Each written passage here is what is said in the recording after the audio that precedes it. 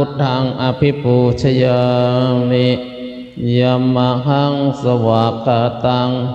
อัคขวัตตาธัมมังสรณังคโตอิมินาสกาเหนะตังธัมมังอภิปูชยามิยัมมหังสุปฏิปันนังสังฆังสรณังคโตอิมินาสกาเหนะตังอภิปูชยามิอะระหังสัมมาสัมพุทโธภควาพุทธังภวันตังอภิวาเทมิสวากขาโตภควตาธัมโมธัมมังนัมสสามิสุปฏิปันโนภควโตสาวกสังโฆสังฆังนะมามิอันธรรมยังบุตสาภควโตบุปภะคณมะกรังโรมะเสมโมตัสสะภะคะวะโตอะระหะโตสัมมาสัมพุทธัสสะนะโมตัสสะหะโตสัมมาสัมพุทธัสสะนะโมตัสสะภะคะวะโตอะโตสัมมาสัมพุทธัสสะอันธรรมยังมุทาภิตุติงโรมาเสโยโสตันทาคันโตอะระหังสัมมาสัมพุทโธวิชชาสัมปันโนสุขโตโลกเวทุอนุตตโรปุริสธัมมัส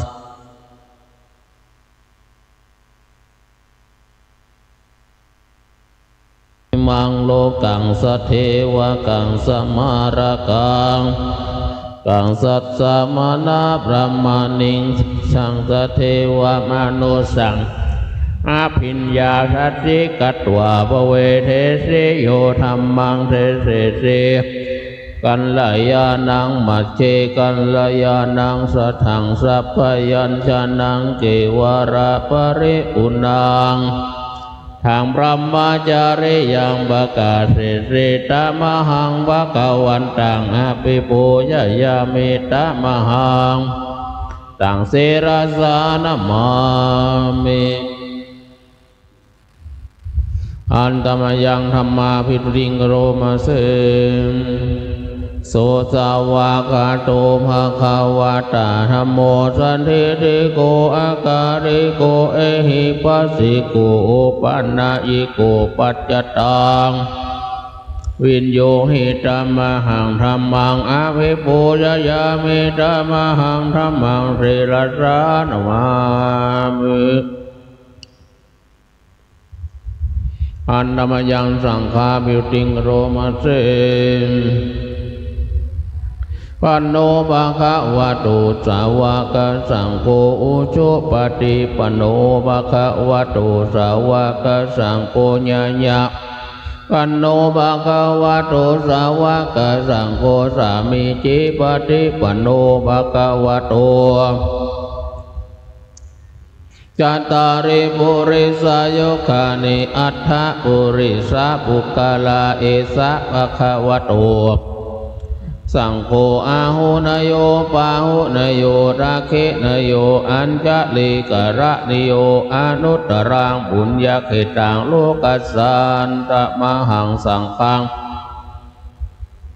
ตามหังสังฆังเสรสานะมามิ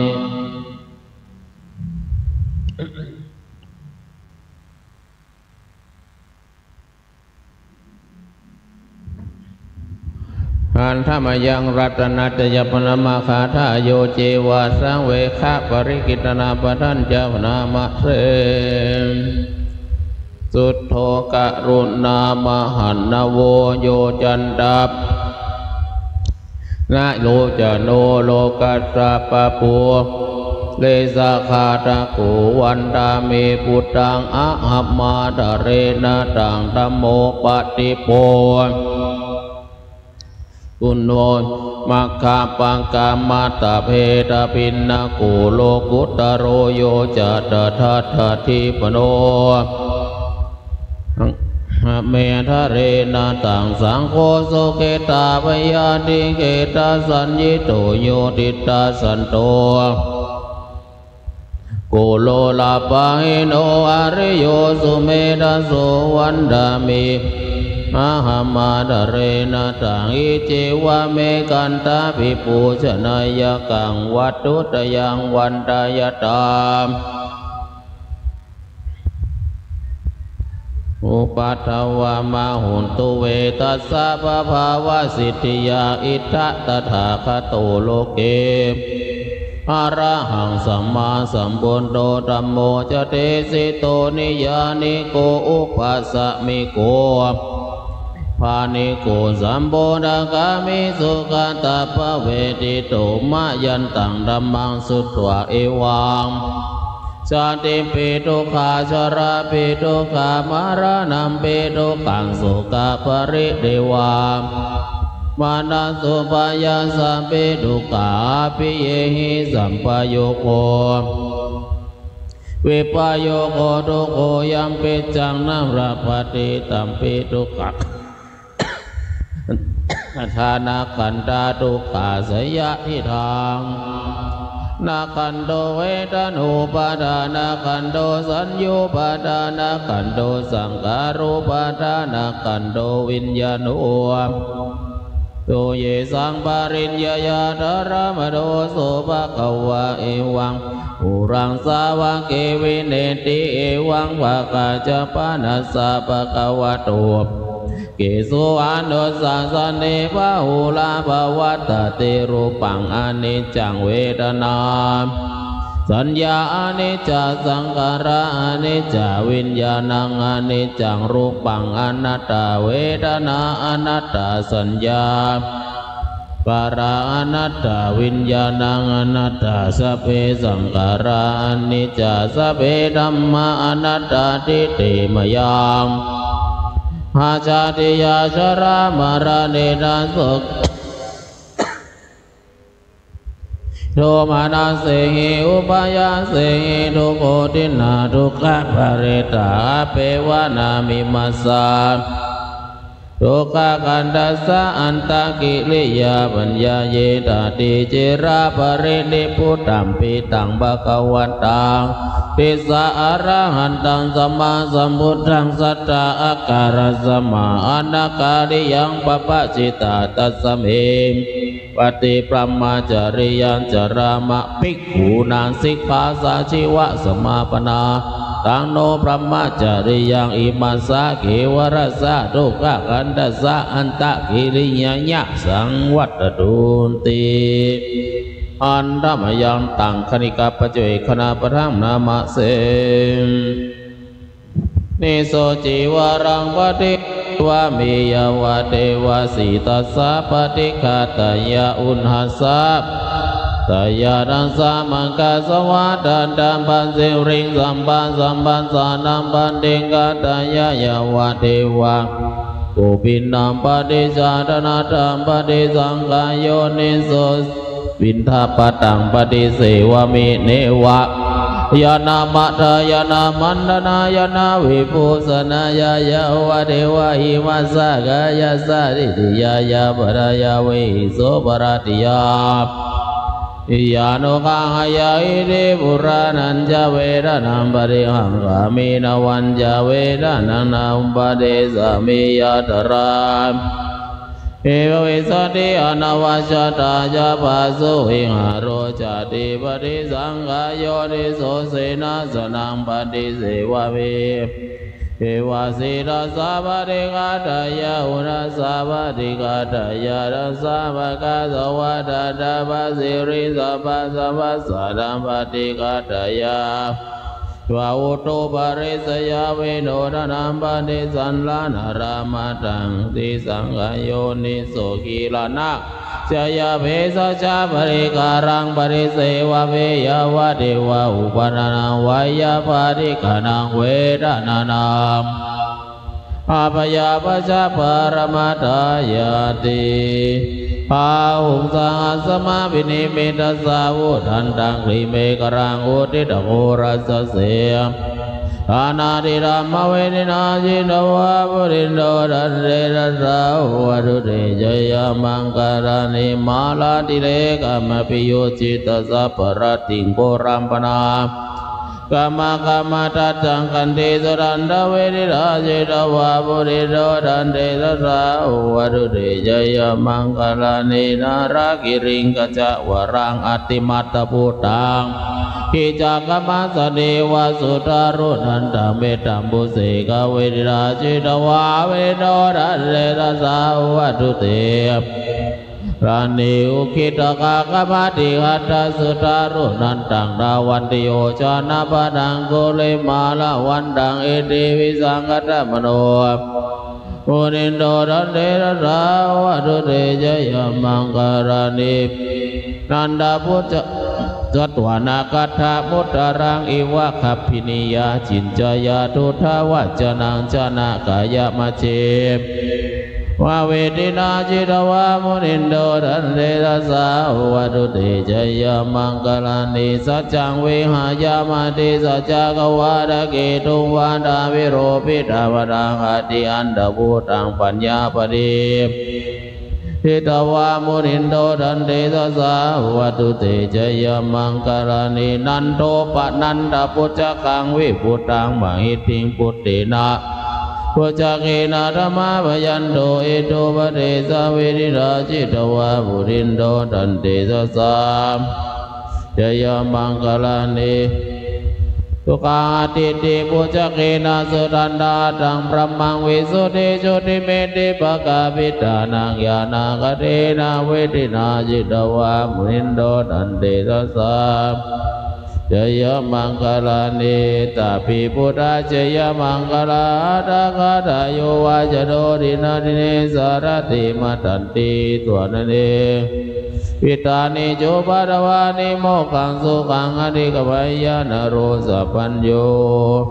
มหากรุณิโกนาโดหิตายาสัพพะนิรังปุเรตวะปรมิสัมภวโดสัมโพธิโพธมังเอเตนะสัจจวัจเจนะอุตุเตยายันโดโพธิยาโมเลสักยานันนันเดวัตโตเอวันวังวิจโย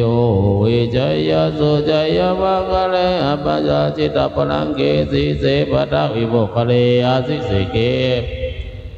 อากาปโตปโมทะเดสุนักขันโสมังคลังโสปะปะทังโสดิทังโสกันโหโสโมโดจะโสยิตังพระมาจาริโสปะทะกินังกายกัมมังวาจากัมมังบารากินังมโนกัมมังปานิริเดบารากินานิกัตโตนาวันตเตบารากิเน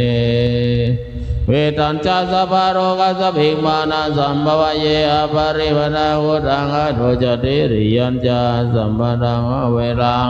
สัพพะทันติรัญจารันเนสินโนวัสยโนวายวัสสะวิกานมินโดเอตัสสะติงอริยะพระมเวทังวิหารังธรรมโอริริญญานุภกัมมสิรวารสเนนะสัมมโนกเวสุอินยาเกตังนิจโตปุณเรติติกรณียเมตตาสุตังเวโรปักเกเมเมตังเอราภเดเมสัพพยาพุทเทเวเมตังกามเกจาปารเกเมเมตังติปารเกเมจตุปเทเมเมตังโบปเทเมมะมาปารโกอินเสมะมังอินเสติปารโกมะมังจตุปโร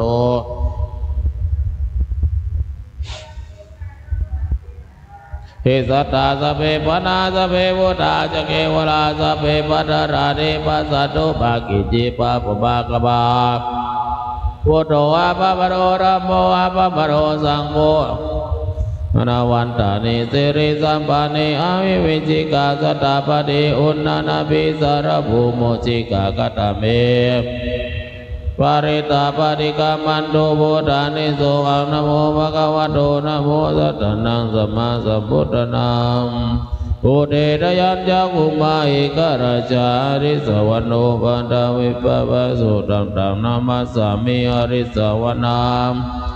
กาสังดายาจาพุทธวิหาริบุติวสังเยพระมณเวทกุสะปัตเมติเมนะโมติจมังปรายันโตนะโมตุพุทธานังนะโมตุโพธิยาติยานะโมวิมุตตานังนะโมวิมุตติยาอิมังโสภาริตังกัตวโมโรจะระติเอสนาอเปตยัญจะกุมาเอกราชาปัตวิภวะโสตังตานามัสสามิหาริสาวนังปัตวิภวะสันตยาจักุตวิหาริโมรัตติเยพระมนาเวทังโกสภะธัมเมเตเมนะโมเตยะมังปรายันโตนะมะตุปะนังนะมะตุโพธิยานะโมนะโมวิมุตตานังนะโมวิมุตติยาอิมังโสปาริตังกัตวโมโรวาสมากัปปยิติอัตถิอิมัสสมิงกาเยเกสาโลมานาคาดันดานะโจมังสังนาหารุอัตติอัตติมิจังวะกังอะดายังยะกนังกิโลมากังปิหะกังปะปะสังอันตังอันตะกุณังอุตติยังกะปิสังติอุตังเสหังปุโพโลหิตังเสโทเมโทอสุวัสสะคิโลสิงคานิกาละสิกามุตตังมัทธเกมัทะลุงกันติตวัตติสักลังอายังอัตตาภโวอนิจจังทุกขังอนัตตาอสุจิอสุวังอิมังกมัฏฐานังปุณณภโวติอาจิรังวัตยังกโยปิงาทิเสจติจุตโตวะเปตะวิญญาโนนิรัตถังวะกริงกังทวิตาตุอาโปตาตุเตโชระตุวายโยระตุรูปะกันโต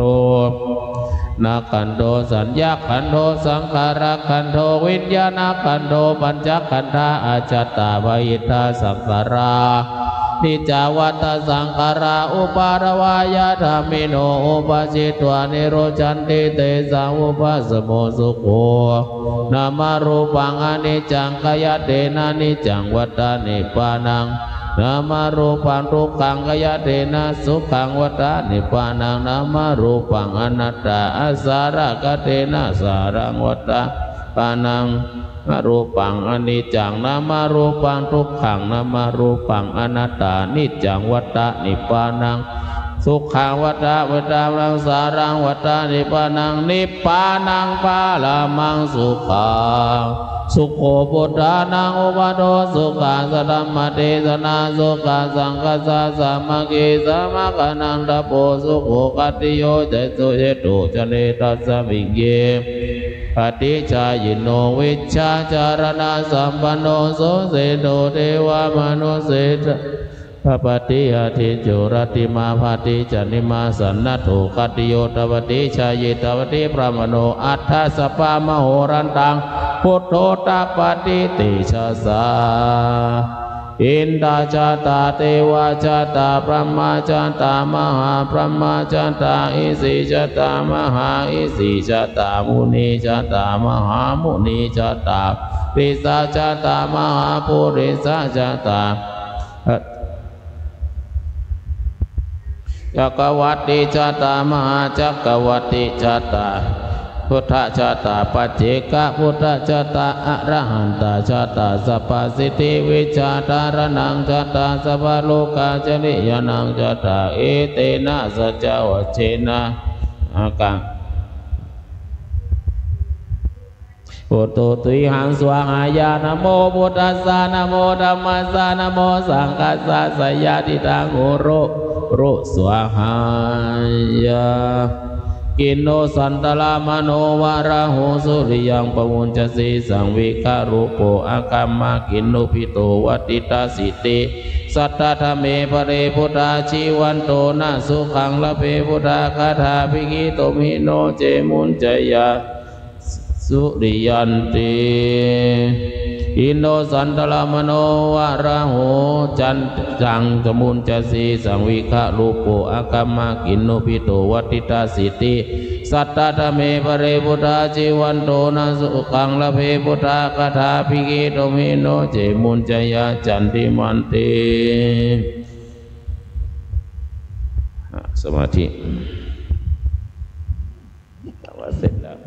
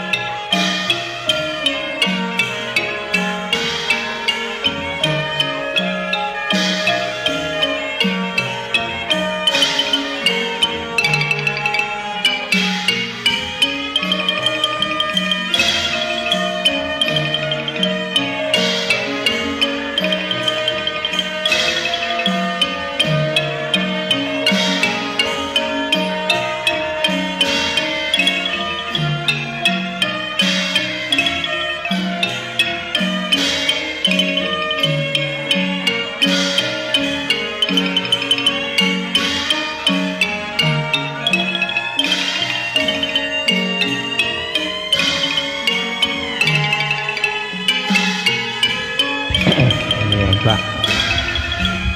ครับก็เกิดน้ำขึ้นเดือนอิตังตานากรรมังนิพพานาปัจจโยตุโนนิจังอิตังศีลกรรมังนิพพานาปัจจโยตุโนจังอิตังภาวานากรรมังปานาปัจจโยตุโนนิจังยังกินจิสาลังกันตาภังกัมมังหิอัมเหหิกาตังปุญญังโนโมดันโตสุนันโตพุนโตเยติอัสสมิงตาเนติกาตาติกายุกาสัตตาอุนตุสัพพสัตตานังสุขีตานังปาริหารันตุมาตาปิตาสุขีตาอุนตุข้าพระบุญจันโตสัพเพญาตกาสุขีตาโตตุกาปะมุนจันโตสัพเพอัญญาตกาสุขิตาอุนตุกาปะมุนจันโตสัพเพสิตาสัพเพยักขะสัพเพเปตาสุขิตาอุนตุตุกามุนจันโตสัพเพนักขัตตาสุขิตาอุนตุข้าพระมุนจันโตสัพเพเทวาสุขิตาอุนตุตุกา มุนจันตุสัพเพอาจาริโยปัจจยาสุขิตาโอนตุทุกขามุนจันตุสัมปะสัมปตินังสามิจันตุโว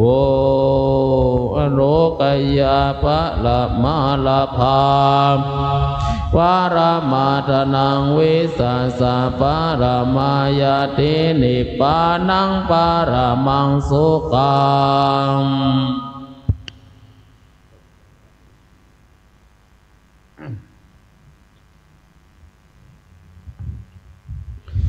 นะโมตัสสะภะคะวะโตอะระหะโตสัมมาสัมพุทธัสสะนะโมตัสสะภะคะวะโตอะระหะโตสัมมานะโมตัสสะภะคะวะโตอะระหะโตสัมมาสัมพุทธัสสะปูชนียังมหาเจติยังสัทธานังบุญดังสัสเนมโนหะราสมุทานังโลกะโมลีตังเอตัมปิสิราสะสะโตสัมมาหิโตนะมามิหังอิมินาเรนะสุขิโตมินิพพโยติ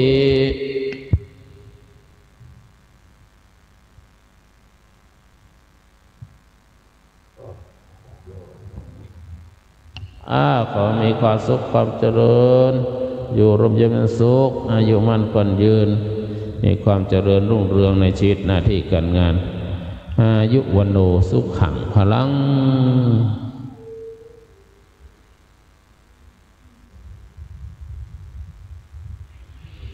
วันนี้จะแสดงธรรมหลวงเริ่มตั้งแต่กี่โมงเนี่ย7 โมงเจ้าการแรกทศพรจากทศพรแสดงโดยพระณัฐพันธ์วิสุทธรังสีวัดยางกวงการที่2หิมปานพระสุทินสุจินธรรมโมวัดขวามุงสระปีการที่3การวัด4พระชนะเกียรติอภิวัตโนเยตโนนี่วัดดอยจอมแจ้งดอยสะเก็ดการที่4วรรณประเวศสามเณรวีระเดชยศกันโทวัดประสิงห์การที่5พระครูการชูชกพระครูสังฆภารวิมลหรือรันรัตนพงศ์วัดบ้านหมอนการที่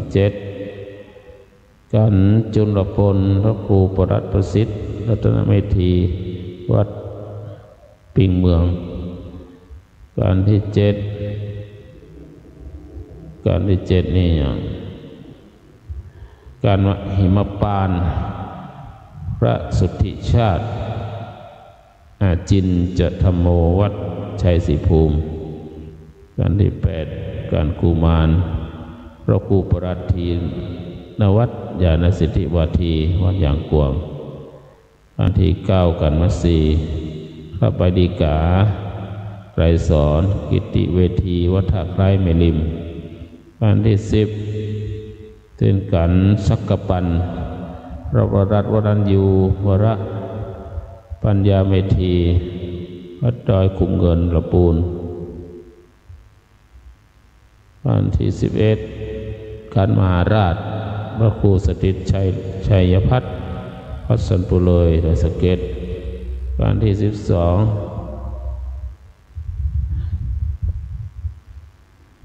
การที่12ก็เสร็จอันที่2นี่อย่างมหาราชพระครูสถิตชัยพัฒน์สถิตชัยพัฒน์นี่มาจากวัดสันปุเลยดอยสะเก็ดการที่13อันนี้ก็12นะการที่12ครับ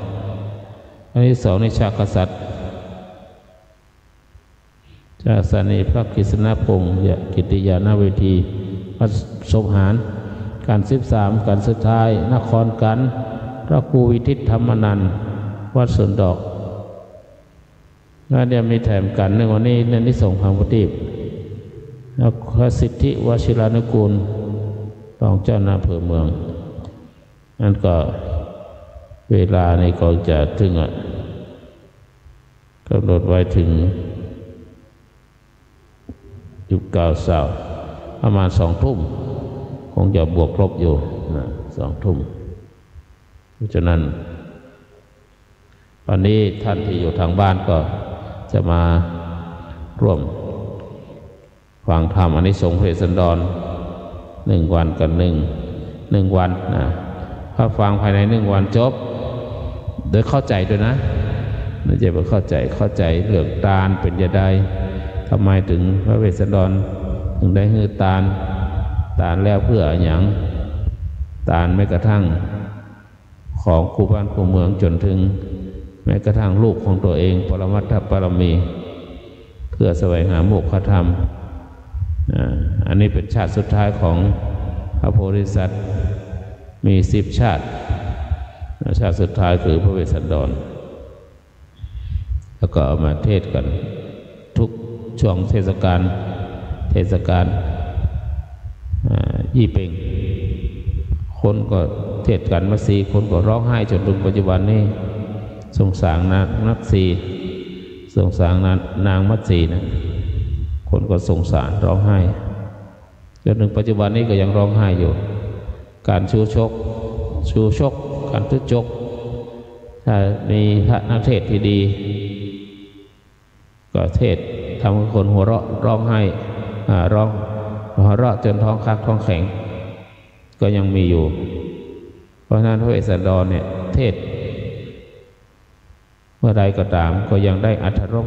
โดยเฉพาะกันมัตสีเป็นการที่พระนางมัตสีทุกขเวทนาโทมนัสทางด้านจิตใจที่ได้ระลึกนึกถึงลูกที่จากไปและในที่สุดพระนางก็ยังโมทนาสาธุกับพระเวสสันดรในการที่ได้บริจาคเพื่อแสวงหาธรรมอันวิเศษก็ยังมีการโมทนาสาธุอันนี้เป็นกุศโลบายของคนโบราณที่ได้สร้างเอาพระเวสสันดรมาแสดงธรรมแล้วจะมีช่วงจี้เป่งเนี่ยจะมีประดับประดาบ้านเรือนโดยประตูเมืองประตูบ้านประตูวัดทำไมต้องประดับประดาก็เพราะว่าเฉลิมฉลองที่พระเวสสันดรแล้วทั้ง6 กษัตริย์ได้มาเจอกันคือพระเวสสันดรพระนางมัตสีแล้วก็ลูกทั้ง2กันหาชาลีและพระเจ้าสนชัยกับมเหสีทั้ง6 กษัตริย์มาเจอกันร้องห่มร้องไห้จนสลบลงไปดีอกดีใจสลบลงไปแล้วฝนตกกราณีพัดก็ตกลงมาเมื่อตกลงมาแล้วทั้ง6 กษัตริย์ก็ฟื้นขึ้นมาแล้วฝนนี้ก็ตกมาในสมัยพระสัมมาสัมพุทธเจ้าก็ตกฝนตกลงมาหาใหญ่นี่ฝนแก้วฝนคำอันนี้ก็เป็นประวัติของพระเวสสันดรซึ่งจะแสดงในวันนี้นะท่านทั้งหลายที่อยู่ทางบ้านก็สามารถที่จะเข้ามาฟังได้หรือฟังทางสถานีวิทยุ FM 103.5 เมกะเฮิรตซ์วัดฝายหินหรือสามารถติดตามทาง YouTube ก็ได้ขอโมทนาสาธุการสาธุ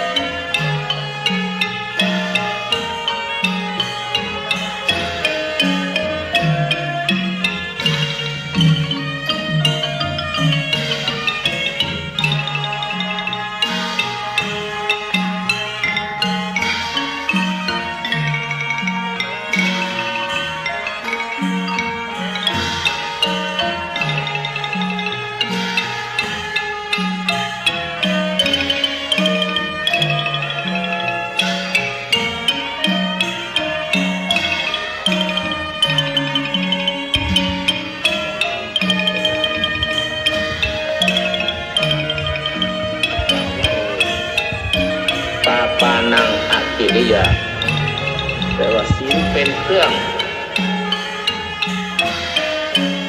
ศีลเป็นเพียงเครื่องสำรวมระวังเพื่อไม่ให้ทำบาปกรรมศีลเนี่ยเป็นเครื่องสำรวมระวังทำไมระวังเพื่อไม่ให้ทำบาปกรรมอันนี้สปิริตชวลไกด์การแนะนำทางด้านจิตวิญญาณนอกจากนั้นแล้วศีลแล้วมีภาวนาคือภาวนาคือ looking inside หรือว่ามองข้างใน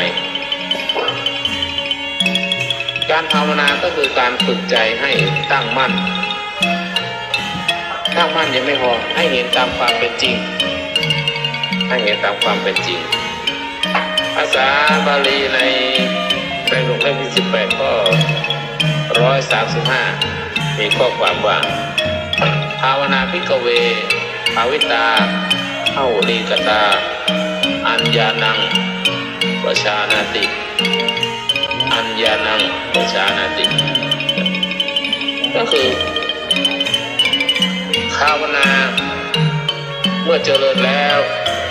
ย่อมทำให้รู้แจ้งสิ่งที่ไม่เคยรู้คือภาวนาเนี่ยถ้าเจริญภาวนาก็จะรู้แจ้งแทงตลอดในสิ่งที่ไม่เคยรู้อันนี้เรื่องของบุญหลักใหญ่ๆบุญมี3อย่างคือบุญจากการให้ทานบุญจากการรักษาศีลบุญจากการภาวนาทีนี้มาดูบารมีคืออะไรบารมีก็คือบารมีตินามะบารมีปฏิปทานามะวรณิจิตตกุศลังกตาในวิสุทธิมรรคว่าบารมีนั้นหมายถึงข้อปฏิบัติอันยิ่งนะบารมีข้อปฏิบัติอันยิ่งที่ทำกุศลให้ถึงที่สุดเพราะนั้นพระโพธิสัตว์ทั้งหลายที่จะลงมาอุบัติเป็นพระพุทธเจ้าเนี่ยเราเรียกว่าโพธิสัตว์พระโพธิสัตว์ในต้องมาเป็นสุดท้ายแล้วบารมี10ทัศอันได้แก่ทานังให้ทานศีลังการรักษาการงดเว้นตำริออกจากหรือการเอาบวชแล้วก็ปัญญาความรับรู้วิริยะความเพียรขันติความอดทนสุรจะความสัจจะความจริงใจอธิษฐานนะการสัจจะนะอธิษฐานนะเมตตาอุเบกขาเพราะฉะนั้นบารมีจะต้องสร้างพระโพธิสัตว์จะต้องสร้างบารมีทั้ง10ทัศครูบาเจ้าศรีชัยก็มาสวดนะเป็นบารมี30ทัศคือเริ่มเพิ่มจากทานบารมีไปถึงอุปบารมีแล้วปรมัตถบารมีศีลก็เหมือนกันศีลบารมีศีลอุปบารมีศีลปรมัตถบารมีมีอีก3ขั้นบารมีทั้งหมดมี10ถ้าขยายออกข้อละ3ข้อ3ก็เป็นบารมี30ทัศอันนี้เป็นต้นเพราะฉะนั้นบุญบารมีเนี่ยบุญบารมีเป็นสิ่งที่สร้างทานังปริจาคังขันติทานังอันนี้บุญ10นะบุเรติบุญและบารมีเนี่ยเป็นทางแห่งการพ้นทุกข์นี่จะเป็นทางแห่งการพ้นทุกข์ได้อย่างไรทำไมเราว่าบุญและบารมีเป็นทางการพ้นทุกข์พระพุทธองค์ได้ตรัสว่านัตติสัตติปรังสุขังพูดไว้ในธรรมบทข้อ201จะบอกจะบอกว่าสุขอื่นยิ่งกว่าความสงบไม่มีก็ไม่มีความสุขใดที่จะยิ่งไปกว่าความสงบเพราะฉะนั้นการสร้างบุญเป็นพื้นฐานแห่งศีลสมาธิปัญญาเพื่อบารมีเต็มเปี่ยมได้ก็เพราะการศีลสมาธิปัญญาเนี่ยพื้นฐานก็ได้ให้ทานมาก่อนถ้าไม่เคยให้ทานก็คนไม่เคยให้ทานแล้วมาปฏิบัติธรรมก็จะหวงแหนทรัพย์สมบัติไม่รู้จักแบ่งปันไม่รู้จักปล่อยวางก็ยึดทรัพย์สมบัติเนี่ยคือไปไหนก็กลัวทรัพย์สมบัติหายเอาไปหายได้ไงถ้าบังเอิญว่าเขาขโมยไปจีรังยาวะเทวะสังวโรปาปานังอภิริยาแปลว่าศีลเป็นเครื่อง ศีลเป็นเพียงเครื่องสำรวมระวังเพื่อไม่ให้ทำบาปกรรมศีลเนี่ยเป็นเครื่องสำรวมระวังทำไมระวังเพื่อไม่ให้ทำบาปกรรมอันนี้สปิริตชวลไกด์การแนะนำทางด้านจิตวิญญาณนอกจากนั้นแล้วศีลแล้วมีภาวนาคือภาวนาคือ looking inside หรือว่ามองข้างในการภาวนาก็คือการฝึกใจให้ตั้งมั่นยังไม่พอให้เห็นตามความเป็นจริงภาษาบาลีในไตรปิฎกเล่มที่18ข้อ135มีข้อความว่าภาวนาภิกขเวภาวิตาอหุลีกตาอัญญานังวชานาติอัญญานังวชานาติก็คือภาวนาเมื่อเจริญแล้วย่อมทำให้รู้แจ้งสิ่งที่ไม่เคยรู้คือภาวนาเนี่ยถ้าเจริญภาวนาก็จะรู้แจ้งแทงตลอดในสิ่งที่ไม่เคยรู้อันนี้เรื่องของบุญหลักใหญ่ๆบุญมี3อย่างคือบุญจากการให้ทานบุญจากการรักษาศีลบุญจากการภาวนาทีนี้มาดูบารมีคืออะไรบารมีก็คือบารมีตินามะบารมีปฏิปทานนามะปรณิทิตะกุศลังกตาในวิสุทธิมรรคว่าบารมีนั้นหมายถึงข้อปฏิบัติอันยิ่งนะบารมีข้อปฏิบัติอันยิ่งที่ทำกุศลให้ถึงที่สุดเพราะนั้นพระโพธิสัตว์ทั้งหลายที่จะลงมาอุบัติเป็นพระพุทธเจ้าเนี่ยเราเรียกว่าโพธิสัตว์พระโพธิสัตว์ในต้องมาเป็นสุดท้ายแล้วบารมี10ทัศอันได้แก่ทานังให้ทานศีลังการรักษาเนคขมะการงดเว้นการออกตำริออกจากหรือการเอาบวชแล้วก็ปัญญาความรับรู้วิริยะความเพียรขันติความอดทนสุรจะความสัจจะความจริงใจทิฏฐานะการสัจจะทิฏฐานะเมตตาอุเบกขาเพราะฉะนั้นบารมีจะต้องสร้างพระโพธิสัตว์จะต้องสร้างบารมีทั้ง10ทัศครูบาเจ้าศรีวิชัยก็มาสวดนะเป็นบารมี30ทัศคือเริ่มเพิ่มจากทานบารมีไปถึงอุปบารมีแล้วปรมัตถบารมีศีลก็เหมือนกันศีลบารมีศีลอุปบารมีศีลปรมัตถบารมีมีอีก3ขั้นบารมีทั้งหมดนี้10ถ้าขยายออกข้อละ3ข้อ3ก็เป็นบารมี30ทัศอันนี้เป็นต้นเพราะฉะนั้นบุญบารมีเนี่ยบุญบารมีเป็นสิ่งที่สร้างทานังบริจาคังขันติทานังอันนี้บุญ10นะบุเรติบุญและบารมีเนี่ยเป็นทางแห่งการพ้นทุกข์นี่จะเป็นทางแห่งการพ้นทุกข์ได้อย่างไรทำไมเราว่าบุญและบารมีเป็นทางการพ้นทุกข์พระพุทธองค์ได้ตรัสว่านัตถิสันติปรังสุขังพูดไว้ในธรรมบทข้อ201จะบอกว่าสุขอื่นยิ่งกว่าความสงบไม่มี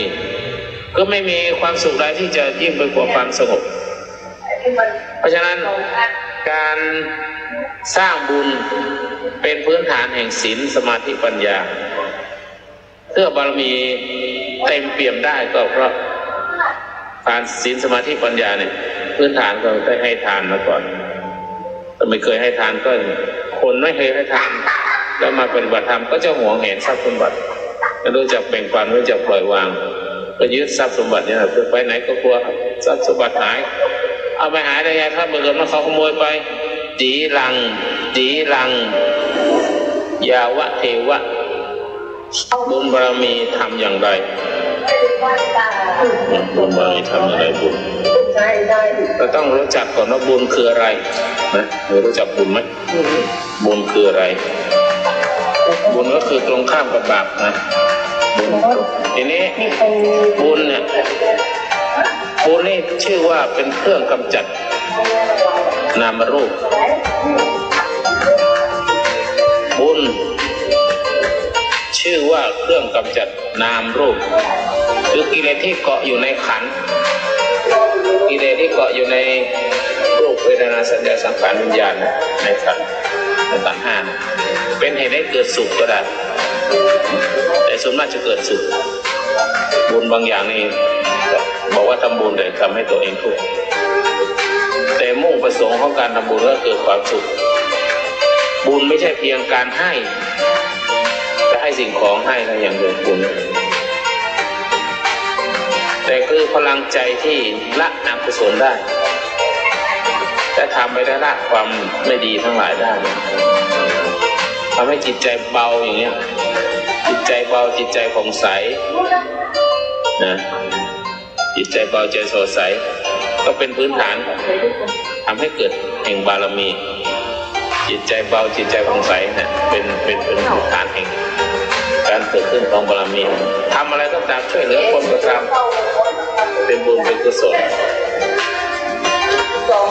วิธีสร้างบุญมีภาษาบาลีว่าในไตรปิฎกเล่มที่20ข้อ125ว่าพระเจ้าว่าตินโนเมภิกขเวปุญญกริยาวัตถุนิตินโนไม่ใช่ละติโนเมภิกขเวปุญญกริยาวัตถุนิทานังจะสีลังจะภาวนาจะติแต่ว่าภิกษุทั้งหลายเครื่องที่ทำบุญเครื่องทำบุญมี3อย่างคือทานศีลและภาวนาทำให้เกิดความดีทำให้เกิดบุญทำให้เกิดกุศลก็คือการให้ทานการรักษาศีลและการภาวนาทานคือการรักษาสิ่งของที่เรามีอยู่ที่เรายึดถืออยู่ยึดมั่นอยู่เป็นการเปิดจิตจากความตนีหรือวัชยะของทุกอย่างมันหวงแหนหมดถ้าเป็นของที่เราหามาได้พอหาของแหนแล้วสามารถขจัดออกไปคือแบ่งออกไปทำบุญแบ่งให้ตักบาตรแบ่งอะไรใหม่ๆนี่ก็ยากเมื่อนะแต่ก็ค่อยๆทำขยันขึ้นด้วยกันได้ทำบุญทำแล้วเกิดความสบายใจชื่นใจแช่มชื่นใจอันนี้วิธีการสร้างบุญประการแรกคือการให้ทานเพราะว่าอะไรเพราะทานเนี่ยทานมันคือเสียสละสิ่งของและขอความยึดถือเป็นการเปิดจิตในจิตที่ตระหนี่ทีเหนียวทานังภิกขเวสังฆหังตัณหาติทานังเมตตังปวัตเตติในเล่มที่20ข้อ202ว่าทานเป็นเครื่องผูกจิตและก็ยังเมตตาให้เจริญทานเป็นเครื่องผูกจิตและยังเมตตาให้เจริญในการได้สร้างความดีจาก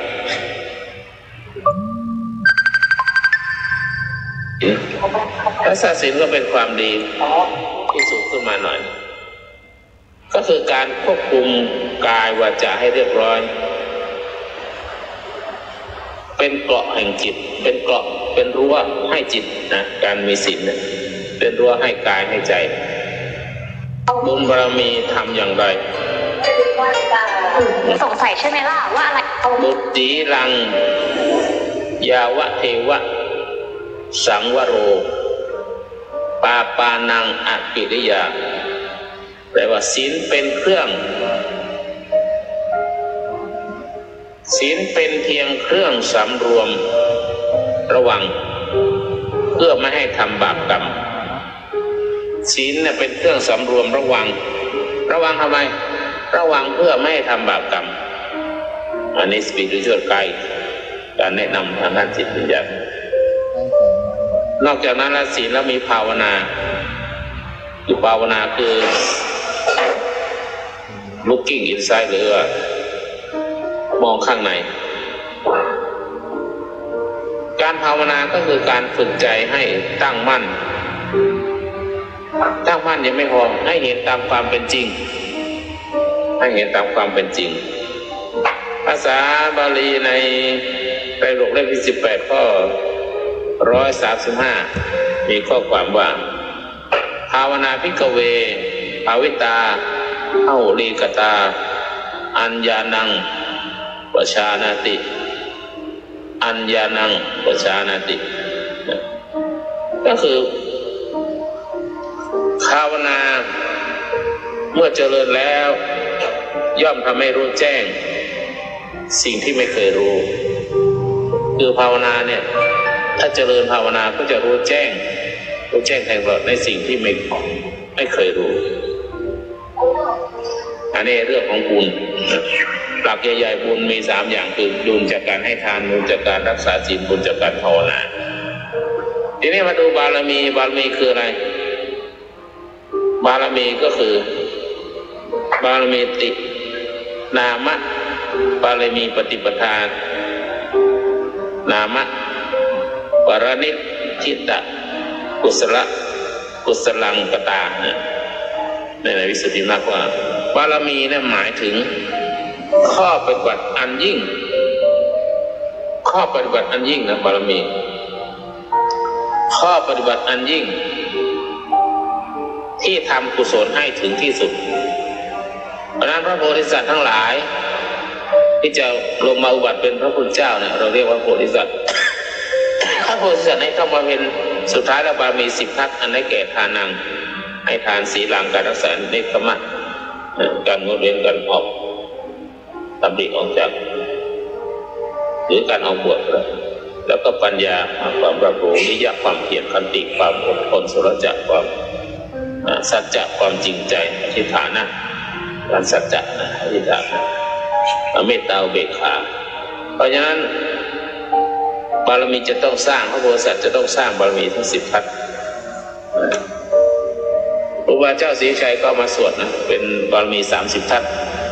คือเริ่มเพิ่มจากทานบารมีไปถึงอุปบารมีแล้วปรมัตถบารมีศีลก็เหมือนกันศีลบารมีศีลอุปบารมีศีลปรมัตถบารมีมีอีก3ขั้นบารมีทั้งหมดมี10ถ้าขยายออกข้อละ3ข้อ3ก็เป็นบารมี30ทัศอันนี้เป็นต้นเพราะฉะนั้นบุญบารมีเนี่ยบุญบารมีเป็นสิ่งที่สร้างทานังบริจาคังขันติทานังอันนี้บุญ10นะดูเลยติบุญและบารมีเนี่ยเป็นทางแห่งการพ้นทุกข์นี่จะเป็นทางแห่งการพ้นทุกข์ได้อย่างไรทำไมเราว่าบุญและบารมีเป็นทางการพ้นทุกข์พระพุทธองค์ได้ตรัสว่านัตถิสันติปรังสุขังพูดไว้ในธรรมบทข้อ201จะบอกว่าสุขอื่นยิ่งกว่าความสงบไม่มีก็ไม่มีความสุขใดที่จะยิ่งไปกว่าความสงบเพราะฉะนั้นการ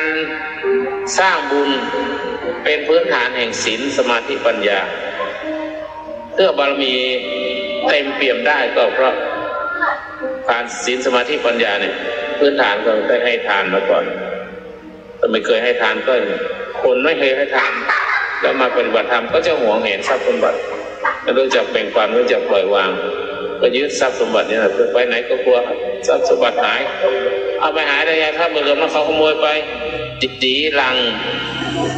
ยาวะเทวะสังวโรปาปานังอปิริยาแปลว่าศีลเป็นเครื่องศีลเป็นเพียงเครื่องสำรวมระวังเพื่อไม่ให้ทำบาปกรรมศีลเนี่ยเป็นเครื่องสำรวมระวังทำไมระวังเมื่อไหร่ย้อนเข้าไปดูใจดูจิตดูใจอ่านจิตอ่านใจก่อนใดอื่นจิตตื้นจิตลึกควรศึกษาอยากรู้เลือดล้ำอ่านตำรายังมีปัญญาให้อ่านใจสติอยู่ที่กายก็เห็นจิตเห็นใจ จิตไปเห็นความจำเห็นความคิดเห็นอารมณ์จิตเห็นธรรมชาติความจำเห็นธรรมชาติของความคิดเห็นธรรมชาติของอารมณ์ซึ่งเป็นอาการของจิตกิริยาของจิตความจำไม่เที่ยงไม่มีตัวตนเกิดดับจับจองถือครองเป็นเจ้าของไม่ได้ทุกสิ่งที่รู้นะความคิดปรุงแต่งคิดวิเคราะห์ใคร่ควรประมวลผลเป็นสิ่งที่เกิดดับมันไม่มีตัวตนอารมณ์ชอบได้ชังเกิดดับมันไม่มีตัวตนมันเป็นกิริยาของจิตมันได้สร้างเครื่องมือขึ้นมาทั้งที่จิตตัวนี้มันเป็นแค่นามตัวมันเองก็ไม่มีมันได้สร้างขึ้นเครื่องมือขึ้นมาเพื่อไปรับรู้ผ่านเครื่องมือพอไปรับรู้ผ่านเครื่องมือแล้วทีนี้มันหลงเข้าไปจับจองถือครองเป็นเจ้าของมันจึงมีความรู้สึกว่าเรามันมีอยู่จริงเราในที่นี้คือตัวจิตตัวใจคือตัวมโนตัววิญญาณแต่ตัวน้ำไม่มีตัวคือน้ำมันเป็นน้ำมาอาศัยกายอยู่เมื่อย้อนเข้าไปเห็นมันบ่อยๆมันเกิดการตื่นรู้แจ้งธรรมเมื่อเข้าสู่การตื่นรู้แจ้งธรรมแล้วมันจะคลายจากการติดยึดมันจะทิ้งความเชื่อเลยทุกๆความเชื่อมันจะทิ้งหมดเลยมันจะวางความรู้ทุกๆความรู้มันจะวางหมดเลยเพราะธรรมชาติจิตเดิมมันไม่รู้อะไรธรรมชาติจิตวิญญาณตัวนี้มันเป็นธาตุรู้ที่มันไม่รู้อะไรมันสร้างขึ้นเครื่องมือขึ้นมาเพื่อเข้าไปรู้แค่นั้นเองสร้างความจำสร้างความคิดสร้างอารมณ์ขึ้นมาแล้วมันเขาหลงเข้าไปจับจองถือครองเป็นเจ้าของเท่านั้นเองสร้างมโนกรรมมันก็กลายเป็นมโนกรรมกรรมทางใจกรรมทางใจทางวาจาทางกายมันเป็นวงจรแห่งกรรม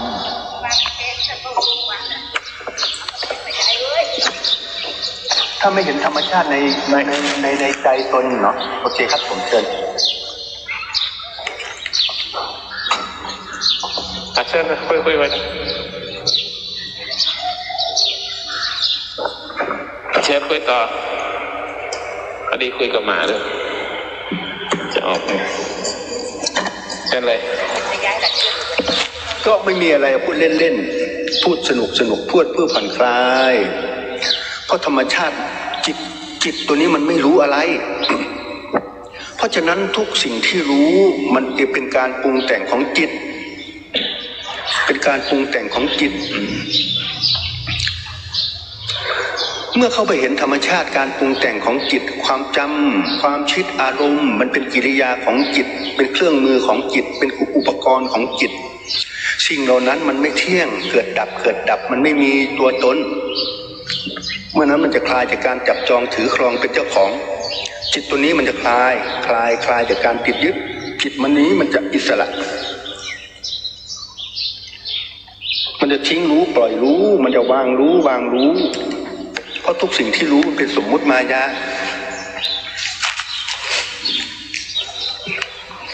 นั่นแหละสัพเพธัมมานัตตาทำทั้งหลาย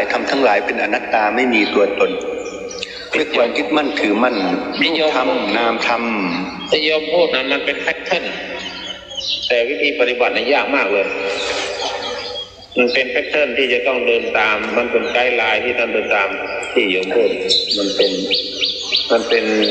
ตะโขบไกด์ไลน์ว่าต้องทำนี้แต่ถ้าจะทำจริงๆเนี่ยมันยากมากเลยน้องขออนุญาตครับผมคือในขณะที่ใจถ่อมยอมวางฟังด้วยใจที่ปลอดโปร่งผ่อนคลายฟังด้วยใจที่ปลอดโปร่งผ่อนคลายแล้วเข้าไปวิเคราะห์ใคร่ครวญมันไม่ได้หรอกวางตัวเก่าลงไปก่อนวางความรู้วางความจำวางความเชื่อมันจะได้ตอนฟังนั่นแหละหลังจากฟังแล้วก็เหมือนเดิมตาเห็นรูปหูได้ยินเสียงผัสสะก็เกิดขึ้นเวทนาก็ย่อมเกิดขึ้นมันไม่มีใครฟังครั้งเดียวแล้วจบนอกจากฟังพระสัมมาสัมพุทธเจ้าแต่ผู้พูดก็เป็นพระพุทธเจ้าด้วยเหมือนนั้นน่ะแต่ที่พูดมาเนี่ยดีหมดเลยนะไม่ได้ว่าไม่ดีนะแต่ต้องปฏิบัติการปฏิบัติแท้จริงแล้วคือย้อนเข้าหาตัวเอง ย้อนเข้าหาความรู้สึกตัวความรู้สึกตัวความรู้สึกตัวที่มันมีอยู่แล้วแต่ที่ไอ้ความรู้สึกตัวเนี่ยมันมีอยู่แล้วแต่ไอ้ความจำความคิดอารมณ์เหล่านั้นมันจะผุดขึ้นมาพอผุดขึ้นมาไอ้ความรู้สึกตัวมันจะหายมันจะไปอยู่ที่ความจำความคิดอารมณ์พอเรื่องนั้นมันเกิดขึ้นแล้วดับลงมันก็เกิดความรู้สึกตัวใหม่แล้วพอสักพักเรื่องใหม่ก็ผุดขึ้นมาความจำความคิดอารมณ์ก็เกิดขึ้นมาใหม่แล้วก็ดับลงแล้วก็รู้สึกตัวใหม่ความรู้สึกตัวมันมีอยู่แล้วโดยธรรมชาติแต่ไอ้ความจำความคิดอารมณ์ประดุจดังเมฆหมอกที่จรมาจรไปจรมาจรไปแล้วเราไปให้ค่ากับมันเราไปเชื่อมันเราไหลไปตามมันเดี๋ยวขออนุญาตนะคะคุณบัตรถ้าเป็นสุขผมก็ขอกราบขอเข้ามาเอาง่ายๆแค่ตอนนี้หัวข้อห้องก็มีแล้วยังไม่สามารถที่จะถอดตัวเองออกวางและกล่าวตามหัวข้อห้องที่มีอยู่อันนี้ก็เท่ากับว่ายังไม่เกิดประโยชน์นะคะเพราะว่าสังคมห้องมันยังมีอยู่เพราะฉะนั้นการตัวต่อให้เราทุกทำสูงสุดแค่ไหนแต่ถ้าเรายังเอามาใช้ในแวดวงไม่ได้ยังเข้ากับพวกไม่ได้ก็ถือว่ายังแปลกแยกอยู่เพราะว่าธรรมะก็คือธรรมชาติและเป็นสิ่งที่อยู่ตรงหน้าไม่ใช่สิ่งที่จินตนาการค่ะสาธุค่ะก็โอเคเนาะเผื่อมีใครสักคนที่เจอเปิดใจฟังด้วยใจที่ปลอดโปร่งโล่งเบาฟังด้วยใจที่ผ่อนคลายสัมผัสสภาวะอันภายในปลอดโปร่งเพราะคนพูดไม่ได้พูดด้วยการเจตนาร้ายพูดด้วยเจตนาไม่ใช่ไม่มีใครคิดว่าเจตนาร้ายหรอกไม่มีค่ะแต่ว่าไม่พูดถึงวิธีนี้คือเป็นการยัดเยียดความคิดของตนเองให้กับคนอื่นโดยที่ไม่ฟังมติห้องนี่เป็นมาตรฐานสังคมนะคะนี่คือการฝึกลงปฏิบัติจริงๆนะคะไม่ได้มีการกล่าวนะอย่าได้ตะแบงเลยค่ะไม่ใช่หมายถึงว่าคนพูดไม่มีเจตนาแค่เล่าให้ฟังเฉยเล่าให้ฟังก็ควรที่จะจบได้แล้วไม่ต้องฝืนเนี่ยอารมณ์น่าคือถ้าได้ฟังก็เป็นเสียงก็คือเสียงจริงมันจะไม่มีการอยากพยายามที่จะอธิบายเลยโอเคถ้าไม่พร้อมที่จะฟังก็ไม่เป็นไรโอเคอย่าได้ใช้คำพูดนี้เลยค่ะมันคำพูดนี้เป็นการคำพูดตีจริงนะคะสาธุค่ะถ้าเข้าใจว่ามันเป็นการตีรวนก็โอเคเนาะขอโทษขออภัยก็ขออภัยท่านผู้ฟังทั้งหลายถ้าฟังแล้วมันขุ่นเคืองไม่สบายใจก็ขออภัยเป็นอย่างสูงเป็นแอดมินที่ดูแลห้องอยู่ค่ะเพราะฉะนั้นอาจารย์ท้วงมาแล้วส่วนหนึ่งคือจะไม่ทำอะไรเลยอาจารย์ท่านไม่ท้วงมาแล้วและพยายามให้ดึงเข้ามาในที่กรอบก็คือหัวข้อห้องแต่ท่านก็ยังที่จะพยายามอธิบายในส่วนเราไม่ได้ห้ามค่ะแต่ก่อนที่จะพูดไปถึงตรงจุดที่ท่านพูดช่วยกรุณากลับไปดูที่หัวข้อห้องที่เขาตั้งไว้ก่อนแค่นั้นเองค่ะสาธุค่ะ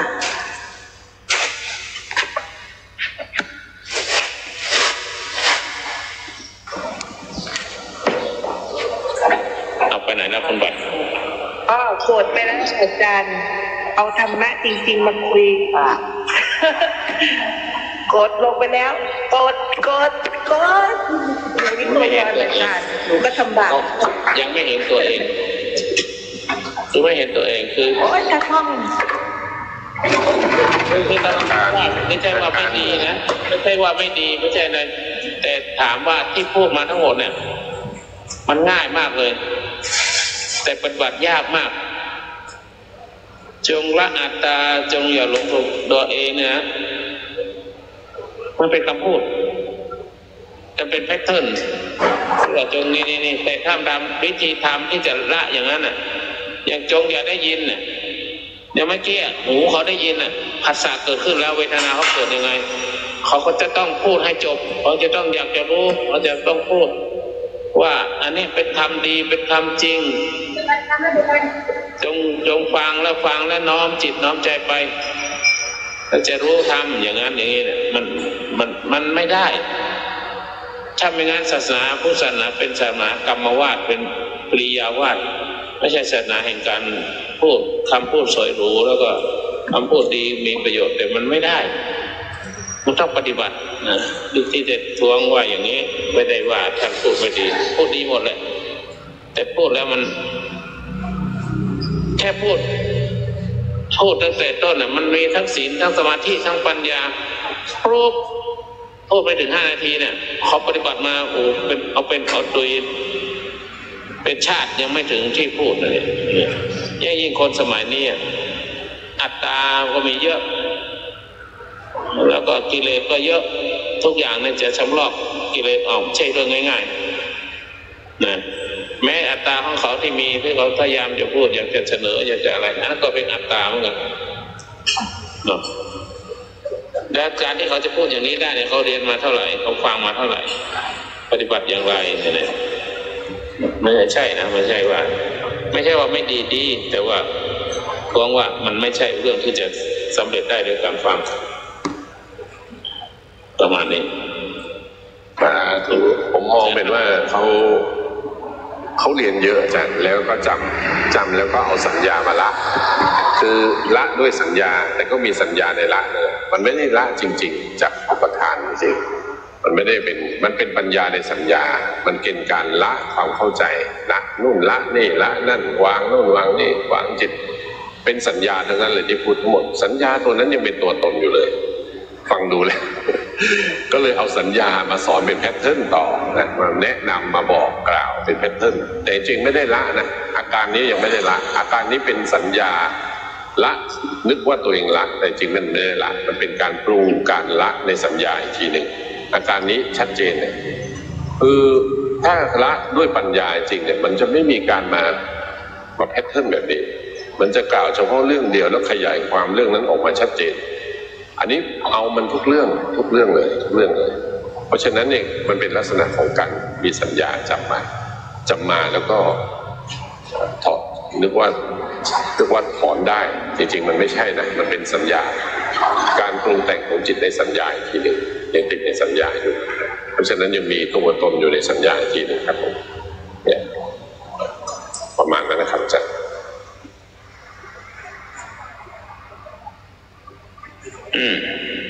ครับคุณนุ่นคามสวัสดีครับคุณนิสวัสดีครับคุณนิผู้มีอิริไหมเชิญครับเชิญ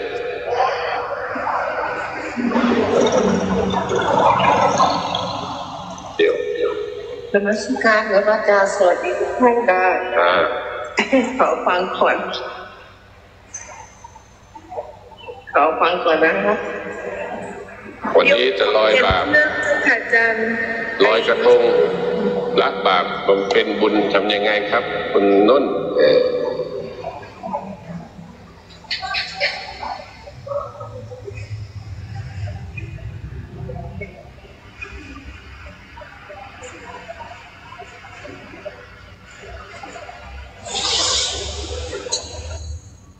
11 คนแล้วครับอาจารย์ข้างบน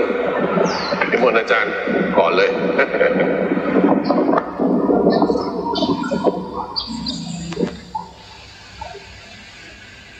แต่คนที่พูดเมื่อกี้ไปไหนแล้วกดไปแล้วคนทักก็บิดจะเขียวเลยบิดชุดเขียวเลยคืออนัตตาเนี่ยนะครับมันไม่ใช่เอามาสอนกันง่ายๆนะพูดปุ๊บง่ายๆจบง่ายๆไม่ใช่นะมันต้องอาศัยเพราะการวางอนัตตาเนี่ย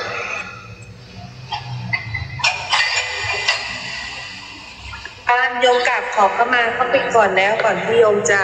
นั้นถ้าเป็นประสงค์นะเพราะว่าหัวสิ่งที่เขาพูดถูกต้องอยู่แล้วคือแต่ว่าไม่ตรงกับหัวข้อที่เราวางไว้วันนี้เราคุยเรื่องลอยกระทงและจมละบาปแล้วอาจารย์ก็ทักไปแล้ว2 รอบโยมจึงถือว่าทักเป็นครั้งที่3นี่แล้วก็อยากให้เขา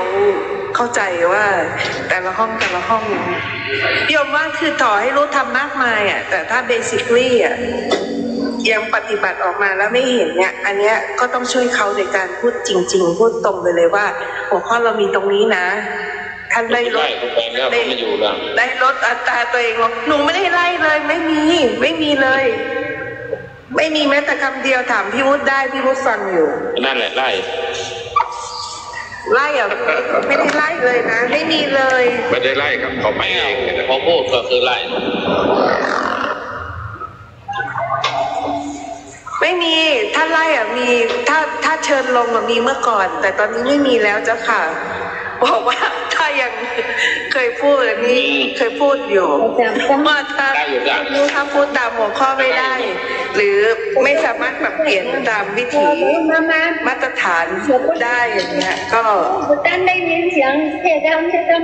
ไปเปิดห้องการเรียนเคยพูดเอาไปเป็นลูกไปตอนนี้ไปส่งลูกกันนะคะดูแจรถอยู่ไหนรถนมให้แม่ดินม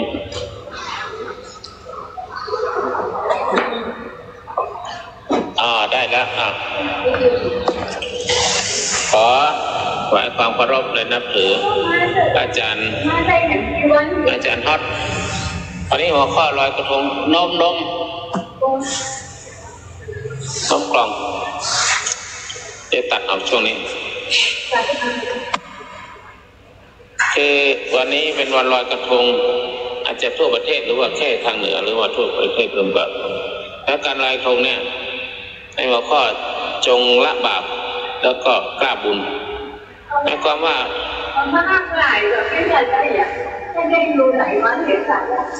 การลอยกระทงและจง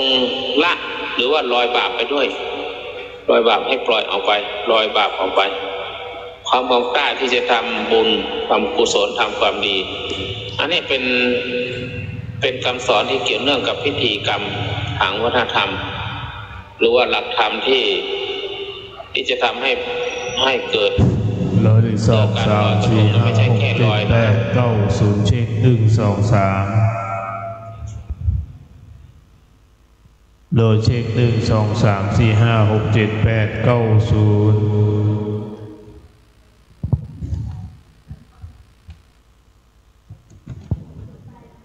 ขอนอบน้อมกราบไหว้สาองค์พระพุทธพิมพาสารูปเจ้าพระพุทธปฏิมาประธานณวิหารหลวงโรงอุโบสถอารามวัดโลกบุรีนามว่าพระพุทธสันติจิรบรมโลกนาถนอบน้อมกราบไหว้สาองค์พระบรมธาตุเจ้าเจดีย์อันทะปนาตั้งไว้ณกลางพวงอารามวัดโลกบุรีทานันตระวิเศษนอบน้อมกราบบารมีธรรมพระเดชพระคุณหลวงพ่อท่านเจ้าคุณพระธรรมเสนาบดีเจ้าอารามาธิบดีวัดพระบรมธาตุเจ้าดอยสุเทพดำรงตำแหน่งเจ้าคณะภาค7ประธานบูรณปฏิสังขรณ์ก่อร่างสร้างแฝงฟื้นฟูอารามวัดโลกบุรีแห่งนี้กราบไหว้สาท่านพระครูไพบูลย์เจติยานุรักษ์ท่านดร.ดวงคำอภิวัฒโนผู้ช่วยเจ้าวาดพระอารามหลวงวัดพระบรมธาตุเจ้าดอยสุเทพราชวรวิหารประธานสงฆ์อารามวัดโลกบุรีนอบน้อมกราบไหว้สาท่านเจ้าคุณประสิทธิวชิรานุกูลรองเจ้าคณะอำเภอเมืองจังหวัดเชียงใหม่ผู้ช่วยเจ้าวาดพระอารามหลวงวัดพระบรมธาตุดอยสุเทพราชวรวิหารกราบบารมีธรรมพระสงฆ์สามเณรอันจำพรรษาในอารามวัดโลกบุรีแห่งนี้ขอยกยออัญเชิญเทวาหักเสื้อวัดเสื้อวาเสื้อบ้านอันรักษาอารามวัดโลกบุรีรักษาโรงอุโบสถวิหารหลวงรักษาพระธาตุเจ้าเจดีย์ยกอัญเชิญเป็นเก้าเป็นประธานณโอกาสอันเป็นมงคลณการบัดนี้กราบสวัสดีพ่อแม่ศรัทธาสาธุชนพุทธบริษัทเราเจ้าข้าทุกท่านวันนี้ตรงกับวันที่5 พฤศจิกายนพุทธศักราช 2568นางรัตน์โลกบุรีจัดมีงานเทศมหาชาติราตั้งธรรมหลวงตามนักกษัตริย์ราศีปีเกิดเพราะฉะนั้นขณะนี้เวลาประมาณ 6:48 นาทีตามกำหนดการเชนไว้แจ้งไว้ว่า เวลาประมาณ7 นาฬิกาจะได้มีการแสดงพระธรรมเทศนาการผูกคนที่1ทศพรเพราะฉะนั้นพ่อแม่ศรัทธาท่านใดที่เกิดปีหนูทศพรพระธาตุประจำปีเกิดพระบรมธาตุเจ้าสีจอมทองเชียงใหม่จะได้เริ่มเวลา7 นาฬิกาไปจนถึง8 นาฬิกา8 นาฬิกาถึง9 โมงหิมพานต์134พระคาถาคนใดเกิดปีฉลูวัวพระธาตุประจำปีเกิดพระธาตุลำปางหลวงจังหวัดลำปาง9 นาฬิกาถึง10 นาฬิกาทานอาการ209พระคาถาคนเกิดปีเสือขานพระธาตุประจำปีเกิดคือพระธาตุเจ้าแห่จังหวัดแพร่10 นาฬิกาถึง11 นาฬิกากันชื่อว่าวัดวัดประเวศ67พระคาถาคนเกิดปีทองกระต่ายพระธาตุประจำเกิดปีเกิดคือพระธาตุเจ้แห้งจังหวัดน่าน11 นาฬิกาถึง12 นาฬิกาชูชกปีคนเกิดปีมะโรงงูใหญ่79พระคาถาพระธาตุประจำปีเกิดคือพระธาตุพระสิงห์จังหวัดเชียงใหม่12 นาฬิกาถึงบ่ายโมงพุทธจุลพล35พระคาถาคนเกิดปีมะเสงงูน้อยพระธาตุประจำปีเกิดพระพุทธพระธาตุพุทธคยาประเทศอินเดีย13 นาฬิกาถึง14 นาฬิกามหาพล80พระคาถาคนเกิดปีมะเมียมาพระธาตุประจำปีเกิดคือพระธาตุชเวดากองประเทศเมียนมา14 นาฬิกาถึง15 นาฬิกากุมารบัล101พระคาถาคนเกิดปีมะแม่แพร่พระธาตุประจำปีเกิดคือพระบรมธาตุดอยสุเทพ15 นาฬิกาถึง16 นาฬิกามัสสี90พระคาถาคนเกิดปีลิงหรือว่าปีวอกพระธาตุนครพนมจังหวัดนครพนม16 นาฬิกาถึง17 นาฬิกาสักกบัน43พระคาถาคนเกิดปีละกาไก่พระธาตุประจำปีเกิดพระธาตุหริพุนชัยจังหวัดลำพูนหลังจากนั้น17 นาฬิกาถึง6 โมงเย็นมหาราช69พระคาถาคนเกิดปีจอปีหมาพระธาตุประจำปีเกิดคือพระเกศแก้วจุฬามณี18 นาฬิกาถึง19 นาฬิกาชักกษัตริย์36พระคาถาคนเกิดปีหมูปีจ้าพระธาตุประจำปีเกิดพระบรมธาตุดอยตุงจังหวัดเชียงราย19 นาฬิกาถึง20 นาฬิกาหรือว่า2 ทุ่มนครการ48พระคาถารวมชะตาปีเกิดเพราะฉะนั้นหลังจากนั้นเวลา20 นาฬิกาถึง20 นาฬิกา30อานิสงส์ทางวันที่การประชาสัมพันธ์พ่อแม่ศรัทธาที่สดับรับฟังขึ้นการถ่ายทอดจากวัดโลกโมลีแห่งนี้ก็จะเริ่มเวลาประมาณ7 โมงเช้าเป็นต้นไปพ่อแม่ศรัทธาสาธุชนพุทธบริษัทเราเจ้าข้าทุกท่านวันนี้เรามาสดับรับฟังพระธรรมเทศนาอย่างอารามวัดโลกโมลีหัวเมืองเชียงใหม่พระเดชพระคุณหลวงพ่อท่านเจ้าคุณพระบรมพระเดชพระคุณหลวงพ่อพระธรรมเสนาบดีเจ้าอาวาสวัดพระบรมธาตุดอยสุเทพพระเดชพระคุณหลวงพ่อก็มีดำริในการจัดฟื้นงานเทศมหาชาติในอารามวัดโลกโมลีวัดโลกโมลีตั้งอยู่หัวเมืองเชียงใหม่ราชธานีนอกกำแพงเมืองจันนอกทางทิศตะวันตกของประตูจังเผือกเป็นวัดเก่าวัดแก่อีกวัดหนึ่งมูลพระมหากษัตริย์ธิราชเจ้าเคยมาอุปถากดูแลฟื้นฟูดูแลแห่งนี้ส่งเสริมพระพุทธศาสนาวัดโลกโมลีมีโบราณสถานคือพระบรมธาตุวัดโลกโมลีเป็นที่ประดิษฐานตั้งไว้ในสมัยพระเมืองเกศเก้ามาสถาปนาก่อองค์พระบรมธาตุขึ้นในปีพุทธศักราช2071ยกพระอารามยกวัดโลกโมลีเป็นพระอารามหลวงสู่เก่าตั้งแต่เป็นต้นมาตั้งถึงปัจจุบันวัดโลกโมลีมีความสำคัญกับทางพระพุทธศาสนาเป็นที่สุดในการฟื้นอารามวัดโลกโมลีพระเดชพระคุณหลวงพ่อตั้งแต่ปีพุทธศักราช2544เป็นต้นมาก็มีการจัดตั้งธรรมหลวงฟื้นประเพณีเทศมหาชาติส่งเสริมประเพณีในงานยี่เป็งงานลอยกระทงเป็นต้นมาตั้งแต่ปีต้นมาจนถึงปัจจุบันคณะศรัทธาที่เดินทางมาจากต่างบ้านต่างเมืองต่างอำเภอต่างประเทศก็มาร่วมกิจกรรมวัดโลกโมลีมีวัฒนธรรมสวยงาม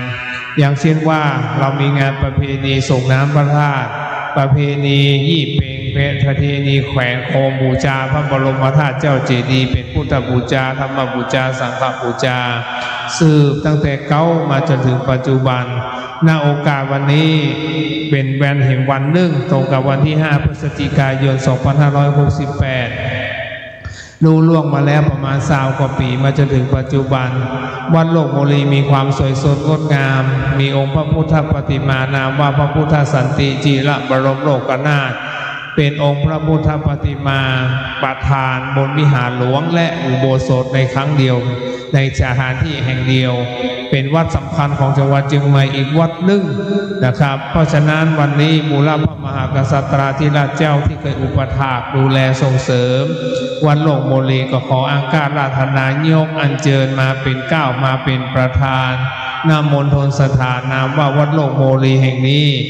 เพราะฉะนั้นพ่อแม่ศรัทธาได้ยินเสียงการประชาสัมพันธ์การกระจายเสียงจากอารามวัดโลกโมลีในภาคเช้าขณะนี้เวลาเหลืออีกประมาณ7 นาทีก็จะได้เข้าสู่เวลาตามกำหนดการตอนนี้พระคุณเจ้ามาแล้วพระณัฐพันธ์วิสุทธิ์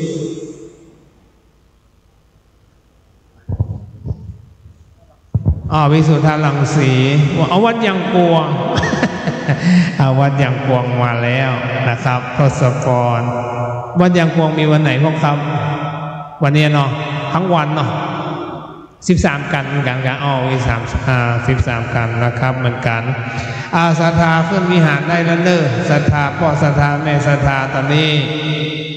พระคุณเจ้าจากวัดเจ้าชรีบุรีนามนางรั้วยังกวงเป็นวัดหนึ่งตั้งอยู่ทางทิศใต้ของเมืองเชียงใหม่เป็นวัดเก่าวัดแก่วัดเก่าวัดแก่ของจังหวัดเชียงใหม่อีกวัดหนึ่งพระเดชพระคุณหลวงพ่อท่านเจ้าคุณวัดไปฟื้นเอาวัดยังกวงขึ้นมาวันนี้ก็จะมีการแสดงพระธรรมเทศนาเทศมหาชาติมหาเวสสันดรชาดกในภาคเจ้าในวันนี้ทั้งวันอีกครั้งหนึ่งนะครับเพราะฉะนั้นพ่อแม่ศรัทธาเรียนเชิญชวนทุกท่านนะครับขึ้นมาบนวิหารหลวงเลยนะครับเชิญไหว้สานอบน้อมกราบอังคาราธนายกอัญเชิญบนธรรมาสน์มีพระมหาอุปคุตเอาลงก็ครับออกพระมหาอุปคุตอยู่ทางบนนะครับพ่อแม่ศรัทธาขึ้นบนวิหารได้เลยนะครับ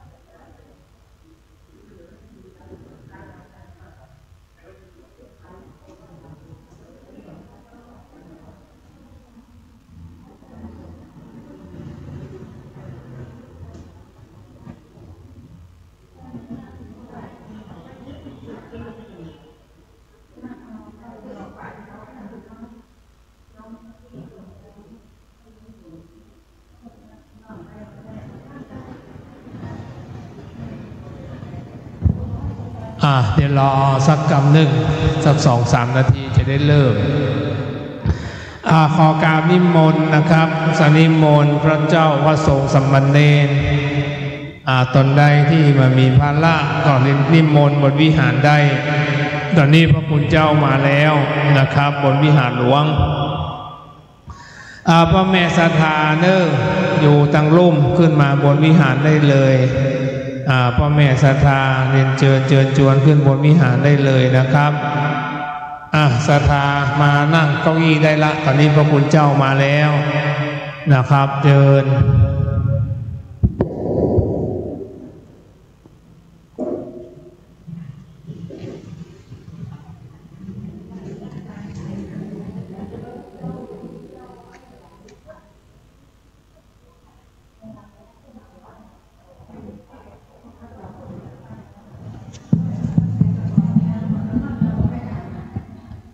ศรัทธาสาธุชนพุทธบริษัทเราเจ้าข้าทุกท่านเจริญในนิหารได้เลยนะครับไหว้สาครูบาอาจารย์กราบไหว้สาครูบาอาจารย์จุตนจุองค์อันพักอันจำพรรษาในอาวาสอารามวัดโลกบุรีแห่งนี้ขอนบน้อมไหว้สาตอนนี้พระคุณเจ้าแสดงพระธรรมเทศนาว่าจอมชลีบุรีนามนางรั้วอย่างกวง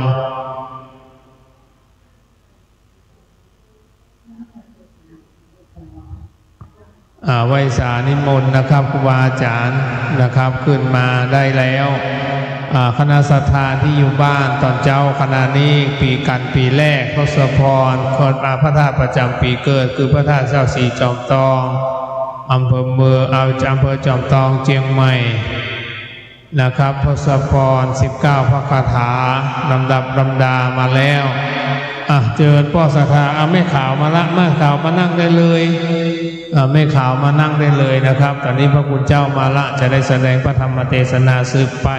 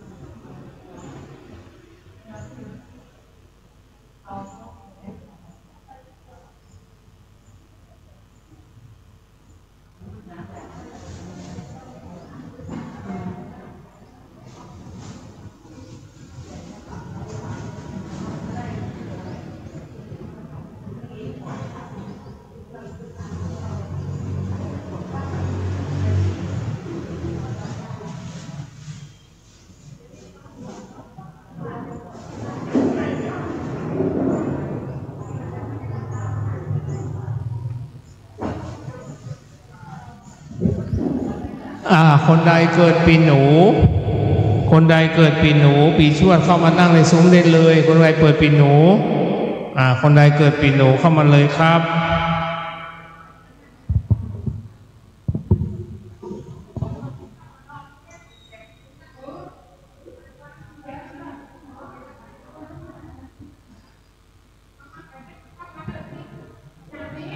เดี๋ยวก่อนค่ะ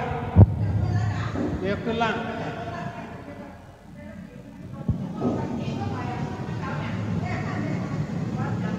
เนี่ยวัดยังกวงมาละ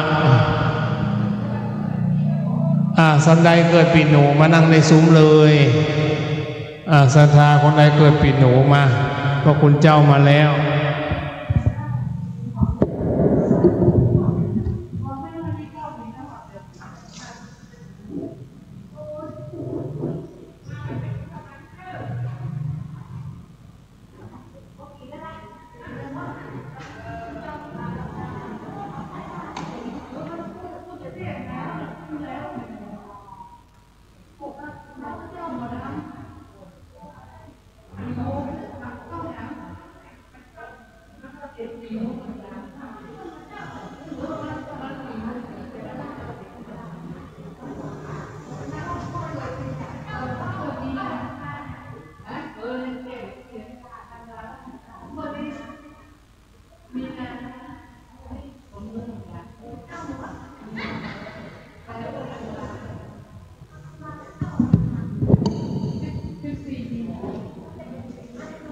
ศรัทธาขึ้นมาได้เลยนะครับตอนนี้7 โมงละ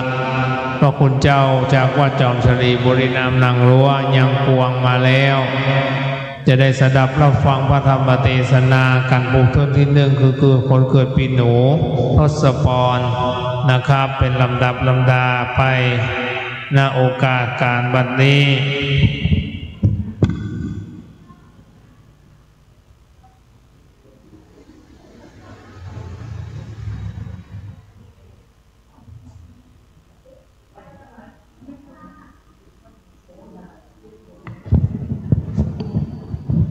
ศรัทธาเรียนเชิญเลยเนอะขึ้นมาบนวิหารแล้วก็ศรัทธาที่อยู่บ้านจากข้ามีมนต์ตุเตียนอ๋อเจ้าเดี๋ยวรอท่านเจ้าคุณก้ำท่านเจ้าคุณเดี๋ยวจะขึ้นมาจุดเตียนบูชาพระรัตนตรัยนะครับไหว้พระหับศีลศรัทธาที่เดินทางเข้ามาชมเข้ามาแอวในวัดโลกโมลีนะครับไม่เข้ามาแล้ววันนี้เป็นวันเดือนยี่เปงวันนี้วันลอยกระทงเดือนยี่เดือน12ประเพณีนะครับบูชาแม่น้ำคงคาบูชาพระแม่ธรณีนะครับเพื่อเป็นมังกรเพื่อเป็นมงคลสืบไปวัดจะสวยเพราะศรัทธาช่วยปัดกวาดวัดสะอาดสวยสดหมดเศร้าหมองวัดจะเด่นเพราะประปามาประคองหาทั้งสองช่วยการวัดมั่นคงดอยสุเทพเป็นสีประเพณีเป็นสง่าบุพาชาติล้วนงามตางามรำค่านครพิงเมืองเจียงใหม่เป็นเมืองนพบุรีเจียงใหม่แก้วอดีตบุรพมหากษัตริย์ธิราชเจ้ามีราชวงศ์มังลายเป็นต้นเป็นปฐมวงศ์แห่งราชวงศ์ทรงพระนามพญามังลายมหาราชได้มาก่อร่างสร้างแผงได้มาเดินทางจากเมืองกรุงกามพิลาโลมาประทับนอนณบริเวณกาดก้อมใกล้กับวัดจอมสรีบุรีนามนางรั้วยังกวงในบริเวณตรงนั้นช่วงนึ่งก่อนที่จะมาเสาะหาชัยภูมิก่อร่างสร้างแปลงเมืองเชียงใหม่เพราะฉะนั้นวัดจอมสรีบุรีนามนางรั้วยังกวงก็ถือว่าเป็นวัดเป็นปฐมบทก่อร่างสร้างเมืองเชียงใหม่พญามังลายมหาราชท่านก็มาพักอาศัยอยู่ที่ฮั่นช่วงหนึ่งนะครับหลังจากนั้นเสนาอำมาตย์ข้าราชบริพารก็ตามเสด็จพระองค์ท่านมาเสาะหาชัยภูมิมาประทับแต่ละจุดมาจนถึงบริเวณหัวเมืองเชียงใหม่บริเวณปัจจุบันก็สันนิษฐานว่ามหาวิทยาลัยราชภัฏตรงในส่วนนั้นเป็นที่ประทับอีกส่วนหนึ่งจึงได้เกิดเทวบุตรเทวดามาเข้านิมิตฝันพระองค์ท่านว่าสถานที่ตรงนี้มีความสำคัญท่านตื่นนิมิตมาก็ได้นำนิมิตมาเล่าให้กับเสนาอำมาตย์ข้าราชบริพารสดับรับฟังไว้ว่าที่ตรงนี้เมื่อคืนได้มีเทวดามาเข้านิมิตฝันเท่าก็จึงหมายดำริว่าถ้าก่อร่างสร้างเมืองเชียงใหม่ได้แท้จริงจะเอาตรงนี้เป็นเมืองบริวารอีกเมืองนึงชื่อว่าเมืองเชียงโฉมคำว่าเชียงคือเมืองหรือว่านครหลังจากนั้นก็เสด็จไปบริเวณเมืองเจ็ดลินนะครับก็เกิดนิมิตหลายสิ่งหลายอย่างหลังจากนั้นก็เสด็จหมายมั่นตั้งว่าจะเอาที่บริเวณตรงเนี้ยเป็นที่มหานครสร้างเมืองอีกครั้งหนึ่งนะครับเพราะฉะนั้นวันนี้มงคลนานาเมืองเชียงใหม่นพบุรีเชียงใหม่ราชธานีสันฐานใหญ่กว้างทัตินีเกิดมงคลนะครับเพื่อเกิดเตจามังกรมงคลบัดนี้ท่านเจ้าคุณเดินทางถึงบนวิหารหลวงแล้วจะนอบน้อมกับไหว้สาจุดเทียนผู้บูชาพระรัตนตรัยขอกราบนิมนต์ครับผมศรัทธาเข้ามานั่งในซุ้มเลยนะคนใดเกิดปีหนูปีฉลูเข้ามานั่งในซุ้มชะตาได้เลยจะได้เอาครับผมได้เวลาละ7:09 นาทีเลขงามตะคว้าก็ประมาณ5 โมงเย็น17 นาฬิกา 9 นาทีนะครับน้อมถวายเป็นพระราชกุศลถึงสมเด็จบรมบพิตรรัชกาลที่ 9แห่งราชวงศ์จักรีด้วยนะครับและช่วงนี้เป็นช่วงไว้อาลัยสมเด็จพระพันปีหลวงพระแม่แก้วแห่งสยามประเทศก็น้อมถวายศรัทธาขึ้นมาได้เลยครับนั่งในซุ้มตีกองจุ่มนมเทวบุตรเทวดาเทพาหักเสื้อวัดเสื้อวาเสื้อบ้านลูกขเทวดาอากาศเทวดาพระอินทร์พระพรหมพยมประการเท้าจตุโลกบาลตังสียกอัญเชิญเป็นเก้าเป็นประธานนมณฑลสถานนามว่าวัดโลกโมลีหัวเมืองเชียงใหม่ราชธานีเด่นเมืองณวันนี้เอาเจ้าหน้าที่ตีกองกำ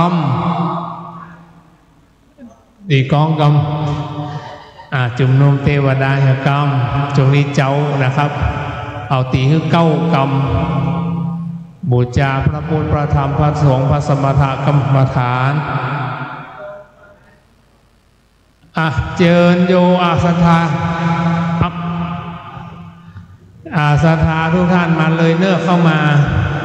คือความพร้อมเลยบัดนี้จุ่มนมเทวบุตรเทวดาฮักแล้วนะครับขอกราบไหว้สาบารมีท่านเจ้าคุณน้อยอารามวัดโลกโมลีนะครับพ่อแม่ศรัทธามาเข้ามานั่งในซุ้มให้เรียบร้อยก่อนเดี๋ยวได้ไหว้พระหับศีลก่อนแล้วเดี๋ยวค่อยเนี่ยการอย่างอื่นสืบต่อไปนะครับศรัทธาที่อยู่บ้านตัวเองนะครับศรัทธาที่อยู่บ้านด้วยสดับรับฟังทศพรเกิดปีหนูบูชาชะตาปีเกิดปีแรกคือทศพรบูชาปีหนูเป็นการบูชาดวงชะตาราศีสืบไปนะครับตั้งใจเข้ามานั่งในซุ้มเลยอย่างอื่นเราวางไว้ก่อนเราไหว้พระหับศีลก่อนแล้วก็แสดงธรรมศรัทธาหลังจากนั้นศรัทธากับลูกทำธุระส่วนตัวต่อไปนะครับเชิญครับ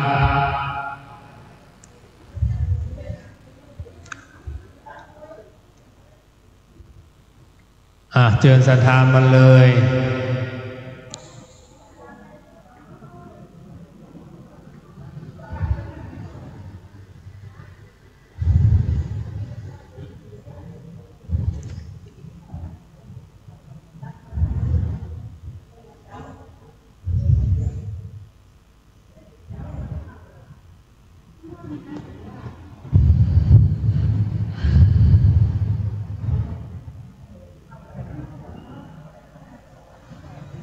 ศรัทธาพ่อศรัทธาแม่ศรัทธา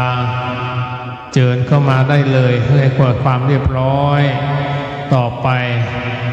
พระคุณเจ้าจากกันแรกวัดจองสรีบุรีนามนางรั้วยังกวง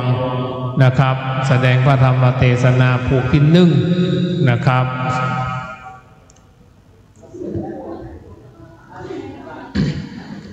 ไว้สาครับเรียนเชิญอนิมนต์นะครับเจ้าคุณจุดเทียนบูชาพระรัตนตรัยทุกท่านพนมมือขึ้นณบัดนี้ครับ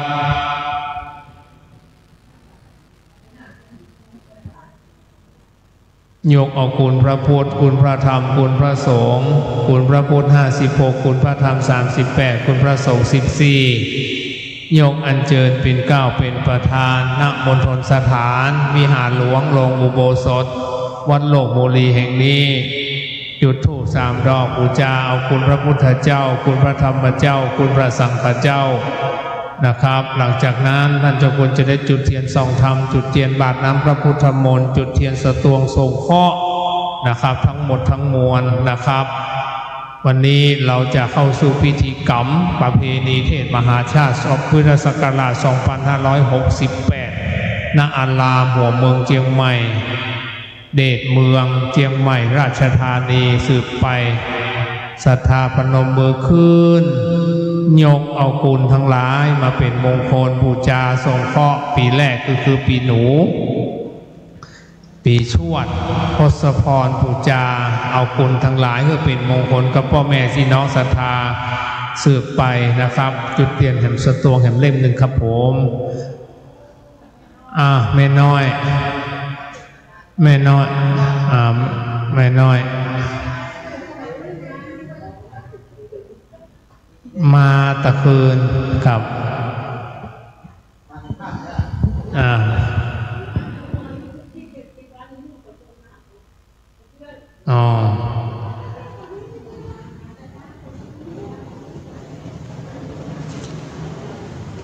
สาธุสาธุสาธุ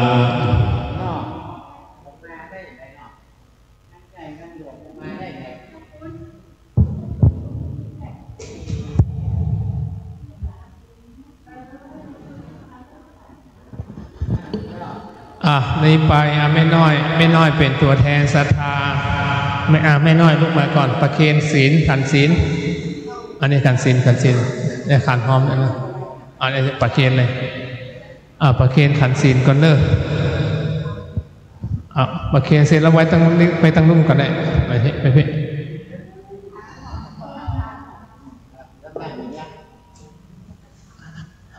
ศรัทธาพนมมือขึ้นเราจะไหว้พระสมาทานศีลสืบไปนะครับกราบหนึ่งกราบสองกราบสามอิมินาสังกาเลนะพุทธังอภิปูชยามาอิมินาสังกาเลนะธัมมังอภิปูชยามาอิมินาสังกาเลนะสังฆังอภิปูชยามาอะระหังสัมมาสัมพุทโธภควาพุทธังภควันตังอภิวาเทมิสวากขาโตภควตาธัมโมธัมมังนามัสสามิสุปฏิปันโนภวันโตสาวกสังโฆสังฆังนามามิลำดับนี้ไปตั้งใจสมาทานศีลยกเอามาเป็นมงคลกับชีวิตณบัดนี้มายังพันเตติสารันเนนะสหปัญจศีรานิยจามา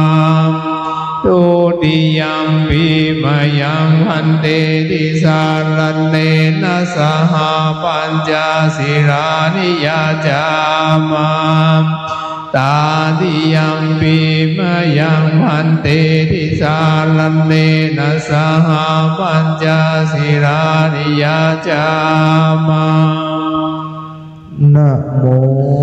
ตัสสะภะคะวะโตอะระหะโตสัมมาสัมพุทธัสสะนะโมตัสสะภะคะวะโตอะระหะโตสัมมาสัมพุทธัสสะนะโมตัสสะภะคะวะโตอะระหะโตสัมมาสัมพุทธัสสะนะโมตัสสะภะคะวันโตอะระหะโตสัมมาสัมพุทธัสสะนะโมตัสสะภะคะวันโตอะระหะโตสัมมาสัมพุทธัสสะนะโม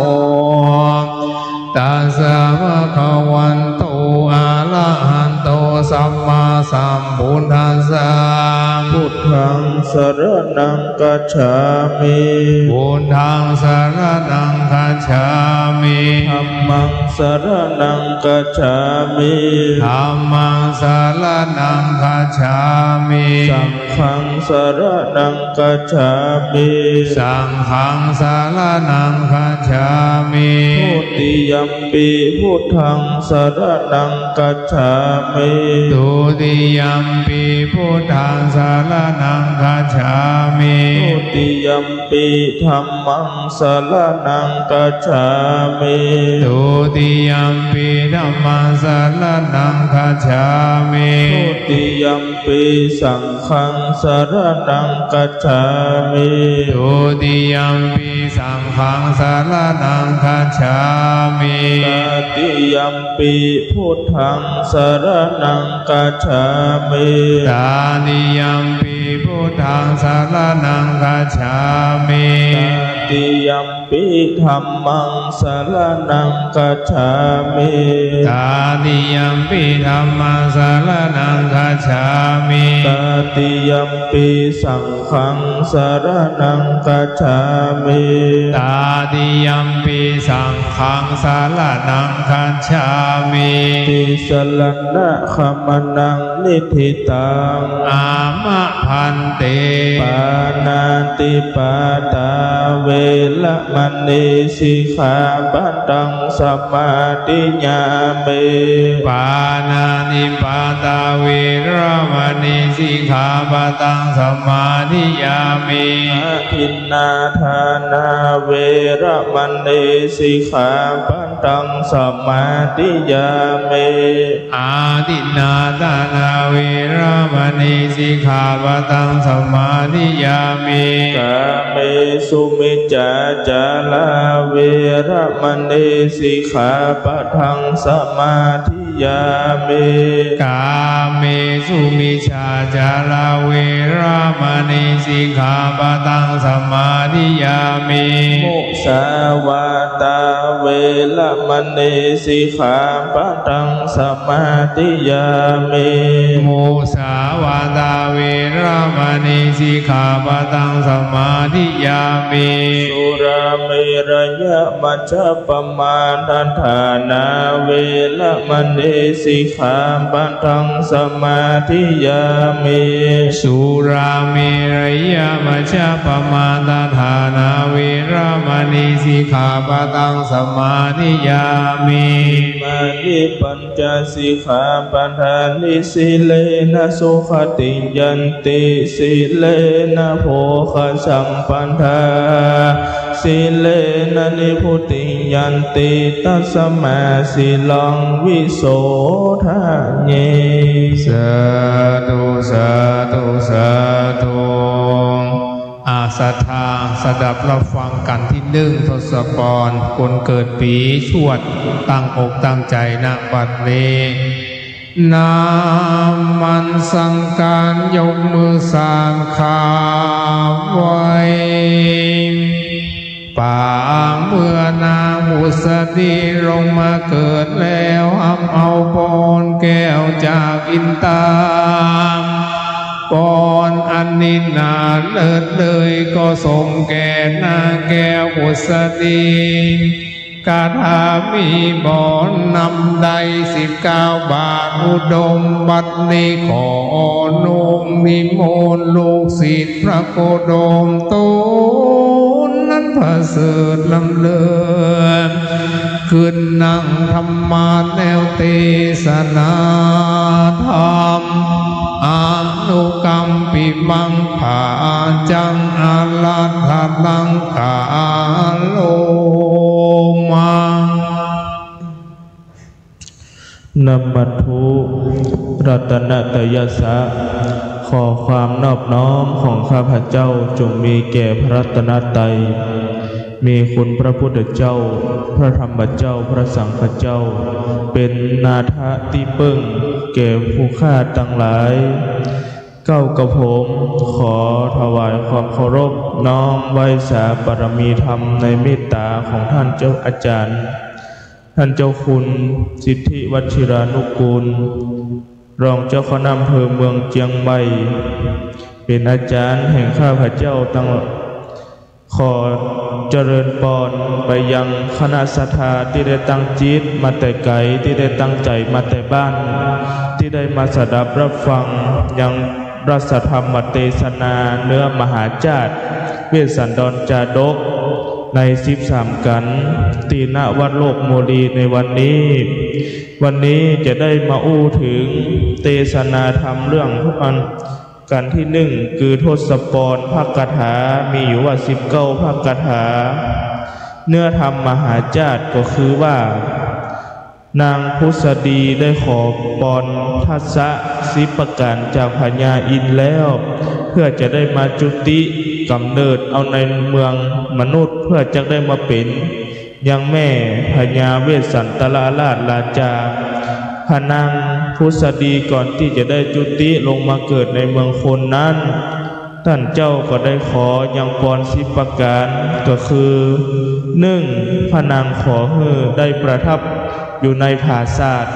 ราชนะคือปราสาทอาสนะปราสาทคำมีสีวิกายหากมีคนนางใจต่าง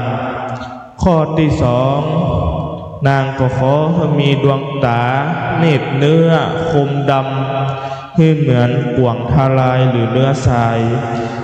ข้อที่ 3พระนางก็ได้ขอปอนยังพญาอินทร์ว่าขอให้ข้าเจ้านี้ได้มีกงกิ้วงามเหมือนขาธนูหรือว่าสร้อยคอนกยุง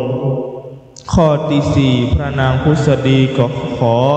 ให้เกิดว่าจาติ1จาติใดผู้ข้าได้เกิดมาในโลกนี้แล้วก็ขอว่าให้ได้มีชื่อเดิมพ่อแม่ได้ตั้งให้ชื่อว่าพุษดีข้อที่ 5ให้มีพระโอษฐ์เหมือนยิ่งกว่ากษัตริย์ทั้งหลายข้อ ข้อที่6แม้นว่าพระนางนี้ถ้าลงขับพันหรือว่าต้องก็ขอให้เหมือนคนปกติ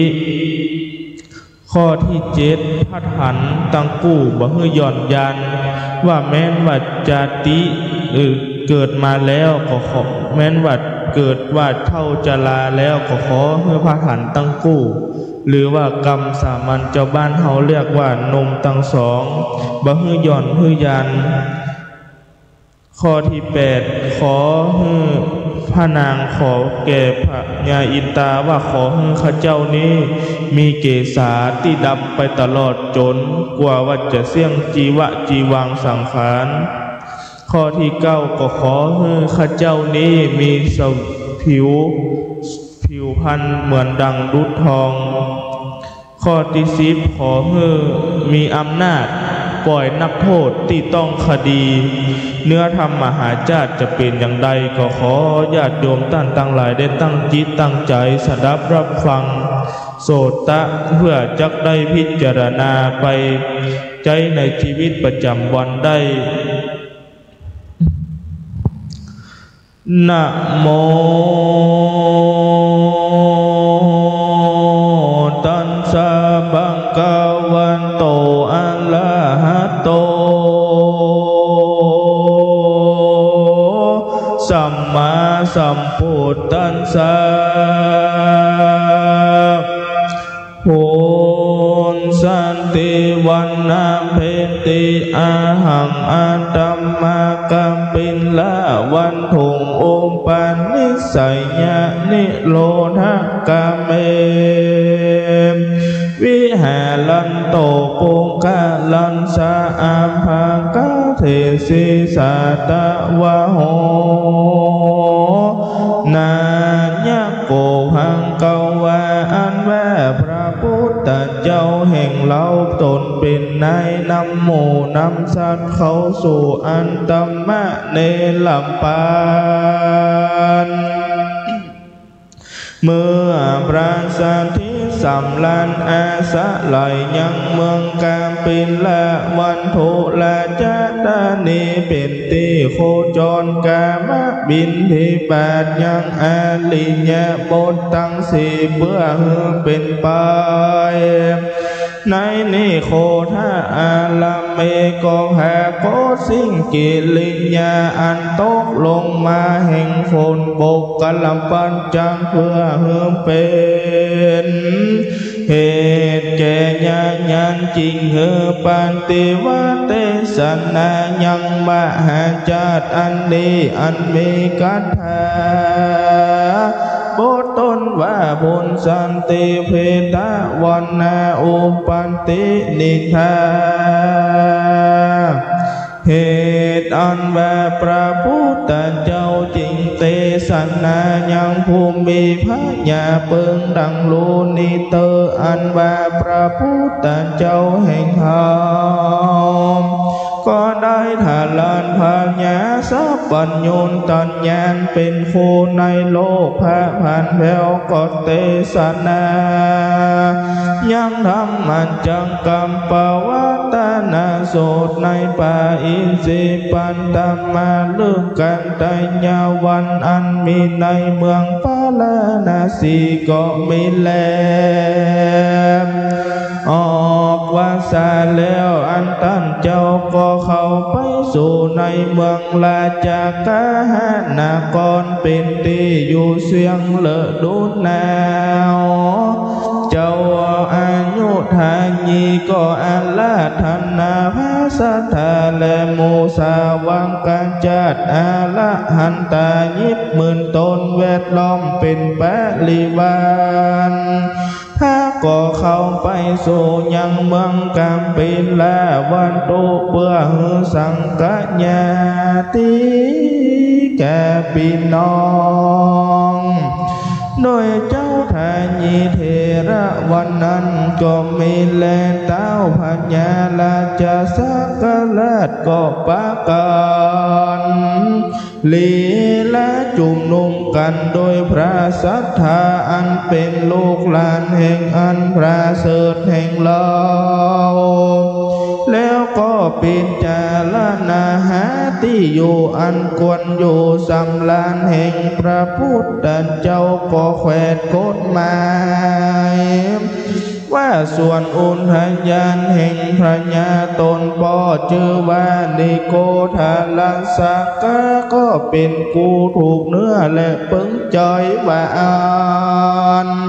แล้วก็ลวดผ่านแผ่วผ่านดับผ่านดามีถืออันมือถือขันธะมาลาดอกไม้เพื่อไปต้อนรับยังพระพุทธเจ้าจริงเด็กน้อยเจ้าเมืองผ่านดับผ่านดาโดยเนื้อหนังตั้งมวลไปก่อนแล้วใจกุมาละกุมาลีน้อยผ่านดับผ่านดาจืนจ้อยงามดีไปตอนหลับยังพระพุทธเจ้าท่านเด็กน้อยลูกเจ้าเมืองส่วนตัวเต้าพญาตั้งหลายก็จังไปลุนปุจจาโดยขันธะมาลาดอกไม้นำเอาพระพุทธเจ้าเข้าสู่นิโคทารามในวันนั้นพระพุทธเจ้ามีหมู่อรหันตาเวทล้อมเป็นปาลิวันนั่งเหนืออาสนะอันเต้าพญาก็หากปูไว้ในนิโคทารามนั่นแหละเต้าพญาสักกะทิราชก็มีการนามานาทิฏฐิกันดังโดยเชื้อชาติมหาราชลงมาจากนั้นว่าเจ้าสิทธัตถ์ยังหนุ่มน้อยถ้าเป็นหลานแห่งเราจริงกับบุตรและบุตรีเจ้าจุงเข้าไปไว้พระพุทธเจ้าเตนาส่วนว่าตูข้าเจ้ากูจักอยู่ไปหลังว่าอันก็บอกเข้าไปไว้พระพุทธเจ้าว่านั่งอยู่นั่นแหละพระพุทธเจ้าก็เล็งดูอาจจะใส่แห่งพญาเต้าอันตันตั้งหลายก็ปึงใจว่าญาติตั้งหลายพี่น้องบอกไว้กูควรตถาคตเฮือญาติตั้งหลายไว้กูจะแลว่าอันแล้วตนแก้วก็เขายังจะทุทาจารย์อันเป็นเหตุอภิญญา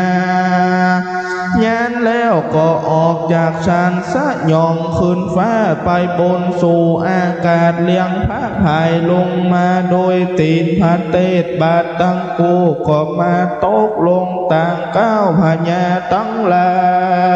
ยก็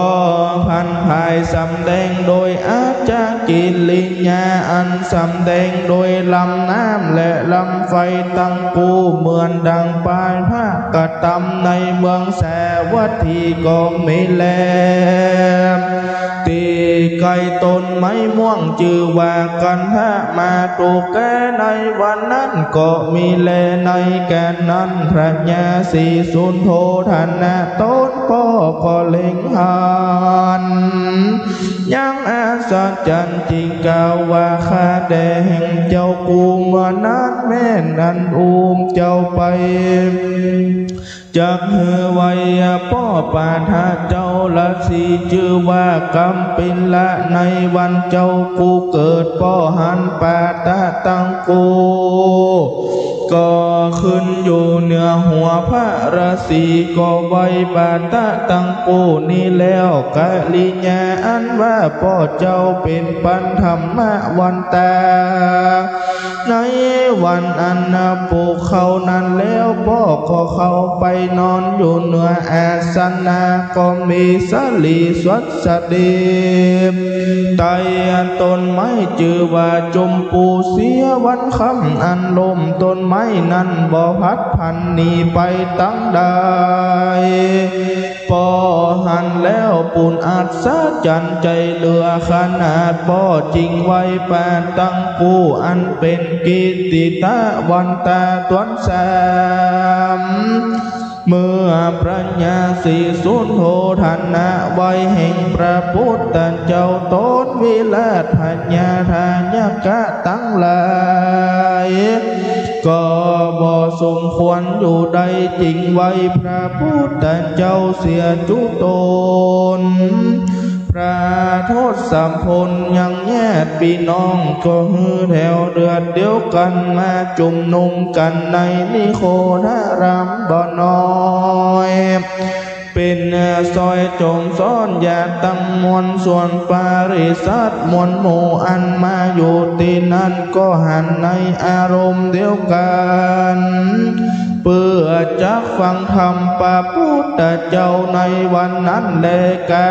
และยามนั้นก็ฮือหาฝนชน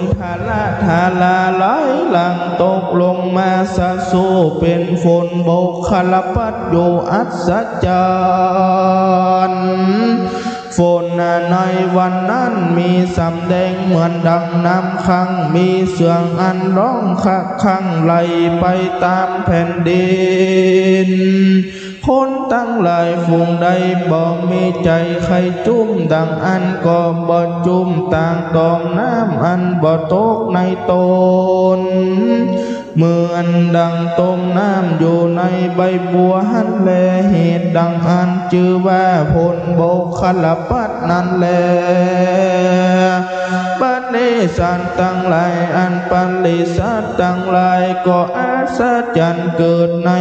อันก็มาเงิดนักนาภิกขุตั้งหลายก็บังเกิดคำจาในธรรมศาลาวาสันนี้แล้ววันดูลา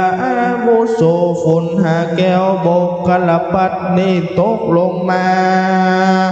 ในที่จุ่มนุมกลางพญาตแห่งพระพุทธเจ้าโดยอนุภาวะแห่งพระพุทธเจ้านั้นแลก็ควรเงิดอัศจรรย์ใจแต่แลนั้นพระพุทธเจ้าจริงกันได้ยินคำจาว่าภิกขุทั้งหลายโดยติพระโสดญาณอันแห่งตนก็มาปงฝนยังคือว่าฝนหาแก้วก็คือธรรมเทศนาจริงลีลากากาศออกจากกันถ้ากูดีก็มีภาลาดีลงมาโดยพุทธลีลาองค์อาจเหมือนไกลาจักออกจากกูหานังเหนืออาจสนางามองค์อาจจริงประกาศถามว่าภิกขุตั้งหลายอันว่าภิกขเวดูแลภิกขุตั้งหลาย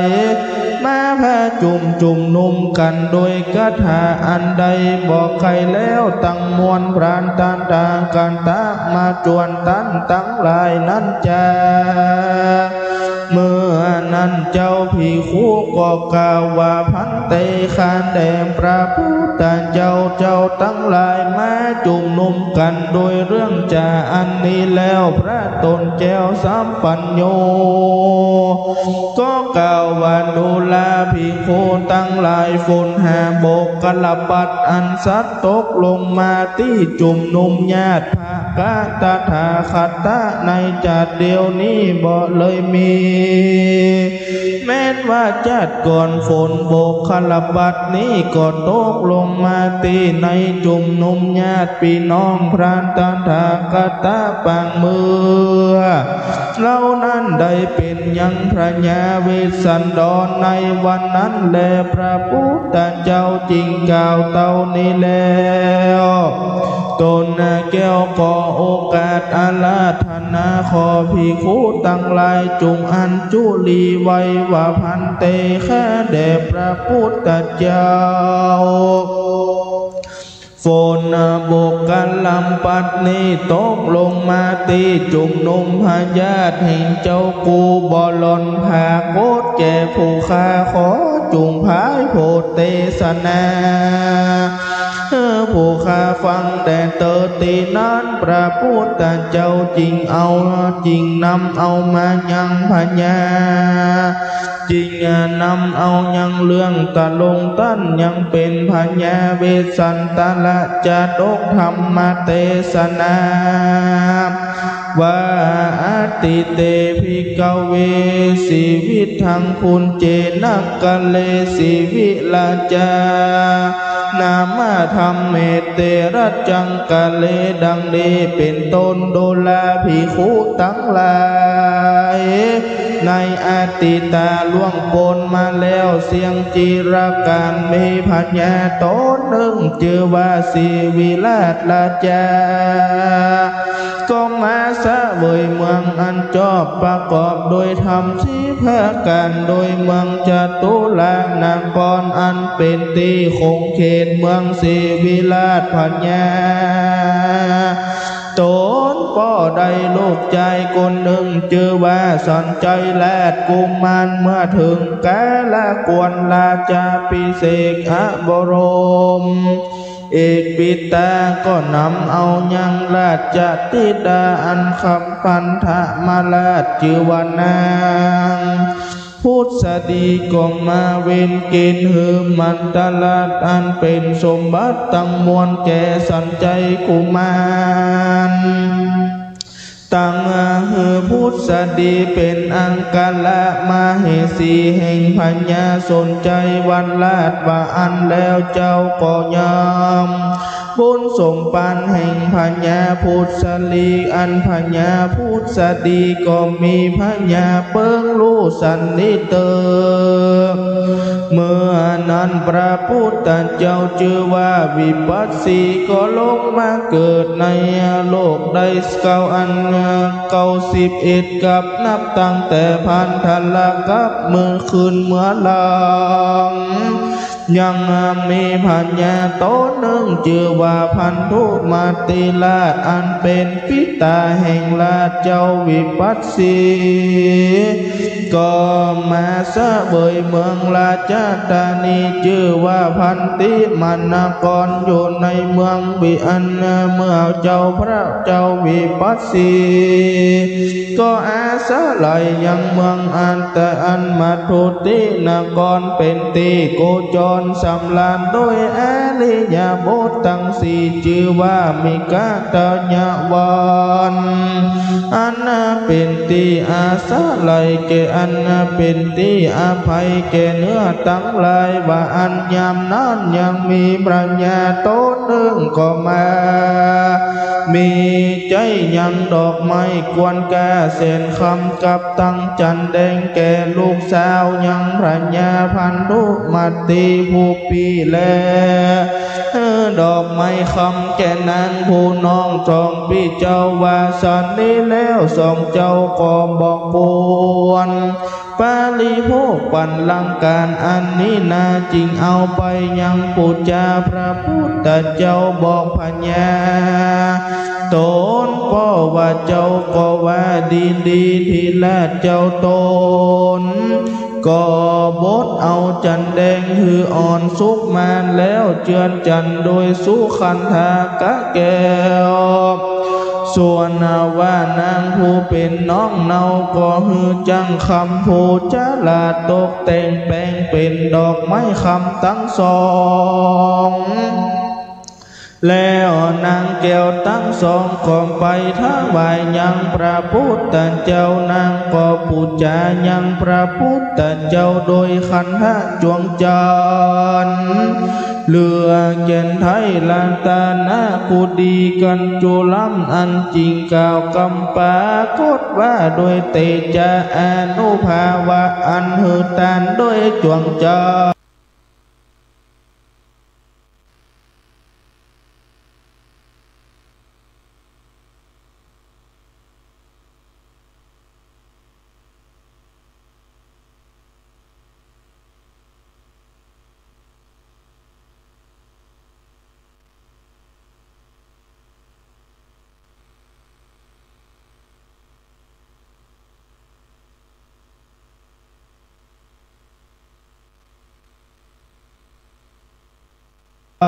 นทร์อันนี้เป็นตานขอ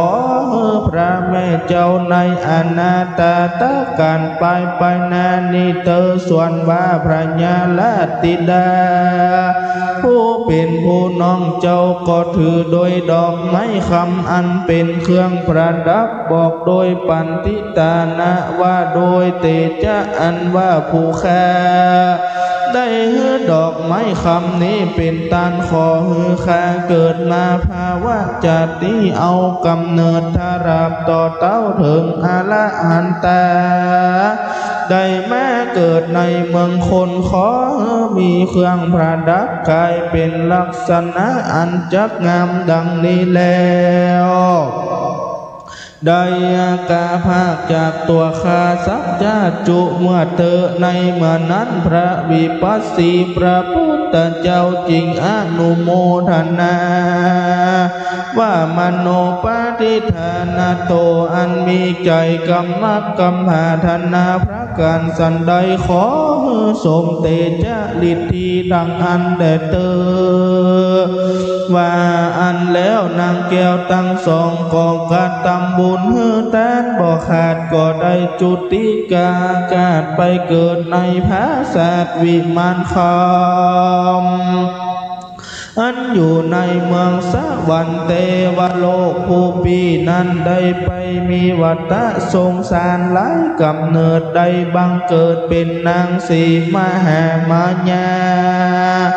นานาแม่อัฏฐะในกาลอันนาแม่แห่งพระตัณหาคตะในกาลบัดนี้แลพันนางธิดาผู้น้องนั้นไปเตียวไปแม่ในวัฏสงสา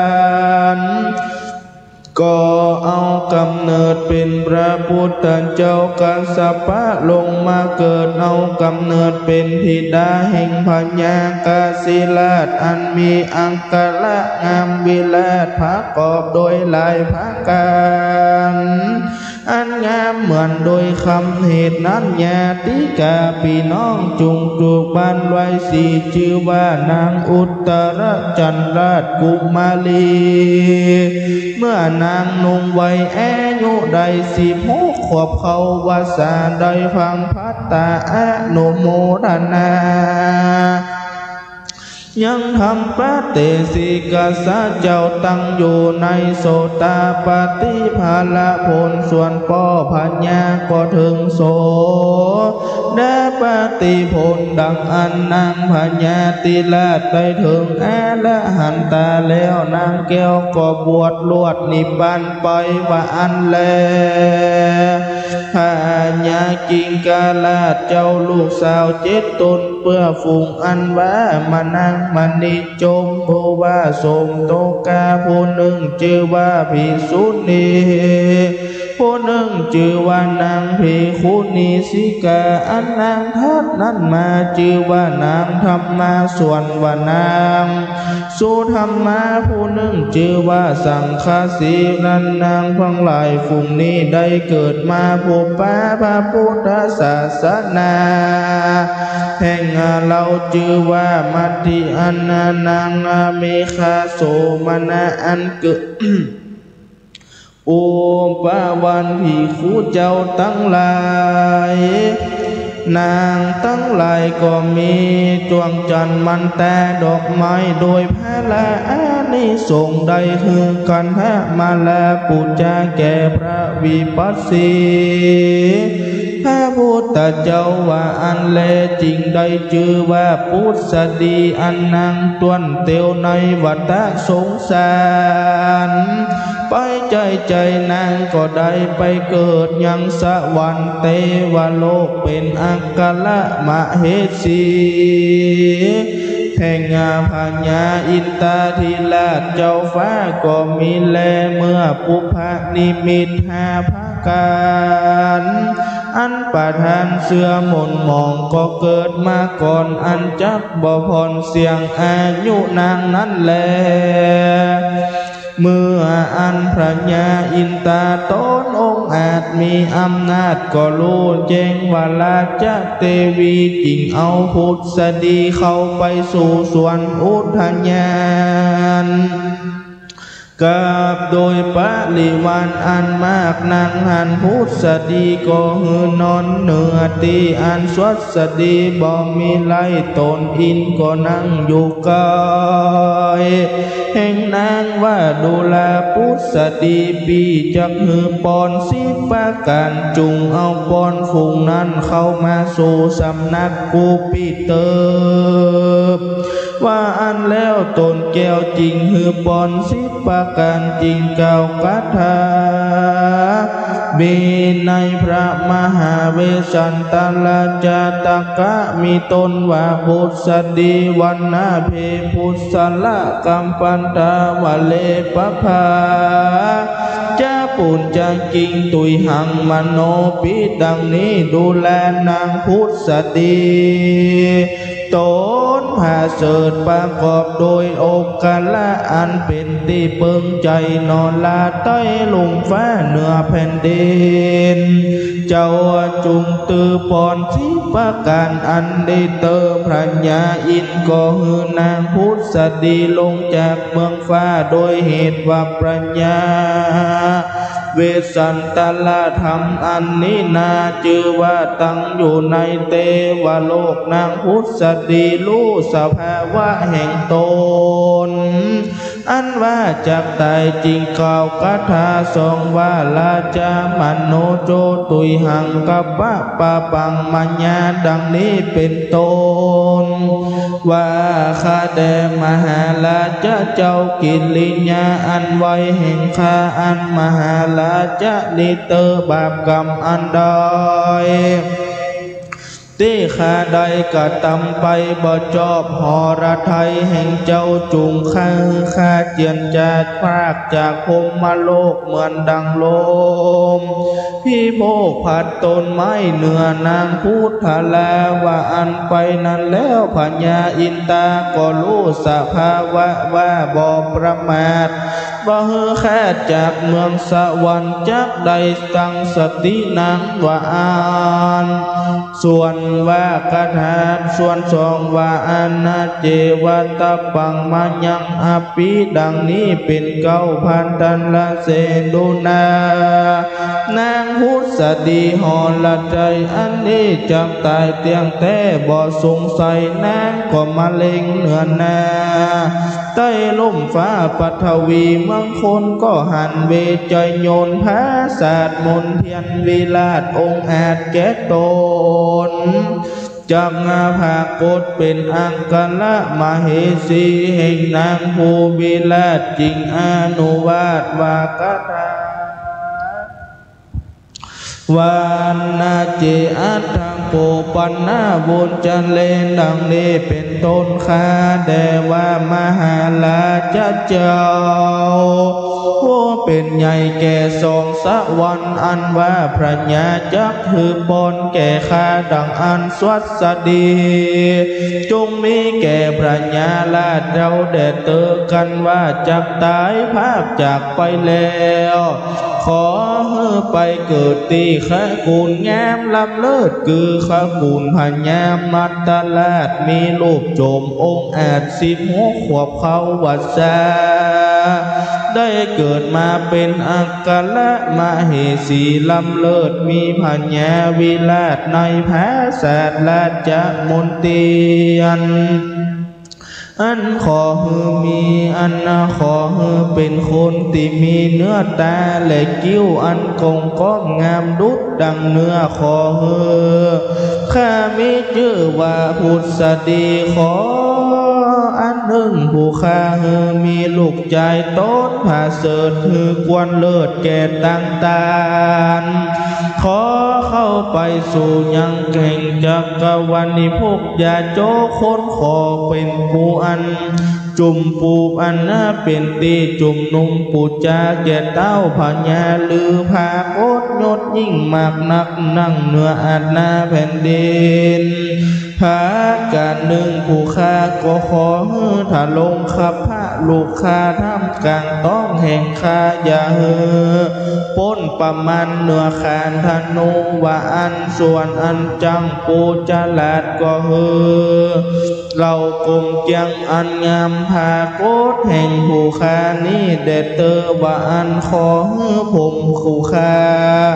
งามบริสุทธิ์เงางามดุดดังแมงตับคำดังอันหนึ่งผู้ค้ามีลักษณะเนื้ออ่อนเกียงสุกบานเป็นดังดูดคำผ่องแผ้วมีบันเศร้ามองอันหนึ่งมีโตดพูดจริตกำราชทันเข็นขาอันผู้ค้าก็ได้ปล่อยได้ให้พ้นจากอันตรายเพื่อให้บัวหลีอันตั้งสาบอันให้บอนบ่หลีมวนสิภาการฝูงนี้แล้ว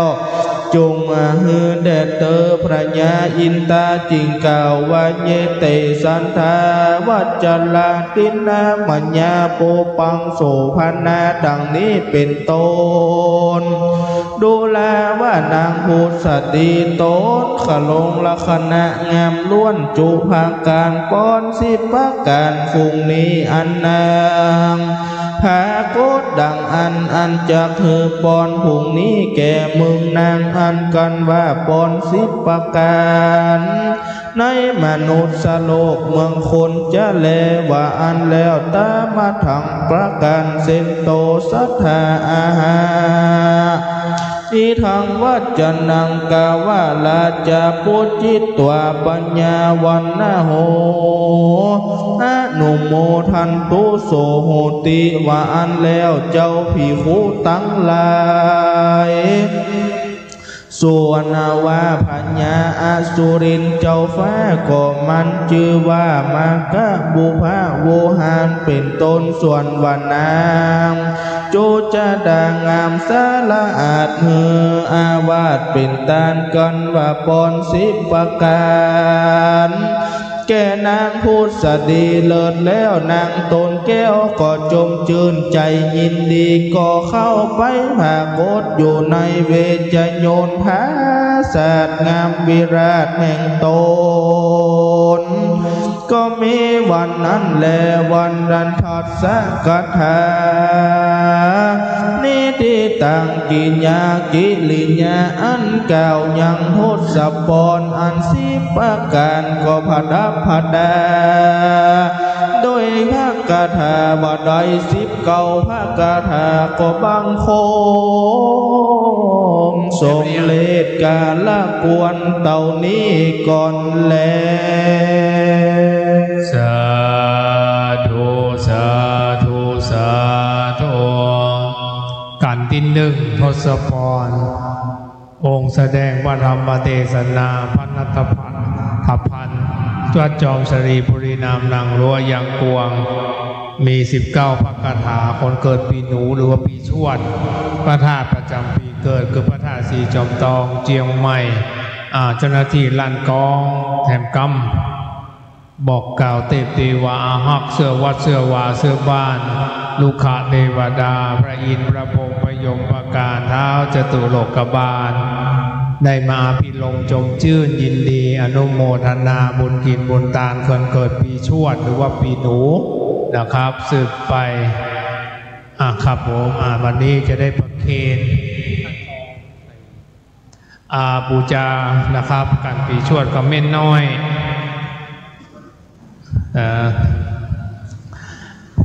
ไม่น้อย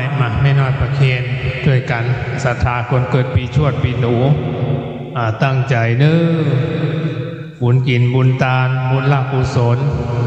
ช่วยกันอนุโมทนาบุญกินบุญตาลศรัทธาที่อยู่บ้านตัวตั้งใจณโอกาสบัดนี้ กันนี้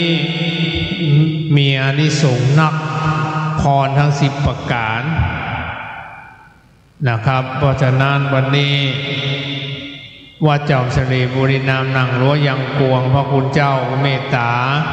วันยังกวงวันนี้ก็มีเทศมหาชาติวันค่ำเหมือนกันนะครับอีกวัดหนึ่งตอนนี้ไปท่านใดมีน้ำหยาดน้ำตั้งอกตั้งใจครับผม ต ต่อไปตั้งใจฮักบอลเนื้อยะถาวาลีวาหาปุราปาลิปุเรนติสาครังเอวะเมวะอิโตตินังเปตานังอุปกปติอิชิตังปฏิตังตุมหังคิปะเมวะสมิชันตุสเพปุเรนโตสังคปาจันโทปนารโสยะถามณิโจติระโสยะถาเจโตปฏิภาณโตกัมมะกัมภาธนาของเจ้ามูลสัทธามีพระการหนึ่งประการใดก็ขอได้สมมโนในใจไฟแองไปจุยังจุภาการนั้นจุงจักมีเตียงแต่ดีลีสัพปีติโยวิวัชชันโตสัพพโลโควินาสันโตมาเตภวัตตนตรโยสุขีทีคายุโกภวะอภิวาตานาสีลิสานิจังพุทธาปัจจายโนจัตตาโลธรรมาวัฏันติอายุวันโนสุขังภะลังสาธุสาธุสาธุวันตามิพันเตสัมปังอาปาลาทังกามันธรรมพันเตมยากาตังปุญญังสามินานุโมทิตัมพังสามินากะตังปุญญังไมหังตาลปัสสาธุสาธุอนุโมตามิทีคายุโกอายุวันโนสุขังภะลังสาธุสาธุสาธุทศพรเป็นการที่หนึ่งอานิสงส์ของผู้บูชากันนี้ผู้นั้นจะได้สามีที่เป็นที่ชอบเอื้อนเจริญใจมีบุรุษจะได้ภรรยาเป็นที่ต้องความประสงค์อีกเช่นเดียวกันจะได้ถ้ามีลูกหญิงใจก็จะมีว่านอนสอนง่ายมีรูปร่างที่งดงามมีความประพฤติดีมีความเรียบร้อยนะครับเพราะฉะนั้นอานิสงส์ในกันนี้ก็ขอให้เป็นบุญเป็นกุศลของเจ้าศรัทธามูลศรัทธาที่บูชาทศพรลำดับต่อไปทานกันนะครับทั้งหิมปานหิมการเป็นความทุนสองพ่อศรัทธาแม่ศรัทธาท่านใดนะครับชั่วฉลูคนเกิดปีงัวคนเกิดปีงัวเข้ามานั่งในซุ้มได้เลยตั้งใจพ่อศรัทธาแม่ศรัทธาสาธุชนที่เกิดปีงัวศรัทธาที่อยู่ต่างบ้านเกิดปีฉลูปีชวดฉลูขานทองมะโรงมะเสงวันนี้ก็จะได้บูชาจะตาปีจะตาเดือนจะตาวันจะตายามสืบไปนะครับขณะนี้เวลาก็จะ8 นาฬิกาพ่อศรัทธาแม่ศรัทธาที่อยู่บ้านนะครับถ้าอย่างมาวัดโลกโมลีตันก็เจิญได้ในภาคเจ้านะครับเรียนเชิญชวนมาฟังสดับรับฟังพระธรรมเทศนานะครับเรามีตอนนี้ตลอดทั้งวันร่วมด้วยช่วยกันนะครับคนลำดับต่อไปคนเกิดปีชวดฉลูก็คืองัวนะครับคนเกิดปีงัวทศพรหิมปานเป็นการพ่นสองหิมปานพระเวสสันดรทรงเป็นพระราชโอรสของพระเจ้าสัญชัยกับนางพุทธดีแห่งเมืองศรีพิราชประสูตินะครับเพราะฉะนั้นเป็นนี้พระเวสสันดรตาลจ้างตาลม้าตาลงัวตาลทุกสิ่งทุกอย่างนะครับเพราะฉะนั้นอานิสงส์ผู้ที่บูชากันก็ย่อมจะได้ปราศจากทุกประการขันตายแล้วจะได้ไปบังเกิดในโลกสวรรค์เสวยสมบัตินะครับมีความโมโหลานมีบริวารแวดล้อมมากมายนะครับหลังจากลงจากจุติจากสวรรค์มาเกิดในมนุษย์โลกมนุษย์ก็จะได้เกิดในตระกูลที่มีความมั่งคั่งนะครับมีทรัพย์สินเงินทองมากมายมหาศาลเพราะฉะนั้นเรียนเชิญพ่อศรัทธาแม่ศรัทธาที่คนที่เกิดปีหิมปานคนเกิดปีงัว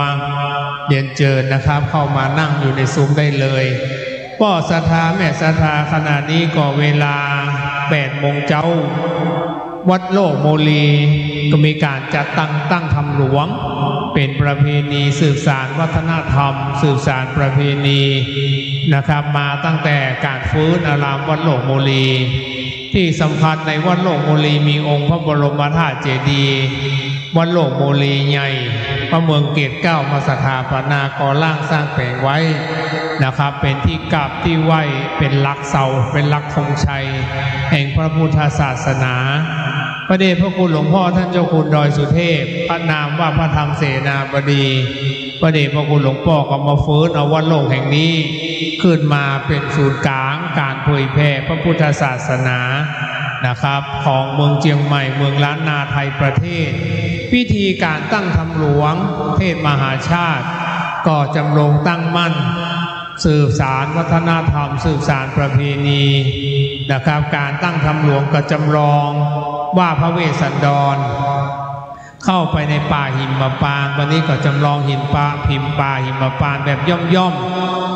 มาไว้ในวัดโลกโมลีมีซุ้มดอกไม้ซุ้มผลไม้ต้นไม้ต้นตอกนะครับเบือนป่าหิมพานต์ที่องค์พระเวสสันดรพร้อมด้วยกันหาชาลีและนะครับเข้าไปอยู่ในป่าหิมพานต์เพราะฉะนั้นวันนี้วัดโลกโมลีก็จำลองแบบป่าหิมพานต์มาไว้ในวัดโลกโมลีเพื่อสืบสานประเพณีส่งเสริมพระพุทธศาสนาจำเริญมานะครับมาถึงโอกาสการบัดนี้วันในขณะนี้ไปการทุ่นสองหิมพานต์นะครับเป็นการโพกทุ่นสองมี134พระคาถาคนเกิดปีงัวพระธาตุประจำปีเกิดคือพระธาตุลำปางหลวงจังหวัดลำปางหลังจากนั้นการต่อไปเวลา9 โมง 10 โมงถึง 10 โมงชื่อว่าการทานนักการมี209พระคาถาคนเกิดปีเสือหรือว่าปีขานพระธาตุประจำปีเกิดคือพระธาตุเจ้าแห่จังหวัดแพร่10 โมงถึง 11 นาฬิกาวันณประเวทมี57พระคาถาคนเกิดปีเถาะหรือว่ากระต่ายพระธาตุประจำปีเกิดคือพระธาตุแจ้แห้งจังหวัดน่าน11 นาฬิกาถึง 12 เที่ยงชูชก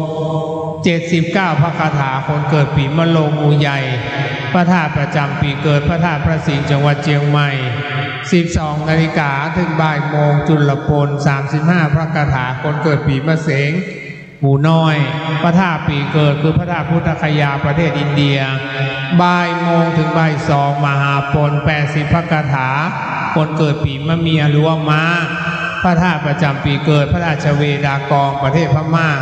14 นาฬิกาถึง 15 นาฬิกากุมารบัน101พระคาถาคนเกิดปีแปะนะครับหรือว่ามะแมแปะพระธาตุประจำปีเกิดคือพระบรมธาตุดอยสุเทพเชียงใหม่15 นาฬิกาถึง 16 นาฬิกามัดสี90พระคาถาปีวอกพระธาตุประจำปีเกิดพระนครพนมนะครับ16 นาฬิกาถึง 17 นาฬิกาสักกบัน43พระคาถาคนเกิดปีละกาไก่พระธาตุประจำปีเกิดพระธาตุธารีพุนชัยจังหวัดลำพูน17 นาฬิกาถึง 18 นาฬิกามหาราช69พระคาถาคนเกิดปีจอหรือว่าปีหมาพระธาตุประจำปีเกิดพระเกศแก้วจุฬามณี18 นาฬิกาถึง 19 นาฬิกาชักกษัตริย์36พระคาถาคนเกิดปีกุลหรือว่ากุญชรแปลว่าช้างหรือว่านะครับหรือว่าหมูพระธาตุประจำปีเกิดคือพระธาตุดอยตุงจังหวัดเชียงรายการที่นครกันก็เริ่มเวลา1 ทุ่มถึง 2 ทุ่มประมาณรวมชะตาปีเกิดมี48พระคาถาอันนี้รวมชะตาปีเกิดไล่ตั้งแต่เกิดปีแรกชั่วฉลูขันทองมะโรงมะสิงมะเมียมะแม่วอกละกาจอกุลรวมชะตาปีเกิดแล้วคืนนี้หลังจากนั้น2 ทุ่มเป็นต้นไปอานิสงส์ทางประทีปปูชาแม่กาเพือกปูชาพระพุทธเจ้าทั้ง5 พระองค์นามว่ากักกุสันทะโกนาคมนาพระกัสสปะพระสมณโคดมและพระพุทธเจ้าตนอนาคตการนามว่าพระศรีอริยเมตไตรนะครับเพราะฉะนั้นวันนี้สดับรับฟังพระธรรมเทศนาหลายกันนะครับ13-14กันลำดับนี้ไปพระสุทินสุจินนะธรรมโมวัดหัวมงสระปี นะครับ8 โมงแล้วเดี๋ยวรอสักครู่มาถึงก็จะได้ขึ้นสู่ธรรมะแก้วนะครับพ่อศรัทธาท่านใดก็อยู่เปิดปีงัวเกิดปีงัวปีฉลูปีงัวเข้ามานั่งในซุ้มเลยตั้งใจนะครับพ่อศรัทธาแม่ศรัทธาที่อยู่บ้านตัวนะครับสดับรับฟังขึ้นพระพุทธศาสนาจากวัดโลกโมลีได้ตอนนี้ก็กระจายเสียงทาง YouTube ก็ดีนะครับเพจก็ดี 104.50 เมกะเฮิรตซ์ก็ดีนะครับมาวัดยังตันอยู่เจอได้นะครับร่วมด้วยช่วยกันฟังสดับรับฟังสืบสารประเพณีสืบสารวัฒนธรรมสืบสารพระพุทธศาสนาจำลงตั้งไม้ณดินแดนล้านนาคงแก้ววันนี้เป็นวันลอยกระทงทางเทศบาลนครเชียงใหม่หน่วยงานราชการพ่อค้าประชาชนนิสิตนักศึกษาวันนี้ก็ส่งเสริมสืบต่อการประเพณีการลอยกระทงกันนะครับแห่มีแห่ทางประทีปแห่โคมไฟแห่กระทงลอยกระทงสื่อสารเมืองเชียงใหม่นะครับเมืองเชียงใหม่เป็นเมืองพระพุทธศาสนาเป็นเมืองวัฒนธรรมดังเพิ่นว่าไว้นะครับดอยสุเทพเป็นสีประเพณีเป็นสง่าบุพชาติล้วนงามตานามล้ำค่านครพิงอันนี้กำขวัญจังหวัดเชียงใหม่โดยเชียงใหม่มีพระบรมธาตุดอยสุเทพเป็นศักดิ์เป็นสีกูบ้านกูเมืองเป็นที่ตั้งไว้ของพระบรมเกศาธาตุเจ้านะครับพระเจ้ากือนาธรรมิกราชาพร้อมด้วยพระสุมาณเถระยกอัญเชิญพระบรมธาตุเจ้าจากเมืองศรีสัชนาลัยที่อัญเชิญเสด็จมาเข้าสู่ยังดินแดนล้านนาและอัญเชิญปล่อยประทับอยู่เหนือช้างเผือกมงคลปล่อยทำพิธีบูชายกอัญเชิญปล่อยช้างออกที่ประตูหัวเมืองเชียงใหม่คือประตูจ้างเผือกจ้างกระบายหน้าไปทางทิศตะวันตกของเมืองเชียงใหม่เดินทางขึ้นสู่ดอยอุชูบรรพตหรือว่าดอยอ้อยจ้าขึ้นไปประทับเหนือดอยอ้อยจ้าหลังจากนั้นก็ประทักษิณเวียนรอบองค์รอบยอดดอยแห่งนั้นพระสุมาณเถระพร้อมด้วยพระเจ้ากือนาธรรมิกราชเขารู้ว่าสถานที่ตรงนี้คงเป็นที่ประดิษฐานของพระบัพเกศาธาตุเจ้าจึงได้อาราธนาพระเกศาธาตุเจ้าประดิษฐานเหนือยอดดอยแห่งนั้นนะครับหลังจากนั้นก็องค์พระบรมธาตุขึ้นในปีพุทธศักราช 1916 หรือ 1919 โดยประมาณสถาปนายกอัญเชิญว่าเป็นชื่อพระธาตุดอยสุเทพปัดนั้นเป็นที่ก้มที่กราบที่ไหว้สาของเทวาอาภักดิ์สิ่งศักดิ์สิทธิ์ตั้งแต่เก้าราชวงศ์มังลายมาจนถึงปัจจุบันพระธาตุดอยสุเทพถือว่าเป็นศักดิ์เป็นสีดังกำขวัญของเมืองเชียงใหม่ดอยสุเทพเป็นสีประเพณีเป็นสง่าประเพณีวัฒนธรรมของเมืองเชียงใหม่มีตั้งแต่ก่อร่างสร้างแปลงมาฟื้นเมืองเชียงใหม่มาโดยเฉพาะพระราชายาเจ้าดารารัศมีนำประเพณีการฟ้อนการแสดงดนตรีต่างๆมาฟื้นเอาสมัยยุคของท่านมีความสวยสดงดงามอย่างเช่นช่างฟ้อนในจังหวัดเชียงใหม่ฟ้อนเล็บนี่ขึ้นชื่อของจังหวัดเชียงใหม่ฟ้อนทางประทีปนะครับฟ้อนวีเป็นต้นเพราะฉะนั้นวันนี้สืบสานประเพณีสืบสานวัฒนธรรมดอยสุเทพเป็นสีประเพณีเป็นสง่าบุพชาติล้วนงามตาเมืองเชียงใหม่เป็นเมืองบุพชาติเช่นประมาณเดือนกุมภาพันธ์มีขบวนรถบุพชาติของเทศบาลนครเชียงใหม่ก็จัดประเพณีรถบุพชาติดอกไม้ต่างๆที่เกิดขึ้นในจังหวัดเชียงใหม่ปลูกสร้างขึ้นสวยงามเชียงใหม่เป็นเมืองดอกไม้เป็นเมืองกล้วยไม้นะครับสวยงามครับผม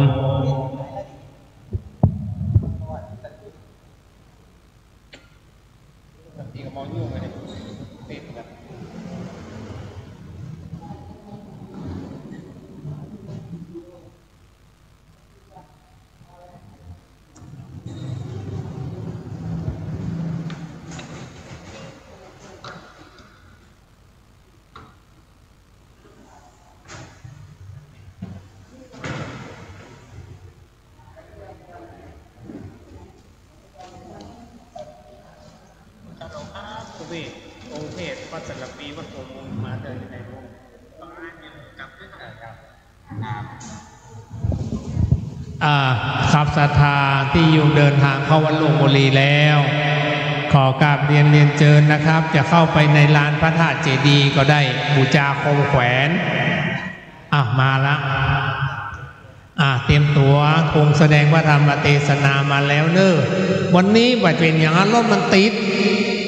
ตั้งนอกฝนตกห้องตะกี้แจ้งมาฝนตกห้องบางทีก็ฝนตก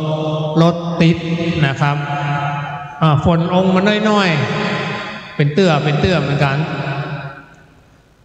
ปีนี้เพิ่นทำนายไว้ปกติล้านนาจะว่าแม่นก็แม่นแท้นะต้นปีน้ำนักกลางปีน้ำพอประมาณปลายปีน้ำจะนักเห็นเลยเพราะฉะนั้นปีนี้ระวังน้ำท่วมห้องเพิ่นทำนายไว้เพิ่นทำนายปกติเพิ่นแบ่งเป็น4ไตรมาส1ไตรมาสมี3เดือนเพิ่นไตรมาสที่1เพิ่นถ้าเป็นปฏิทินล้านนาเพิ่นเอาเดือนเมษาเป็นที่ตั้งบัดเจ้ามกราเมษาพฤษภามิถุนา3เดือนแรกเนี่ยน้ำนักสังเกตช่วงปีปลายต้นปีมาเมษาพฤษภามิถุนาน้ำท่วมเนาะเมษาพฤษภามิถุนากรกฎาสิงหากันยาน้ำจะพอประมาณก็มีน้ำอยู่แล้วก็ไล่มาในช่วงนี้จะเริ่มละอันนี้เป็นช่วงไตรมาส3ยิ่งไปถึงใกล้ๆพุ่นมกรากุมภามีนาเมษานะโอ้ระวังถึงอากาศร้อนแต่มีฝนมีพายุนะครับตอนนี้มาฟังข่าวหลายที่น้ำท่วมนะครับเขื่อนภูมิพลจังหวัดตากเนี่ยน้ำล้นมาถึงพุ่นเลยมันเป็นดอยเต่าแล้วมีนะน้ำขึ้นมันนักบ่เคยหลาย10 ปีมาละปีนี้น้ำนักเพิ่นบ่ปล่อยน้ำไปเตื้อเพราะว่าทางใต้ก็ฝนตกทุกวันนะครับทางใต้คนล้านนาจะเรียกคนทางกรุงเทพลงไปจากกรุงเทพเนี่ยก็เรียกว่าคนใต้ไม่ใช่ภาคใต้คนใต้เมืองบ้านเฮานะครับน้ำท่วมเป็นตี้ไปคนเกิดปีฉลูคนเปิดปีฉลูมาเลยปีวัวคนเกิดปีงัวมาเลยครับผมมามีภัยก็พ่อศรัทธาแม่ศรัทธาช่วยกันมาจุดเทียนส่องธรรมครับมาเลยครับมาเกิดปีฉลูปีงัวมาจุดเทียนเลยองค์แสดงเจิญเลยครับจุดเทียนเลยครับบัดนี้จุดเทียนส่องธรรมที่กัลยาณนางงามในเบื้องต้นคือศีลมาเชกัลยาณนางงามในท่ามกลางคือสมาธิปริโยสานะกัลยาณนางงามในที่สุดก็คือปัญญาศรัทธาตั้งอกตั้งใจยกเอาคุณพระพุทธเจ้าเป็นที่หนึ่งเอาคุณแห่งพระธรรมเป็นที่สองยกเอาคุณพระสงฆ์เป็นที่สามตั้งตั้งหน้านี่เลยครับพี่แม่ขึ้นมานั่งหน้านี่เลยศรัทธาเจ้าหน้าที่ลั่นกองจุ่มนุมเทวดาอย่ากรรมบัดนี้หิมพานต์กันท่วน134พระคาถาการที่สองหิมพานต์นะครับคน134พระคาถาศรัทธาตั้งใจนะบัดนี้สาธุองค์การสามพันเตบัดนี้กันทวน1ต้นสัมปอนก็ได้บริบูรณ์เรียบร้อยดีงามบัดนี้ผู้พาตั้งหลายอันจุ่มนุมกันอยู่บนวิหารหลวงโลอุโบสถอารามวันโลกโมลีใหญ่กว้างมันขออาราธนาตนเอกราสุทินสุจินนาธรรมโมวัดขัวมุงสารปีนิมนต์แสดงธรรมหิมปานโผลแก่ผู้ค้าทั้งหลายนั่งท่าคอยฟังธรรมังอาลาธนังกาโลมัง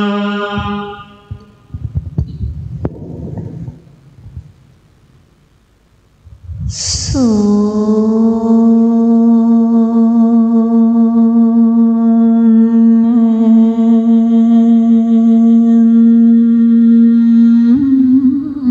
โต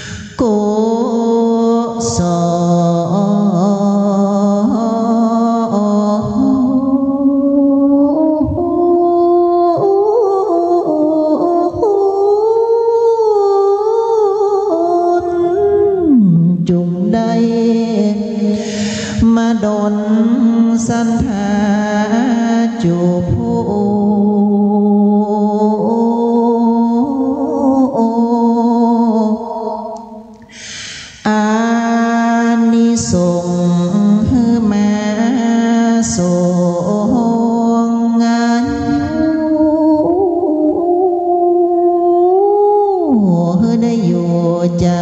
ริญดีโปร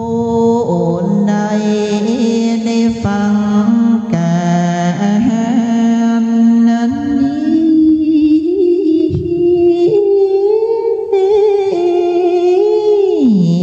จังได้โยสุขี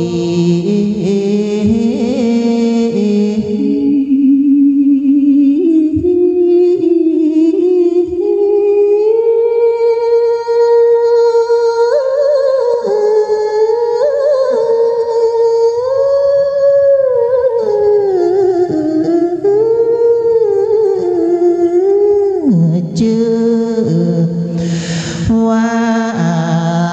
ธรรมหิมมาปานวาน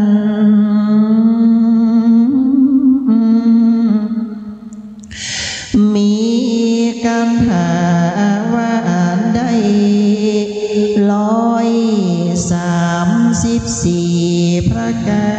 ถานั้นสขอสันทาจุคนจุงตั้งใจเล่านาฟังบุญกินบุญตานั้น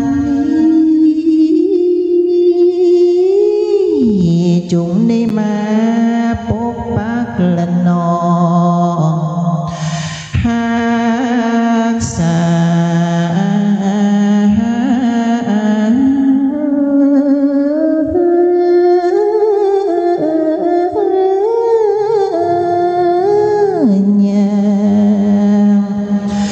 ตันเจ้าสมณสันธาและมูลสันธาใหญ่น้อยคือได้นิลาดกาดนาคอยจากเพราะโมภายมันว่านั้นเลน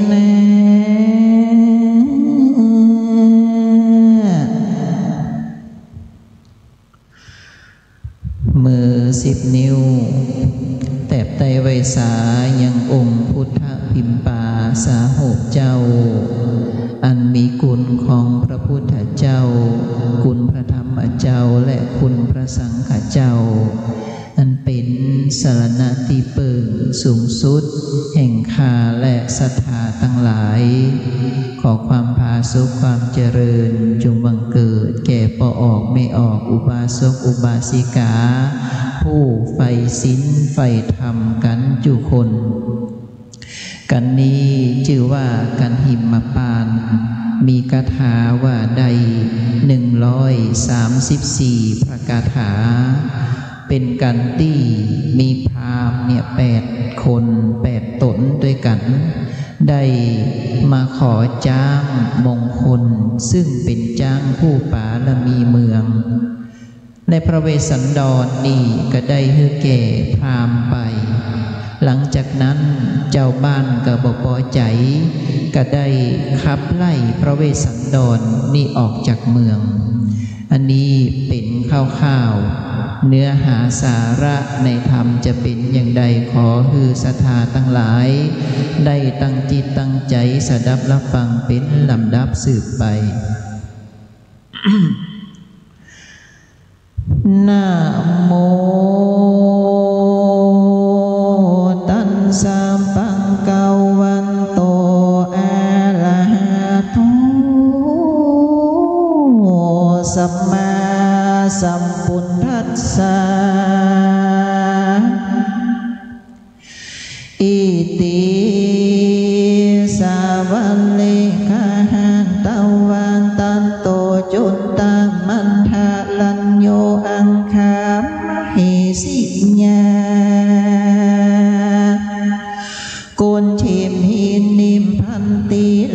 ดำธรรมตีสักงามมาลอดส่วนนังแก้วยอดปุณสันดีกันหับปอนดีเมียนแล้วจางเตาต้นแก้วอินตาก็บอจะจุนตีจากฟ้าเมืองบุญเอาปาที่สนกำเนิดในต้องนาง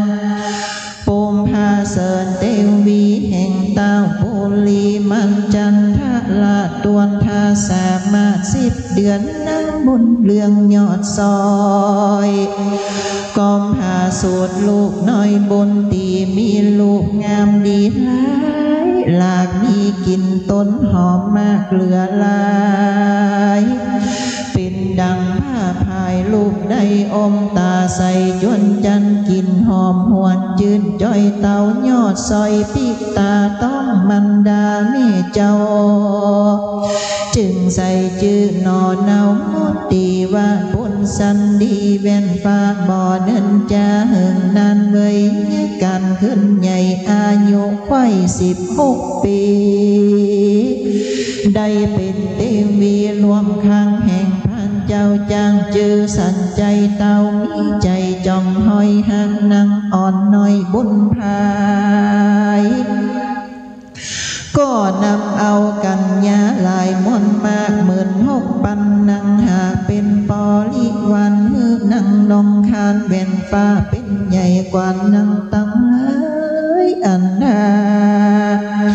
สังโกในกาลยามนั้นเราพักญาอินตาเจ้าคุณสักวันลำเบิ่งพันบ่อแล้วว่านังแก้วผู้สักดีฮับปอนสีพระเสด10 ปังการย่อมเป็นแก่เจ้ากันหาส่วนปอนอันขอบตาลูกแก้วก็ยังไปแล้วสันได้กันเตาข้านิ่งใจไปในที่อยู่ตัวสิ้นตาก็ใครจากเก่าถอยถึงเจ้ายอดซอยนอโปติญาณบางโปมาลีสาดังนี้เป็นก้าเอา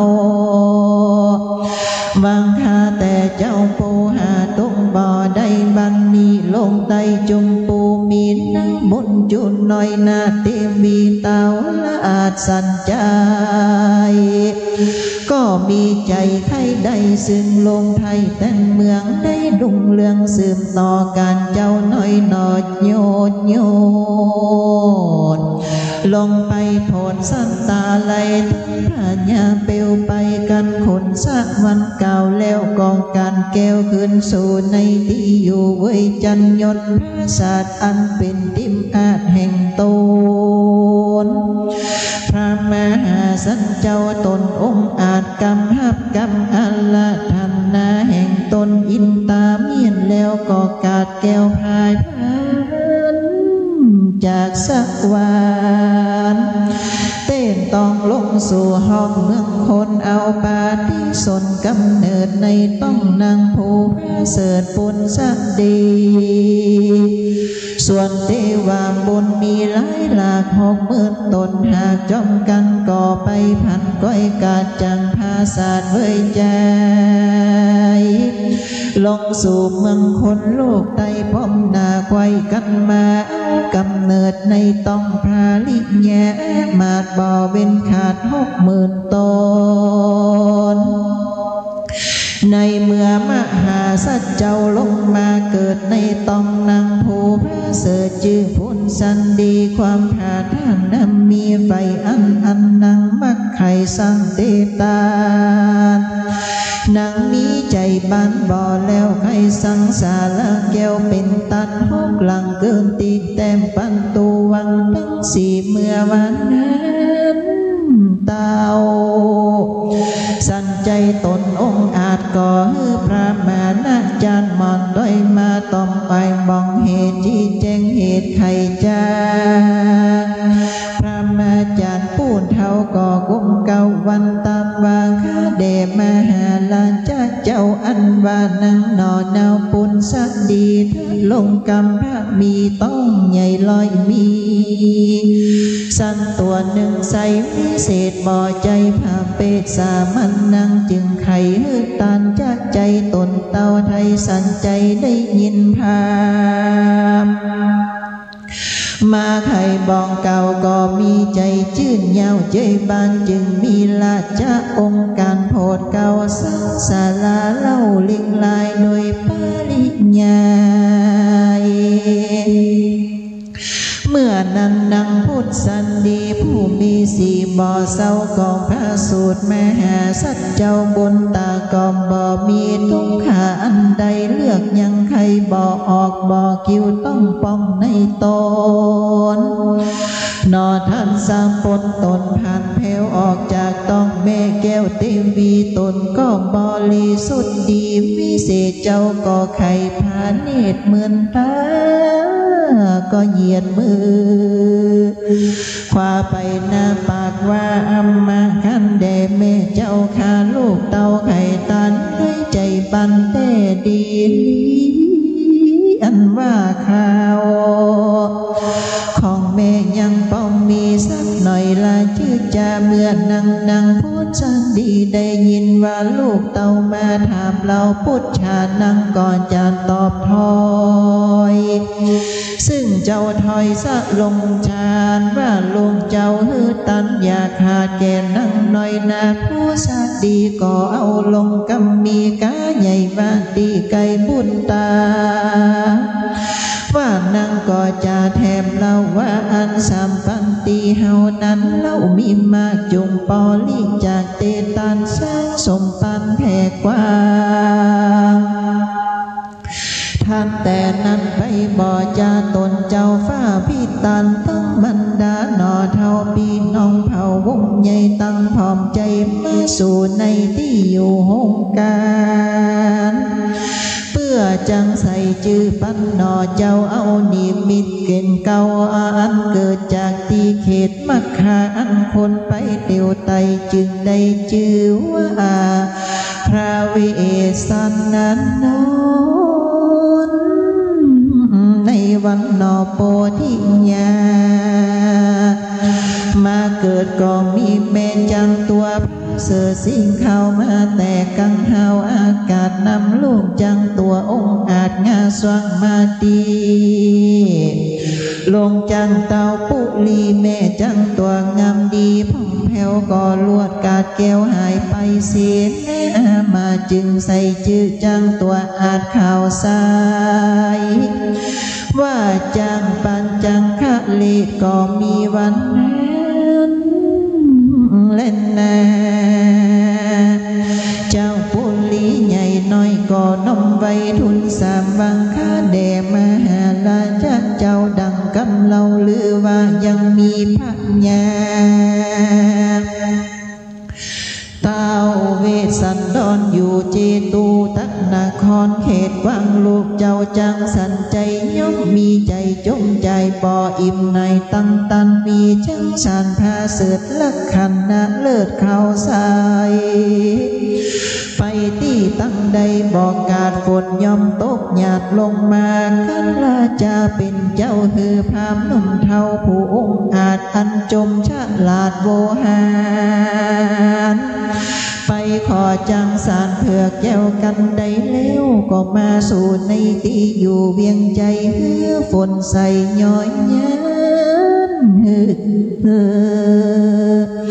ป้าจาลาดยินใจเมื่อนั้นพระญากะลิงขลาดก่อใจผามจัดจางไปขอทน8 คนปออาจได้พามนั้นก็ลูบไหลด้วยฝุ่นพงมกมนทุลีเป็นดังยาจกมีมวลหมู่ก็เข้าไปอยู่กวนตามหาสัจเจ้าตนพองแผ่วทักลงจังแก้วปัจจัยสานเด็ดกลางไกลไปสู่ในที่อยู่กวนตันหนสักทาน วันออกเล็งพอของสาลาภาพนั้นนาอยู่หนนั้นใส่ลวดบ่อใดขอตันซึ่งจังสารเจ้าพระแย่ก็ปากันเข้าไปสู่ยังที่อยู่ประตูหนไตพร้อมนาไขว้นาขอในเมื่อนั้นมหาสัจเจ้า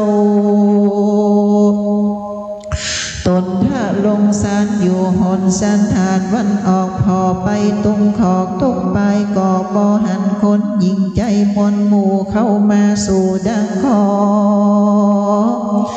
เต้าจึงคายไปสู่หนออกไตเพื่อจักหือใดตันไปว่ายำนั้นพรามจังไล่ตั้งเป็ดอันยกมือแขวดดาโค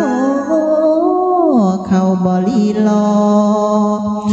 ก็รีบไว้เจ้าฝ่าบาลงแม่นาก็โอกาสกำดีว่าสลีสวัสดีเตี้ยงเตาจุมมีแก่เจ้าตนบุญยามนั้นมหาสัจเจ้าได้ยินภาพหนุ่มเทาเจียนจาจึงสัญญาโอกาสว่าคือจังตัวอาจปัจจัยเตียวเข้าไปที่ไกลตีพามน้อมใบวันขออันเต้าหากอยู่บนคอจังเกวผ้าตนผ่านแผ่วเก่าการหาว่าบาลูลากันชานาโคนังคาโลมาปังกาตันตาลาสันศิลาดังนี้เป็นต้นว่าดูลาภาพมดหมู่มีฝุ่นดูดำมัวย่อมือใส่หัวตั้งเก้าว่าสู่เจ้าตั้งอะไรมีใจไฟปักไฟอันใดเมื่อมาไข่นั้นจะเมื่อนั้นพรำตั้งหลายจึงไว้พระบาทใดบุญนาวาข้าแด่มหาลาจักเจ้าตนเป็นเก่าสี่ปีผู้ค้าหาเครื่องขี่ยากไล่มานบไว้ขอเอาจังตัวเอกอ้างปัจจัยเพื่อนำไปสู่เขตแดนประเทศเมืองเฮาเพื่อบรรเทาไม่มาดปื้อตุ้งขาดหายนั้นตนบุญมีเจียงเจ้าได้ยินพาม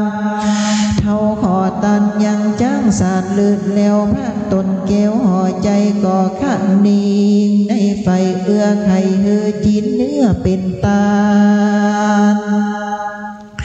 พามคนผ่านมวลหมู่ปล่อยมากกล่าวกูวอนขอกูกวนย่อด้วยไงฮือจกใจตันไปเท้าจึงคายโอกาสเป็นบนคาถาวาตันตามินาวิกัมปานิยังญาจันทิพระมนาปะปิลังกุญจะลังหันตาองค์ปาโคยหาจากันโจตามังดังนี้เป็นต้นแวดโดลาภาพมวลโบเข้ามาสู่ขอตา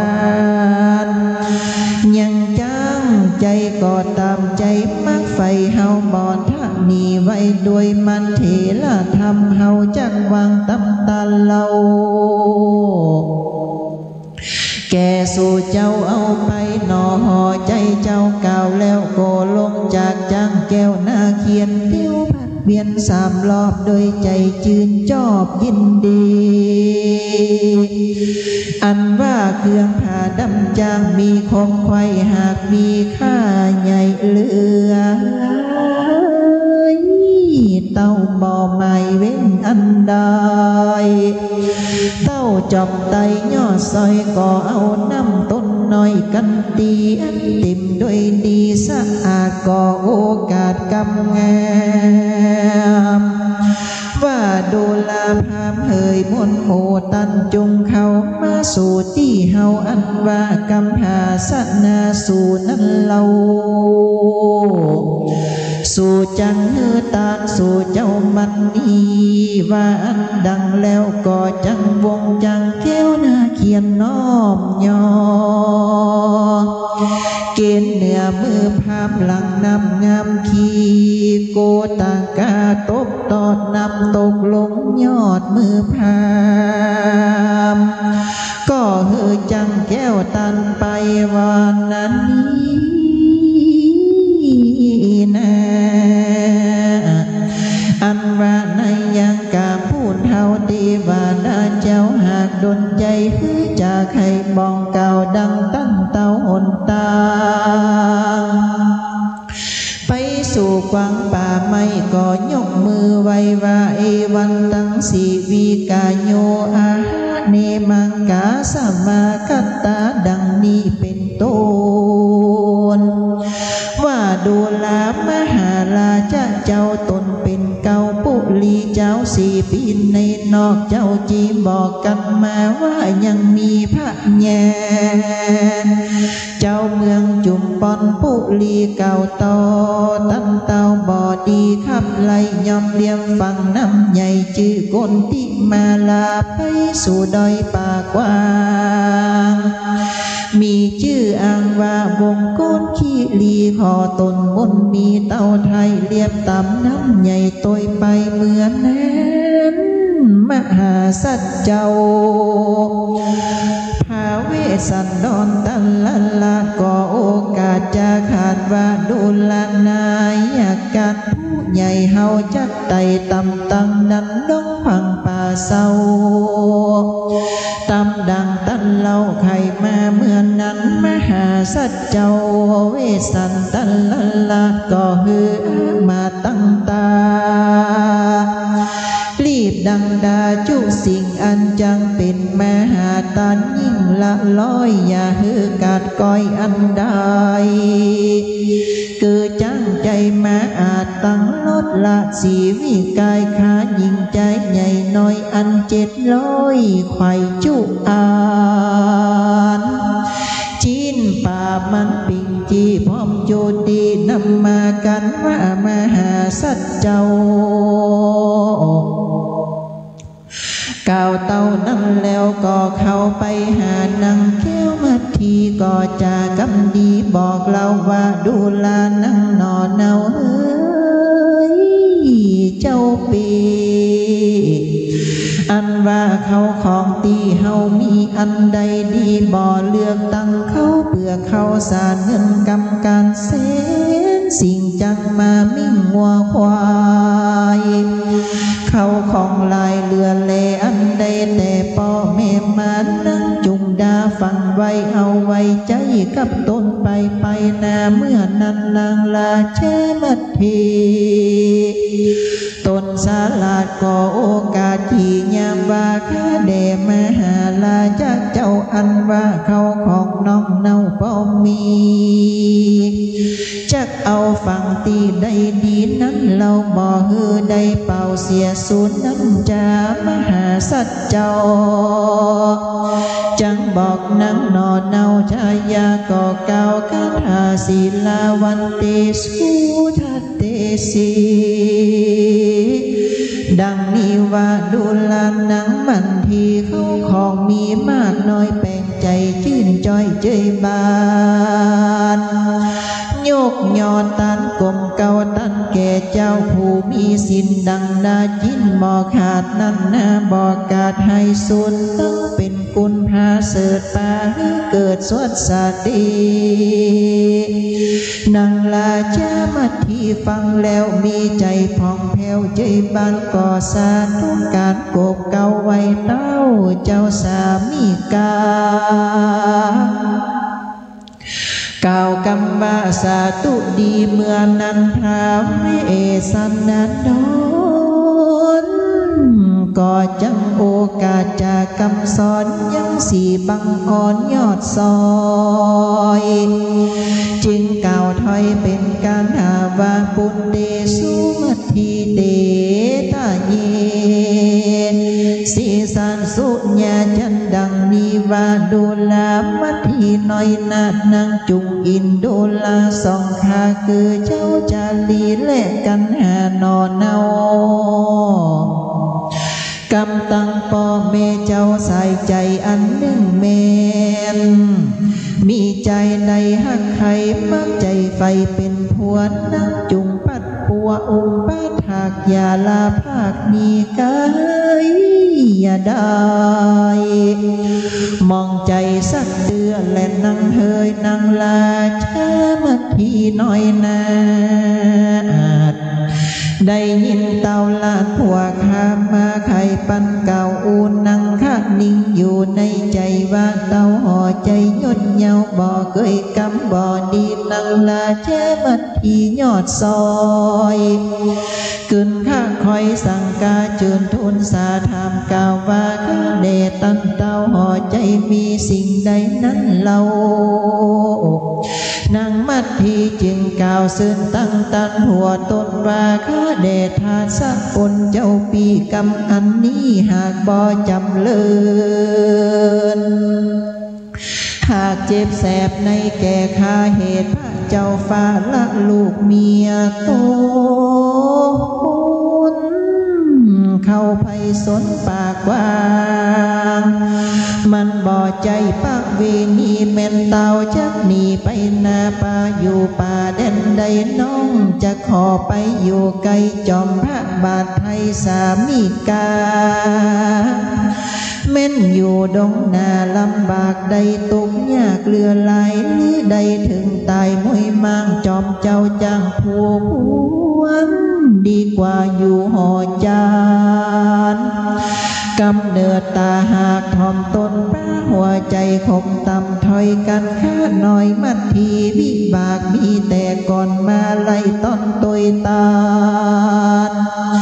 จักลาพันฮือขาได้ภาคเจ้าฟ้าสามิกาจักคือทาสาขาใจจุ่มไฟไว้กองใหญ่ขาจักเป่าตกใส่กองไฟคือตายมวยมาคือคนเราอ้างมือนางอันว่าจังไปสันเถืองแก้วยอดละแอวดงลีเมจังตัวดีในเถื่อนย่อมเป็นเปื้อนจันได้ก็อุปะไม่ดังคาป่าลูกลาสองสี่เขาดงลีป่าไม่จอมเต้าไทยพวกควันไปสู่ดงดันป่าเศร้าปั๊มเลื่อนเต่าจุตนกันนังลาเจ้ามาทีกาวแล้วนังนอแก้วจึงพันนักนาป่าหิมะบานด้วยปักการดังได้หันมาจึงกล่าวกันหาว่าอิมากุมาเลปาสันโตมันยุเกดังนี้เป็นต้นว่าข้าเดมหาลาจักเจ้าข้าน้องเนามัดทีจักป่าสองสีลูกไทยเตียวเข้าป่าไม่ต้อยไปอยู่ดงไทยจอมพระบาทในอาวาสหิมะวานเต้าจังหันลูกน้อยกาเก่าถอยเสียงอาสายก็ปากันไปสอดลากิมดอกไม้ป่าทันทะลงเตาจักหันสององค์ฟอนเล่นวีดวิ่งเต้นไกศาลาเตาในหันบนตาหน่อเนาเตียงหายโศกเศร้ามองใจอยู่ดงไผ่ป่ากว้างจักได้หันจังเพื่อแก้วลาสอดแอวดงลี16 ปีขวบเขาจึงแก่เท่าลอยลาเที่ยวไปมาในป่าไม่ลองเส้นใส่ข้างเขื่อนดังนกเขียนล่ำลองสักนันกองดงดอนจังหอนกินนาลีวอนมวนหมู่เล่าเล่นลูอยู่ตาน้ำอันมีชื่อพัมว่าปัญจมะลีจักได้หันนาตีลายเมลายมาแต่จอมก้อยไก่วนวอยคดโกงไปตำลงดงนะจากหันสร้างกุนาล่องกองนกเขาท้องแล้วลานกปาตาต้องไก่ปาเสียคงลาดงลีลาจ้าสีเป็นโมกาติ้งอยู่ตำดงนกลาจ้าหงแอ นฟอนอยู่ตำบอนดงตาลพระองค์จะขันโตนนามาบ่อตุกลายพองออกดอกเป็นจีมีลายสีพร้อมพังดังจักย่อมแป้งเอาดูงามเล่าเลิศเลวดอกบัวแก้วบานเหมือนดอกตาเหือนสะโพดตั้งตนอยู่หิมมาปานดอกดงลานลายแหลบมีพำแผ่ดงตาลจะตั้งวันบอกควายตนเต้าไทยเจียงจันเตี้ยงหายโศกเศร้าลืมเมืองลืมส่องบนเลืองป้อเมอันอยู่แก่เวียงใจโศขาบานไข่คำเจ้าดังข้ามาทีนี้แล้วแม่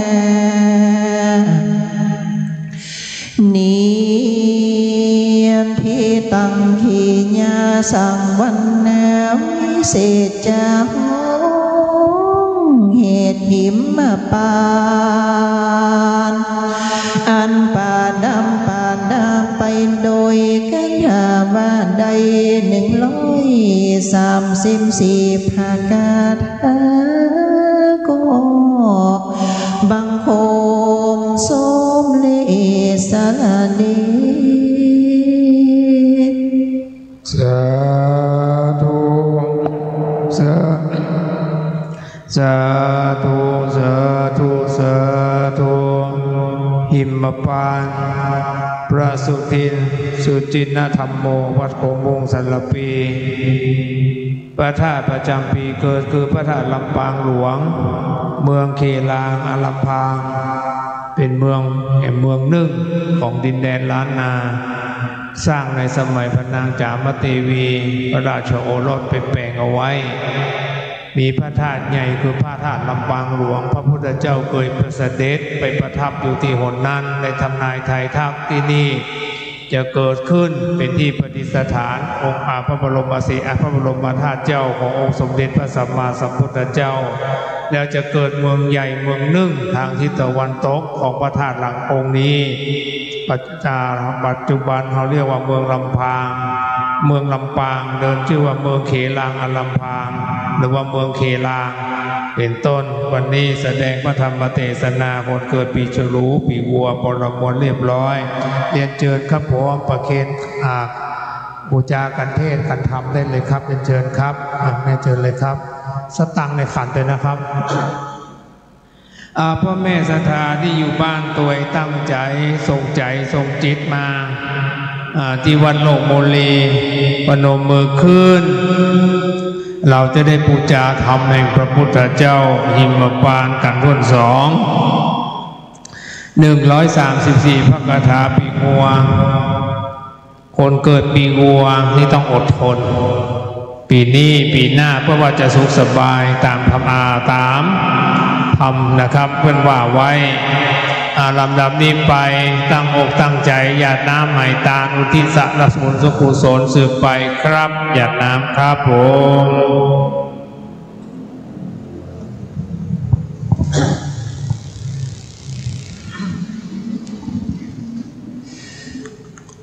ยะถาวาลิวะหาปุลาปาลิปุเรนติสังขลังเอวะเมวะอิโตทินังเปตานังอุปกัปปติอิชิตังปัฏฐิตังตุมหังคิปะเมวะสมิจฉันตุสเพปุเรนตุสังกปาจันโทปนลโสยะถามณีโชติลโสยะถาสพีติโยวิวัชชันตุสัพพะโลโภวินาสันตุมาเตภวัตตวนตะโยสุขีติคายุโกภวะอภิวาตนาสีลิสะนิจังอุทาปัจจายโนจั ตาโลธรรมาวัฏันติอายุวันโนสุขังพลังใจญะสิทธิตานังละพังสุธีภะขยังสุขังพลังสิริอายุจะวันโนจะโภคังวุธีจยะสวาสัตตวสาจะอายุจะชีวสิทธิภวันตุเตภวันตุสัพพมังคะลังละขันตุสัพพเทวตาสัพพพุทธานุภาเวนะสัพพธรรมานุภาเวนะสัพพสังฆานุภาเวนะสัทธาโสธีภวันตุเตสาธุสาธุสาธุวันตามิพันเตสัมปังอาปาลาทังกามานามิพันเตมยังกาตังปุญญาสามินานุโมทิตังพังสามินากาตังปุญญังไมหังการังสาธุสาธุอนุโมตามิ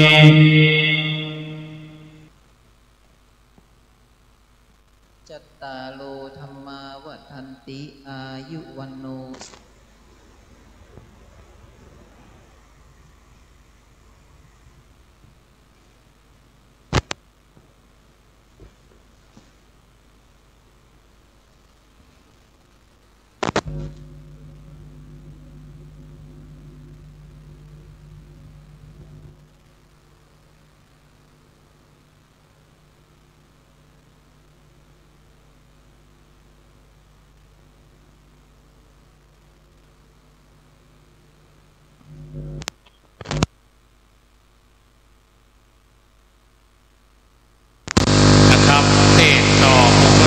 คนเกิดปีขาน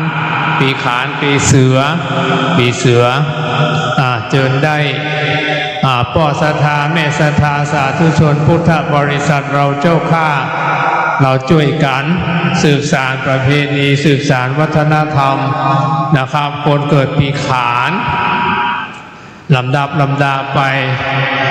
ป่อศรัทธาแม่ศรัทธาคณะศรัทธาที่เดินทางมาวัดโลกโมลีขณะนี้วัดโลกโมลีมีงานแสดงพระธรรมเทศนาตั้งธรรมหลวงหรือว่าเทศมหาชาติมหาเวสสันดรชาดกกันมุกนี้เป็นผู้เพื่อนสามบูชาชะตาปีเกิดคนควรปีขานหรือว่าปีเสือนะครับคนใดเกิดปีเสือปีขานเข้ามานั่งในซุ้มชะตา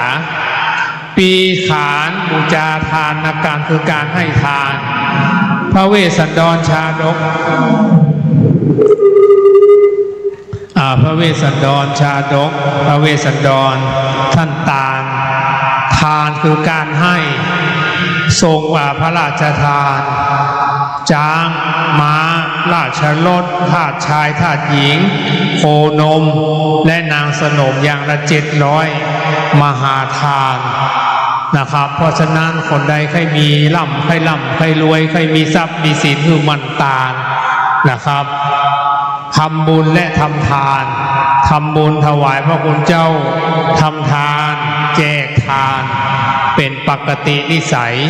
พระเวสสันดรตานทุกอย่างตานรถม้าตานฆ่าทาสบริวารตานลูกตานเมียเป็นว่ามหาทานเป็นทานอันยิ่งใหญ่นะครับในของพระองค์ท่านทรงโปรดพระราชทานทานทุกสิ่งทุกอย่างหมดแล้วซึ่งทุกสิ่งทุกอย่างตามทั้งหมด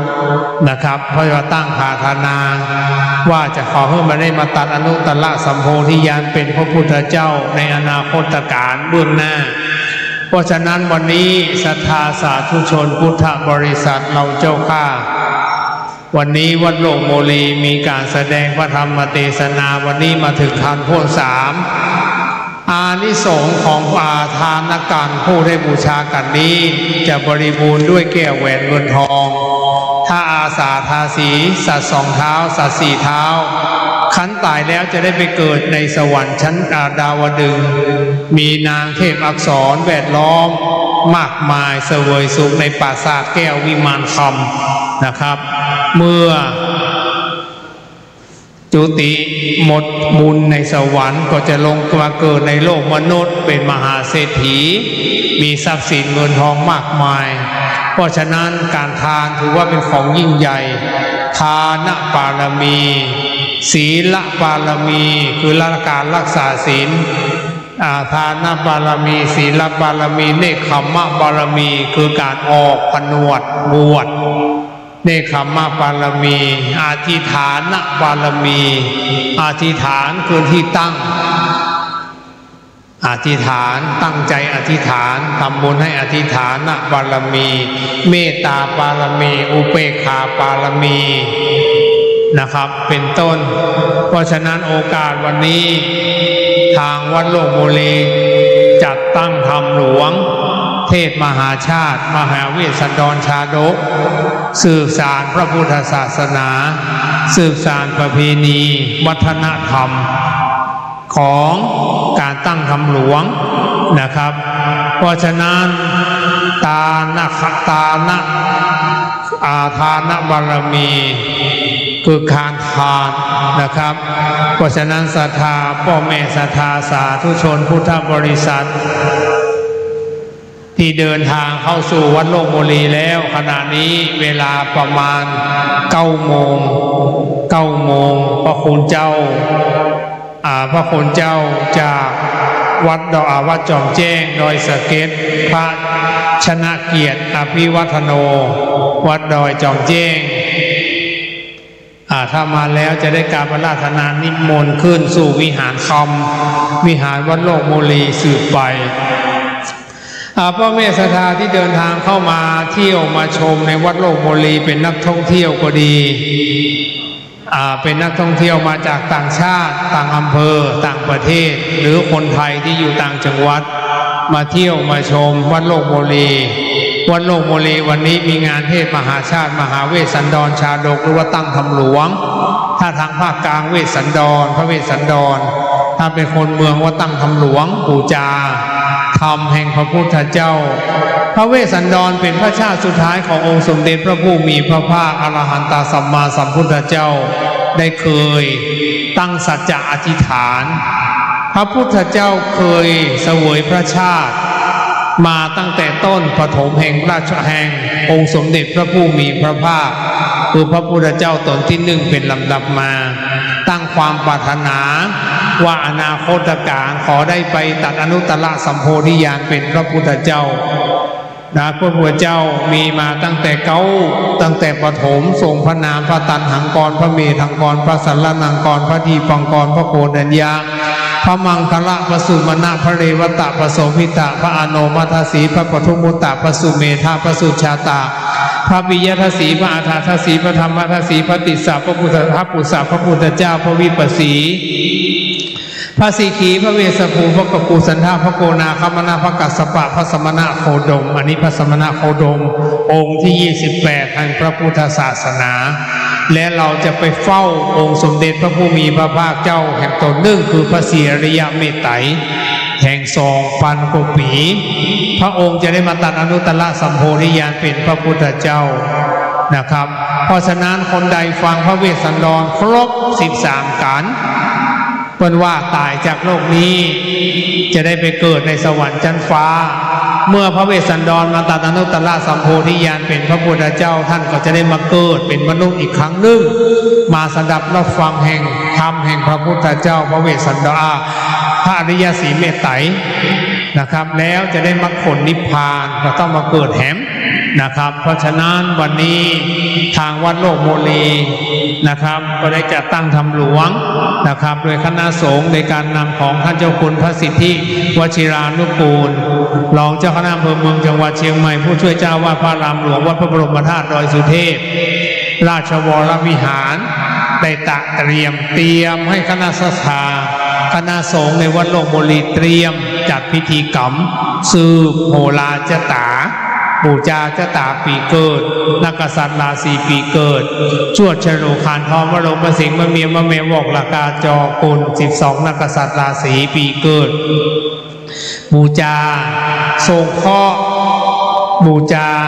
เสริมดวงชะตานะครับเพราะฉะนั้นกราบเรียนเชิญคณะศรัทธาที่มาแล้วจะบูชากันเทศบูชาธรรมกับปักต้นเงินต้นทองที่ข้างกับแปลงในวิหารได้เลยตามชะตาปีเกิดมีทั้งหมด13กันนครการเป็นการสุดท้าย นะครับเป็นการสุดท้าย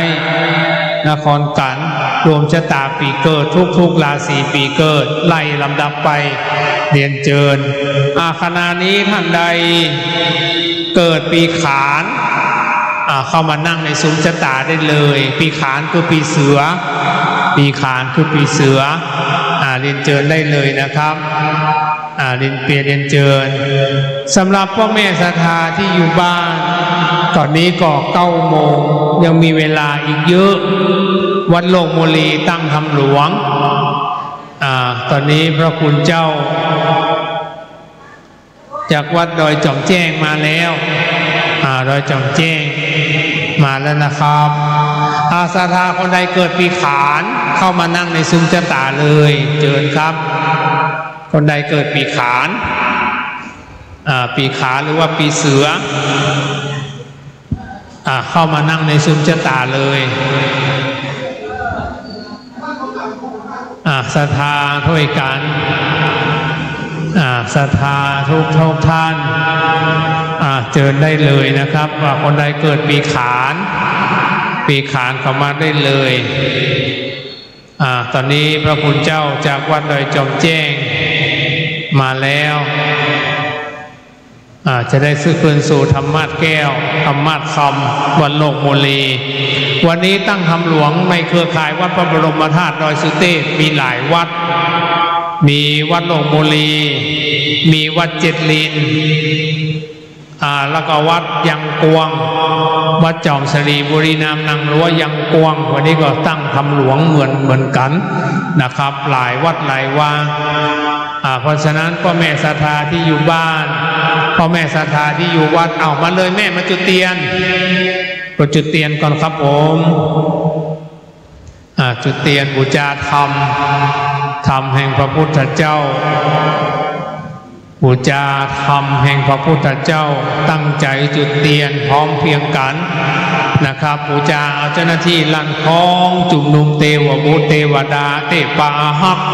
เสื้อวัดเสื้อวาเสื้อบ้านเสื้อเมืองลูกขเทวดาอากาศเทวดาพระอินทร์พระพรหมพยมพการท้าวจตุโลกบาลทั้งสี่ได้ยกย่ออัญเชิญมาเป็นเก้ามาเป็นประธานณโอกาสบัดนี้ลั่นกล้องเลยครับ มันลืมเข้ามาแล้วครับเนาะทุกเจ้ามาอัพเมียเหรอเจ้าภาพกันมาจ้ะ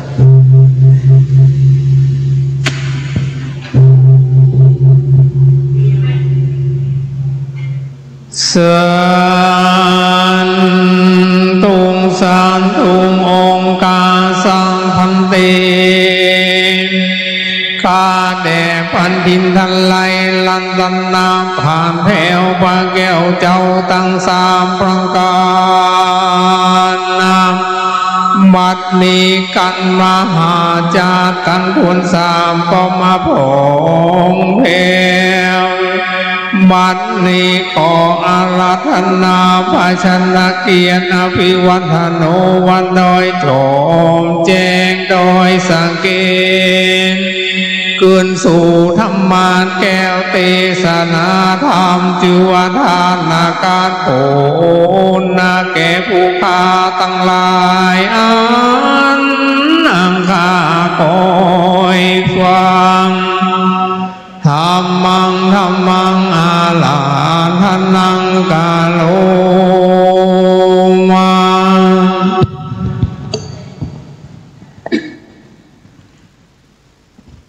สุ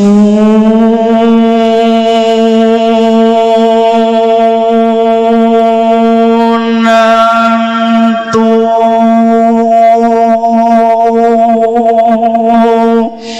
โหนโต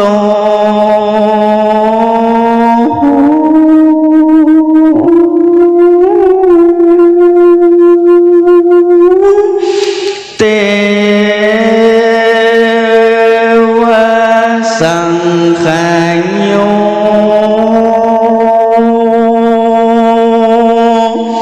ฟังลาจุงฟั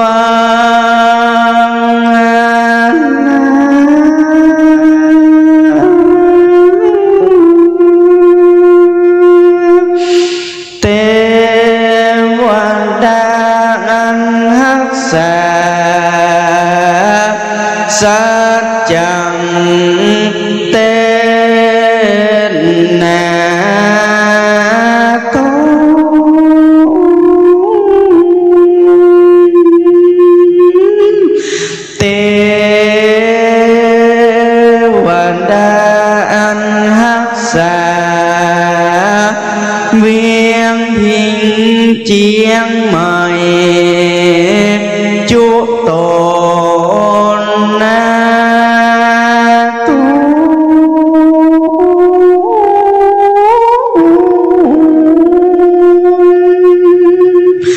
เท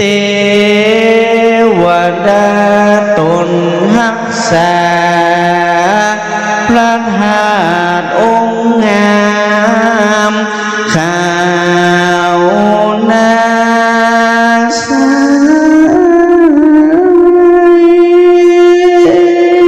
ยตั้งเทวดา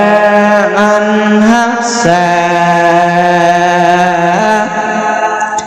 แห่งห้องโคงแขนนาโต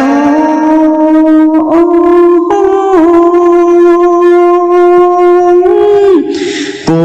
ณานาเทวดาอันรักษาวัดโลกโมเลสันธานแห่งห้องตัดติเนนอจุตนนาโตนาตุ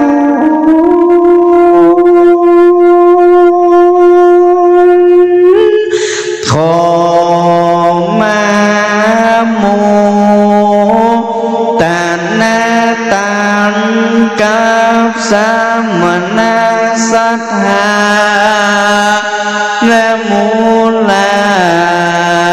สัทธาตั้งหลาย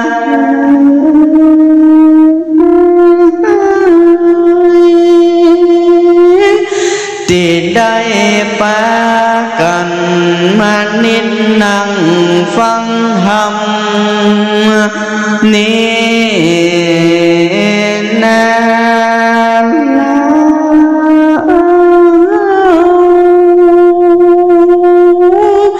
จะ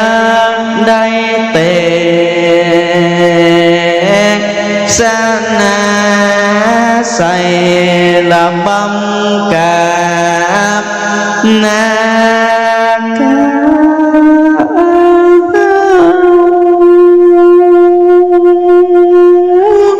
ขอศรัทธายิ่งใจลวงลายใหญ่น้อยก้อยฟัง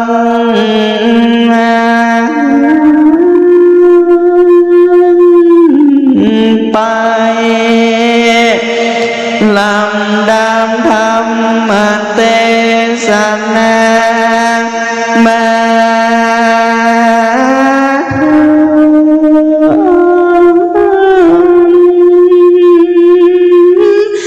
ตานากันดวงงามข้าวส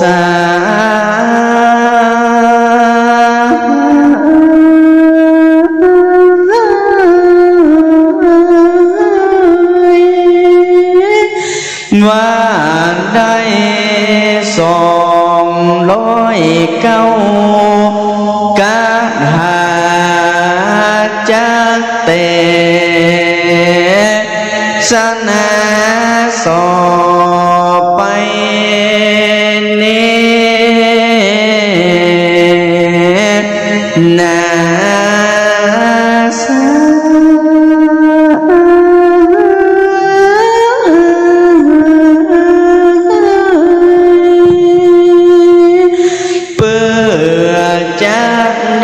สื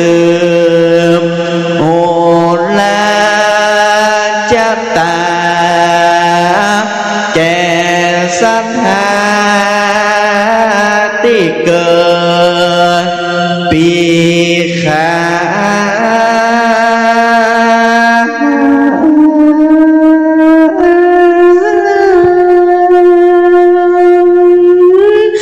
เ ความสุขกายสบายใจ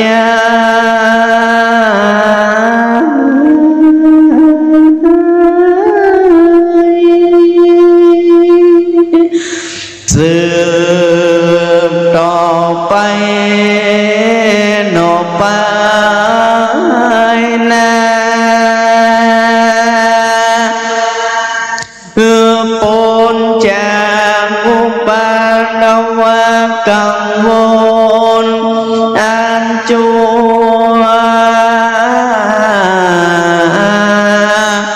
นาจ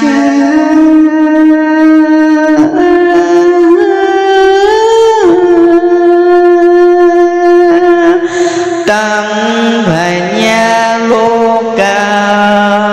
ยมาไกลตั้งคนเจ็บของไม่ยามาปานวันนักงามสาว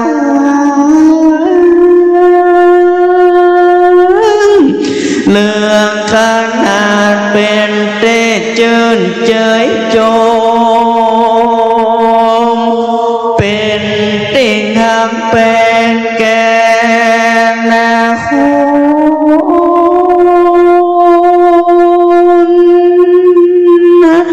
ณและเทวดาทั้งหลายและนาโหนโตจงเมหมื่นปูนล้านเต้าบังเกิดแก่เจ้าตั้งงาน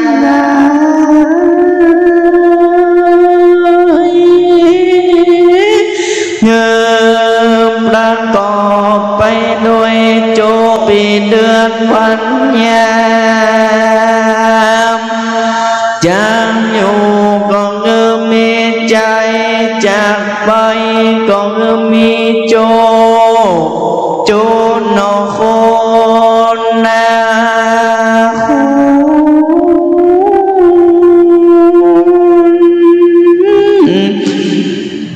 นั้นจุงจักเมเตียงแต่เดลีและนา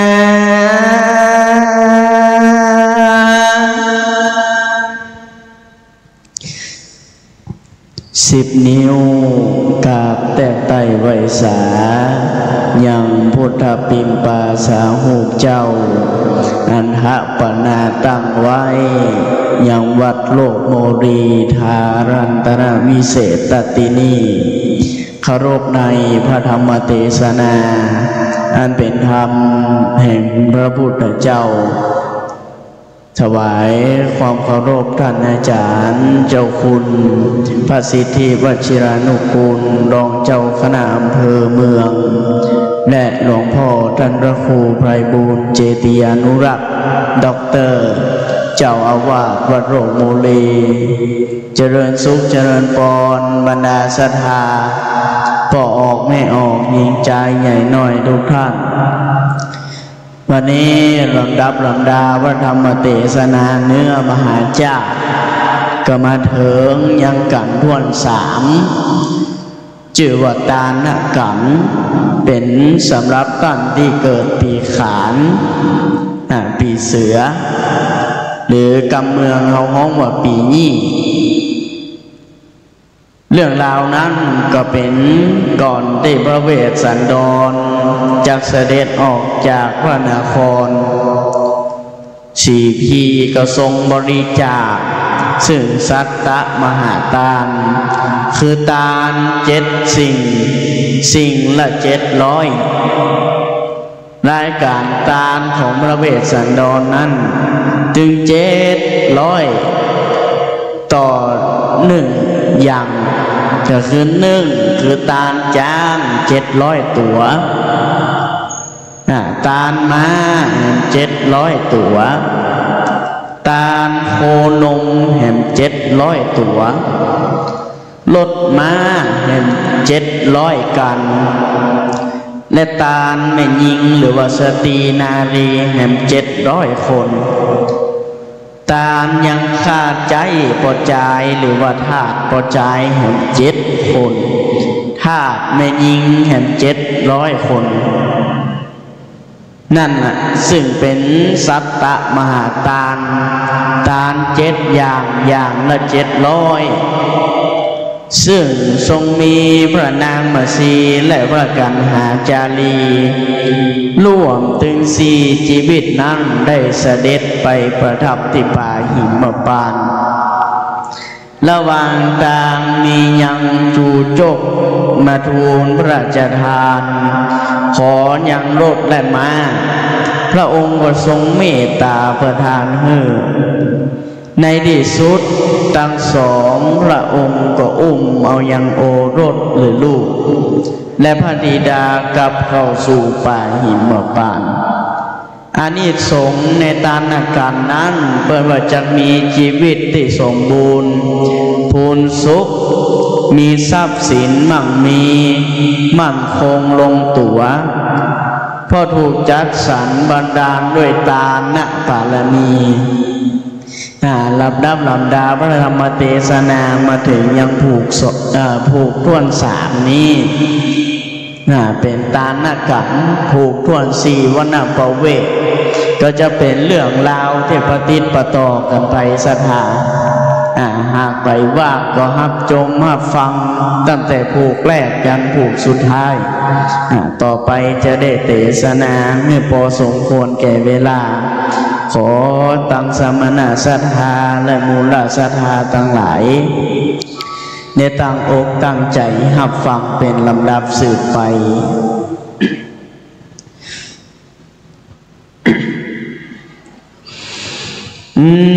นะโมตัสสะภะคะวะโตอะระหะโตสัมมาสัมพุทธัสสะทูลสัตย์เป็นโพเทวะพุทธัสสะเมการดังการศาสนาอาคันตังเกนุโภกโร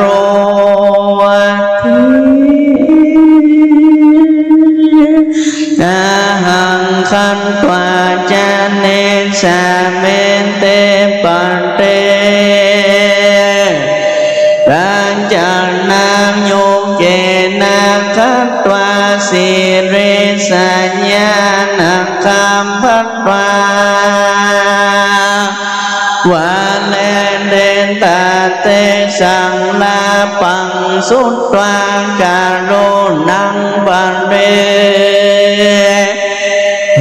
วังปะเรเนวิเตลำดับธรรมันเตสนามันเถิงในเมืองกราสันตาทั้งสองเป็นน้องอันอยู่ในห้องกันดังอันเบื่อบันดาลนางจะพุทธิก็มามีราตรำเป็นว่าข่าวสารอันแสบเนื้อร้อนใจได้มารอดมาเถิงลูกกูสันนี่แล้วจังเป็นเนรสันได้กูควรไปก็งามจังรู้จังและนางอันว่านางแก้วก็ไปด้วยยวนยามคำมันกลางกลางดีแต่ใส่ไปอยู่ไกลปราตูที่นอนอันพร้อมวอนยามสวัสดีจืดจ้อยได้ยืนยองถอยเจียนจางแห่งอ้างข้าพุทธาจารย์ใจนางก็ร้องลำให้มากนางและนาความกระสอนต่างคุณนามากนางก็มีแล านดังประกาศเสโตสันทางอาเตสังลาลาเปตังสุตวะปุตตังสานุเจสัญญาจักการุณังปาริเดวันเสราชปุณเตยาเส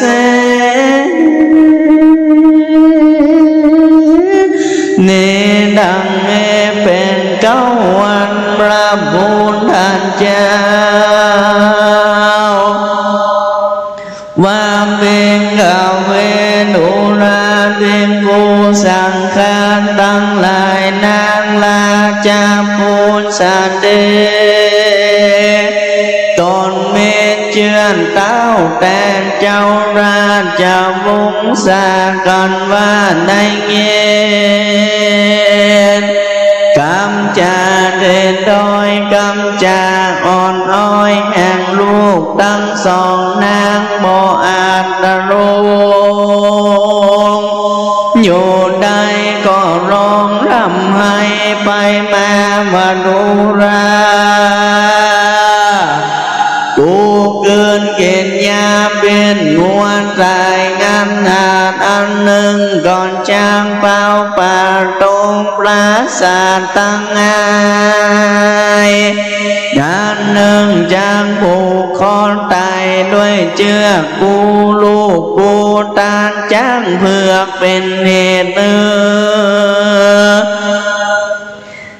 แก่เจ้าเมืองขวังคือคำลูกกูนี่ลูกกูตนนี่เดล้ำเลิศเจ้าเมืองตั้งหลายก็มาเปิงถึงตันใจหาความตันนี้บ่ได้เป็นดังเทเข้าไปไกลแห่งปราญญาจังกวานิบงทุกขาญาคุมปันทางพ่อแม่คุมยำเท่าแก่กุณาหลวงสาเป็นใหญ่แก่เต้าปราญญาพี่น้องหมอพิษของสันใดเจ้าเมืองตั้งหลายดังลือคมลูกเกือบุกงานโตดบอนได้เงินนี่จากเมืองไปนั้นจากกำนางละญาก็มาลองลำให้ดังนี้แล้วก็เล่าดมโดยลูกแก้วใส่ใจแล้วเข้าไปสู่เต้าพรหมสัญญาตนเป็นหัวแล้วนางแก้วก็มาร้องลำไม่กล่าวกันด่าว่ามันโนสาว่าปาเลตาเนอัมบาวาปาเตตาจานาเอวังดาสันเตตาเรนทังบาบาเจนเสียดุสกังดังเอวาคาแต่มังหาราชาเจ้าดาวรวงโดยเพิงอันงามโดยแม่สีแลมมันแกนเฝ้าแนมบอนได้คนเข้ากายก็เอากินง่ายสันใดอันหนึ่งไม่ม่วงใดเป็นลูกหากคนรังสาบอนใดเตียนยอมเป็นของสาธารณะแก่คนสันใดนั้นจะบ้านเมืองแห่งมหาราชเจ้าจังเป็นนาราสาราเป็นสาธารณะแก่เต้าปราญญาตั้งหลายแต่งเตศเหตุมังงาน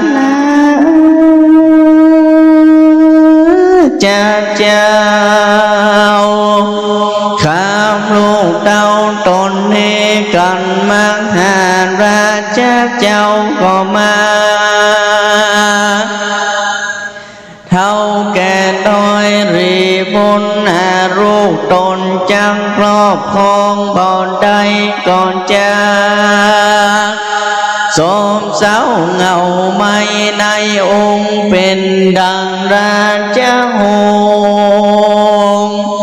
นี่ปีกหางตึงกู้สมเสาอยู่เหนือเปิกโตมดังนี้จะมาหา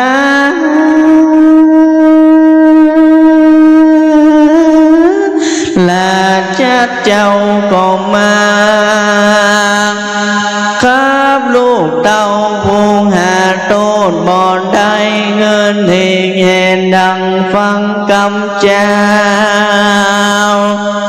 สิปีมาสนสอนเต้าตนพ่อบอดตันพิจารณาขอบละลาจาเป็นเจ้าอย่างใดครับโดนเต้าเรานี่แดนเตอปัญญาสีสัญญาณใจได้ยินกำดังจริงกล่าวว่าดูกาลา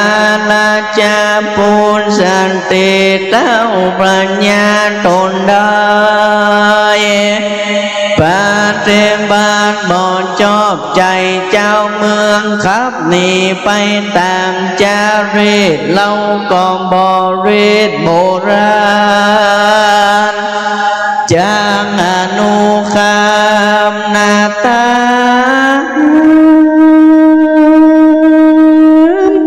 เจ้าเมืองเมืองเก่าจังคามลูกเต้าลาไป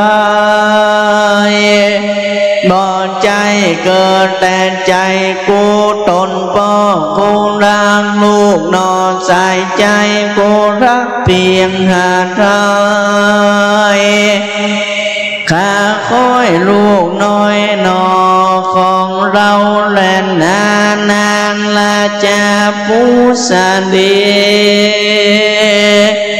ได้เงินกรรมนั้นยิ่งสะรุนใจอยู่บ่ได้ก็มาร้องลำให้ไปมาว่ายังสาบุมเพดันชาคาเนกาลาวาปุสันตายันตาตารามนุษสายันติสาวันเจงโกวังคามาสันเตดังเป็นเก้าวันวาหมู่สองน้อยตุงใจหยาดใหญ่ไปก่อนหน้าหมู่บ้านยอม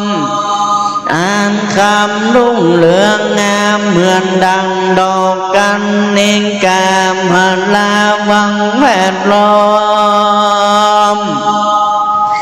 ยอมยศเจ้าลูกกูไปบัดนี้กูจะไขยังหมู่ซ่อนน้อยตึงจ้อน้อยและตุงใจไว้เข้าป่าไม่ตนหนึ่งคนเดียวดังหรือจะโยดังหานันมากมีจางชมนมลันอันงามเขาเครื่องแดงงามเหลืองบางใบเบีกแมงไข่คามโยดังอ่านบางกองกองเขาแล่นแดงเหมือนดังลานสามีพระอาทิตย์แยงออกมาเป็นบริวารราแวดล้อมไปก่อนหน้าและตามหลังวันนี้ลูกปูผู้เดียวจากมาเข้าสู่ยังนอดงนาคี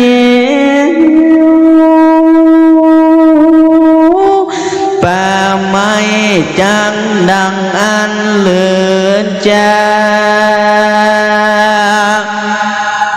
พระกาหนึ่งนาลูกกูเคยได้แลนทาจวงจันทร์มันวิมเศษเคยนุ่งผ้าต่อเตศควรค่าได้แก่ได้แสนคำมากนางอาณาและนางสนมแวดล้อมส่งเสพอ้อมด้วยดุริยาดนตรีงามดีปูจามองขาในปราสาทภูเรดังบ้านเนลูกจางไปเป็นบวชเป็นจีเธอเปรตละเสนุ่งห่มหนังเสืองานตันเรืองออกไปดังเล็บจากเจ็บขิงมาดังนิจาและนานทามังอาสันโตอันหนึ่งแม่นุ่งเขียวและนุ่งออกตั้งนุ่งจอกและจ้าทั้งมากาสาหงสาละลูกไว้ในลังไปแงวล่างอาหารฝูงคนเป็นพรานและนกแล้วคอกเข้ามาซับตอกเอาออกไปกินโดยตัวแม่ก็มาบินแวดเฝ้าหาลูกเต้าบ่ได้ยอมสมเศร้าเสยเงาไม่อยู่คนเดียวมีสั่งใดนั้นจากกุมารหันนางราชาบุญตีบอกกันนาสองลูกเต้าก่อนจากเขาปราสาทนั้นเปล่าก่อนจากศพซ้อมเศร้าอันเงาคนเดียวเป็นดังอันจันและในเมื่อกูก็มาร้องลำไห้ขอจะใจเจ้าสิปรีบอกไว้คำลูกกูนี่เงือบรันปรากจากสิปรีเมืองใหญ่เจเวนกูจะบ่ได้ยืนยาวจะแลนาตีนั้นประญาก็มากำนางสนมเจ้าแม่น้ำเต้าแก่ลือเลืองเป็นดังเลือนหลวงตั้งหลายได้ยินเสียงให้แห่งนางราชาพุทธิก็มายินตกใจกำปางก็ปากันมาประสุมจุมนุมดังจ้าและนาตามันทางฟังการเสร็จโตอาหาตาสาลาลาปิตังสุตวาสามังอันเตปุเรหังอุปังหังปังคาหาปะกังหุงเสเวกัญญาสมาดันตาดังเอเวงกัมเวดุรา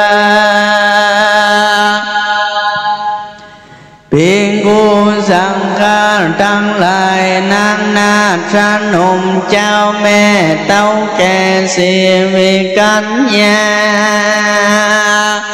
ตั้งลูกเสนาและตันเต้าจุงจามเต้าจุงนุ่มกันก็ปาหันยังนางพูนจันดีก็มาร้องลำให้เขาโอดปอนได้ก็มาร้องลำให้เต้าตัวไปเป็นดังเอจานและนา วันดาเนวันตากามานังโสทานังเตตวาลุนิงบูจานังบูจานาเตนังสมาเทวะปวาจานทาดังนี้เป็นเก้าดุราทั้งเสนาอามาตย์ตั้งหลายคนคงได้มีใจใคร่สู้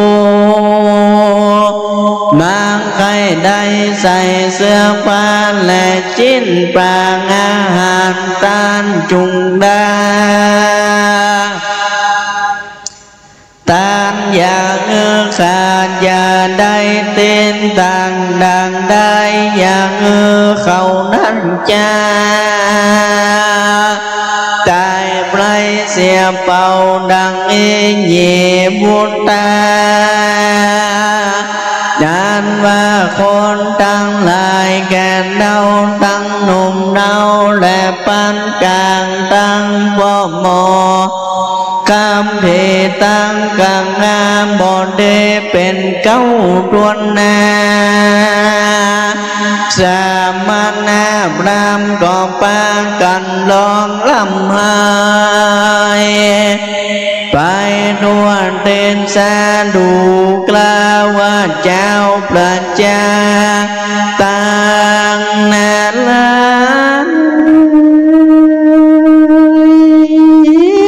มวนมาขี่ยานขับจำเจ้าพระญาเวสสันดรเนื้อพลาดพลากจากปาลาด้วยกรรมเจ้าเมืองมาสนสองแก่นเต้าตนป้อล้วนครับนี่เป็นอันบ่เดบ่จอ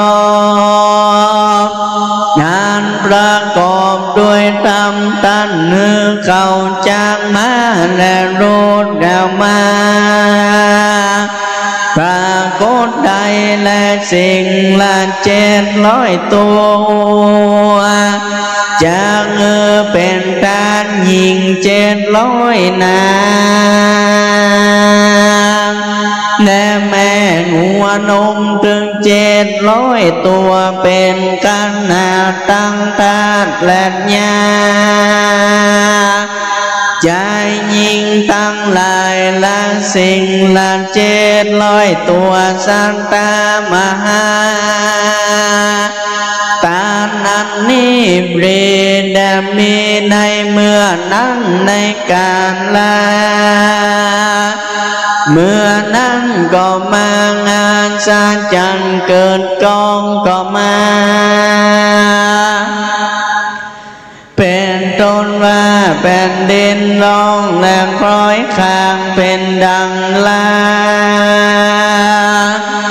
จางไปกวนเลือดกำเบิ่งกวนหังหัวปองก็เกิดมีด้วยเตจริตเทแห่งการบริจาคเจตนาทานแห่งมหาสัจเจ้านั้นและนาตาสามิงกาเนตานังสันตามาเนในกาลเมื่อนั้นมังอาสันเจ้าเมืองตานดังเจ้าเมืองตั้งหลายกองกล่าวว่าข้าแต่เจ้ากูเจ้าเมืองตั้งหลายครับเจ้านิ่งเอ็นดังเจ้ากูตานดังอันนอหรือจ้ามาเงือตานยิ่งกว่างเก่าเล่านั้นจะคนตั้งหลายฟุงลา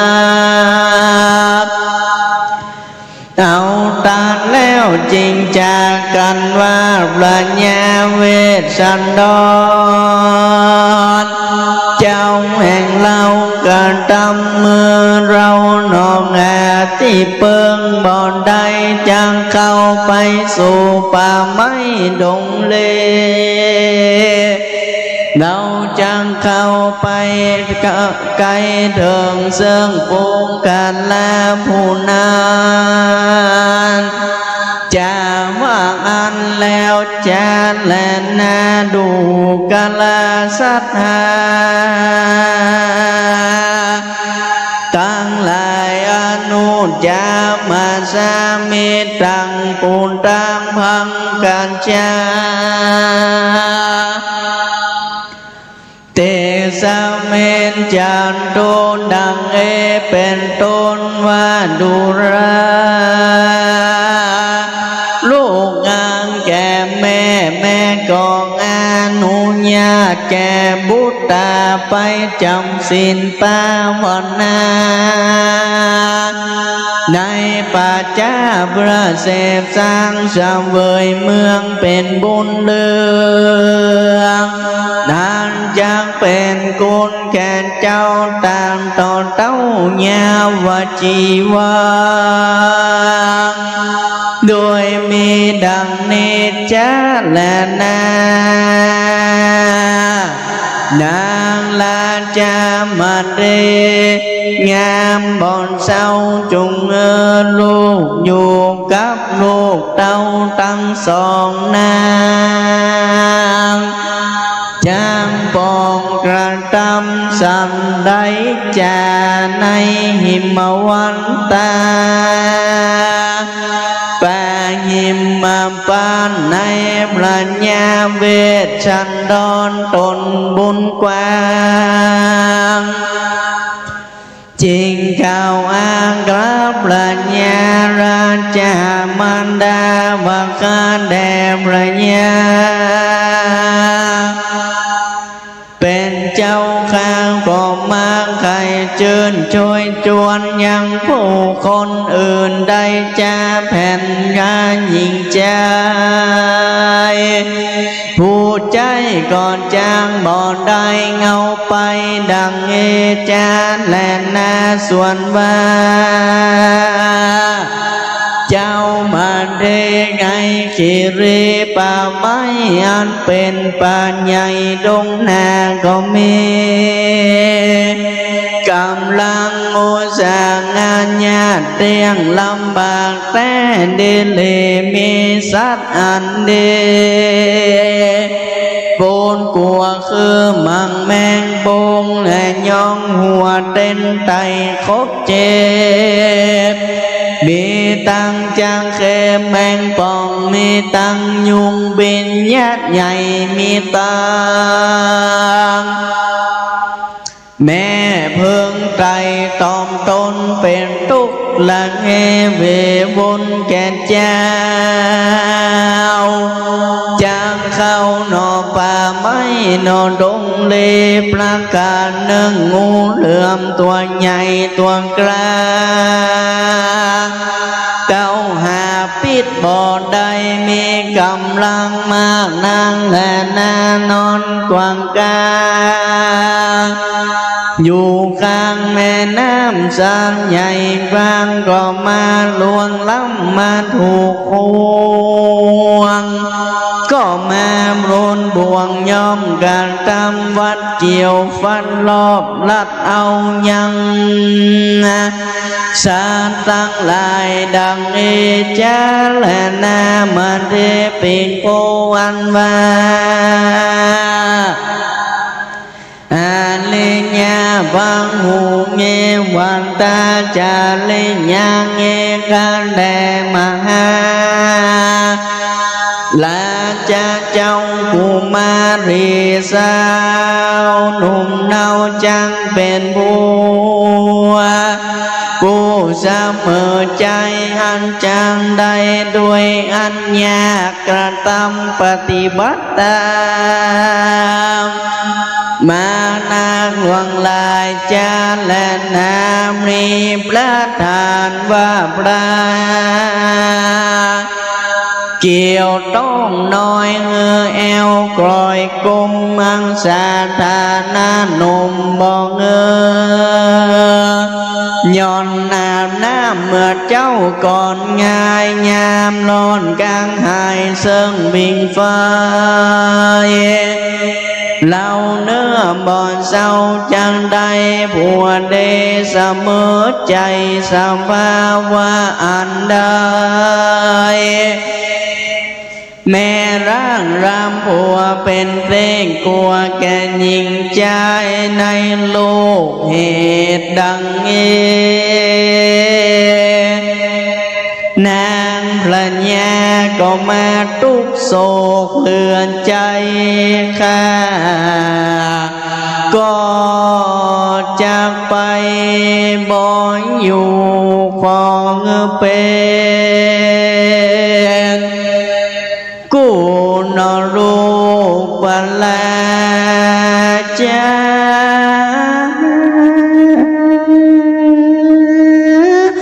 เจ้าปองสองญาปิสางหุนเตอาดาปัตโตขันแต่มังหาราชาเจ้าใจผู้ใดมีจาดเจืออันหน่อยไล่มองกวนกินข้าวนั่นเป็นซากนางเต้าปรัญญาปลายลูนเขาว่านางนั่นเป็นแม่ร่างดุงปางอ้างสิ่งกันแจงใจผู้นั้นใบรู้แม่นมันบ่สู้ก็รุงกอดลากเอาไปดังอีจาแลนาอาติญาปิญญาติกุเลปินเตอันหนึ่งนาก็มาหาผัวบ่ได้เข้าของไปด้วยใจบ่แม่นอยู่ไกลพี่น้องขกูลมีเครื่องเงินคำขันตั้งไว้ก่อนมาได้ยินยังกำดายอดโตหูมาแก่ญาติกาวงศาพี่น้องตั้งยิงและใจตั้งเมนสร้างหายเพื่อนบ้านท่านก็มายอมตานดูแควนคานแดดของไปตัวไต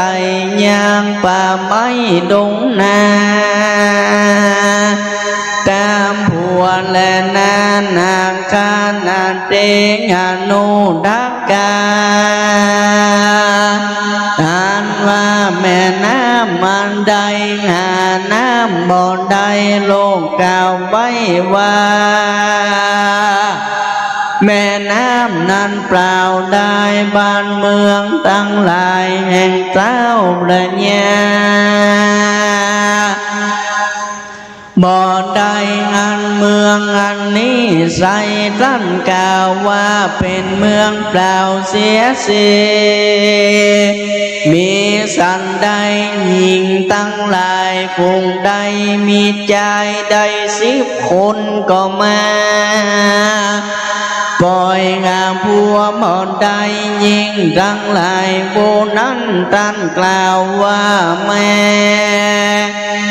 ล้างดวงปางอ้างสิ่งกันนานจะโยอันดาสาลาดาสาปัญญานังและนาอันหนึ่งจอน้อยและตุ้งใจใหญ่ญาใหญ่ปักหัวโลดบางโกนในตีไก่มีไฟมีมาที่ใด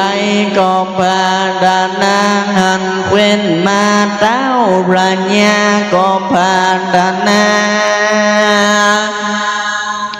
ปากโกนแก่บ้านเมืองว่าอันเป็นใหญ่ดังเอจาและนาส่วนว่า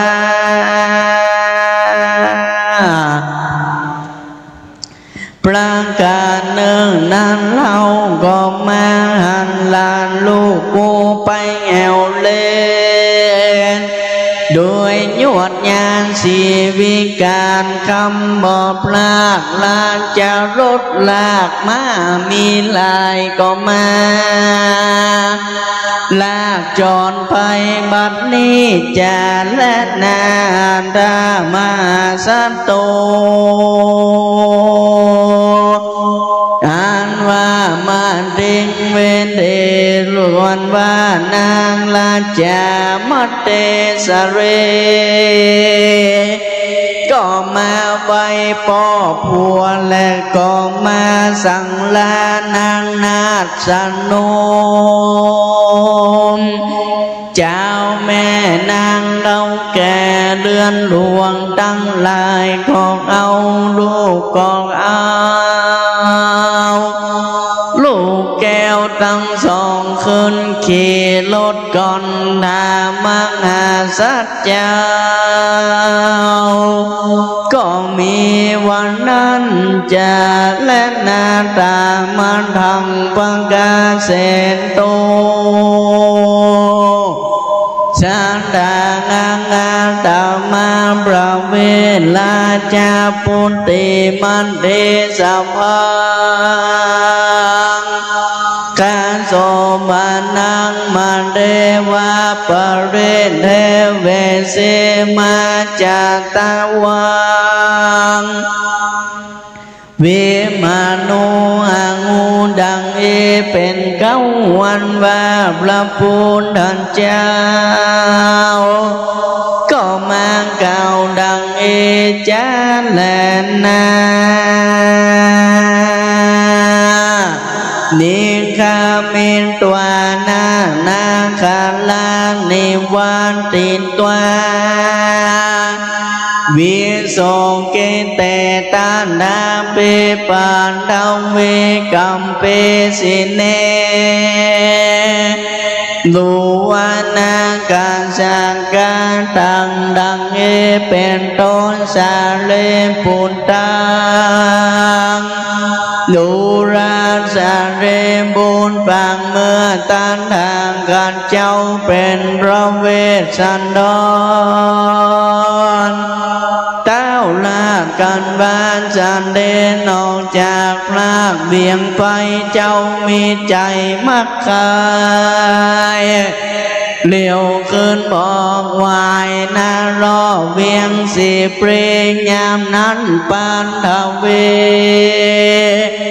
ก็มาไว้ว่าฉะนั้นก้องไปมาเขาสิเนรูปันตาก็มาอ่อนน้อมเบียนเบียงกอมไปมามังหาสัจเจ้าวดุราอันว่าปราศาสตราจามนเตียนนั้นควรสนุกถูกเนื้อนอเปิงใจเป็นเต็งอาสาไรแงงพ่อและแม่ราชาตนประเสริฐงามล้ำเลิศเมื่อเวทใจโยนราจังปาตนพันรากนีลาจากไปไกลมหาสร้างเจ้ายังอะไรงามมานั้นเกิดสร้างหาชาติปางลังก็มีแลกามาดังบางการเสนโตสันหางหาตังพระมานังอันวังการตวังมุนเตตังอาเสงอาจินสุจันเยโตปันติญาเตสิจันตุนังจันตุโรญาเยดังเอจานแหนาพิงกเวดุราพิงอุสังกาตั้งหลายพรามตั้งหลายสี่คนไปหันแล้ว ก็ขอเอายังมาแก้วตั้งสี่ตัวพระญาเวสสันดรราชก็มาปราศาสเนื้อเป็นตานและนาในการละเมื่อมังหาสัจเจ้าตานแล้วหัวราชจะโลนแก้วก็บอนตกลงดินจักตั้งอยู่ในอาการสิ่งเดียวเมื่อนั้นเทวบุตรและสี่ตนก็มาเนรมิตเป็ดเป็นดังละมังสี่ตัวเอาหัวมาซ้อนแอนแล้วปราดานาไปประบวงไข่เก่าอ้างจริงจากคำเจ้าลานาจามันเทวดูราเทวีน้องเป็ดเจ้าจุงเล็งดูทีและยังลำมังสี่ตัวอันมีรูปมันงามเป็นดังรูปคำก็เอาราชจะโลดไปเหมือนดังอันราชใจจอบลากในเมื่อการมาเทวบุตรสี่ตนก็มานำเอาหัวราชจะโลดไปดังงานยามเมื่อนั้นลามผู้หนึ่งก็มาตามหลังแล่นมาหาดังเยจาแลนาตาโตเวสันตาโรเมื่อนั้นพระญาเวสสันดรก็เฮืออุตานร้านจะลดแล้วก็เงินนางหน้าแก้วและจะมันเตกับตั้งสองเสียลูกอังลาดก็เงือองร้องงานเลยกาดลากลงดินเต้าพระญาตั้งหลายพ่อแม่ลูกก็เอากันไปไต่เตียวไปมหาสัจเจ้า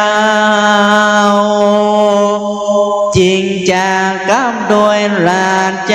กัญญาว่าจุงเอากันหาผู้น้องยังพ้องว่ายังแควนเบาส่วนตัวเราจะเอาวางสร้างดีตนเปงานยังแก่นางบังหากระสานตาทั้งสองสันนี้แล้วก็ปางกันยังลูกแก้ว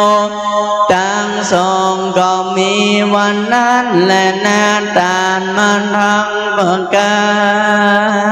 รเสตุสันตางางาลาจากุมาลังอาหารยังราชาปุติจันดาลิกังสมุทมานาปังกามุงังกามัญญายังปัญญังวันทาเบงกเวดูแลเบียงกูตั้งหลายปังเมื่อปราณทานทางกันเจ้าเป็นยังพระญาเวสสันดรเต้าราชได้กลอยกล้าจากไกลฟ้าและเจ้าประจาก็เมายังลูกเจ้ากันหาและจาลีนางลาจะมันเทก็เมายังสองลูกเต้าแหลมพันลิญาเจียนละจาคอยกำมันชื่อนอเจยจมยินดีจัดใจก็เข้าไปสู่ญาณปาง มาปานด้วยประการดังกล่าวมานี้จ้าและนาตานากันทังเนเดตากริยาสังวานนาจายังตานาการปาลิจันทางอันประดับโดยกาถา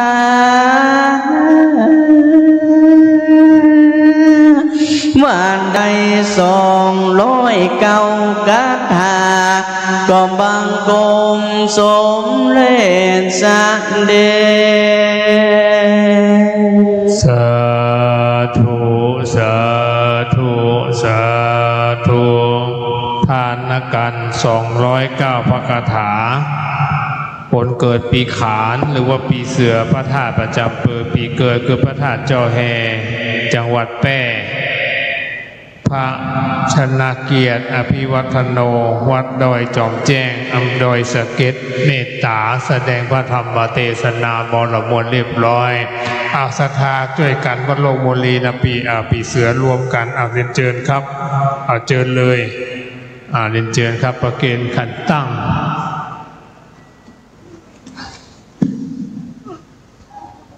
มาประเคนเลยครับผมอะไรขันตัวปัจจุปัจจัยคุณพานุพงศ์มีทางใดครับประเคนมาเลยครับผมเชิญมา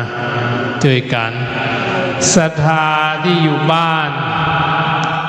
ฟังคลื่น 104.50 เมกะเฮิรตซ์วัดฝ่ายหินและเดี๋ยวก็จะมีการถ่ายทอดคณะนี้มีการถ่ายทอด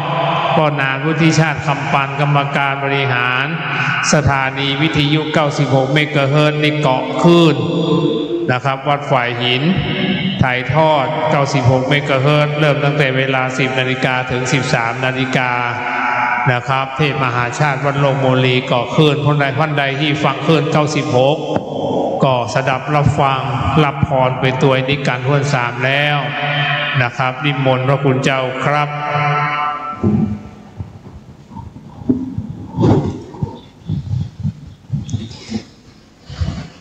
ยะถาวาลีวะหาปุราปาลิปุเรนติสากรังเอวะเมวะอิโตทินังเปตานังอุปกาปติอิจิตังบันิตังตุมหังคิปเมวะสมิจันตุสัพเพปุเรนตุสังกปาจันโทปนรโสยถามณิโชติรโสยถาเอวังโหนตุติราจในวันนี้นาหมายมีตังสัมมนาศรัทธาและมูลศรัทธายิ่งใจหลวงหลายใหญ่น้อยต่างก็ได้สลงคงควายตกแต่งห้างตำดามายังทูปบุพามาลาดวงดอกเข้าตอกดอกไม้จตุปัจจัยไตยวัตถุทานและพระธรรมเทศนาเนื้อมหาจารย์มทะพนาได้เทศนาก็ปริปุณังเป็นที่เรียบร้อยเพื่อว่าสัมมนาศรัทธาและมูลศรัทธาทั้งหลายเจโตปณิธามีด้วยประการจันใดดังอันก็ดีตั้งสมิจันตุจุงปันอุดมสมสราบุตริจุเยี่ยงจุประการนั้นจุงจักมีใจญาสิทธิตานังลาพังโสทีภาคยังสุขังพรังสิริอายุจะวันโนจะโพคังบุตรีจะยัตสวาสัตวสาอายุจะจีวสิทธิพวันตุเตภวสปีติโยวิวัจจันตุสัพพโรโกวินาสันตุมาเตภวันตวันตรายโยสุขีติกายุโกภวะอภิวาตนะสีลิสนิจจังมุทาปัจจายโนจตารโรธัมมาวัฏันติอายุวันโนสุขังปะลาสาธุสาธุสาธุ ขอบพระคุณนะครับพระคุณเจ้าเมตตาแสดงพระธรรมเทศนาบรมวลเรียบร้อยนะการวันนี้สืบไปวันตามีพันเตสัมปังอาปาลาทังคามาทาเมพันเตมิยากาตังปุญญังสามินานุโมทิตัมพังสามินากาตังปุญญังไมหังตาตัมปังสาธุสาธุอนุโมตามิ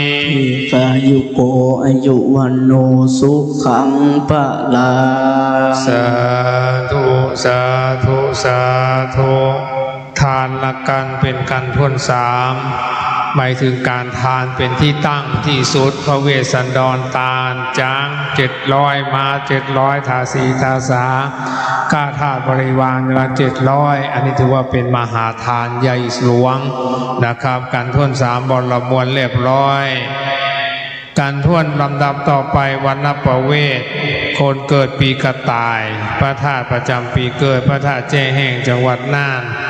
วันณประเวทมี57พระคาถาคนใดเกิดปีกระต่ายเข้ามานั่งในซุ้มเลยนะครับจะได้สืบโหราชตานะครับ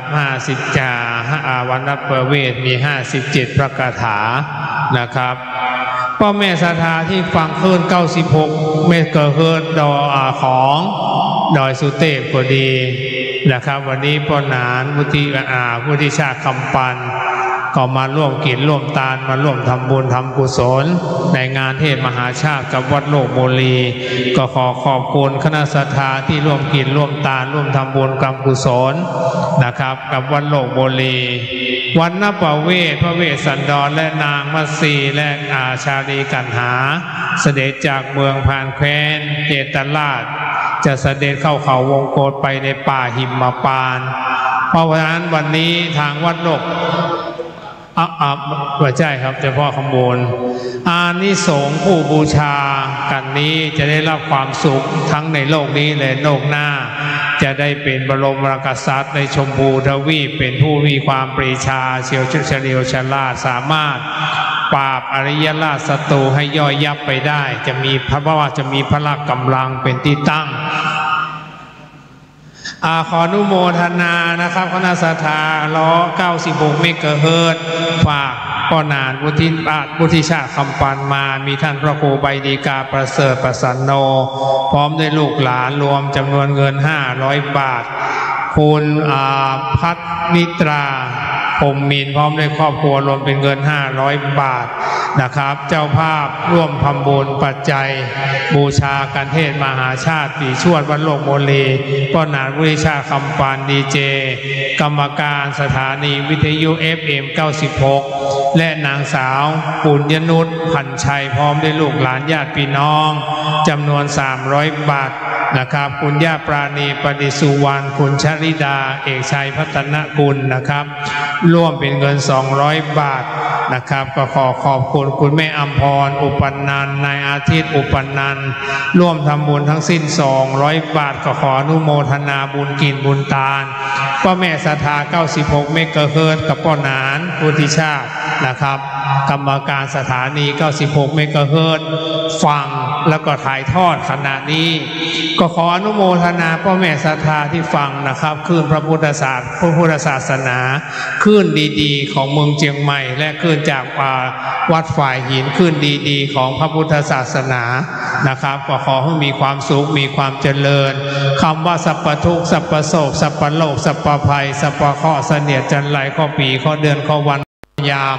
ข้อมาหลับมาตื่นข้อมาย่างมาเตียวข้อบ่หูบ่หันข้อนา108 900ปันประการข้อภายในเฮือออกข้อภายนอกคือหนีข้อลาวีแก่นก้าข้อไปหน้าอย่าได้มาท่าข้อไปหลังอย่าได้มาติดข้อพันอันหลายสิ่งหลายประการข้อเจ็บข้อไข้ข้อไม่ก็ดีข้อมาลายหายออกไปพ่อแม่ศรัทธาที่ฟังคลื่นและร่วมทำบุญทำกุศลในวัดโลกโมลีเทศมหาชาติหรือว่าตั้งธรรมหลวงนี้คณะศรัทธาจาก96ก็ดีนะครับสดับรับฟังพระธรรมเทศนาตั้งแต่นี้สืบไปขออาราธนาบารมีพระพุทธปิมปาสารูปเจ้า พระพุทธปฏิมานามว่าพระพุทธสันติจีรบรมโลกนาถองค์พระบรมธาตุเจ้าเจดีย์ด้วยบารมีของท่านพระครูไพบูลย์เจติยานุรักษ์นะครับของท่านเจ้าคุณน้อยก็ดีบารมีพระสงฆ์องค์เนรในวัดโลกบุรีขออำนวยอวยผลทุกท่านที่สดับรับฟังและทำบุญทำกุศลตั้งแต่นี้สืบไปให้มีอายุปีอายุเดือนอายุวันอายุยามอยู่ก็ขอให้มีใจไปที่ทางใดก็ขอให้มีโชคมีแต่ความสำเร็จมีแต่ความสำเร็จมีแต่ความสำเร็จอายุมั่นยืนยาวบ่เจ็บบ่ไข้บ่หนาวบ่เมื่อยทุกท่านทุกคนด้วยเถิดอันนี้ก็ขอบคุณคณะสัตยาฝากปัจจัยป้อนานวุฒิชาติคำปันมาขณะนี้ก็กระจายเสียงไปหลายคลื่นคลื่นพระพุทธศาสนาหลายคลื่นหลายแล้วก็มีการถ่ายทอดทาง YouTube ทาง Facebook นะครับคลื่นวัดฝ่ายหิน2นะครับฟังเปิดได้มีภาพกระจายเสียงรูปภาพไปทั่วโลกขณะนี้คลื่นดีๆมีที่เชียงใหม่คลื่นดีๆของคนล้านนาถ่ายทอดที่วัดโลกโมลีหัวเมืองเชียงใหม่วัดโลกโมลีดังให้ปลาลกเล่าคู่กันฟังไปในเบื้องต้นว่าเป็นวัดเก่าวัดหนึ่งของพระของเมืองเชียงใหม่วัดนี้พระมหากษัตริย์ธิราชเจ้าตั้งแต่ปฐมราชวงศ์คือราชวงศ์มังลายเป็นต้นมาก่อมาแปลงมาสร้างไว้ที่สันนิษฐานจารึกแน่นอนก็คือสมัยประมาณปีพุทธศักราช 2070 พระเมืองเกตเก้ามาแปลงมาสร้างองค์พระบรมธาตุเจ้าเจดีย์คือวัดโลกโมลีพระธาตุวัดโลกโมลี 2071 ยกสถาปนาวัดโลกโมลีเป็นพระอารามหลวงประจำราชวงศ์มังลายเป็นประถมเป็นต้นมาวัดนี้มีความเจริญก้างกงรุ่งเรืองไปยุคเป็นช่วงแล้วก็ล่มสลายไปยุคหนึ่งต่อมาประมาณปีพุทธศักราช 2337 นะครับพระเจ้ากาวีระมาฟื้นเอาวัดจังหวัดเชียงใหม่มาฟื้นวัดต่างๆหลายวัดหลายวาในจังหวัดเชียงใหม่มาจนถึงพลกีเจ้าแก้วนวรัตน์ราชวงศ์กาวีระมาแปลงมาฟื้นเอาอารามวัดโลกโมลีแห่งนี้ด้วยมาสร้างธรรมะแก้วสร้างเสนาสนะในวัดโลกโมลีวัดโลกโมลีนี่ก็เจริญขึ้นมาอีกยุคหนึ่งหลังจากนั้นก็ล่มสลายไปด้วยกาลเวลาต่อมาปีพุทธศักราช 2544 พระเดชพระคุณหลวงพ่อท่านเจ้าคุณดอยสุเทพขณะนั้นยังลงตำแหน่งสมณศักดิ์พัดยศเป็นพยานสมโภชนะครับพระเดชพระคุณหลวงพ่อก็มาพร้อมด้วยคณะสงฆ์จังหวัดเชียงใหม่มาก่อร่างสร้างมาฟื้นเอาอารามวัดโลกโมลีขึ้นมาวัดโลกโมลีในขณะนั้นวัตถุโบราณสถานโบราณต่างๆเหลือองค์พระบรมธาตุและเสนาสนะอีกเล็กน้อยนะครับพระเดชพระคุณหลวงพ่อก็มีดำริให้คณะสงฆ์ในเครือข่ายวัดพระบรมธาตุและคณะสงฆ์ในจังหวัดเชียงใหม่มาช่วยกันฟื้นฟูบูแลตกแต่งก่อร่างสร้างแผงตั้งแต่ปีแรกๆมาฟื้นวัดโลกโมลีพระเดชพระคุณหลวงพ่อว่าฟื้นวัดแล้วต้องฟื้นวัฒนธรรมดีๆของเมืองเชียงใหม่มีอะไรเช่นไปหาลอยกระทงก็มีการตั้งธรรมหลวงการตั้งธรรมหลวงหรือว่าเทศมหาชาตินำเรื่องพระพุทธประวัติ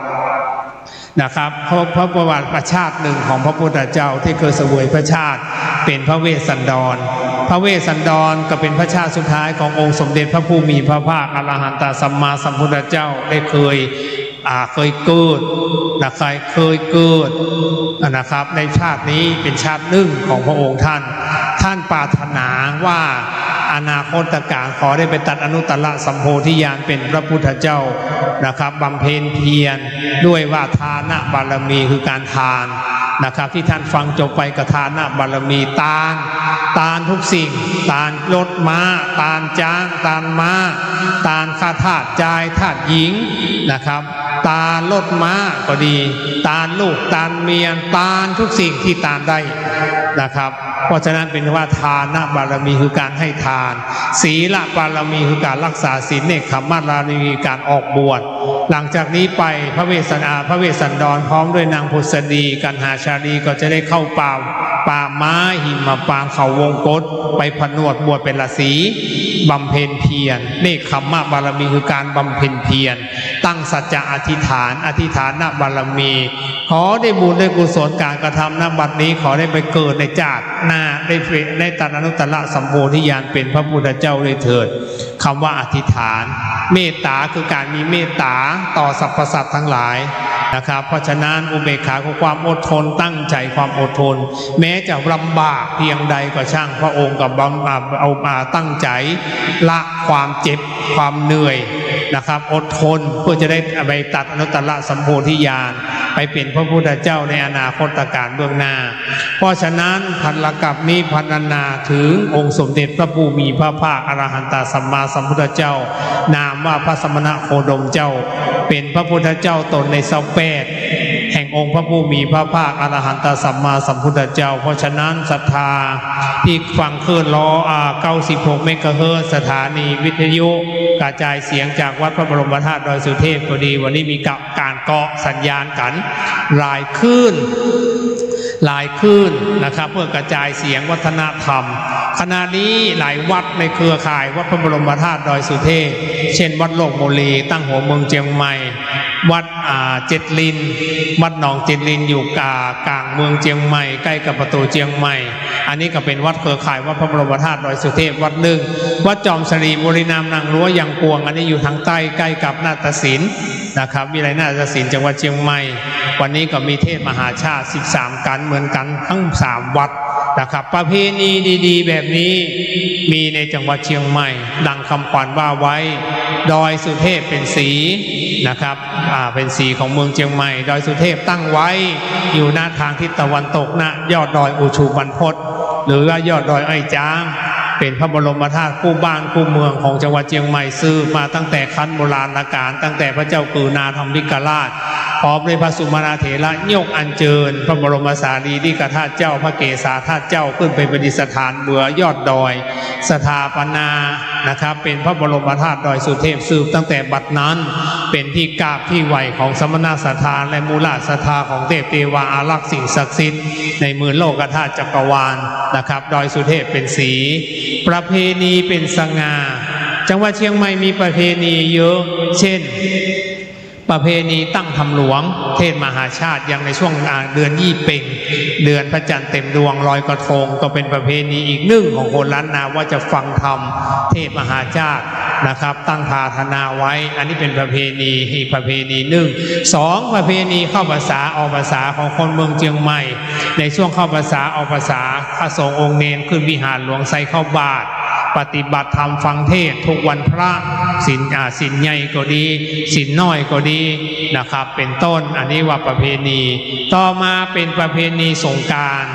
นะครับส่งน้ำพระส่งน้ำขมิ้นส้มปล่อยน้ำอบน้ำหอมนะครับแด่องค์พระพุทธรูป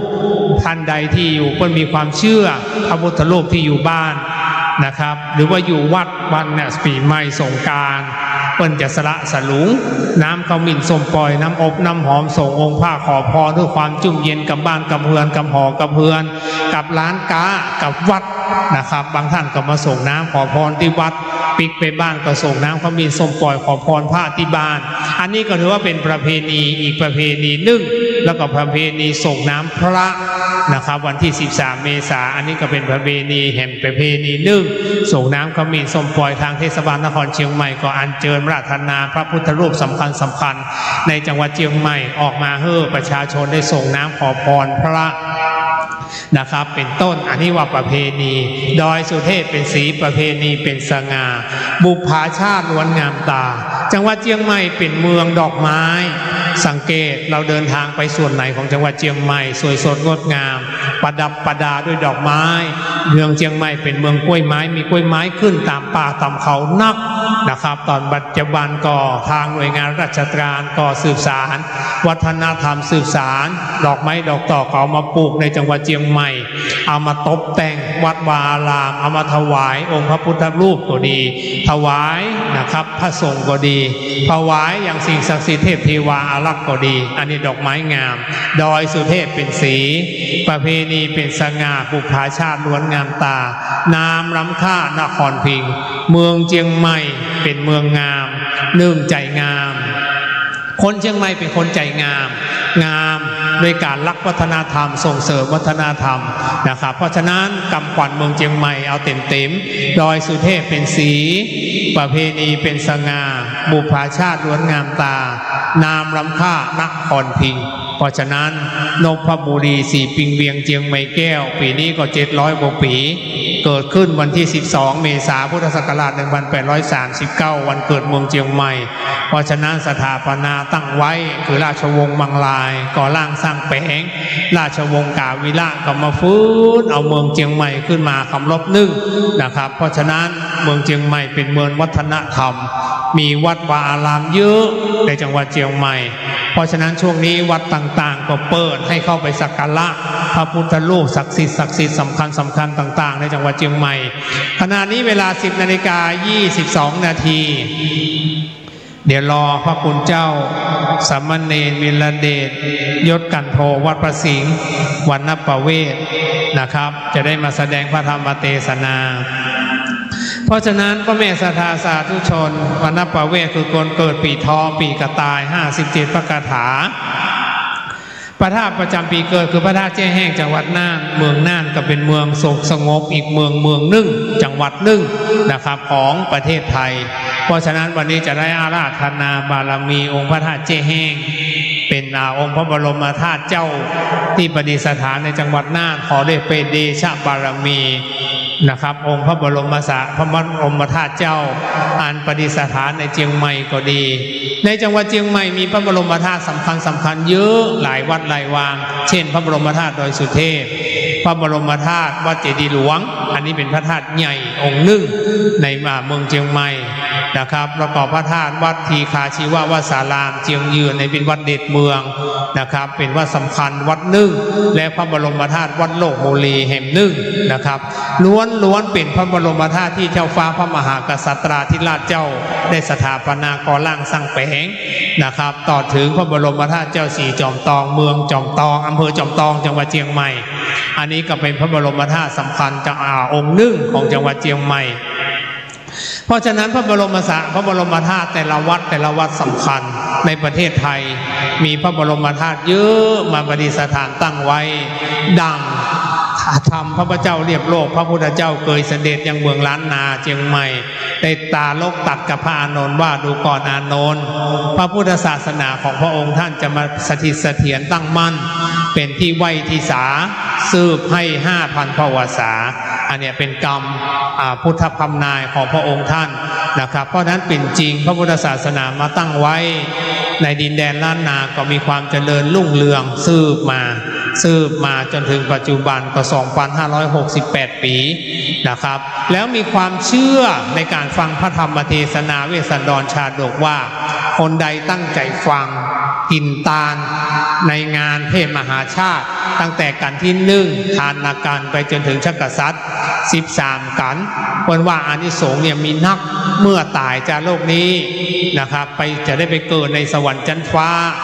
นะครับเป็นเทวดามีบริวารมากมายเป็นที่ปึ้งเป็นที่เคารพนะครับเมื่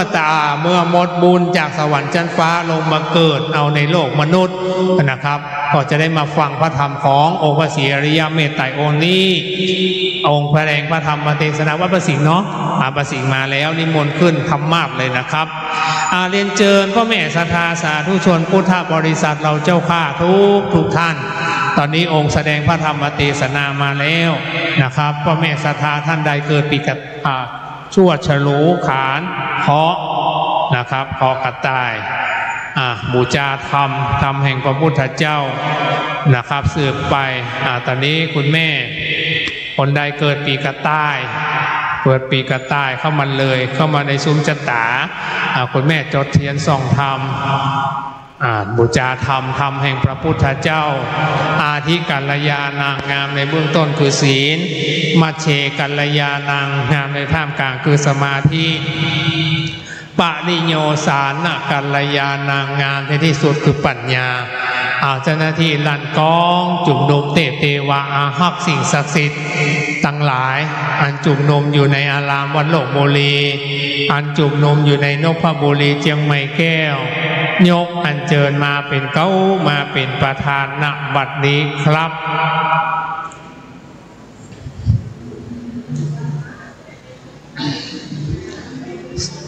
สานทุงองค์การสัมพันเต ทินทันไลลันตันนาผ่านแผ่วบางแก้วเจ้าตั้งสามประการบัดนี้ทานนักกันทวนสามก็บละมูลเรียบร้อยดีงามบัดนี้มาถึงกันทวนสี่ชื่อว่าการวันละประเวทผู้ค้าตั้งหลายอันจุ่มนุมกันอยู่บนวิหารหลวงอารามวันโลกโมลีใหญ่กว้างขอนิมนต์ลูกศิษย์พระมุนีสัมมันเนรวิลเดชโยนกันโทวันพระสิงห์หลวงเกินนั่งสู่ธรรมาแก้วแล้วเทศนาธรรมผูกวิเศษโปรดแก่ผู้ค้าทั้งหลายอันนั่งท่าคอยฟังธรรมังอาลาทานังกาโลมังโส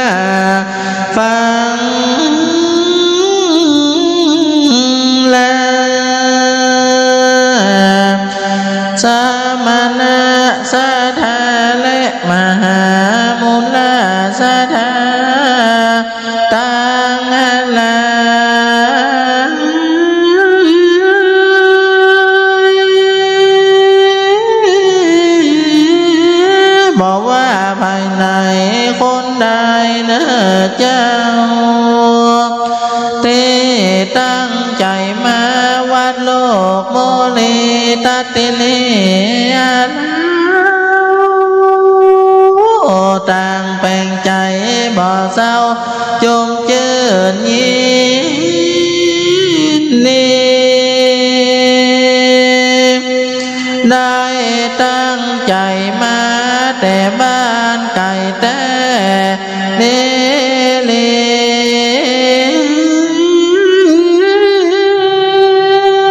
สละเวลาอันมีได้มาลำขวางแก้ว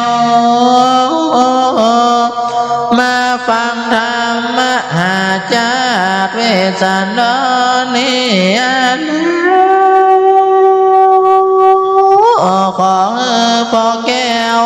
แม่แก้วตั้งใจฟังเถิดนะตั้งว่าเปิ้นก็ได้นิมนต์ลูกเน้นมาเทศการวนภาวนาประเวทนี้นะ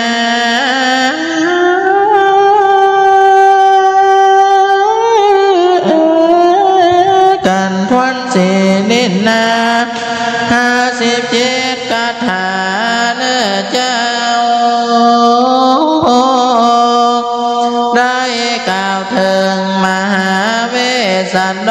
รเดินเที่ยวกลางป่าแต่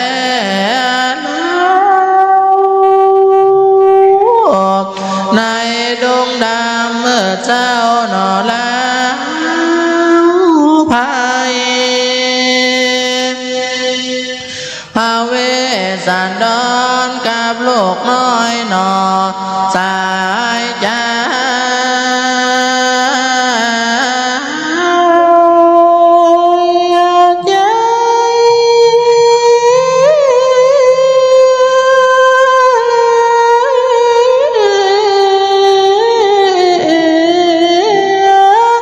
กับนางมาที่นงไว้เตี้ยวด้วยกันดังจะไป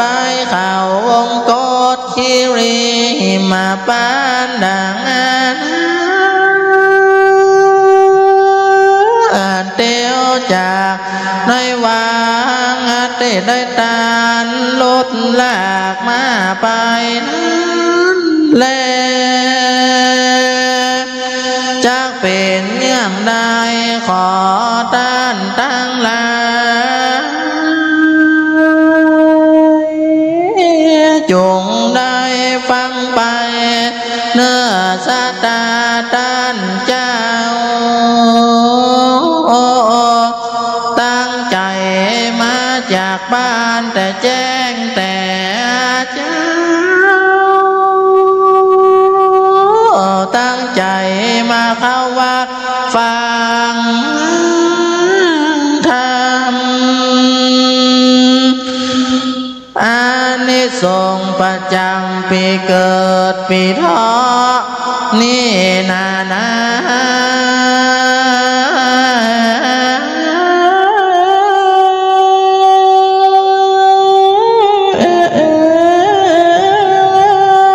ปีมาอแต้มกรรมนะชาตาด้านเจ้าจะทำบุญลดเคราะห์สืบโหราชาตานั้นนั้นของชาตาด้านเจ้าตั้งใจฟังไปก็มีนายปากาได้กล่าวมานี้และเด้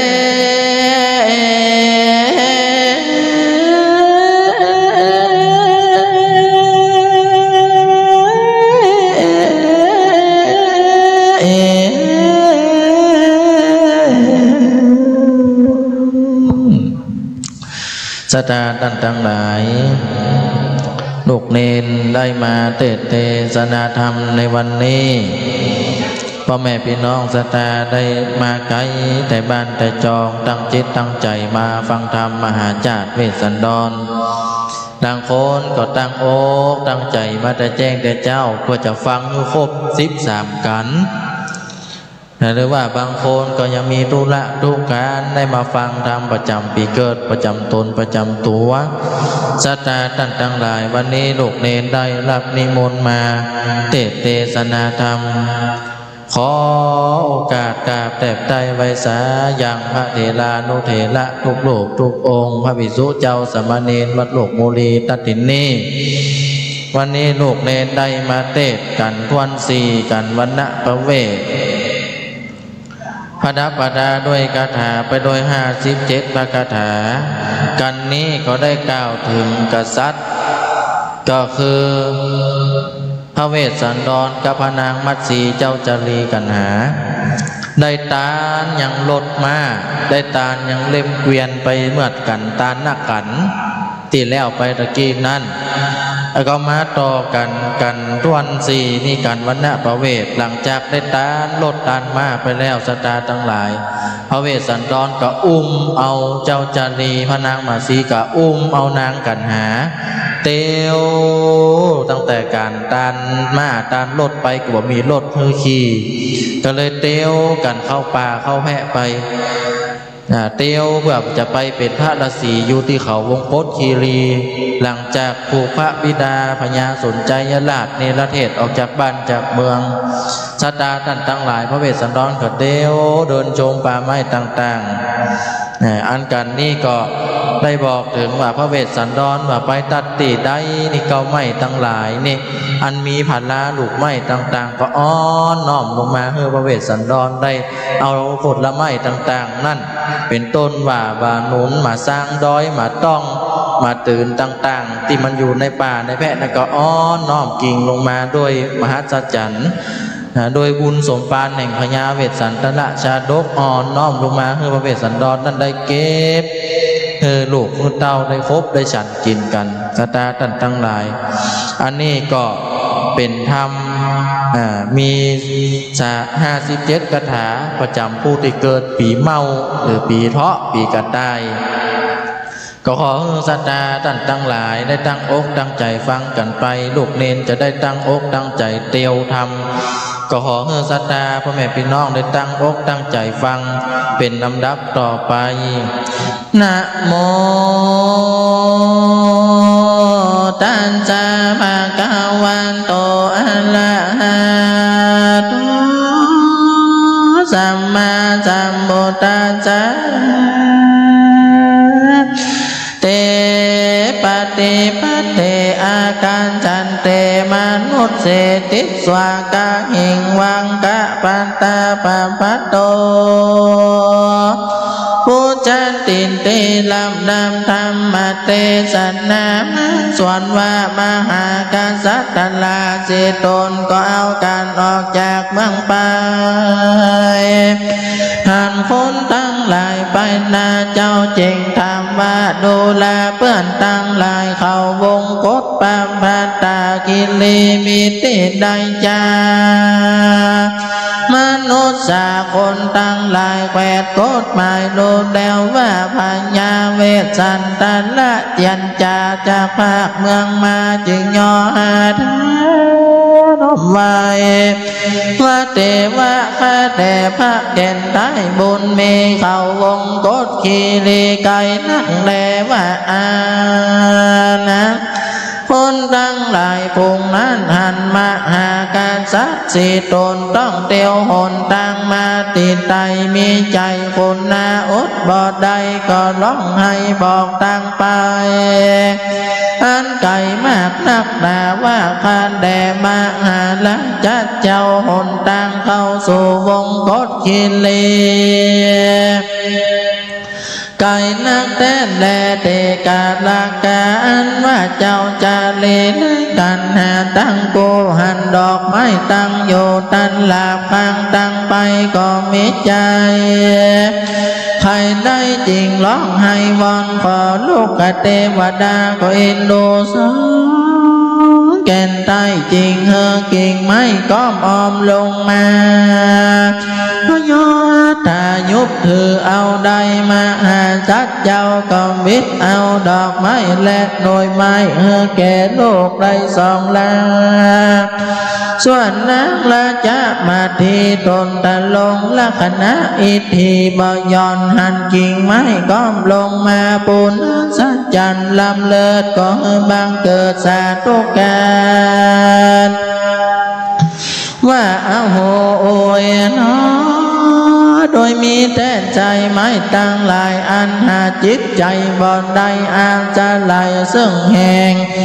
กุ้งนั้นก็บันดาลก็มอมลงมาก็ด้วยอนุภาวะแห่งพญาเจ้าจอมเจืองเอาพระลาจาอาสัจจันนินา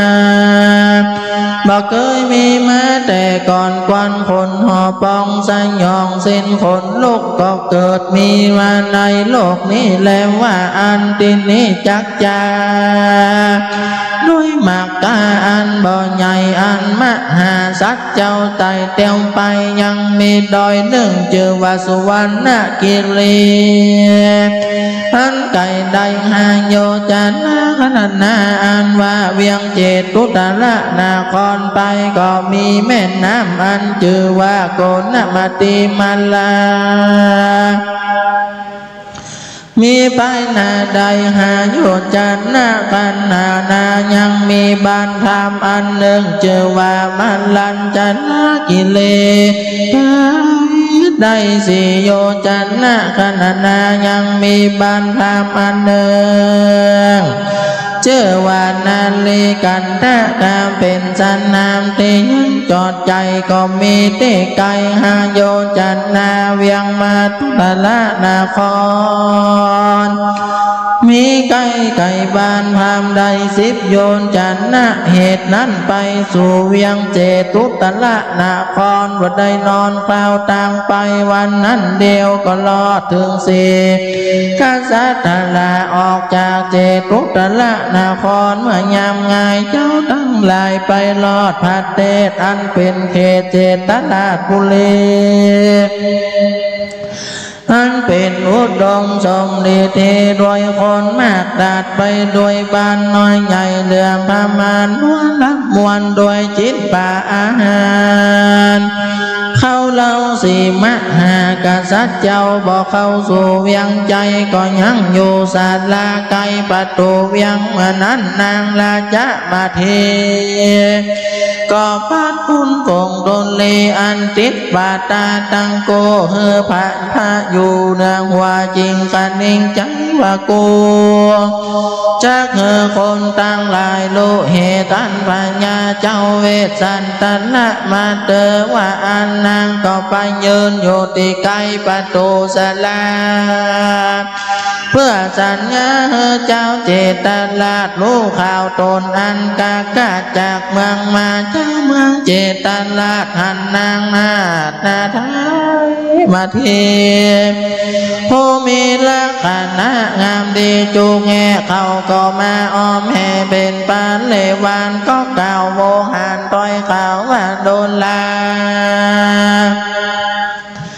แม่เจ้าเทวีเจ้าเคยอยู่ดีสุขมากบ่ทุกข์ยากอันใดเคยไปไหนก็โดยยัวยานคำบ่ภาคสีวิกายหากนำไปเมื่อนี้เจ้ามาเตียวตั้งไก่โดยตีนเป่าว่าเอาเกือบลองไปเตียวตั้งไก่ในป่าเจ้ามาที่นี่โดยเหตุอันใดจากตั้งหลายมวลมากหันเท้าสีตนพรากเมืองมาปริวานบ่ได้หายานจ้างมาก็ใจนี่ก็บ่มีเขาก็ลีลาไปสู่ที่อยู่เต้าพญาเจตันลาดลาทาบอกขีญาอันมาแห่งพญาเวสสันตละเจ้ายามนั้นเต้าพญา60,000 ตนได้ยินคนมาบอกกล่าวได้รู้ข่าวอันมาแห่งพญาเวสสันตละแก่นตั้งเขาก็ร้องไห้ลำไปมาก็เข้ามาสู่ศาลากันเต้าร้องไห้กล่าวผ่านชัดไหลว่ากาแต่พระเงาใต้เทวราชสภาวะอันหาเปลี่ยนที่พญาตบ่ได้บ่มีโศกไม้เครื่องขี่ก็ยังมีแก่เจ้าอันจันเลือพาการเดิมเจ้าสิปีในนอกตั้งกังขอกสิมาทั้งปัจจานาราชบ่มีเปลี่ยนที่พญาตโลกาบ่มีโศกาเดือดร้อนบ่ทุกข์ของใจอันใดจันเลือพาการหนึ่งมูลีปนมวลมากจ้างมาลดแหลกมิลายไปในที่ไหนบ่เตรียมเจ้าลาดหรือเจ้ากากาดก้อยเมืองมาพอมาซึกหน้าเลื่อนแหลมาผ่าแป้แก่เจ้าลาจาครับเจ้านี่ใกล้กาออกจากเธอป่าพลากเมืองมานจามหาชัดโตส่วนว่าปามหาชัดเจ้าจริงบอกข่าวเหตุนั้นมาเก็บพระเจตราชาจริงโอกาสกาถาวากุศลันเจวะเมสัมมาโทสัมมานามายังดังนี้เป็นตนดูแลเพื่อนเจ้าทั้งหลายอยู่ในเมืองสุขมากบ่ทุกข์ยากอันใดบ่มีภัยอาพาธบ่มีพยาธิกังวลกับทั้งพิตาตนติลาดปัจจานาราช4 ปีโดยมีแจ้และเราหือจังมงคลตนประเสริฐตัวลำเลิศงางอนตันจอบไปแก่ผู้พามกะลิงกะลาดเจ้าเมืองเขาอำนาจโกธาจริงครับเราเฮือไก่กาออกจากเฮือป่าภาคเมืองมาเราจะพากันไปอยู่เขาวงโคตรปุ่นแลเมื่อนั้นเต้าพญาเจตลาดตั้งหลายจริงองค์การกำงามว่าข้าแต่มาหานาจัดเจ้าบัดนี้เจ้ามาแล้วโดยดีบ่มีอันมาหลอนขอเจ้าอย่าได้ขายดีไก่จงอยู่ในเมืองเจตันลาดสำช่วยอำนาจเมืองมูลเป็นเต้าคูณตนใหญ่แก้โมภัยเจ้าเราเจ้าจักบันเตาตุกบ่โศกทุกคนโศกาจิ้นแปะอาหารและข้าวสลีมิมา น้ำเพิงน้ำมินหากเลือนลายเจินตันอยู่สมัยเธอเจ้าว่าอันเวสันตันโลอาญานั้นปัญญาเวสันตันละเจ้าจริงตันเก่ากำดีว่าดุลลาดูแลเจ้าตั้งหลายสิ่งอันใดมีมวลมากอันเจ้าตั้งหลายหากนำมาเราก็ปฏิหารรับเอาแต่แลกเป็นของแขกผู้จ้าพระองค์เป็นตาติลาดขับเราจากเมืองมาแล้วก็จักไปอยู่เข้าวงกฏปาปาตาพุ่นเลเราตั้งหลายสี่กวนไปอยู่ที่ใดเจ้าตั้งหลายจริงโอกาสยามนั้นเต้าพญาเจตลาดก็เฮอโอกาสกำจาว่าพระราชาจงโอกาสโภคาจักใจไปขออนุญาตกับพาเปตาทีราชสนใจเฮรู้สภาวะอันหาโทษบ่ได้เมื่อคนใจไปตั้งมาขอพระราชาอย่าได้ไปโสตั้งเจ้าเจตละจงเจิญโสมานัสสาเขาจักมาหลิงน้อมอยู่แวดล้อมพร้อมเป็นปริวารแล้วเจ้าก็จักกลับไปสู่เมือง10 ปีทั้งเก่าและนาวานันนา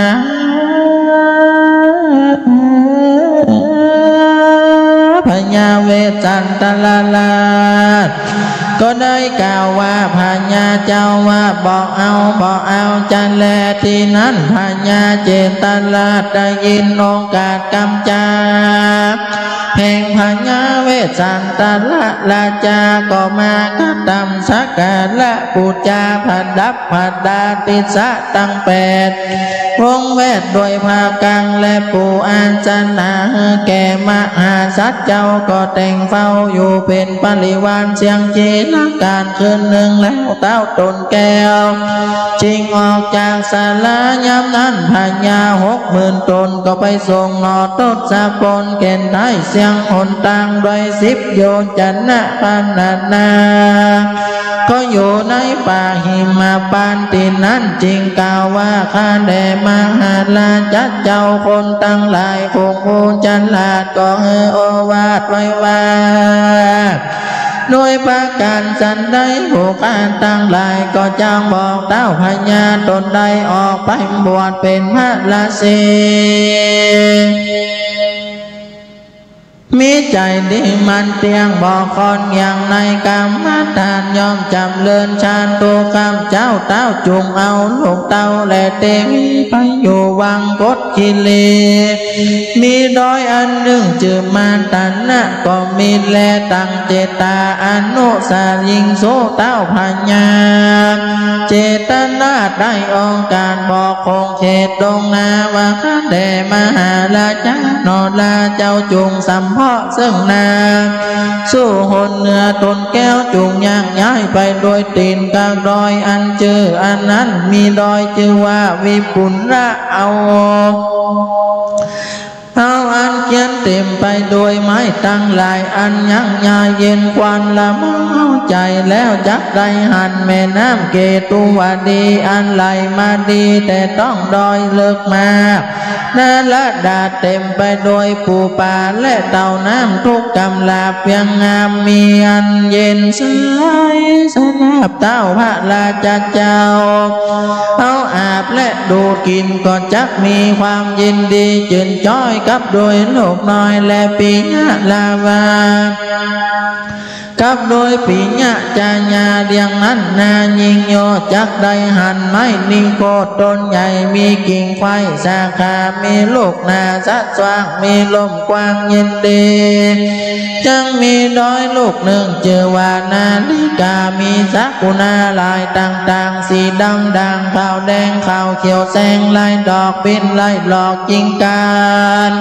มีลายพันลายลากินนาลีกินนาร้อนหากวิ่งเต้นข้าฟ้อนเล่นกวนและเมา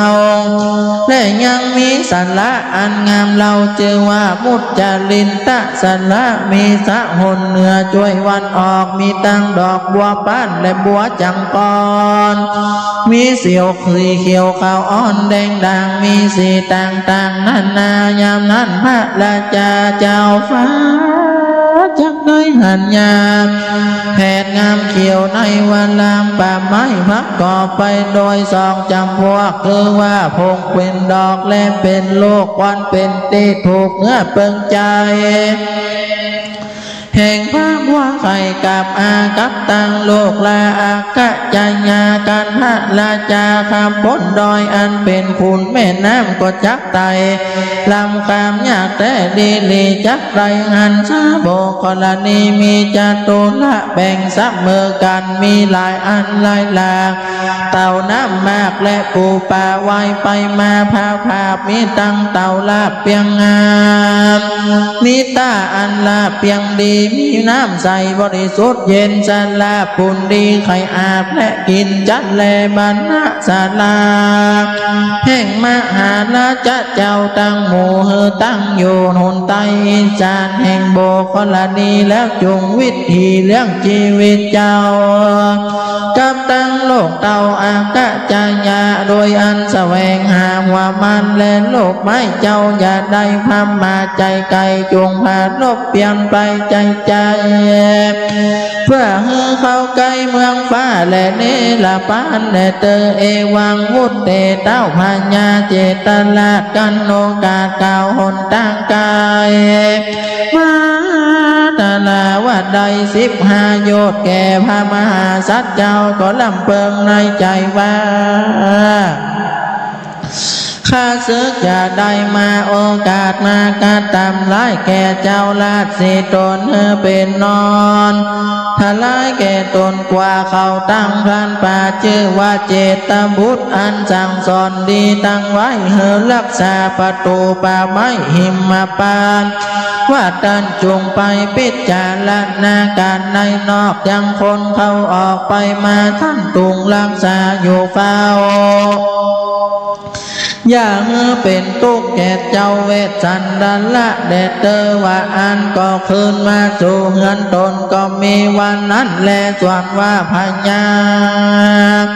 เวทสันดาละกับตังปิญะจญากันไปลอดกันตันทะมาตันนาแล้วตนแก้วก็โยที่นั้น1 คืนวันพวกเจ้าก็จะเข้า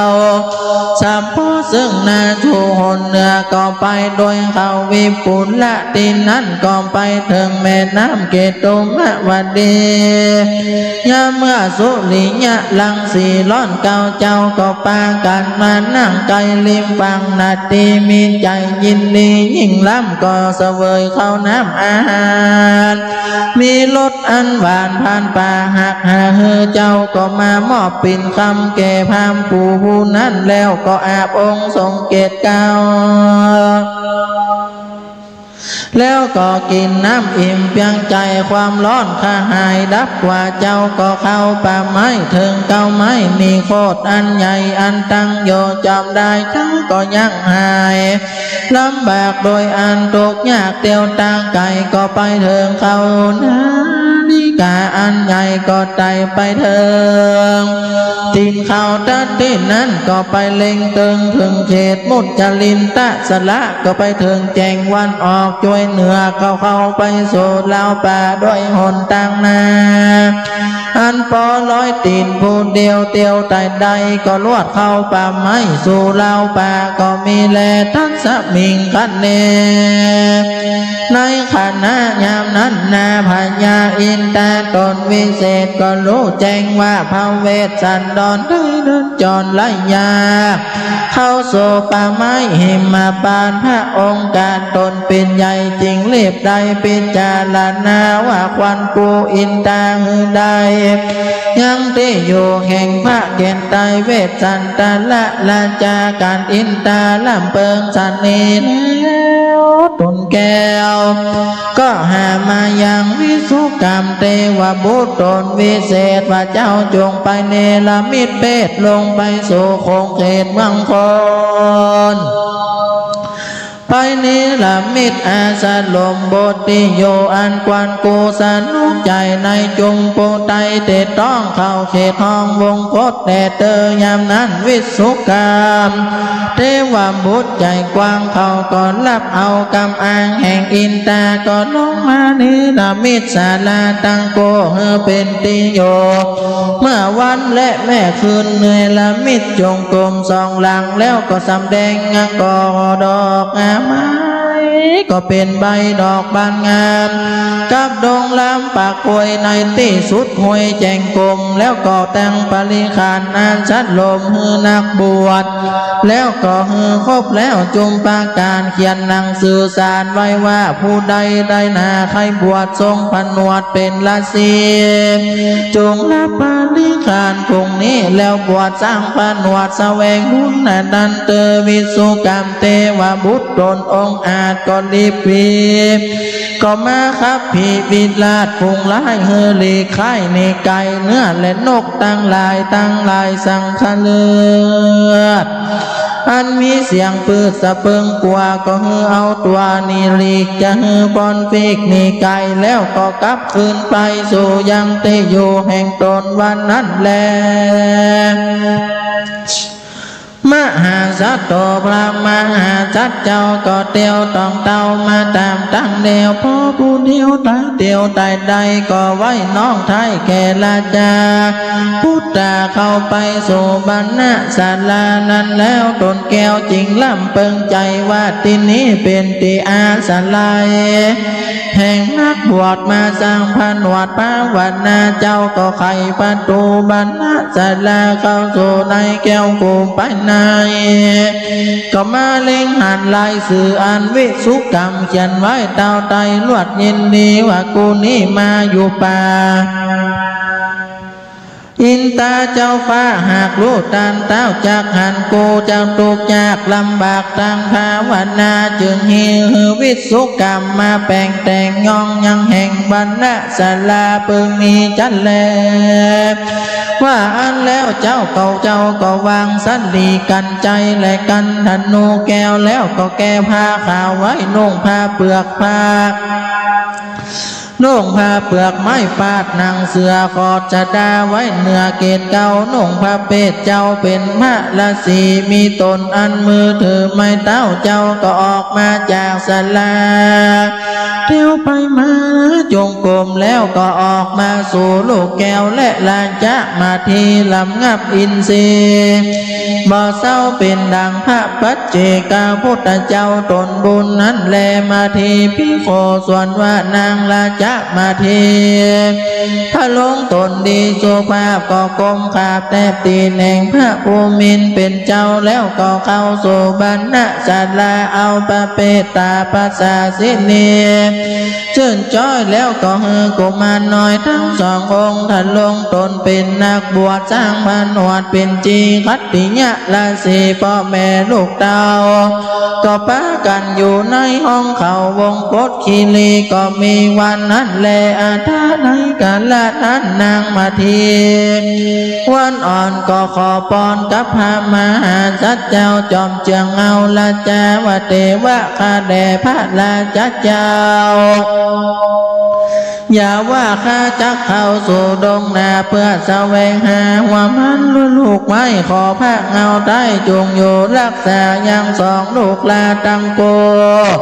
เธอเจ้าได้อยู่อ่านสลมบทข้าจากบทเข้าป่าไปสอดลาแสวงหายังพระลาลูกงามไม้กันว่าได้แล้วก็จางเล็บมาเลี้ยงพระราชาเป็นเจ้ากับตั้งลูกเต้าตั้งสองเดชเตอพระมหาจักเจ้าก็ขอปอนกับนางนอนเนาราชามาทีว่าดูแลมาที่เจ้าพี่ลาตั้งสองนี้ได้เจอว่า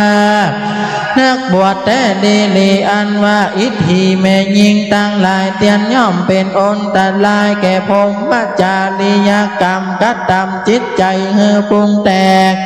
แลกแต่นี้ไปเมื่อนาเจ้าอย่าได้เข้ามาสู่ในสำนักโกปีในกาลที่บอกวันมานางราชมาเทก็รับเอาคำพระมหาสัจเจ้าว่านางบอกเข้ามาในกาลเบิ่งควันก็มินแลนาแม้นว่าพระมหาสัจเจ้ากันว่าตันใดระทะลุเป็นพระราศีอันว่าสัตว์ตั้งหลายบอนหมู่ควันนาโยหิมมาปานมีพระมารหลายหลากเนื้อเบือนหากเอาเกียนเข้ามาเบียนหือตุกลำบากคอนโกลามีเมตตาไม่ที่จูจอดตุกเบื้องลอดตุกไปก็มีแลมาที่พี่ส่วนว่ามาที่ตื่นแล้วนางนอแก้วก็นำเอายังน้ำกินและน้ำสวยนาและไม้สีฟันไปปั่นแก่พระมหาสัจเจ้าก็กวาดเพียวอาสัดลมสัตลาแล้วก็เฮพุทธาตั้งสองอยู่ไกลกับดาวไทยบุญเลือก็ถือกระเจ้าและเสียมจอดบองอันจักพุทธต้องหัวมันกับตั้งคออันจักเกี่ยวลูกไม้รีบไปเสาะใจแสวงหายังพาลูกไม้กันนางใดแล้วก็เกินมาเข้าสู่ศาลาเมื่อยามตะวันตกตามลูกไม้สำแดงเต็มธงเจ้าก็อาบองค์ทรงเกตก้าวแห่งลูกลักเจ้าปุตตายามนั้นกษัตริย์ลาตั้งศีลนั่งอยู่ตีไกลประตูบรรณศาลาก็ปากันเสวยหัวมันและลูกงามอันตนแม่ใดนำมานั่นแลเมื่อกษัตริย์ลาพ่อแม่ลูกได้เสวยลูกไม้และหัวมันอันนั้นแล้วนางแก้วราชมาทีก็ปาลูกลักสองสลีไปอยู่ที่แห่งตนก็มีวันนั้นแหละเด้ก็จบลงไปกับพระธรรมเทศนาการวรรณประเวทได้กล่าวถึงพระเวสสันดรได้เดินจอดเข้าไปป่าไปแพะยังไปถึงเมืองจิตรนครเมืองนี้ก็เป็นเมืองก่อนที่จะเข้าไปสู่ป่าไม้หิมพานต์พญาเจตุตรนครนั่นก็เลยอัญเชิญพระเวสสันดรได้อยู่ป่าได้อยู่พระราชวังสืบเต้นคำเหลืองเต้นเมืองพระเวสสันดรนั่นก็กลัวจะเครื่องใจเจ้า4 ปีกว่าจะเกิดมีปัญหากับพระพญาสนใจพระปิตาตนพ่อก็เลยประหับเอาคำทูลเชิญก็เลยหนีเข้าไปอยู่ป่าเขาวงกฏคีรีพญาอินตาก็ได้เนรมิตยังศาลาบรรณศาลา2 หลังหลังหนึ่งให้พระเวสสันดรได้จำศีลภาวนาหลังหนึ่งไว้ให้จารีกันหาได้นางมัทีได้พักยั่งอยู่สตาตันตั้งหลายก่อนที่ลูกจะได้จบลงยังธรรมเทศนานี่ลูกจะได้ใส่กาบปายคณะนี้นอกบ้านเมืองเฮาสตาพ่อแม่พี่น้องก็มาตกอยู่ในภาวะอันโศกเศร้าเพราะว่าพระแม่เจ้าฟ้าพระมหาราชินีเฮาสมเด็จพระแม่พระพันปีหลวงได้เสด็จสวรรคตไปยังความอะไรโศกเศร้ามาเฮือพี่น้องเจ้าไทยเฮาทุกหมู่เหล่าสตาดันตั้งหลายก่อนที่ลูกจะจบลงธรรมลูกได้แต่งกาบเกี่ยวกับพระบรมราชินีนาถพระบรมราชชนนีพันปีหลวงพระนางเจ้าสิริกิติ์เท่านั้นก็ขอให้สตาดันตั้งหลายได้ตั้งอกตั้งใจสดับรับฟังเพื่อถวายเป็นพระราชกุศลแด่สมเด็จพระนางเจ้าสิริกิติ์พระบรมราชินีนาถพระบรมราชชนนีพันปีหลวงเป็นลำดับต่อไป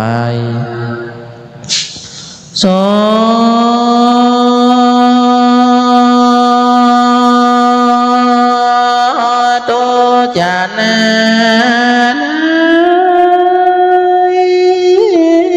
ก็ให้ฟังสามารถเน้นไปแถมสักหน่อยมูลราชธายิ่งใจใหญ่จุงก้อยนิ่งฟังไปบัดเดียวนี้บ้านเมืองเฮาพอไปตั้งนาย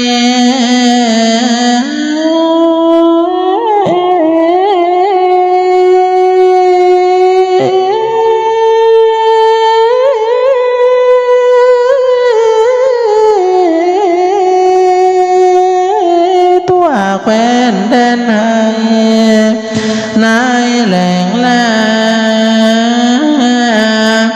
มาโศกาเพราะพระแม่ฟ้า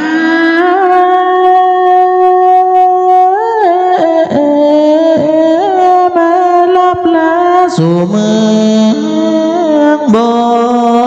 นพี่น้องเจ้าไทยต่างล่ำไห้สนส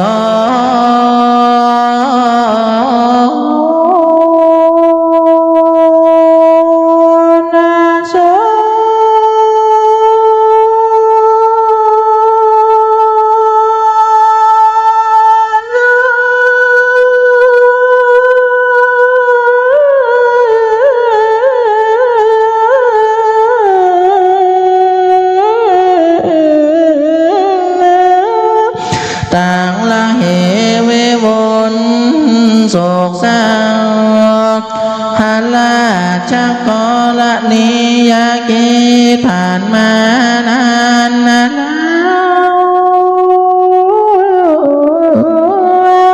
ทำให้หมู่เฮาอยู่ดีกินดีศิลปาชีพนั้นมากแต่นิรี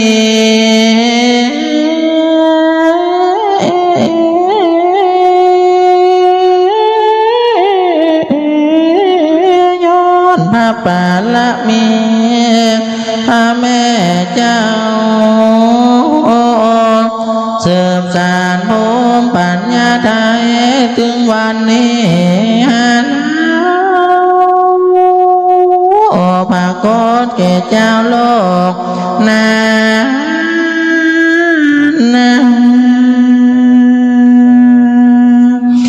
มานี้บ่มีแถมแล้วนะ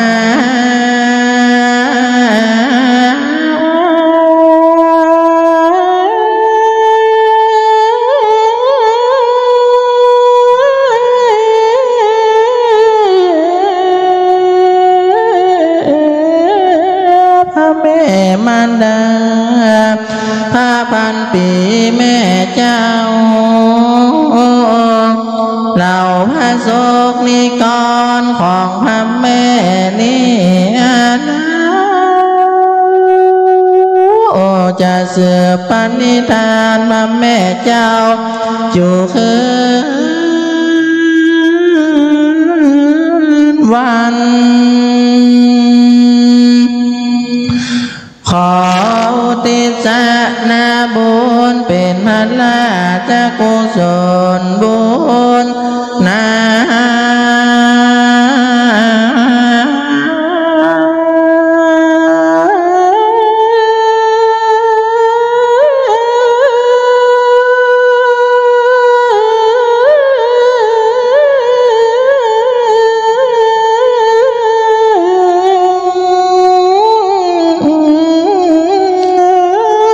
แด่สมเด็จพระนางเจ้า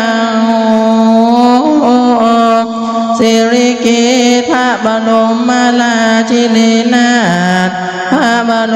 มราชชนนีพันปีหลวงนั้น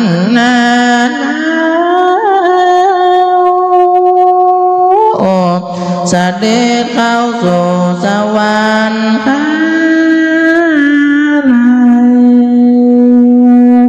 ก็มีโดยพระการดังกล่าวมานี่แหละเด้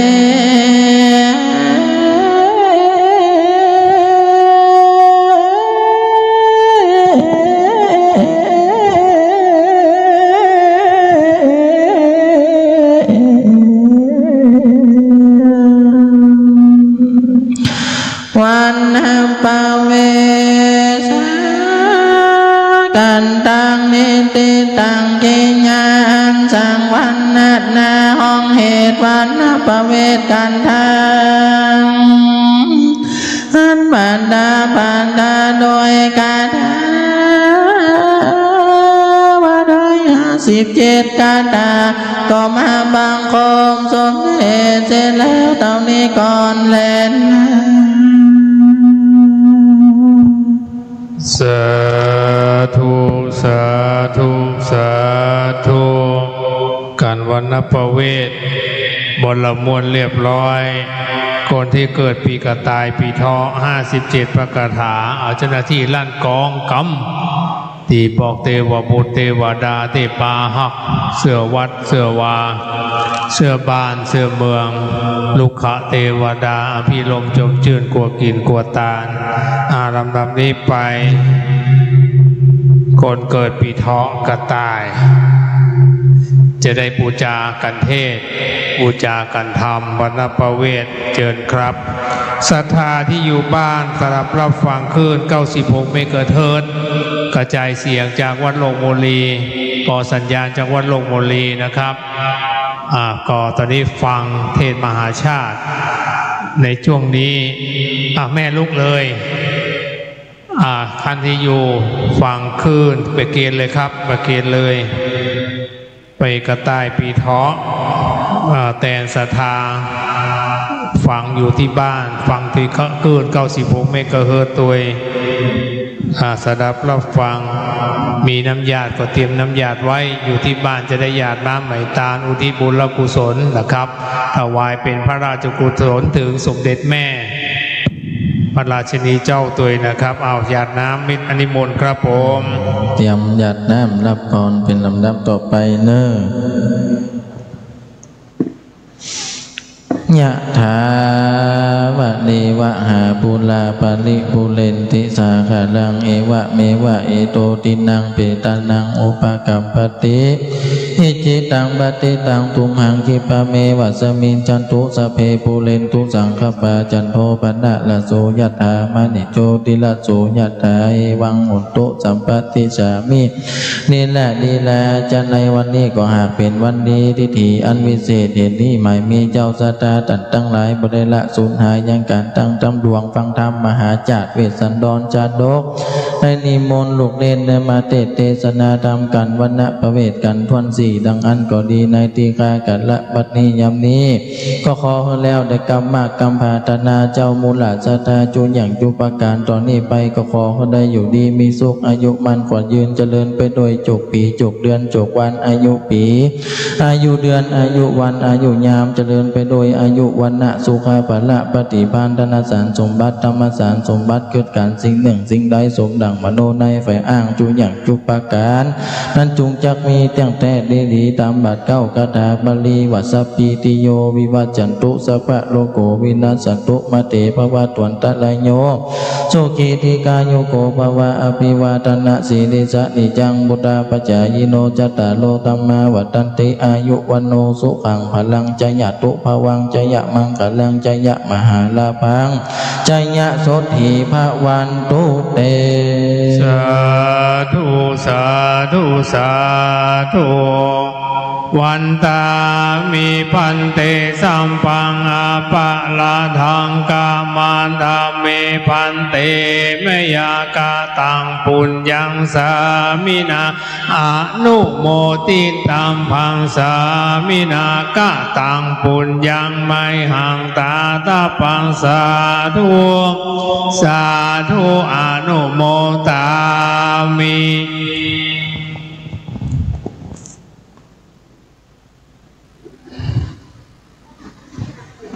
ครับวันณประเวท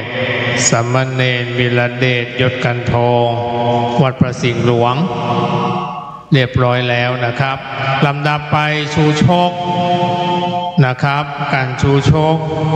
79พระคาถามโลงูใหญ่พระธาตุประจำปีเกิดพระธาตุพระสิงห์จังหวัดเชียงใหม่นะครับพระครูสังฆภาลวิมลรัตติพงศ์มหาคัมภีโรระวังโสวัดบ้านมอนเสียงม่วนเสียงใหญ่มาแล้วนิมนต์นะครับคนใดเกิดปีมะโรงงูใหญ่หมู่ใหญ่มาเลยเข้ามาในซุ้มเลยมะโรงงูใหญ่ศรัทธาที่อยู่บ้านงูใหญ่เชิญครับผมเข้ามานั่งในซุ้มก่อนเลยครับผมพ่อแม่ศรัทธาสาธุชนพุทธบริษัทเราเจ้าข้า ศรัทธาที่เกิดปีมะโรงงูใหญ่นี่เปิ้นว่าเป็นสัตว์ใหญ่คุ้มครองบ้านคุ้มครองเมืองปีนี้ตามตำรานะครับพรหมจาร์เพื่อนเขียนไว้จะเป็นเจ้าเป็นนายเป็นใหญ่สืบไปเพราะฉะนั้นคนเกิดปีมะโรงงูใหญ่เจิญเข้ามานั่งในซุ้มเลยนะครับตั้งใจชูโชคเสียงใหญ่เสียงม่วนนะครับเพราะฉะนั้นป่อศรัทธาแม่ศรัทธาสาธุชนคนเจียงใหม่ป่อศรัทธาสาธุชนที่ฟังคลื่น96 เมกะเฮิรตซ์นะครับสดับรับฟังตอนนี้ก็เกาะสัญญาณกันหลายที่หลายจุดนะครับจากวัดฝ่ายหินของวัดฝ่ายหินกระจายจากวัดโลกโมลีแล้วก็คลื่น96 เมกะเฮิรตซ์ต่อสัญญาณสดับรับฟังเป็นลำดับคนไกลเกิดปีมะโรงงูใหญ่เข้ามานั่งในซุ้มเลยครับจะได้เริ่มแล้วจานปีหยังปีม้าเอาจุดก่อนก็ได้เอาไม่ชีเชิญในครับผมไม่ชีจุดเทียนส่องธรรมครับผมเชิญเลยครับศรัทธาฟังคลื่นตีคล้องตัวศรัทธาพ่อแม่ศรัทธาสาธุชนพุทธบริษัทเราเจ้าข้าจุดเทียนส่องธรรมปูจาธรรมแห่งพระพุทธเจ้าอาทิกัลยานางงามในเบื้องต้นคือศีลมัชเชกัลยานางงามในทางกลางคือสมาธิปริโยสานกัลยานางงามในที่สุดคือปัญญาบัดนี้การชูโชคเวียนมาถึงแล้วป่อศรัทธาแม่ศรัทธาพนมมือขึ้นตั้งใจนะบัดนี้ครับเจ้าหน้าที่ตีกล้องก่อนจุมนุมเทวดาเสื้อวัดเสื้อวา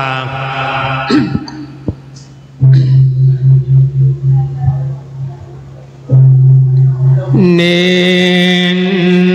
ตินตังกันวาวันนาปเวปรมวลเรียบร้อยดีงามบัดนี้มาถึงกันว่าชูโชคก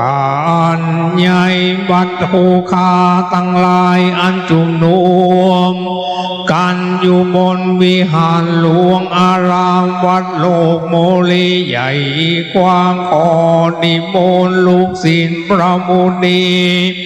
แสดงธรรมกันชูชมโปรดแก่ผู้ค้าตั้งหลายอั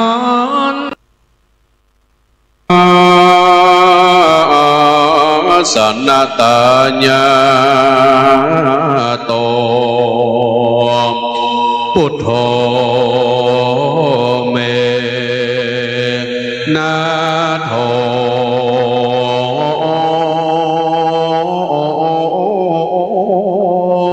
ขอเอาพระพุทโธไว้เป็นที่จกับตังพระธรรมพระสงฆ์นั้นเป็นสารณะก่อนสิ่งใดนะอาจจะเพื่อแล้วสมกรรมหาธนา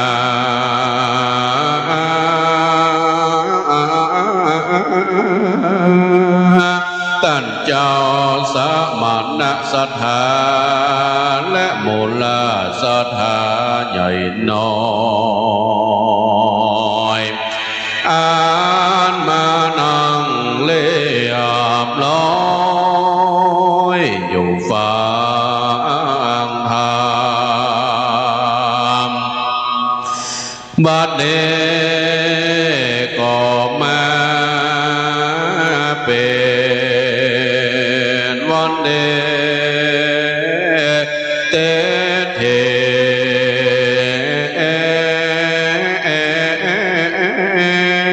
เป็นวันสร้างกุศลบารมีคือภายแผ่กว้างปุจจา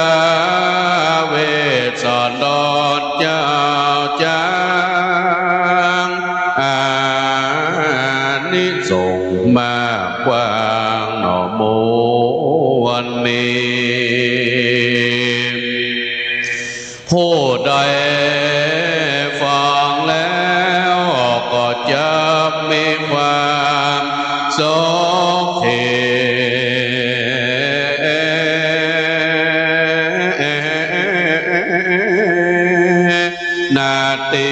กิจการงานเดชสมกรรมไปอ้างบ่เมกาดว่าจูนอโคนโคนวานนาและนา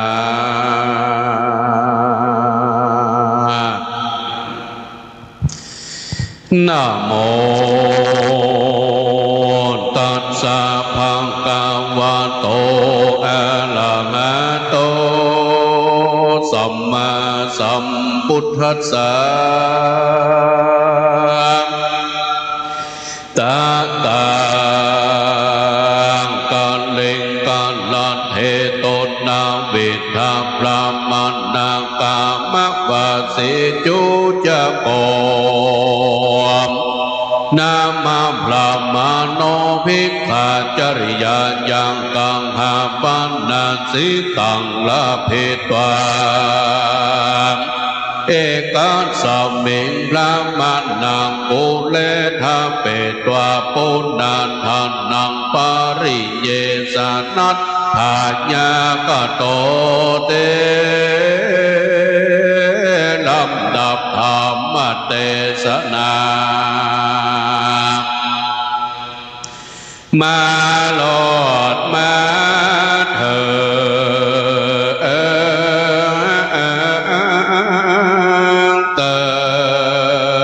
ดโจจกลำก่อนทวนห้ามส่วนว่าพระมหากษัตริย์ท่านละทั้งสี่พระองค์ปองแม่นโลกออกไปปกสร้างเป็ดละสีโยดในวงกฏกิเลสป่าไม้ในกาลเมื่อใดตาในกาลเมื่อนอนยังมีพระพ้นหนึ่งเจอโจจกพรามยินลำบากตกทุกข์ยากเข็นใจจริงเดินไปสาแบ่งหาขอเล่าใจใจก่อนได้ของอาจจากใจพระมารบาทได้ร้อยกลางหามปันนาจากว่าได้ปันเงินทักลาพิจักจะลำดับมาแต่ตนได้ลอยกลางหามปันนาแดดเดือนแห่งธรรมนั้นลาเมติสาวเอาไม้เป่าโนมาแป้งยะยองแยงยองแยงแยงยองยองแยงแม้ว่ามาขึ้นแกว่งหางก็ไวแมวไอก็เฟื่อนก็ใจหาจับตีไวทงพร้อมบ่ได้จากเอาไว้บนหัวก็ว่าเป็นจงจักไว้นะป้องกันเยาวชนจับยกมันยิงพกเอาคำไปเล่าจากใจไปฝากไว้ตีขากุนที่ไรบ่มีสางเท่าหวังใจไฟหอยยังนางสาวน้อยจริงเล่นกันว่าฝากไว้แล้วก็หนีไปขอแถมเราจะมาขอคืนเล่าแห่งตนหนีไปเมินจะล้อมว่าได้เลยเป็นหนีไปมันไหลกว่าเขาก็ว่ามันออกมือมอนจริงไปทงพรยังเงินคำออกใจเท่าใส่ไหลขึ้นมาเยี่ยมทำหาจะจดจะจาดเหมือนจับตื่นกันอย่าเตะออกเมื่อนานข้างปูนพามถ้อยไหลบอกมีสั่งใจคำพามเก่ามีลูกเดียวงามจัดจอนชื่อว่านางเนื้ออ่อนอมิตาตา จิงจักด่าขายกว่าเป็นกาดีคำรามเมื่อนั้นและจูจักกับลามันก็จริงแล้วหลบนางนุ่มน้อยว่าเจ้าแม่น้อยอามิตรตาคนเล่าปู่จักเอาเจ้าเมื่อไว้แต่งกว่าข้านั่งกอดเดืองว่าเจ้าได้แต่งครอบครัวทุกอย่างปู่จักย่องเอาไว้เป็นหลานนางอามิตรตาจริงทานว่าดีแลปู่เอ๋ยเมื่อนานจูจังกาบลามกองเอานางนมน้อยเมื่ออีกอ้อยไว้ใจซอยเหลือนแห่งมานเมื่อนางงามเมื่อรอดแล้วนางแก้วอยู่บอกเคยมันก็เยี่ยจมเยยจะต่อว่าดูแลนางน้อยนอนนองละบานใจ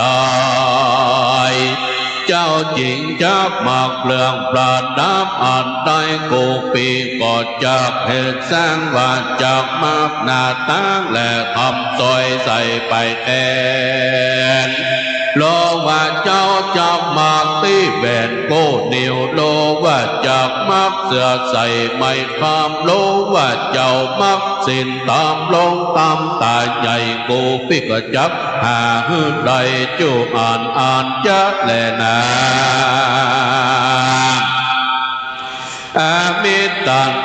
นางอามิตตากองปันติมบาดมันหลับเดิกลุกเจ้าปั๊มเลินขวดเท้าจูวันยาพรามตั้งได้หานางอามิตตาปั๊มเลินขวดเท้าจูคำเจ้าแหลงในเขาก็เสียได้โยบ่ได้ก็กล่าวที่ไก่เมียแห่งบ้านบ้านดูลาดนางตั้งไหลดังเลิบรักมาดบ่โอปัดหากรักษายังตูตั้งหลายโจเกินวันคำเจ้าเป็นดังอามิตตาปอมเลินขวดเท้าจูโจกกำพามน้ำยาเมื่อนานนั่งตั้งหลายจากกันว่าโดนลางสั่งให้ตั้งหลายเฮ้ยแต่ก่อนผัวเองลาวบ่หอนบาดน้ายเหล่าซักเตือนดินลีแต่เมื่ออีกาลีพูดนีแม่โยบบ้านผัวเราจริงจักด่าว่าเราขี้ข้านดีเลยเราจะข้ามันนี่จากบ้านติเติบเขาก็ปากการจุ่มนมการยังตาลองเอิ้นดาดนางอามิตตาวดุลาอีอามิตตาเอ๋ยพ่อแม่มึงนางมีใจรักเถิดยังนางหนุ่มน้อยเป็นสาวจีจ้อยแก่ปรับเท่าพระคอยนิจาดังโกลำเปิงโตแม่นางโพนานมีใจบาปเป็นข้าศึกหยาบจังนางหญิงโพดไปเฮมึงนางแก่ปูพรามเท้าดังเลิศจักสมตัวนางน้องเนาได้ปวดเท้าสมปูนมาลอยว่านางได้กาดตอมบนใจเศร้านางจริงได้ปวดเท้าแม่กอดเจ็บไก่เต้ดิลีนดอกกันลาดนางอามิตตาเฮยดังเลือนางมิใจปฏิพัทธ์กับด้วยพรามเท่าแก่สามสาวหญิงวงเป็นสาวสำเจ้าไผ่บ่อนมีผัวเท่าจะเมื่อดังใจเจ้าแม่ขิงบากนางจูงดีขึ้นเรือนแห่งพ่อแม่จังสนุกกับด้วยพรามเท่าแก่ดังเลิศนั้นจานางอามิตตาบ่อนสามัดหาโยนใดก่อนลองให้เตียวแนบลีมาเลิศเจอจังตาปราบเจือนตาพอหันเมีย ล็อกไหลลงให้โลมาหาอดเวทนาบ่ได้รีบจะใจทำมาว่าโดลานางงามน้องพี่เจ้าเป็นสันได้จริงร้องให้อันจารเลอว่ามีอันนางพรามตั้งหลายอยู่บอกงามสักกากเป็นขี้กากตั้งโตย่างหัวส่วนปล่อยมาน่าจะมาอยู่ท่าดาต่อเสียเธอเมียผูกเกียรตินี้มานางจงบอกพี่มาหมดหวนจูงอ่านแต่เติมเมื่อนางอามิตตาจริงได้กล่าวว่าหมู่เมียพรามตั้งหลายเต็มดอนทรายและลมไม่กูบ่รู้ได้เสียงจุกนคอนเขาก็มาบนด่าโกเหลือใจโกโยบอดใดจริงร้องไห้แลนนี่มาแนบละเมยเมื่อนานโจจากกับรามจริงจากกำงามอ่อนอ่อยเติมแนงแม่หน่อยอามิตตาว่าโดลาเจ้าแม่หน่อยอามิตตาอ่านว่าการอันใดมีในบ้านเจ้าอย่าว่าเจ้าแต่งตากระตอมเจ้าอย่าว่าจากจำน้ำตกแต่งอย่างน้ำกินแห่งซองเล้าโกปีจากไปติวตับมาเธอเต็มหาแม่เต้าทางอาบอย่างเลื่อนลาเจ้าโสภาแน่นอนเจ้าอย่าจงต้องลาเป็นน้องจากก้อยกลาดตามเลือนเติบเจ้าเมื่อนอนนางอามิตตาจริงได้กล่าวว่าโดดลาบลามเฮว่าเมืองบอกปล่อยคงไว้เฮือใดข้าช่วยจอยปอมเลินโบตัวกูบอดแรงจับอยู่จากลาบลามเท่าโบไว้บอนตายจะแลตาโตเมื่อนอนลามปานลาบาปไปอยู่บอนได้ยินกว่าเท่าเมามัวโดยกามาหน้าเขาอำนาจกว่าเมียเกี่ยวว่านางจับมีเสียบอนอยู่ลำเท่าปูจริงเจียนจาว่าดูกะละนางเจ้าอามิตตาเอ๋ยเจ้าจงแต่งดามาไว้ยังคงเขาใต้เขาทงใส่ตั้งเขาสาตูพองและสาตูย้อยดำเพิ่งใหม่และพริกเกลือเพื่อจักพรางเขาไปกินหมดตาแล้วเอามาไว้ตีไก่เฮือบรามบาปไปเอาไปกินนั่นแหละ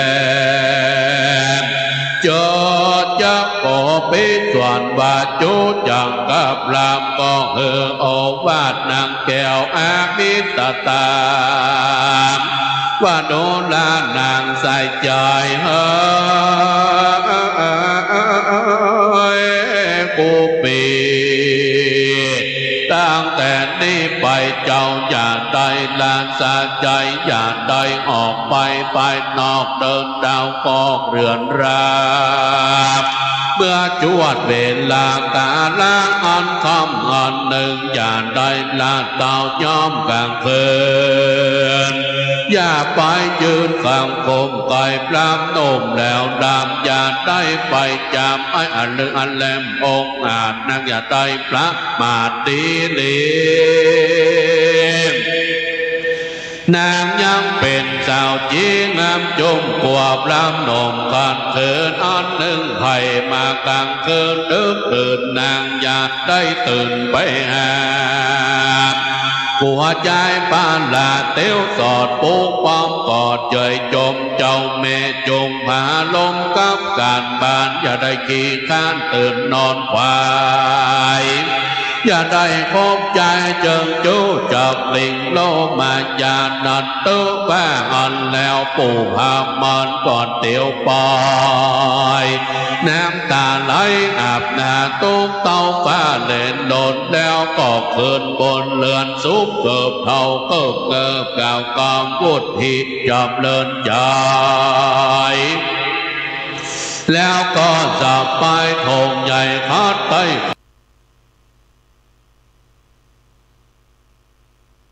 อยู่ก่อนเดินไปจักใจเปื่อหาข้ามาไว้ป้อมเลินเมียหลงตั้งเสียเข้าไปสู่เมืองสีวิแลอันเป็นอาวาสเจ้า4 ปีมันก็โดนขับไล่ต้องตบตีเขาก็แม่เก่ากำหยาบกะเลซึ่งผู้พามดาวาดนั้นแหละแน่ส่วนจูจะกับลาคนเท่าบาปปันลาอันเตวันดาหากมันโดนเข้าหัวใจมันก็ลงเข้าไปสู่ปากวางปลาเต้ต่างหิมมาปาดมันก็เตี่ยวไปใจสู่ป่าไม้ตรงนามาพลานเจตมุดกบมาล้มเห่าเท่าเล่าเก่ากว่าตายมาผ่านตั้งหลายอันหลาย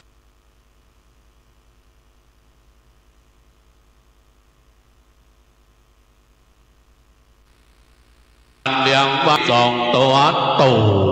หนึ่งชื่อว่าปูตกแก้วแผ่นเชื้อคบเชื้อขาบตัวหนึ่งชื่อว่าปูตาปูมันจังสาบจอมรอยตัวหนึ่งชื่อว่าปูดำมอยพกห่างพลางไปตัวป่าเสียงตัวลาลายเทตัวหนึ่งชื่อว่าไอ้หูลี่ห่างดอกตัวหนึ่งชื่อว่าปูถอกมันจังซอกในลองหลานหันซัดมามันยอมไล่มันก็เข้าไปเปิดเปล่าเอาตัวหนึ่งชื่อว่าดาวสันเด็ดแม่นลงป่าได้7 วันมันก็ผ่านมาลอดตัวหนึ่งชื่อว่าไอ้ดำปอดตาแวนตัวหนึ่งชื่อว่าไอ้ตาแม่มาเก่าเกลือย่อมลายเนื้อตานตังตัวหนึ่งชื่อว่าแดงต่างมันจังนอนฟังฟังเจ้าอยู่เฝ้ากันได้ตัวหนึ่งชื่อว่าอีจีใบหานอันใดเข้าพบหยาบแปลนการกาบหยาบเดียวตัวหนึ่งชื่อว่าไอ้สลับสะเหลียวดำปอดจังโลสอดหาลอยก้อยโหตาแห่งเจ้าตัวหนึ่งชื่อว่าอีเต้าเป็นมาเต้าตั้งแต่ป้อมันมาเลี้ยงมักกาคอยแม่นใจลูกแบ่งหนตั้งหันหมู่ลวกแล่งอย่างสับไปแทรกพบแล้วแบกลงดอยตัวหนึ่งชื่อว่าไอ้ตามอยแม่ใหญ่หันหัวนั้นไล่ตันใจตัวหนึ่งชื่อว่าไฟเดือน5ตัวหนึ่งชื่อว่าฟ้าเดือน6หันยาโจกบ่ได้มันฟังไล่เลยตอนตัวหนึ่งชื่อว่ามณีวันแห่งการหานหมู่มันเมงจางไล่ตามหลังคงกาบตื่นการกาบรอตายตัวหนึ่งชื่อว่าได้ขานในแข่งเต้าหากเป็นแม่เท่าแต่เมินมา ตัวหนึ่งจะว่าอีตาแดงเจ้ามันแป้งผูกไว้มันจังหุบไปย่ำเต่าปากมันเห่ายังแลนตามันแงนหาลังเพิงลังหลอกห่างมันซอกซองเขาลุ่นหนูฝูมันฟังให้เจ้ามันเลียบตัวหนึ่งจะว่าอีกาจะเดียกแล่นตานตอมตัวหนึ่งจะว่าคอมคงขับแล่นกันกาบเสือมีตัวหนึ่งจะว่าไอ้คนนี้ซ้อมซ้อจังห่มหลอกกบเสือตัวหนึ่งจะว่าอีกคำเคลือโคตรหยาบมันจังกาบแล้วบอกวางเอาปลามากอ้างกลางจิงออกได้หานผู้รามเข้ามาไกลซะเลือดเข้าคบหงตัวหนึ่งชื่อว่าแสนตาวงไว้ว่า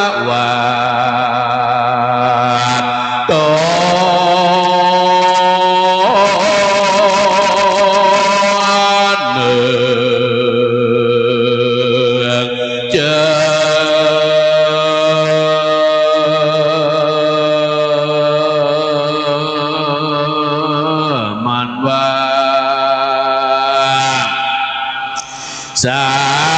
ยฟ้า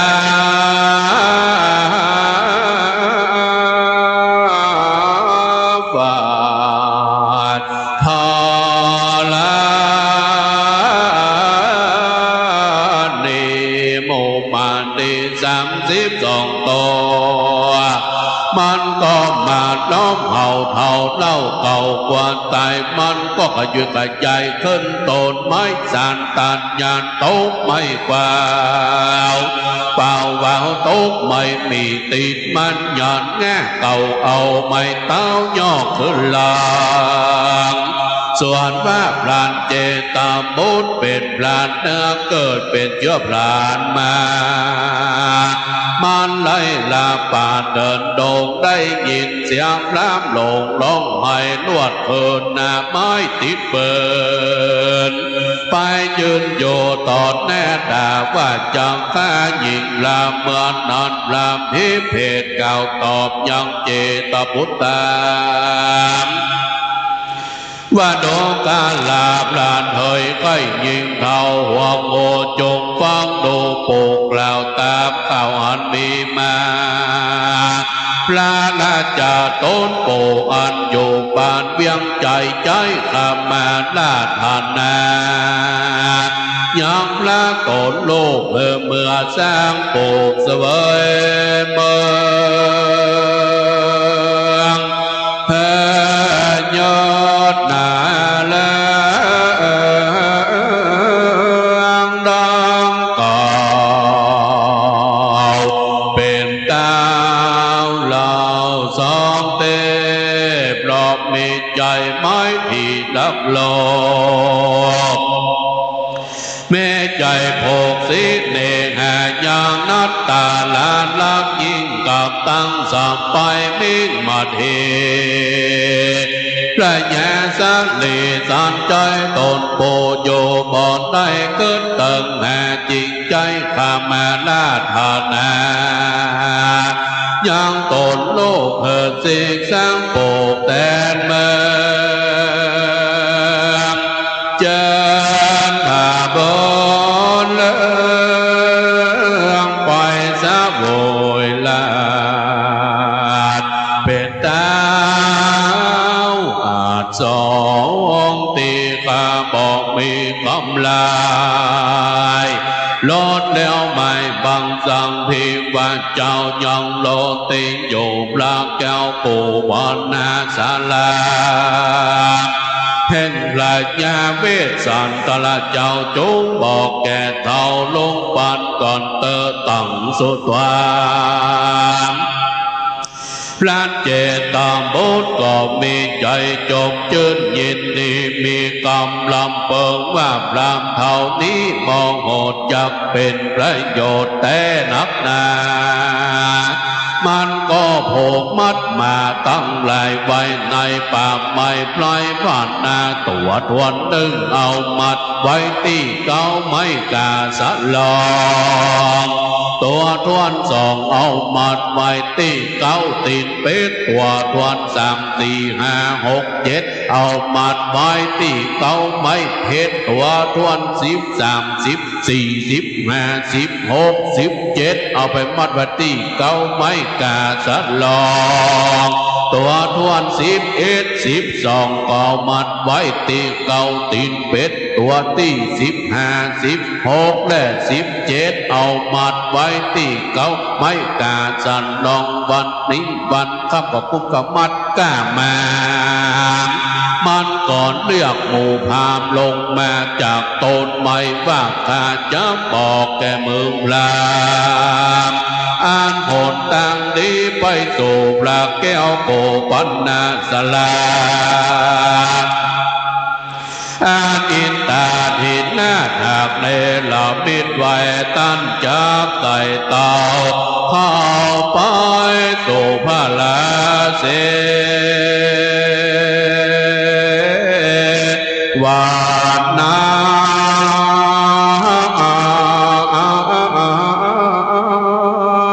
และนามสัทธาตั้งหลา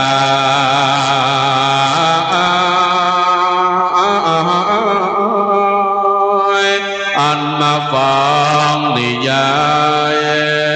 ตั้งหลายใหญ่น้อ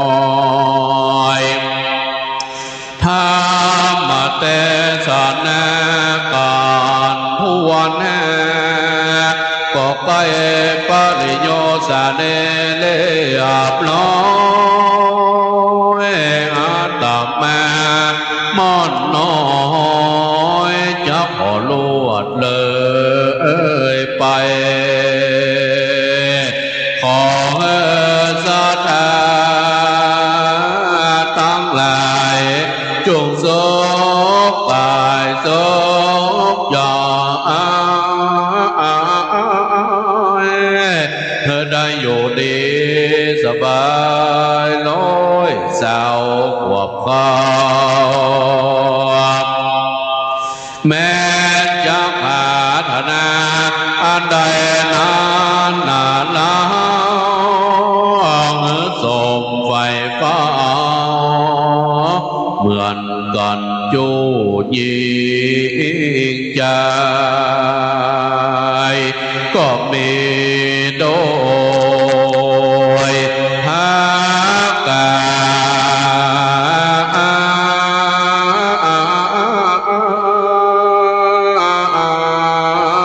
ดังกล่าวมานี่แหละนะโยจังกะปะปังเนเทตังจิญาสังวานานาวิเศษจาห้องเหตุยังจูจักกากันดวนนาอันประดับประดาไปด้วยคาถาว่าใด79พระคาถาก็บังคมโสเปรตเสด็จสาธุสาธุสาธุพ่อแม่ศรัทธาสดับรับฟังจบไปการชูชกท่านพระครูสังฆภารวิมลรติพงศ์มหาคำพิธรรมพีระวังโสวัดบันมอนเมตตาแสดงธรรมกูชกกรมนเรียบร้อยท่านใดเกิดปีมะโรงงูใหญ่79พระคาถาพระธาตุประจำปีเกิดคือพระธาตุพระศรีหลวงเชียงใหม่พ่อแม่ศรัทธาฟังขึ้น96เมกะเฮิรตซ์ก็ดีตั้งใจนะครับวันนี้จะได้เรียนเชิญคนที่เกิดปีมะโรงเข้าประเคนบูชากันเทศเรียนเชิญครับ ไม่จีเรียนเชิญครับผมในคานด้วยนะครับพันแดงซองไอ้ฮั่นศรัทธาตั้งใจพนมมือขึ้นอานิสงส์เพื่อนว่ากันนี้มีนักคนใดบูชาเพื่อนว่าจะมีทรัพย์สินเงินทองมากมายมหาศาลตายจากโลกนี้จะไปเสวยที่พยสมบัติในสวรรค์ชั้นฟ้าหมดเมื่ออายุไขบนสวรรค์ก็จะมาเกิดในตระกูลมีมากมีเงินมีคำมากมายอันเปรียบประมาณไม่ได้เป็นว่าอันเพราะฉะนั้นคนที่เกิดปีมะโรงเป็นสัตว์ใหญ่ตั้งใจปูจากันเทศกันธรรมยกขึ้นประเคนครับสาธุสาธุสาธุลำดับนี้ไปแต่ญาติน้ำใหม่ตาอุทิศบุญกุศลนบน้อมเป็นบุญกุศลสืบไปกราบอาราธนานิมนต์ครับผมยะถาวาริวหาปุราปาริปุเรนติสากลังเอวะเมวะอิโตตินังเปตานังอุปกัปปติอิจิตังปะทิตังตุมหังคิปะเมวัสมิจันตุสเปปุเรนตุสังกปาจันโหปนะละโสยถามณิโชติละโสยถาเอวังมุตโตดีและอาจจะในวันนี้ก็หากว่าเป็นวันดีติถีอันวิเศษเหตุนั้นบังเกิดได้ไม่มีสมณะศรัทธามูลศรัทธาตาญกะตาญิกาตั้งหลายตั้งสองฝ่ายคณะคณาตั้งไปในและไปนอกต่างคนก็หากได้พากันสนงคงไว้ตกแต่งแปลงพร้อมน้อมนำมายังมัทุบุพาราชาดวงดอกเข้าตอกดอกไม้ลำเทียนกีฬานปัจจัยตายมัทุธรรมปุจารัสธรรมเทศนา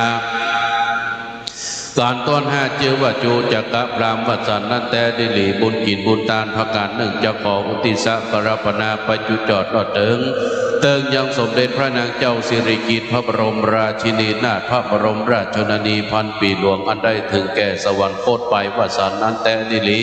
แถมประการหนึ่งนางเจ้ามุลศรัทธาจะขออุติสะไว้กับตนกับตัวเพื่อได้เสวยสุขในภายภาคหน้ากำมักกำหาธนาตั้นเจ้าสมณศรัทธามุลศรัทธามีมากน้อยด้วยประการสันใดดังนั้นก็ดีสมิจันตุก็ขอเพื่อได้ปันอุดมสมสรบุตรไปจุยังจุประการนั้นจงจะมีเตียงแต่ดิลีวิลุลังหาพุทธศาสเนอโรกาสุขิตาโหทะสหัสเปหิยาติพีสปีติโยวิวัชชันตุสัพพะโรโกวินาสตุมาเตภวัตวันตรโยสุขีติคายุโกภวะอภิวาทนาสีลิสะนิจังมุตตามัจจายโนจัตตารโรธรรมาวัฏันติอายุวันโนสุขังปะลาสาธุสาธุสาธุวันตามิปันเตสัมปังอาปาลาทังกามันธรรมิปันเตอามินาอนุโมติตังพังสามินากาตังปุญญังไมหังตาตาปังสาธุสาธุอนุโมตามิจัตตาโลธรรมาวัฏันติอายุวันโนสุขังปะลาสาธุสาธุสาธุตอนนี้คนใดจะไปกินข้าวตอนมีหนมเส้นเลี้ยงนะครับอยู่ที่ลานพระธาตุเจ้าเจิญได้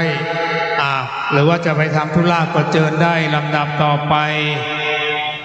จุลปนคนเกิดปีมะเสงงูน้อยเวียนรอบมาบรรจบคนปีมะเสงนะครับพระธาตุพุทธคยาประเทศอินเดีย35พระคาถาจุลปนงูน้อยปีมะเสงตอนนี้พระคุณเจ้ามาแล้วกราบไหว้สานิมนต์นะครับพระประหลัดประสิทธิ์รัตนเมธีวสีปิงเมืองเมตตามาพอดีพอดีเตี้ยงพอดี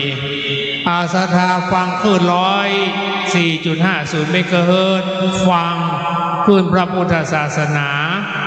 นะครับ96 เมกะเฮิรตซ์ก็ดีศรัทธาคนใดเกิดปีงูน้อยเข้ามานั่งในซุ้มเลยคนเกิดปีงูเล็กงูน้อยเรียนเชิญครับไหว้สาครูบาอาจารย์นิมนต์นะครับพระคุณเจ้าขณะนี้นักท่องเที่ยวเข้ามาเที่ยวเข้ามาชมยังวัดโลกโมลีแห่งนี้ประเพณีเยือนยี่เปงประเพณีพระพุทธศาสนาจำลงตั้งมั่นประเพณีตั้งธรรมหลวงณอารามวัดโลกโมลีหัวเมืองเชียงใหม่ราชธานีแห่งนี้นบน้อมกราบไหว้สาครูบาอาจารย์เจ้าพระภิกษุสงฆ์สามเณร ตอนนี้ฉันเพลนะครับท่านใดจะไปกินข้าวเที่ยงก็เชิญคนใดมาไปไหนก็ฟังธรรมไปเรื่อยๆคนไหนเกิดปีงูเล็กเข้ามานั่งในซุ้มเลยนะครับเพื่อจะได้เริ่มเข้าสู่พิธีการกำหนดการต่างๆเริ่มไปเรื่อยๆนะครับเพราะวันนี้การแสดงพระธรรมเทศนาก็จะมีเป็นลำดับไปคันนี้จุลปนนะครับจุลปนพระประหลัดประสิทธิ์รัตนเมธีวสีปิงเมือง35พระคาถาคนเกิดปีงูเล็กหรือว่างูน้อยเจิญได้ตะกี้งูใหญ่ไปแล้วนะครับงูน้อยเพราะฉะนั้นเรียนเชิญชวนพ่อแม่ศรัทธาที่เกิดปีงูเล็กเข้ามานั่งในซุ้มชะตาเลยนะครับให้เราตอนนี้ยังมีเวลาอีกประมาณ2-3-4 นาทีเจิญได้เข้ามานั่งในซุ้มนะครับสืบโหราชตานะครับสดับรับฟังพระธรรมเทศนาสืบไปไหว้สากาปราธนานิมนต์พระคุณเจ้าขึ้นสู่ธรรมะแก้วธรรมะธรรมนะครับวันนี้พระคุณเจ้าจะเทศไปเลยเพราะว่ามีแสดงพระธรรมเทศนาอีกหลายวัดนะครับก็จะได้ผัดเปลี่ยนกันไปตามกำหนดเวลาที่ได้แจ้งไว้นะครับเพราะฉะนั้นการประชาสัมพันธ์พ่อแม่ศรัทธาสาธุชนคนเชียงใหม่นักท่องเที่ยวก็ดีนะครับพ่อแม่ศรัทธาที่เดินทางมาร่วมพิธีกรรมก็ดีนะครับเชิญได้นะครับวัดจะสวยพระศรัทธาช่วยปัดกวาดวัดสะอาดสวยสดหมดเศร้าหมองวัดจะเด่นพระประชามาประคอง5 ครั้ง 2ช่วยกันวัดมั่นคงนิมนต์ท่านพระครูไพบูลย์เจติยานุรักษ์จุดเตียนส่องธรรมก่อนเลยครับผมศรัทธานิมนต์เอาเมจุดเลยครับผมปูจาทำน้อยสว่างสวัยเทียนแห่งพระพุทธเจ้าธรรมแห่งพระพุทธเจ้าอาทิกัลยานางงามในเบื้องต้นคือศีลมัชเชกัลยานางงามในท่ามกลางคือสมาธิปริโยสานกัลยานางงามในที่สุดคือปัญญาเจ้าหน้าที่ลั่นกองจุ่มนุมเทวบุตรเทวดาอย่างครั้งหนึ่งณบัดนี้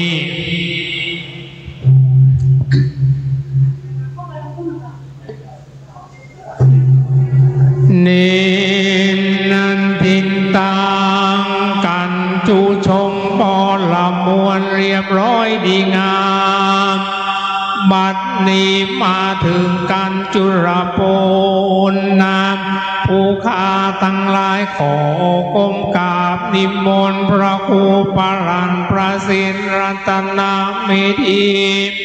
วัดสีปิงเมืองขึ้นสู่ธรรมาแก้วเท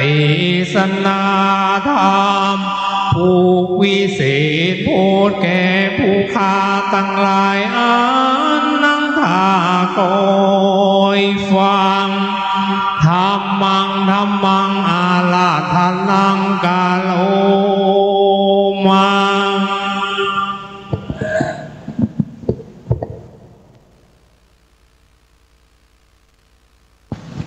เกล้ากระผมขอถวายความเคารพท่านพระครูไพบูลย์เจติยานุรักษ์ด็อกเตอร์พร้อมโดยคณะศรัทธาท่านสาธุชนทั้งหลายณโอกาสลำดับต่อไปนี้เกล้ากระผมอาตมาภาพจักได้แสดงพระธรรมเทศนามหาเวสสันดรจาดกกันที่6ชื่อว่ากันจุลปนว่าโดย35พระคาถาเพื่อเป็นการบ่เสียเวลาณบัดนี้จักได้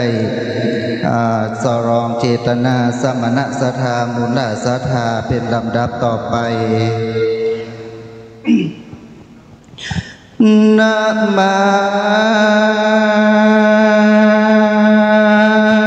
มิสิระสะ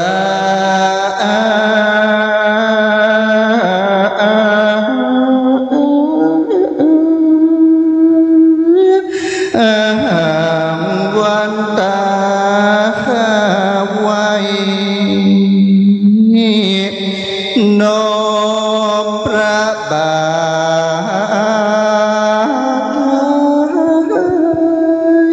ทโมนีองค์ไว้พระธรรมเลิศแล้วกักตังพระสงฆ์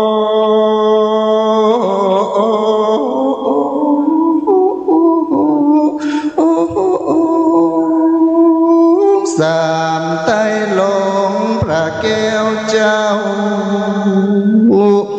เป็นแก้วอันงามเลิ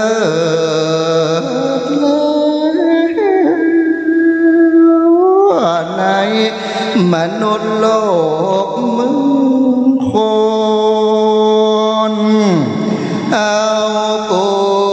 ลพระเลิศล้ำเป็นบุญกุศ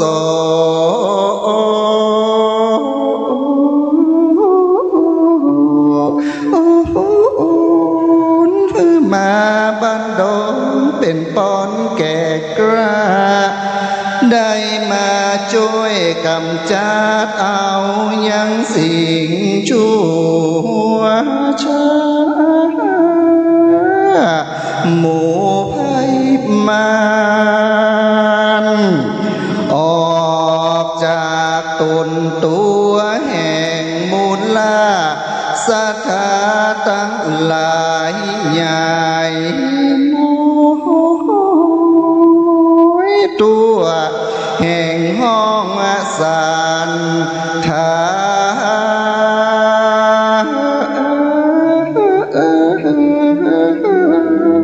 นฝูงหมู่ภัยมารอย่ามาเกิดใกล้ขอท่านทั้งหลายได้หายหอดอยู่ด้วยสัตย์สันดีอาตมามอน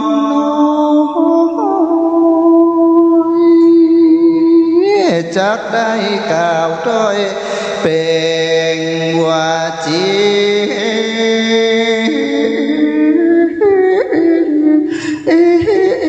เทศนาธรรมจุลระปนว่าอันคือศรัทธาตั้งตาลา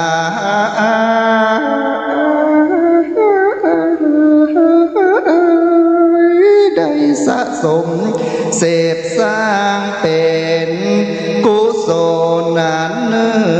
องเป็นหนึ่งนาบุญขอทุกคนได้มีใจเที่ยงมั่นถือเอาอย่างพระพุทธพระธรรมพระสังฆเจ้าเป็นป่าไทยเข้าหอเมื่อจักได้เดินทางสู่โลกไปหน้าหนอโจโต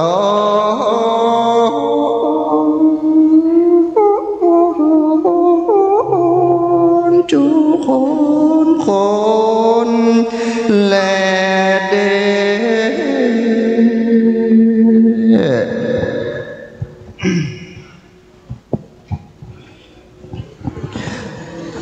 นะโมตัสสะภะคะวะโตอะระหะโตสัมมาสัมพุทธัสสะเอวังเจนตามปุณโตพระมานังปุณเจนตัวปาไดยาสันตายาตันสามันทุโนตุมปันเจวปังกามิงกาสันตินจันตันตัวมักเกทำเป็นตัวตั้งกินนาหันทางองค์กีปีตัวมหาสันตันสาวันสันโนกาสังอันจริงขันโตตีนำดำเตตนามาส่วนรามเจนทำบุญปูนใจงามยังจูเจ้ากำพรามปูนเท่ายืนอิ่มด้วย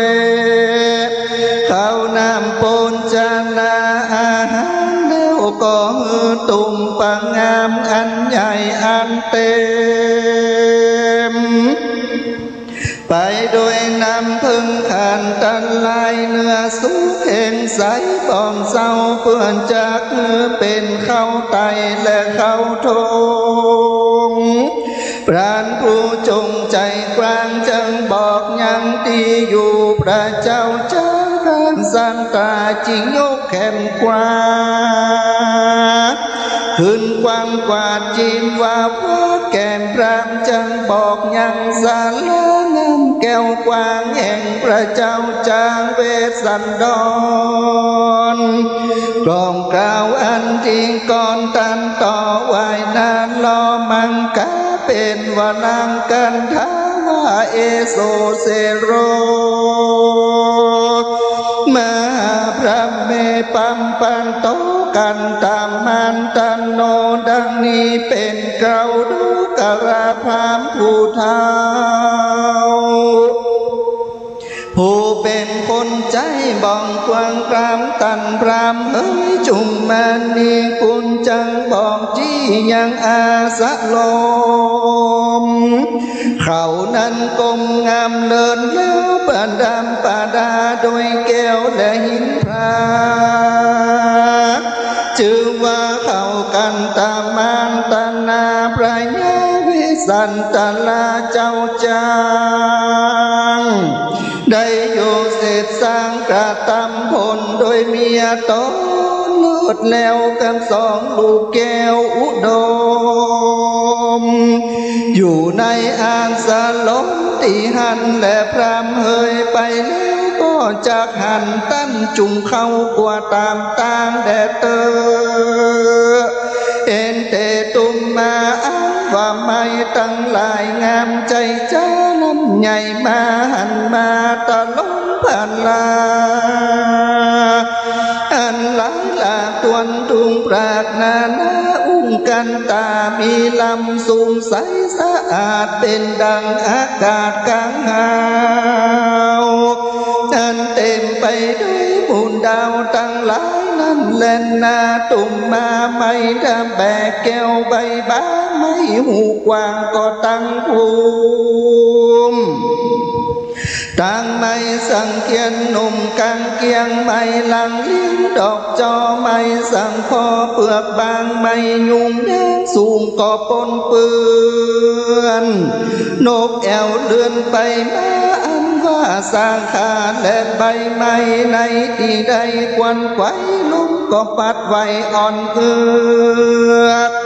น้อมนาเนือกไปมาเป็นดังมานาว่าผู้เฒ่ากินเหล้ากาวก็เสียงใสเตสังกุนาอันว่านงตั้งหลายก็งามเลียงลายเสียงกองคือโพนนาดกร้องเสียงเบานกตะว่าวลองเสียงสว่างนกก็ลางลอง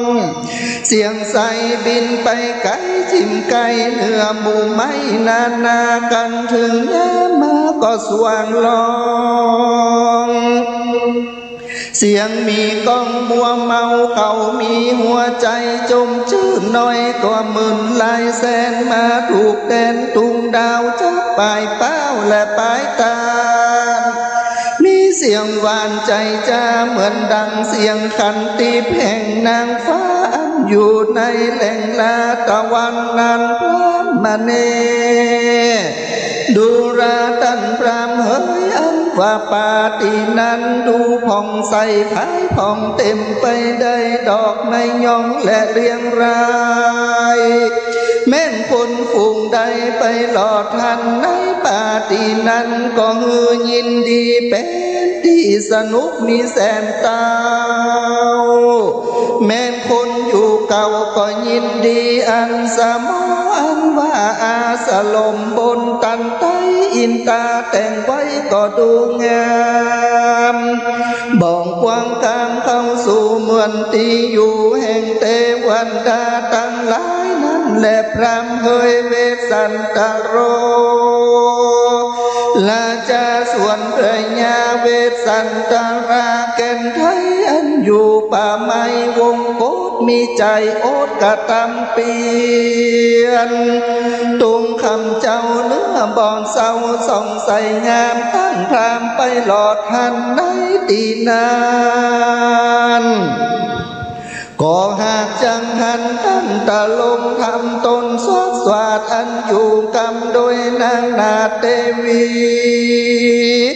กรรมตั้งเจ้าจะลีแลกันหาลุงเต้ากลางด่านเต้าลงดีพระราศีตนบุญกว้างศีลบอกมังอยู่ภาวนาตาเล่นโตก่อนตะลงพันพิเศษเอาเป็ดเป็นลักษีถือขอดลีเงายืนมวนเก้าจืนเป็นจันดาจ้ามาวาสีตั้นนุ่งนั่งเสือลายก็ยะยุนนอนเนื้อฝุ่นดินได้ของเท่าไว้จุ่มจอบไว้นบนบกองไฟเปลวแสงใสปอดสาวตุงคำเจ้าเป็นวัดแห่งรังสีตะโตในกาลยามนั้นปราณเจตพูดผู้ใจขานจะบอกดีสำลานแห่งเจ้าเต้าตนเงาเวทสันดรกองกล่าวอาติกรยิ่งกวางเก่ายกย่อเล่าวันนานาวานดวงกาลท่านพรามผู้หัวงอกกูจักบอกโดยดีหมากม่วงมีหลายหมู่ตั้งต้นอยู่หิมมาปานในสตาก็หลวงลำสูงดีปรำดูพรานจิตใหม่มังควิสูงใหญ่ใบน้อยขนุนสุกย้อยก้าน้ำนาไม่จำปามีกาอ้วนจุงปูล้วนลูกกบแวนมากแขนสุ่มใสสะอาดไม่มากฮักสุกใสงามไม่ลังลำลูกน้อยวันจินจ้อยมีวันไม่มากกาตันสุกกากอมไม่ขามปอมลูกแวนกลมมากยมสุกเดนลานดาดสมแล้วบาดปุ่มย้อมากสมอลูกบ่อสาวลูกแต่เก่าถึงปลายคนไปไกลก็เอากินง่ายปอดังจากหูไม้มือมาตีนันนาดงใหญ่มีตั้งไม้องค์ไก่ตั้งอยู่ใหญ่กันตั้งหลายวันกองพายพอกก็จริงเป็นดอกดวงเพยกิ่งแก้มเฟยจุงกำมีตั้งไม้กุ่มน้ำดอกดวงพวงไม้หมูกลวงดอกที่ทวนไม้หมูกน้อยดอกนวลแก้มใบมีตั้งหมากใสหวานชื่นจอยลูกใหญ่น้อยปอนดีก่อนดีไหมนี่โกตะลามก็มีหลายสัมสุกแก่พร่ำกวนกินหล่นตรงดินก่อนเลืองเรือไม่มากเดือเหลือหลายลูกมันใหญ่แต่งกาว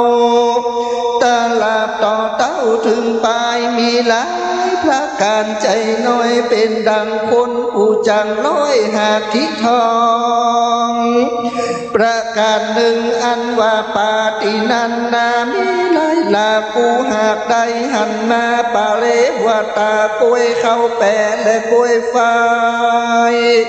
ลำบ่อใจปังปูนกลัวการบุญหลายสิ่งมีพร้อมยิ่งปูนตักนอมมีตังกล้วยหอมและกล้วยตีปลูกบอนรีบกินหวานเลี้ยงสงสารคนใหญ่กล้วยนั้นใจสามานมีตังเพิ่งล้วงหวานกีบลายตัวแม่กายเบาเฝ้าพร้อมว่าเอากินได้และนาประกาหนึ่งไม้หมากม่วงลายจำปัวเป็นดอกดวงดีลำเขียวจีใจจอยเป็นลูกน้อยจุมจีดูเจียงจีก็ลายสิ่งสุขดิบยิ่งสักเมื่อการอันว่าหมากม่วงสองจำพวกมีที่ไก่โบกอนนันนีวันนามีปัดลาดเป็นดังเขียบปาดเขียวงามประการหนึ่งใจใดเตียวกว่าเข้าสู่ป่าหิมมาปานเข้าหันก็ เข้าไปไกลอยู่ไกลตนแล้วก็ยื่นมือบิดเอาใส่ธงเป่าทวนถูกหมากพวกลูกสุกวานดิดดานการใจจาลูกใหญ่มาก็ใสแสงมีวันนาเปิงแปงลดเล้าเป็นส่วนด่านดาวดงลีอาสะจันมีก็หลายลากูก็หากได้ยินมาอันมากะตำเสียงเงี้ยหิงทวนกูสิงและนานนาแห่งพมมาลาแก้มแมงปูล้องแล้วสู่ตอมดวนในดงหลวงงานกว้างที่พระเจ้าจางเวสันตันลังสีปูนยินดีใจจ้าเมียนที่อยู่แห่งเทวดาและฟ้าฟ้าดวงกันลาพรำเฮยอันว่าป่านั้นเต็มไปโดยไม้ตาลกองงามสาปูไม้พ้าปูก็ยายยังก็เต็มละวังตุ้มคำปูนเป็นปั๊มป่าเป็นน้ำนุ่งเรืองงามใจจ้อยเป็นดังปนหากร้อยหากกองไม้ตั้งฟองฟูงเป็นดอกมีกังกอกมากาก็ดีสูงไกลตาก็สุดพอเหมือนดังปลายเจ้าปลายตุงก็มีหันและพรำเฮยพระเมดุงกันลาพรำเท้าอันว่าพระเจ้าเวสสันตนาแก่นไทยอยู่ป่าไม้แดนใดท่านพรำไปก็หากจักหานตันจุงเข้าป่าดงดานตั้งก่อนจังตะลงพันนาวิเศษผู้เก่าเกตเป็นลักษีถือขอกันรีเกี่ยวใดยังลูกไม้เครื่องปูนจาจำมาวาสีตันก็นุ่งหนังเสื้อลายสนที่นอนเนื้อที่ทอนลานียออันจุรีนามันสังการตามโบราณบ่อสาวตุงคำเจ้าหากเป็นวัดแห่งลานสีนั่นแหละว่าที่อยู่แห่งพระญาเวสสันตละแก่นไทยพรานเจนตำบุญบอกไว้ดูงามส่วนจูงกาพรามนั้นใสมันก็ได้ยินคำจ้าบอกกล่าวแห่งพรานเจนตบุตรนำออกเก่าถอยบอกตั้งไปมันก็มีหัวใจอันสลาพำใบบาดจักหาสันไลยังกำอันเปิ้งใจและวานแล้วดูกะลาพรามเจ้าใจต่อเจ้าก่อมอลานกูส่วนเข่าศัตรูลายดวงใหญ่มีน้ำเพิ่งใส่จุก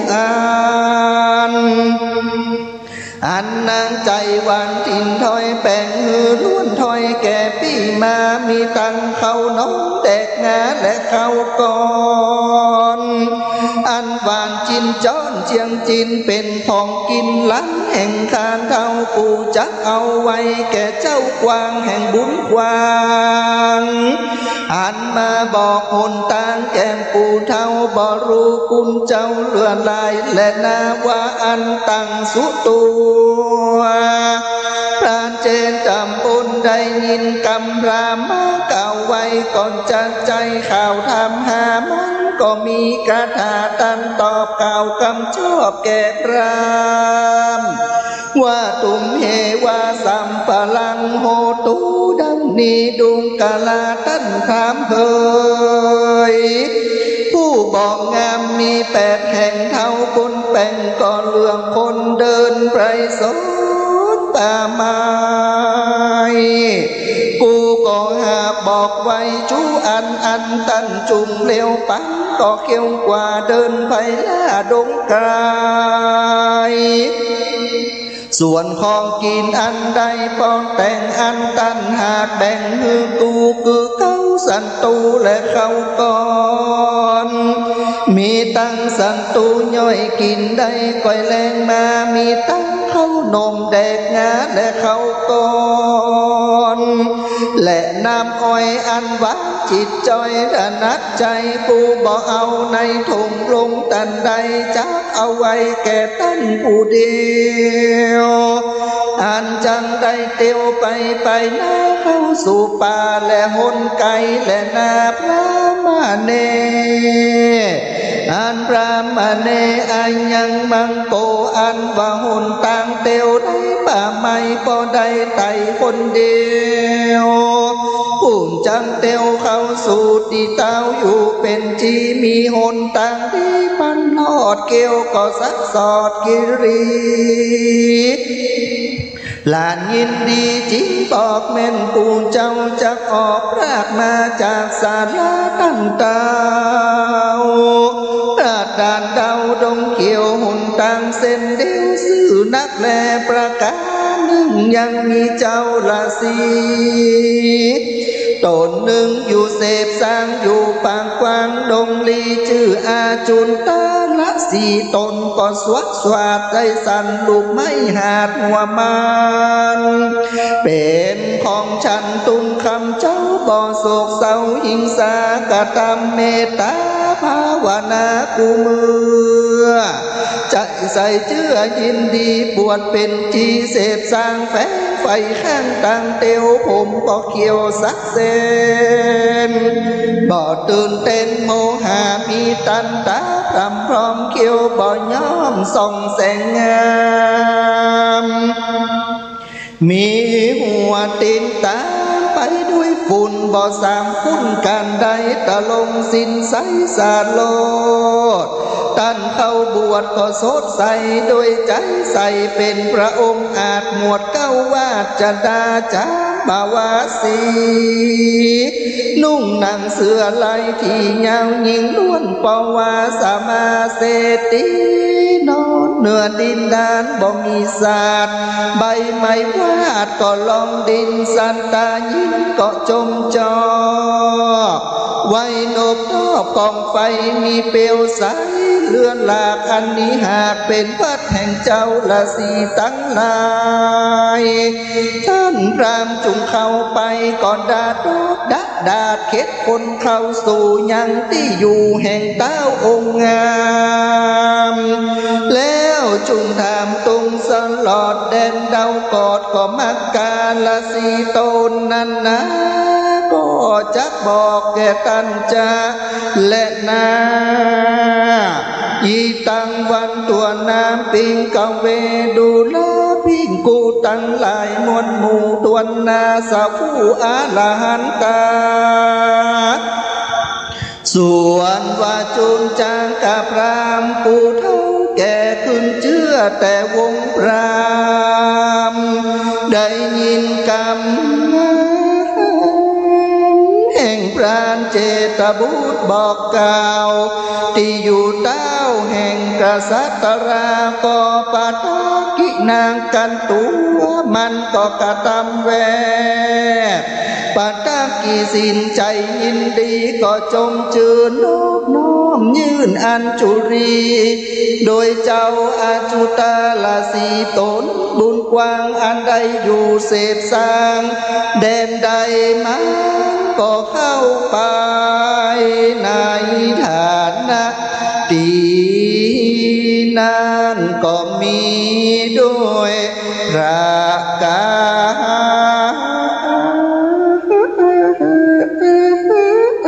รดังกล่าวมานี่แหละจุลาวนาวันนานินทินตาขีญาเก่าแห่งห้องจุลป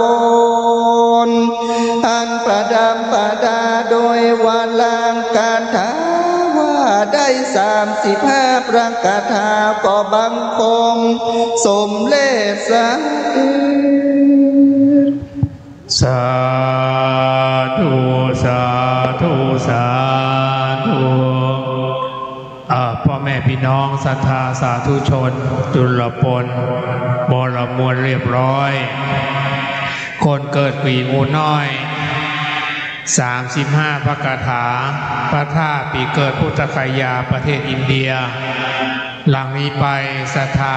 ที่เกิดปีงูน้อย ไปถวายบูชากันเทศการทำนะครับช่วยกันประคับประคองดูแลส่งเสริมถวายบูชากันเทศทั้งหมดนะครับศรัทธาที่อยู่บ้านส่งใจตั้งใจมาตัวเรียนเชิญทั้งหมดเลยครับทั้งอยู่ในซุ้มทั้งทุกท่านเลยครับเรียนเชิญครับเรียนเชิญได้เลยเห็นสาธุเป็นมังกรเป็นมงคลสาธุสาธุสาธุพ่อแม่ศรัทธา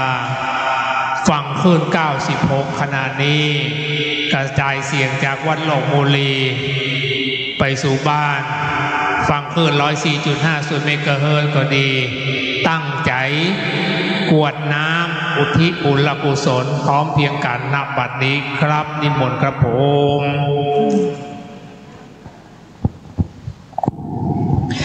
ยะถา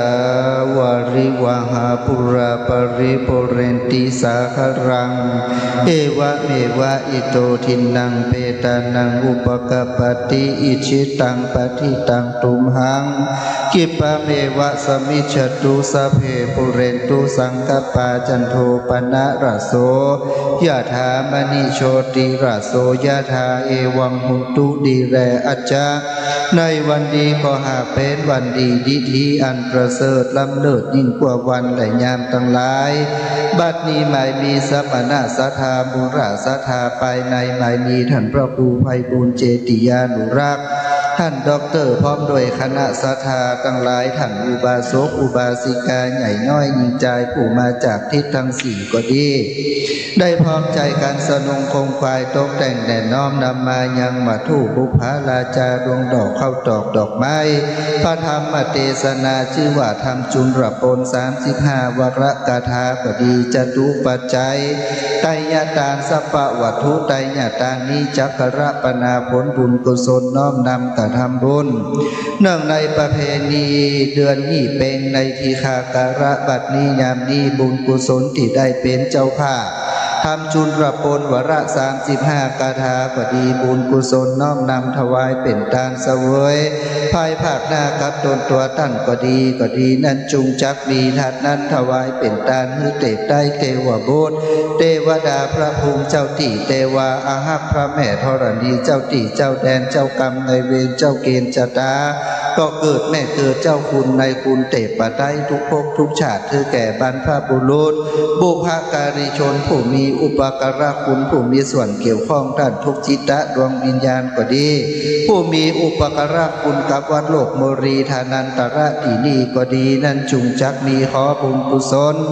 น้องนำจุจอดหลอดเติมถึงแก่ท่านทั้งหลายเหล่านั้นจุเยี่ยมจุภาการก็ดีให้ได้สู่สุขติสัมปรายภพภูมิที่ดียิ่งขึ้นไปอานิสงส์มีโดยประการฉันใดจุงถึงพร้อมกับตนกับตัวแห่งท่านทั้งหลายจุงเจริญไปด้วยอายุวันนะสุขะพระปฏิภาณธนาสามสมบัติได้จุ่มเนื้อเย็นใจหิมากะขึ้นอายุมันควรยืนก็ดีได้อยู่เย็นเป็นสุขเจริญพุทธิก็ดีจักขึ้นหล่องต้องเตียวไปในจตุรทิศทั้งสี่มาขอมีใจไปมีโชคมีลาภขอสมความมุ่งมั่นปรารถนาขอบุญรักษาเทวดาคุ้มครองคุณพระเจ้าแก้วสามประการคุณครูบาอาจารย์คุณปิตามารดาปกป้องคุ้มครองท่านทั้งหลายให้ได้อยู่เย็นเป็นสุขเจริญพุทธิยิ่งขึ้นไปนั้นจุ่มจักดีจัตตาโลธรรมาวะทันติอายุวันโนสุขังปะลังสาธุสาธุสาธุวันตามิพันเตสัมปังอาปาราทังกามานดามิพันเตมยากาตังปุญญังสามินาอนุโมทิตังพังสามินากะตังปุญญังไมหังตาลาปังสาธุสาธุอนุโมตามิจัตตาโลธรรมาวะทันติอายุวันโนสุขังปะลังสาธุสาธุสาธุในนามคณะกรรมการขอขอบพระคุณเป็นที่สุดท่านพระครูปลัดประสิทธิ์รัตนเมธีวสีปิงเมืองเมตตามาแสดงพระธรรมเทศนา นะครับเรียบร้อยขอขอบคุณครับผมศรัทธาลำดับต่อมีไปมหาปนนะครับมหาปนมี80พระคาถาคนเกิดปีม้ามาเมียพระธาตุประจำปีเกิดพระธาตุชเวดากองนะครับตอนนี้มีท่านที่เกิดปีม้าท่านอาจารย์ดร. ท่านพระครูไพบูลย์เจติยานุรักษ์นะครับดร.ดวงคำอภิวัฒโนผู้ช่วยเจ้าวาดพระรามหลวงวัดพระบรมธาตุดอยสุเทพประธานสงฆ์วัดโลกโมลี1 2อาจารย์ทวีวันเพ็ญ2เป็นเจ้าเก้าเจ้าศรัทธาพ่อแม่ศรัทธาสาธุชนที่เกิดปีม้าอยู่บ้านตั้งใจฟังคลื่น96 เมกะเฮิรตซ์ก็ดีตั้งอกตั้งใจบุญและกุศลนะครับตอนนี้ก็ปีม้ามาถึงแล้วนะครับปีม้า80พระคาถาเพราะว่านี่สงฆ์ผู้ได้บูชากันนี้จะได้เสวยสมบัติเมื่อสวรรค์สมบัติชั้นดาวดึงเทวโลกนั้นจะได้บังเกิดผู้ใดมีความบูชากันนี้จะได้มีความสุขมีความสบายแม้อยู่ในโลกมนุษย์ก็ดีตายไปก็ไปเกิดเป็นเทวบุตรเทวดานะครับกันท่วน7เรียงบอกมาบรรจบมหาปนกันใหญ่80พระคาถาก็ศรัทธาแม่ศรัทธาที่สดับรับฟังพระธรรมเทศนาวัดโลกโมลีเทศมหาชาติมหาเวสสันดรชาดกนะครับหรือว่าตั้งธรรมหลวงเวียนรอบเวียนมาบรรจบอีกาละเวลา1นะครับเป็นปี1ในที่วัดโลกโมลีได้ฟื้นขึ้นมาอีกครั้งหนึ่งในราวปีพุทธศักราช2544ทางพระเดชพระคุณหลวงพ่อท่านเจ้าคุณดอยสุเทพก็มีดำริเสมอว่าวัดในเครือข่ายวัดพระบรมธาตุดอยสุเทพจะว่าวัดไหนก็ดีคือสืบสานประเพณีวัฒนธรรมสืบสานพระพุทธศาสนาแล้วต้องเสริมวัฒนธร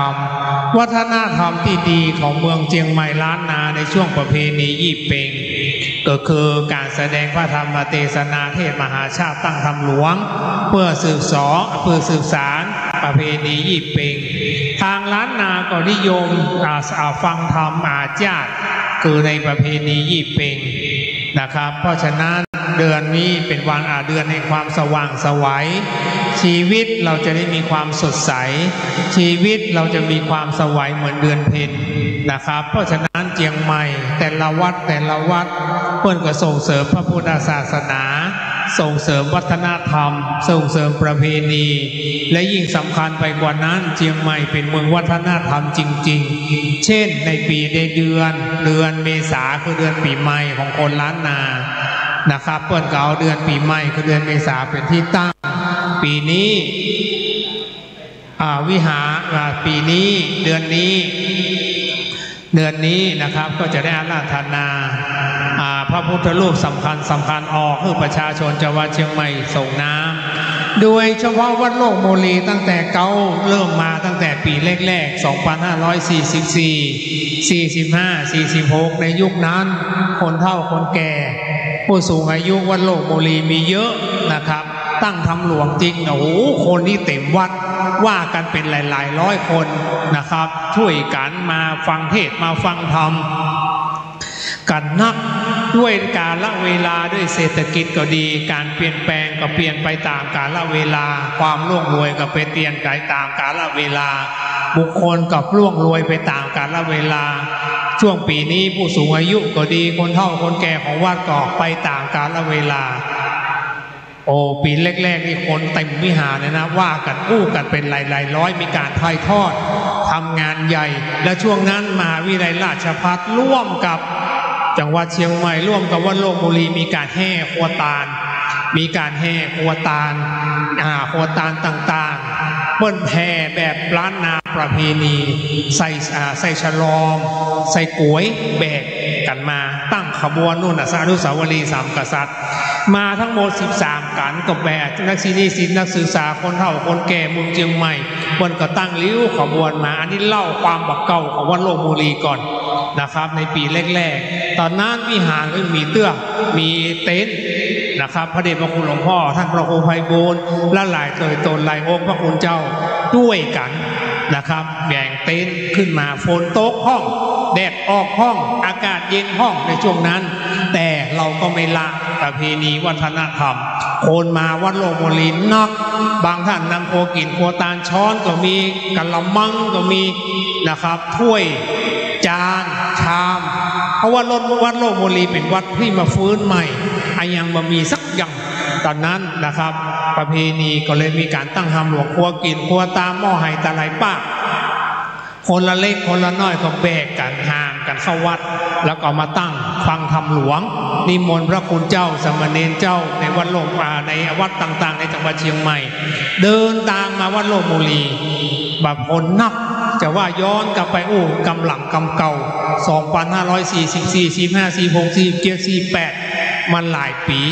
นะครับการตั้งธรรมหลวงมาจนถึงปีนี้2568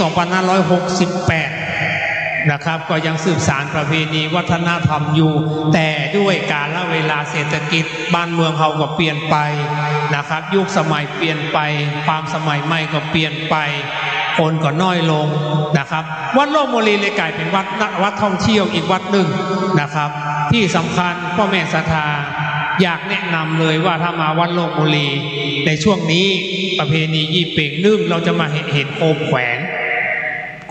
นของเมืองเชียงใหม่เนี่ยวัดโลกโมลีเนี่ยนักตึงแก่นน้อยตึงแก่นใหญ่นะครับหนักแล้วที่สำคัญพระสงฆ์สามเณรวัดโลกโมลีช่วยกันแปลงช่วยกันติดดอกเนี่ยบนเนี่ยหลังคาเนี่ยก็แม่นช่วยกันแปลงช่วยกันทำในควงแก้วอารามวัดโลกโมลีก็จัดสถานที่แบบเมืองล้านนาในค่ำคืนนี้เฉพาะค่ำคืนนี้เจอเลยนะครับประมาณ20 ทุ่มมีแสดงพระธรรมเทศนานี่ส่งทางประทีปจุดทางประทีปแล้วรอบวิหารหลวงรอบองค์พระบรมธาตุเจ้าเจดีย์นะครับว่ากันหลายปันดวงถวายเป็นพุทธบูชาธรรมบูชาสังฆบูชาโดยเฉพาะทางประทีปอันนี้ขอประชาสัมพันธ์ทางประทีปถือว่าเป็นของเก่าโบราณล้านนาประเพณีแบบหนึ่งของเวียงเชียงใหม่ทางประทีปเป็นการบูชาแม่กาเผือกพระพุทธเจ้าทั้ง5 พระองค์พระกัปปุสันธาพระโกนาคมนาพระกัสสปะพระสมณโคดมตลอดจนถึงองค์พระศรีอริยเมตไตรที่จะได้มาตัดอนุตตรสัมโพธิญาณเป็นพระพุทธเจ้าในอนาคตการเบื้องหน้านามว่าพระศรีอริยเมตไตรแต่ก่อน5 ตนเนี่ยพระพุทธเจ้าทั้ง5 ตนรวมทั้งพระพุทธเจ้าในอนาคตเป็นพี่น้องร่วมสายโลหิตกันเกิดมาจากแม่กาเผือกนะครับตำนานเพื่อนว่าไว้แม่กาเผือกนี่ต้องอ่อนๆบินข้ามดอยนางแก้วไปถึงเวียงกาหลงแล้วไปเกิดไข่ที่แม่น้ำคงคานะครับหลังจากเกิดไข่ละแม่กาหลงก็ไปซ่อหากินบนม่อนพระเจ้าหลายเปิ้นว่าไว้อันด้วยพายุลมฝนฟ้าอย่างช่วงเนี้ยฝนตกกุวันลมแหงกับปลาเอาต้นไม้น่ะต้นมะเดื่อล้มลงในแม่น้ำคงคาไข่ทั้ง5 ใบก็ลอยตามน้ำไปมีแม่เต่าห้องแม่นาคห้องนะครับแม่โคห้องแม่เสือห้องนะครับเอาไปเลี้ยงจนเกิดเป็นมานพขึ้นมาตั้ง5 คนเมื่อได้อายุเวลาประมาณ7 ขวบก็มีความปรารถนาว่าจะออกบวชจึงได้อธิษฐานลาป่อลาแม่ทั้ง5 ตนก็อธิษฐานเดินตามมา5 ตนก็มาปะกันใส่กันด้วยบุญและบารมีที่เคยเป็นพระเคยเป็นนะครับเทวดาก็ดีนะครับเป็นพระโพธิสัตว์ก็ดีทั้ง5 ตนมาปะกันใส่ด้วยวิญญาด้วยอภิญญาก็ดีรู้ว่าทั้ง5 ตนเนี่ยเป็นพี่น้องกันตึงอธิษฐานว่าบัดเดี๋ยวเนี่ยแม่เขาแต่อยู่ที่ไหนตึงได้อธิษฐานด้วยแรงอธิษฐานพา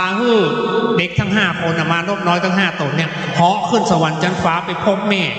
ตอนนี้แม่กาเผือกได้เกิดลูกเป็นพระอาจารย์เป็นพระโพธิสัตว์ตัวด้วยบุญเนี่ยบารมีเก่าตัวได้ไปเกิดเป็นเทวดาบนสวรรค์ชั้นฟ้า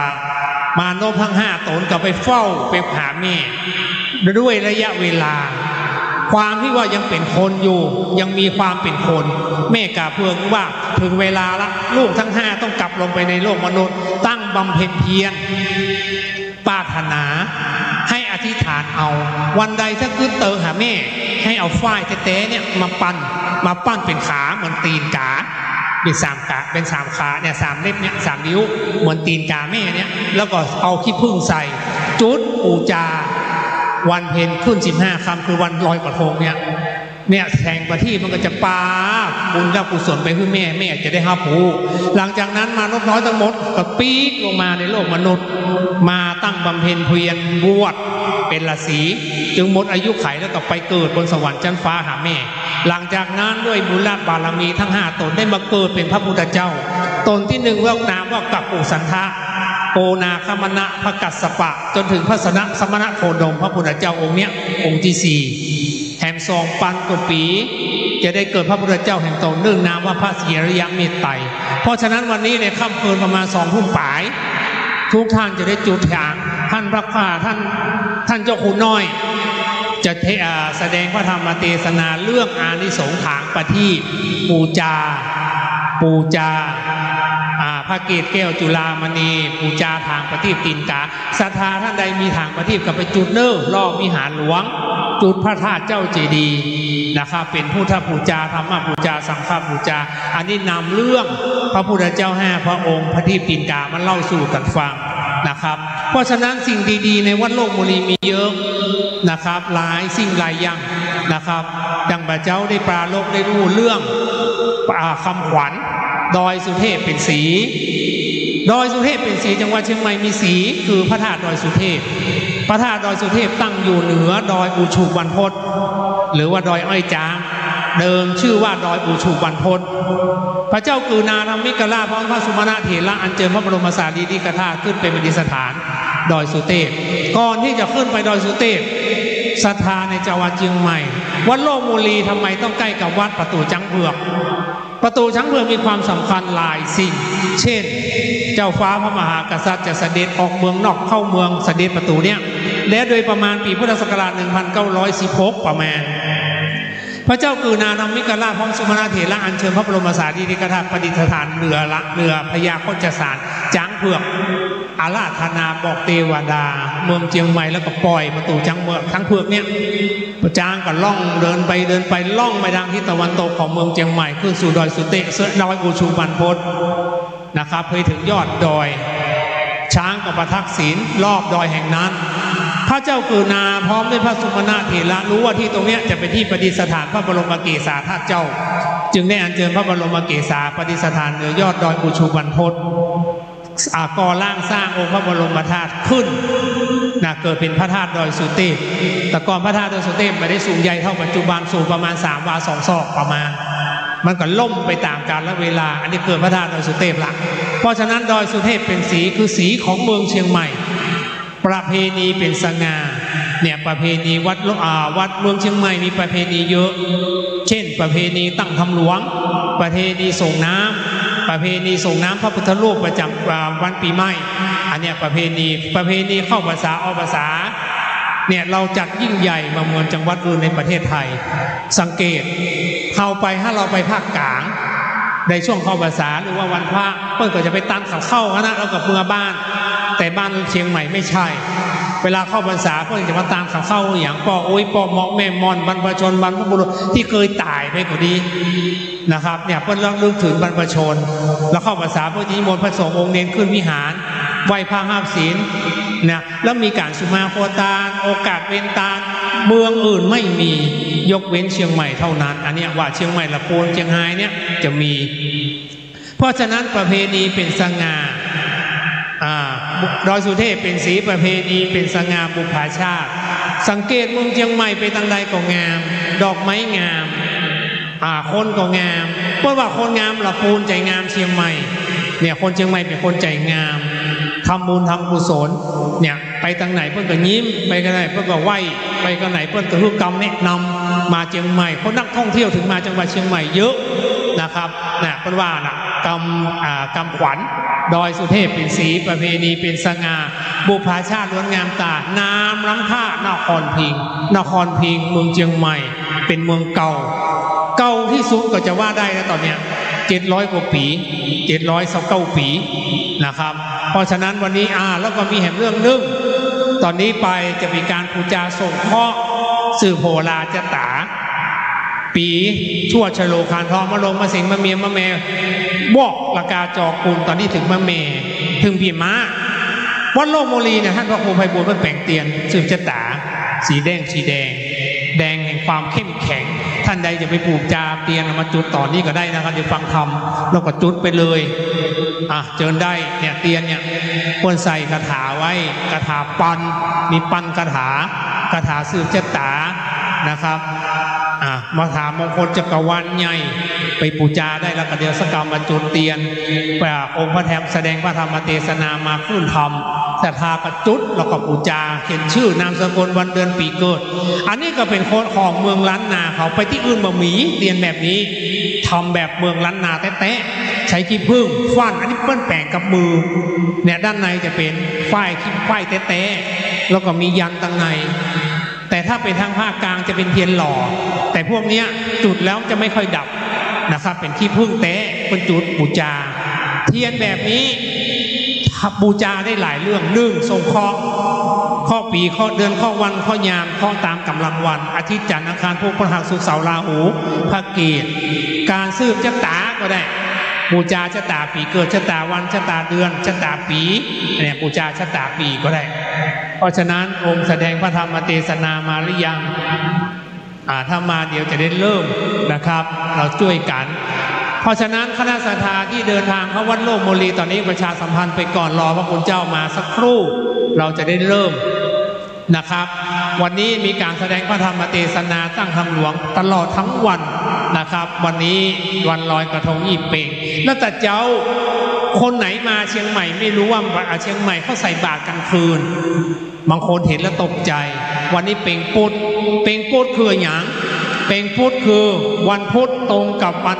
วันพระขึ้น15 ค่ำเป่งคือพระจันทร์เต็มดวงนะครับเพราะฉะนั้นแต่เจ้าประมาณเที่ยงคืนเข้าตี 1เปิ้นใส่บาตรเปิ้นเจออันนี้อย่างครับเอาเบิร์ดเอาโปรไว้เนาะไว้เนี่ยตะเคินเพื่อใส่บาตรพระอุปคุตเป็นพระอรหันต์รูปหนึ่งมีปราสาทแก้ววิมานคำอยู่ใต้มหาสมุทรคือสะดือทะเลสังเกตพระอุปคุตจะตั้งอยู่ข้างด้านพุทธทำไมแหงหน้าขึ้นฟ้าบางคนถามหลายท่านถามพระอุปคุตปราสาทเพิ่นจำพรรษาอยู่ใต้มหาสมุทรสะดือทะเลเวลาเพิ่นพอขึ้นมาโลกมนุษย์เพิ่นจะแงนหน้าพอเนี่ยรูปจำลองพระอุปคุตเลยแงนหน้าพอฟ้า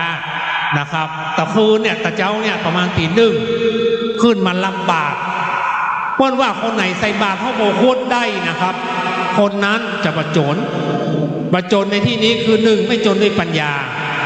2ไม่จนด้วยอายุมีอายุมั่นยืนยาวนะครับ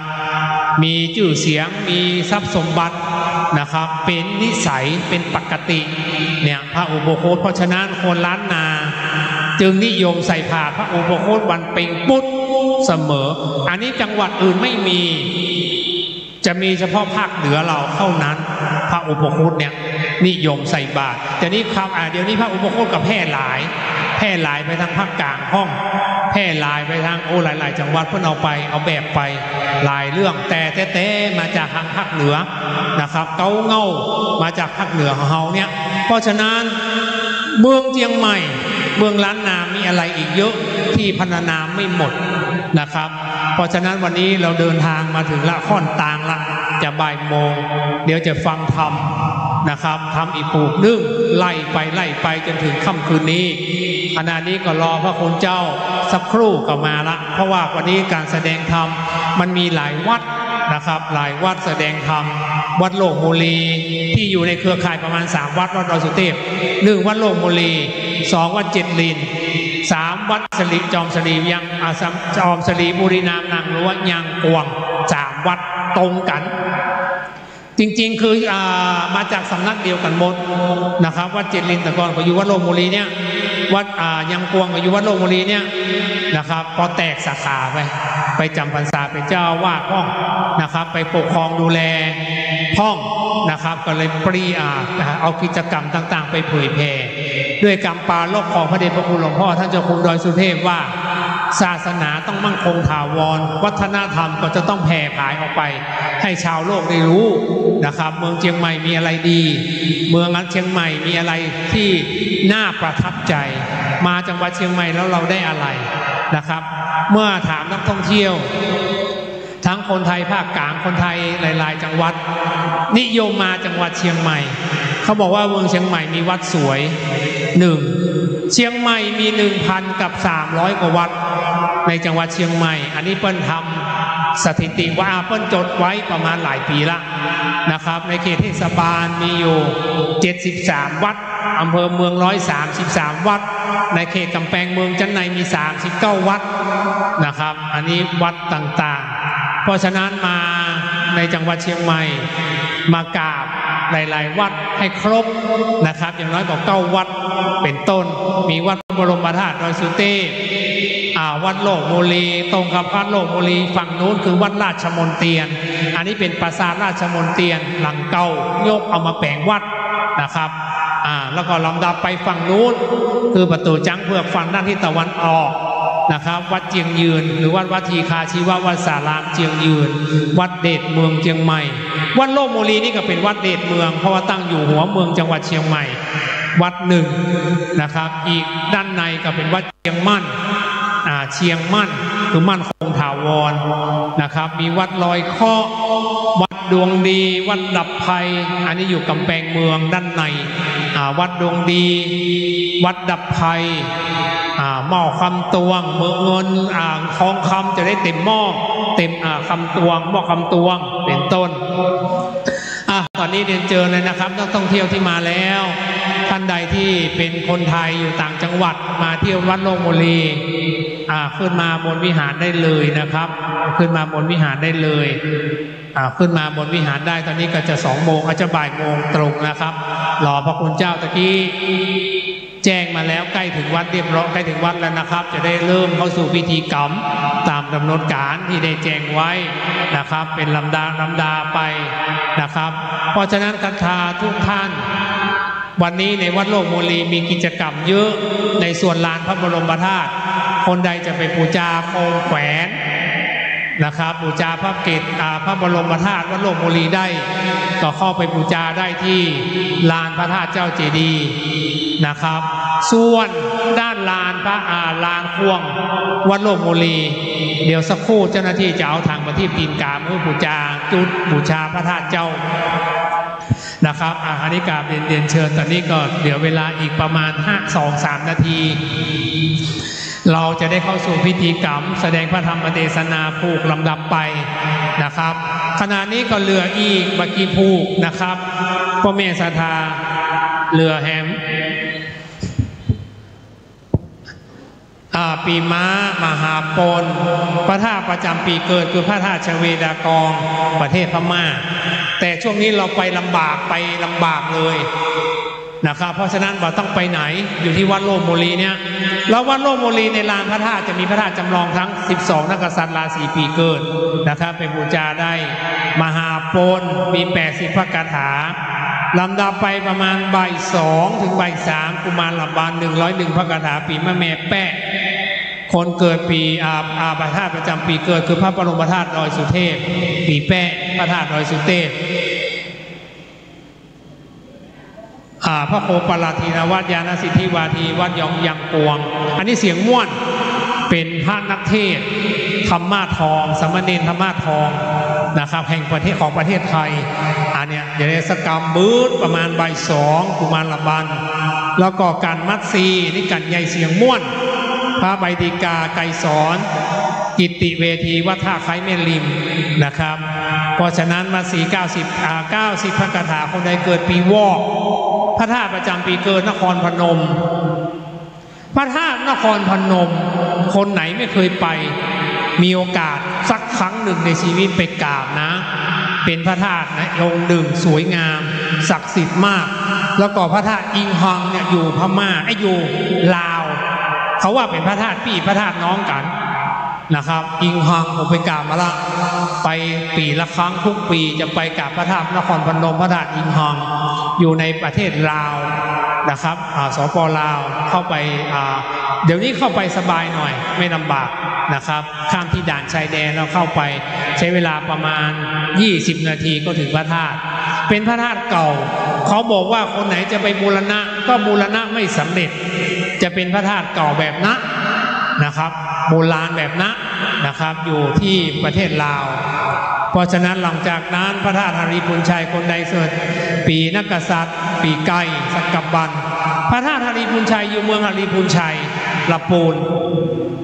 พระธาตุองค์นี้มีความศักดิ์สิทธิ์องค์หนึ่งของเมืองลำพูนนะครับสมัยประมาณปีพุทธศักราช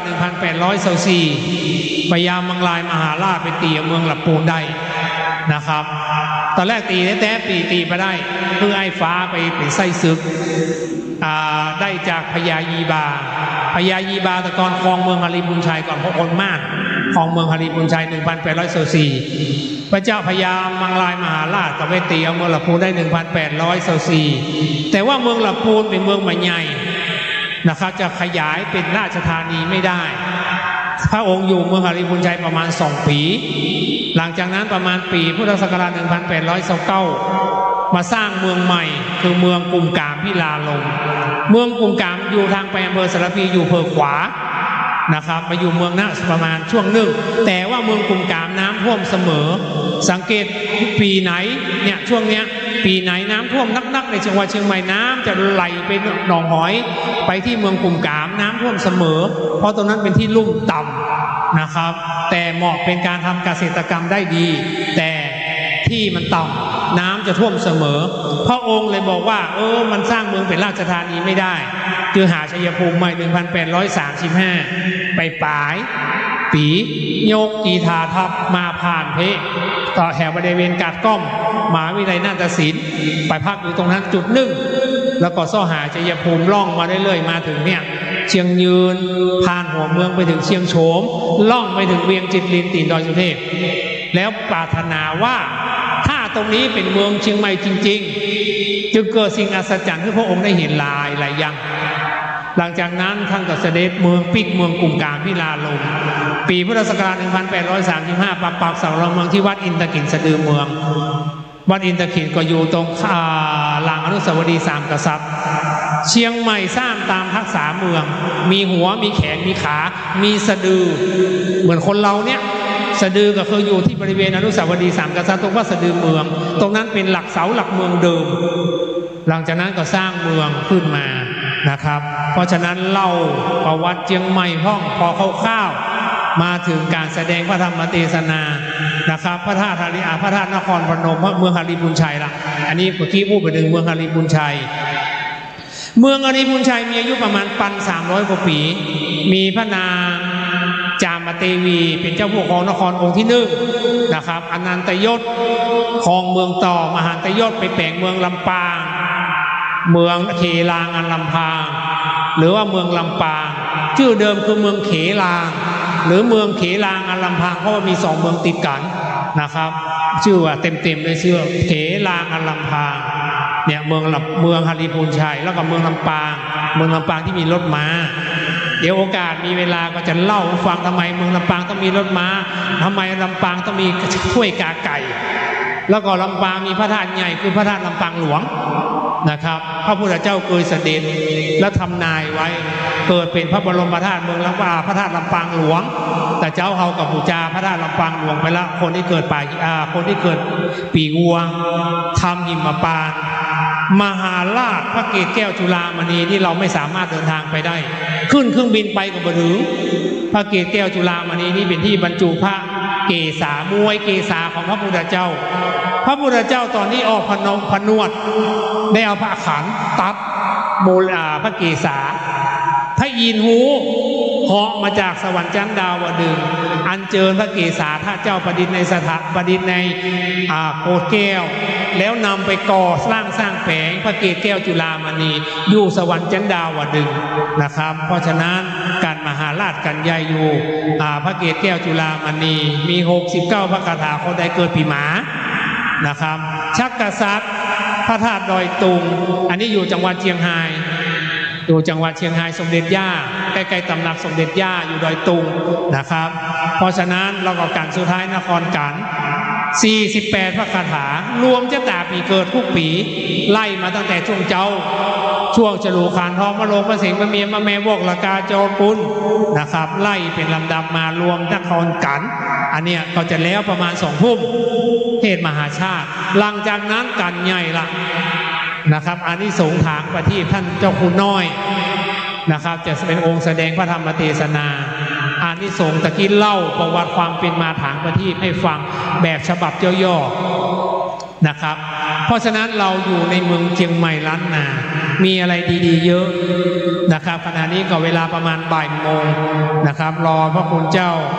วัดชัยศรีภูมิวัดชัยศรีภูมิอยู่ตรงนี้แจ้งศรีภูมิเชียงใหม่มี4แจ้งคือ4มุม1แจ้งหัวลินลินคือรางน้ำรับน้ำจากดอยสุเทพเข้าคูเมืองแต่วอนนี่เฮาคูเมืองเนี่ยรับน้ำจากดอยสุเทพเข้ามาปัจจุบันน้ำดอยสุเทพมันน้อยลงถ้าฝนไม่ตกก็น้ำแล้งเลยเราน้ำจากเขื่อนไม่งัดเข้าผ่านชนประทานเข้ามาเนี่ย1แจ้งศรีภูมิ2แจ้งคูเมืองมีเจ้าขุนเรืองเป็นผู้รักษาอยู่นะครับวันพรุ่งไหนวันพรุ่งกันวันพรุ่งนี้มีเทศแม่กาพวกแห่งผู้แล้วก็แจงขัดตั้มมีเจ้าป่อตนหนึ่งชื่อว่าเจ้าป่อข้อมือเล็กรักษาอยู่ตรงนั้นเมืองเชียงใหม่นี่มีเทวดารักษาทุกจุดแล้วจุดหนึ่งคือแจงศรีภูมิทำไมบางคนผ่านไปผ่านมามีคนชอบมาถามอาจารย์ทำไมตรงนั้นเขาสร้างศาลใหญ่ๆไว้ตรงนั้นสร้างไปทำไมตรงนั้นคือศรีชัยภูมิของเมืองเชียงใหม่คือที่บัญชาการสร้างเมืองอยู่ตรงนั้นเนี่ยศาลใหญ่ๆฮะตะกอนนี่พยายามบางรายมหาราชพ่อขุนรามกำแหงมหาราชพ่อขุนงามเมืองมาบัญชาการสร้างเมืองอยู่ตรงนั้นจุดนั้นชี้เอามาทางฝั่งทิศตะวันตกให้โคดเมืองคูเมืองมาทางฝั่งทางทิศตะวันตกก่อนแล้วรอบทั้ง4มุมเมืองเป็นเขตในจังหวัดเชียงใหม่นะตรงศาลใหญ่นี้ก็ได้ทำแล้วลึกถึงเวลาเดือน4เหนือเดือน9เหนือก็จะมีฟ้อนผีเขาเชื่อว่าเชียงใหม่มีผีเทวดารักษาก็จะมาฟ้อนผีเจ้าตรงฮะเลี้ยงข้าวใหม่เลี้ยงปลาข้าวใหม่คือว่าข้าวที่เขาเก็บใหม่เข้ามาหุงแล้วเขาจะมาถวายเทวดาเนี่ยแล้วก็เดือน9เพิ่นฟ้อนผีเลี้ยงหัวหมูเลี้ยงเป็ดเลี้ยงไก่เนี่ยตรงหน้าแจงศรีภูมินี่ก็มีเรื่องเล่าเยอะมากตรงนั้นแต่ก่อนนี่เคยปู่ม่านมาบุบไปเตื้อละทำเป็นประตูออกพม่าพยายามล้อมเมืองเชียงใหม่หลายครั้งตีเมืองเชียงใหม่ไม่ได้เพราะเชียงใหม่คนเชียงใหม่ในยุคนั้นสามัคคีกันนะครับเรามียุคหนึ่งเราก็มาตกเป็นเมืองขึ้นพม่าไป200 กว่าปี2 เดือนกับ14 วันนะครับเพราะช่วงนั้นเราไม่ค่อยรักกันคนในเชียงใหม่ไม่รักกัน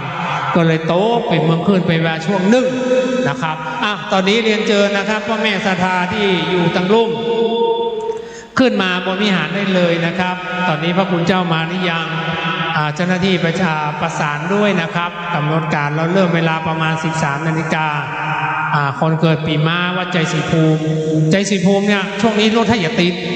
ช่วงนี้งานลอยกระทงรถเยอะนะครับคืนนี้ก็จะแห่กระทงตัวเอง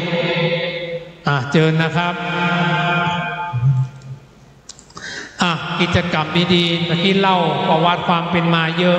แล้วก็ศรัทธาตะกี้มีคนมาจีอาจารย์เปิ้นตั้งไหมอันนี้คืออะไรเนี่ยคนไทยเปิ้นถาม4 เสาใหญ่ๆเนี่ยเปิ้นว่าไม้คำจะตาอันนี้ครับไม้หลวงคำจะตาหลวงคือไม้เล่มใหญ่หลวงคือใหญ่แต่ก่อนไม่ได้มี4 เล่มมีประมาณอยู่แค่3 เล่มปูจาพระพุทธพระธรรมพระสงฆ์คุณพระพุทธ56พระธรรม38คุณพระสงฆ์14ข้างบนเรียกว่าช่อน้อยธงเล็กๆเรียกว่าช่อน้อยช่อมี2 อย่างมีช่อน้อยกับช่อช้างไว้แต่งสถานที่จะเป็นธงแบบนี้แต่ทำด้วยผ้าผืนใหญ่ๆแต่นี่ว่าช่อน้อยก็จะปักไว้ยอดไม้สืบชะตา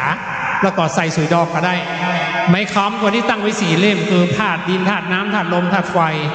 นะครับ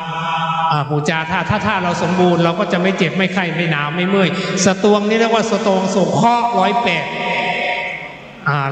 108ทรงข้อสืบชะตาเนี่ยหมดเลย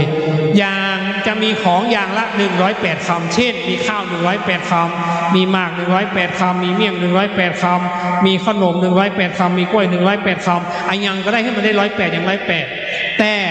โบราณจริงๆ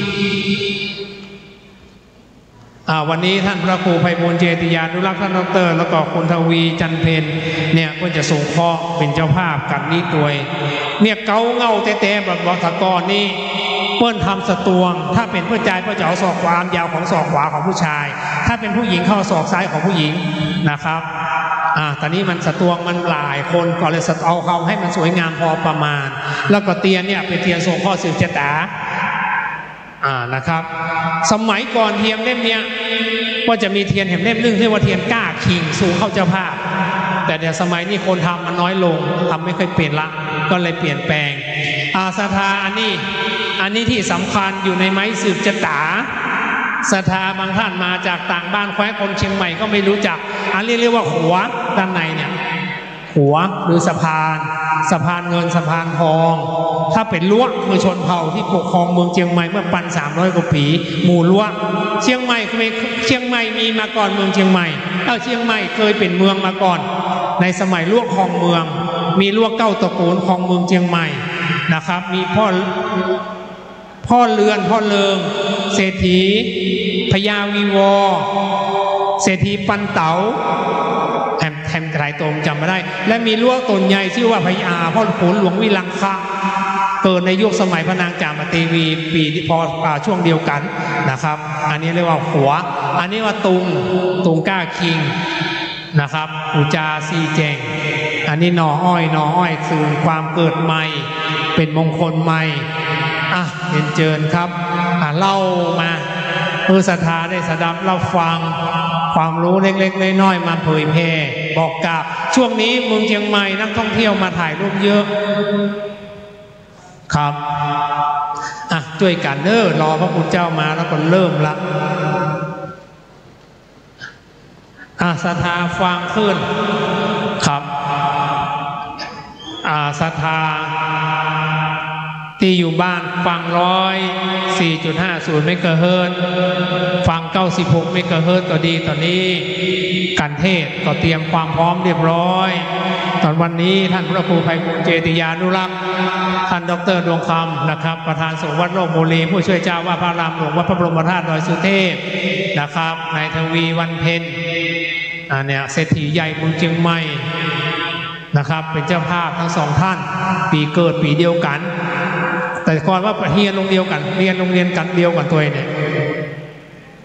สองท่านนี้ก็รู้จักกันมาเมื่อท่านคนหนึ่งเป็นทุเจ้าเป็นพระครูบาอาจารย์อีกท่านหนึ่งเป็นสิทธิเมืองเชียงใหม่วันนี้มาปะกันกันเลยมาสืบชะตาสะดอกเคราะห์วัดหลวงบุรีปีเดียวกันคือปีม้าสังกัดแปลงหลวงตะก้อนบทด้วยกันบทวัดเดียวกันนี่เป็นพระน้อยด้วยกันเมื่อเวลามันเปลี่ยนไปต่างคนต่างอาชีพต่างคนต่างไปอยู่แต่ละวรรณะแต่ละคนอยู่คนละสถานที่นะครับแต่ก็ยังเป็นเคยเป็นเพื่อนด้วยกันห้ามเยียนมาด้วยกันเป็นพระเหมือนกันเป็นนักบินเหมือนกันบินทบาทเดินเจอศรัทธารอวัดใจศรีภูมิมาก็เริ่มละศรัทธาขออนุญาตที่อยู่ด้านนอกรถทุกคันที่จอดในถนนขอความกรุณาย้ายเลยนะครับไม่จอดบนถนนนะครับขอความกรุณารถยนต์ทุกคันที่จอดบนถนนนะครับฮอนด้าสีน้ำเงินรถโตโยต้าสีเทาด้วยนะครับรถไอซูมิชิสีขาวขอย้ายจอดด้านหลังวัดนะครับขออนุญาตเลยเพราะว่าเดี๋ยวพระคุณเจ้าเข้ามาจะไม่ได้นะครับกิจกรรมในวัดโลกบุรีมีทั้งวันนะครับไปจนถึงค่ำคืนนี้ขออนุญาตย้ายรถเลยนะครับรถยนต์ฮอนด้าสีน้ำเงินนะครับรถมิซูบิชิสีขาวด้วยนะครับขออนุญาตย้ายรถด้วยนะครับจอดด้านหลังวัดมามีนะที่จอดรถนะครับตอนนี้วัดชัยศรีภูมิมาแล้วพระสุชาติจินนธรรมโมพระคุณเจ้ามาแล้วนะครับนิมนต์ครับผม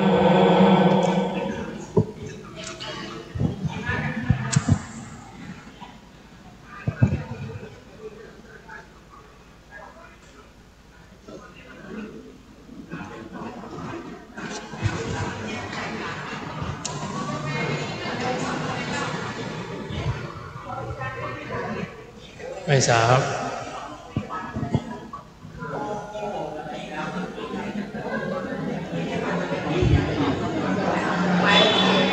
ฮะ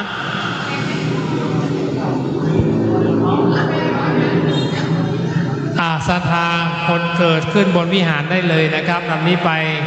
จะได้ฟังพระธรรมเทศนาเป็นลำดับไปเลยนะครับ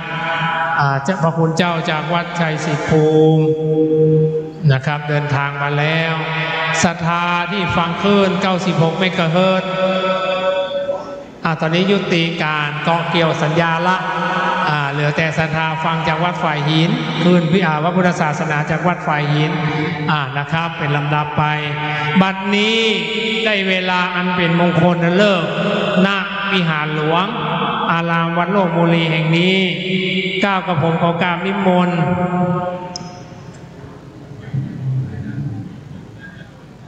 ท่านพระครูไพบูลย์เจติยานุรักษ์นะครับ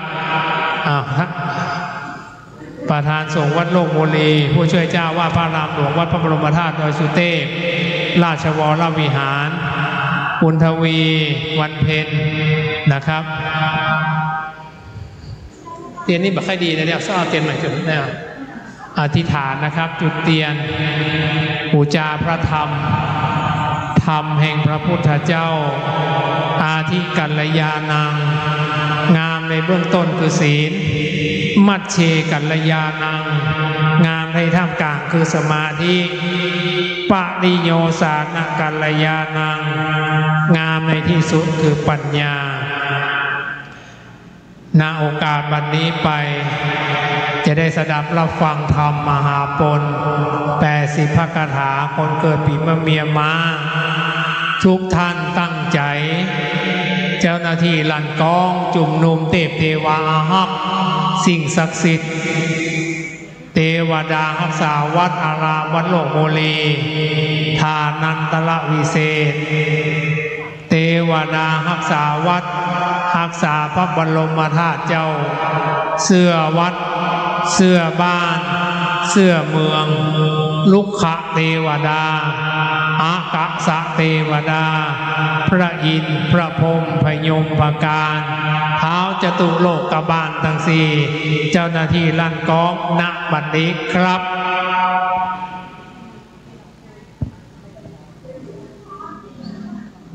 ดีแหละดีแหละ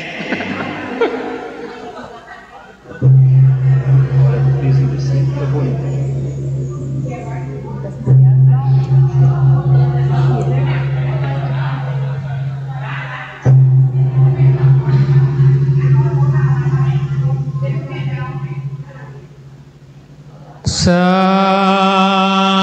นตุงสันตุงองค์การสังกาเดพันธินทรายรัตนาผ่านเพวพระแก้วเจ้าตั้ง3 พังการนำในที่กาลบัดนี้ผู้ค้าตั้งหลายอันจุ่มนุมกันอยู่บนวิหารหลวงอารามวัดโลกโมลีเดชเมืองใหญ่กว้างตันตินนี้ขออัญชุริขาไว้แด่องค์พระพุทธพิมพาสาลูกเจ้าองค์พระพุทธปฏิมาประธานบัดนี้ผู้ข้าต่างหลายอันทาขอนิมนต์ลูกศิษย์พระมุนีโต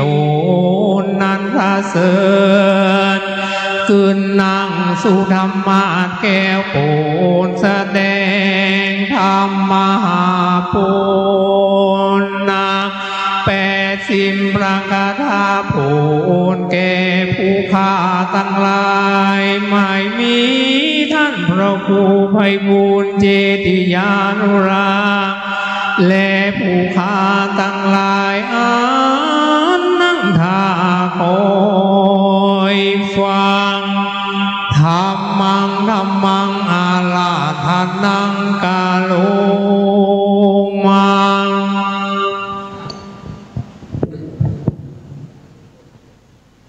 สุ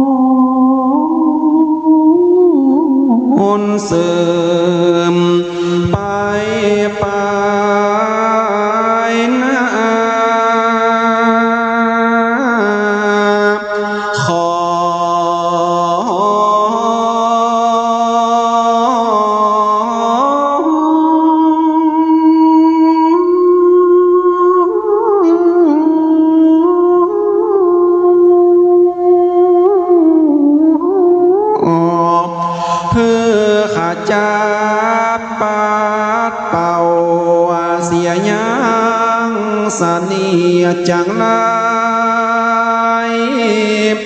จูจะขอมนุษย์โลกลา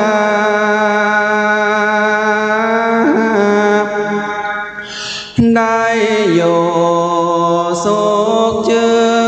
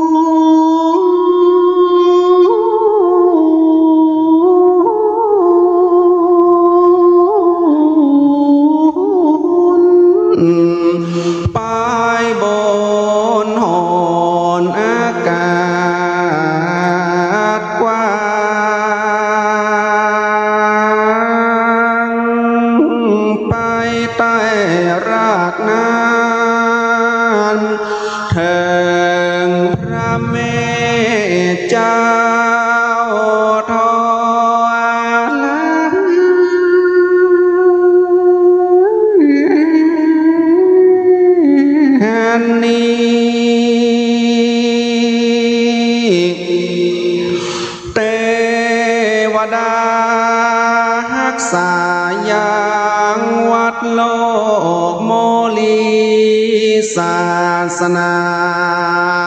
ตาเตนิจุโต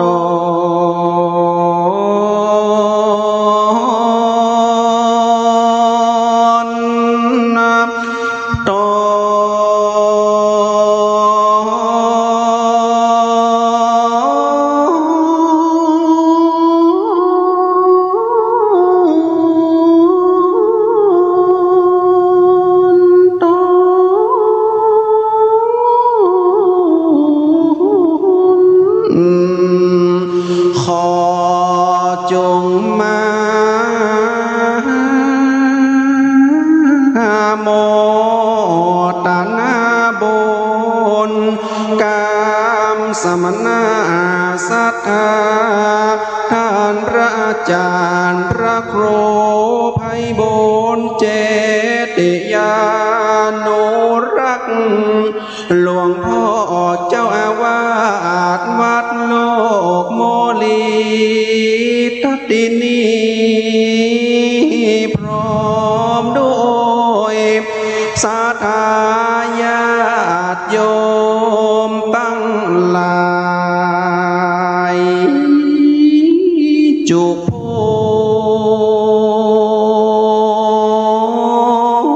ที่ได้ปากันมานั่งฟังธรรมมหาจารย์เวสสันดรจาดกในวันนี้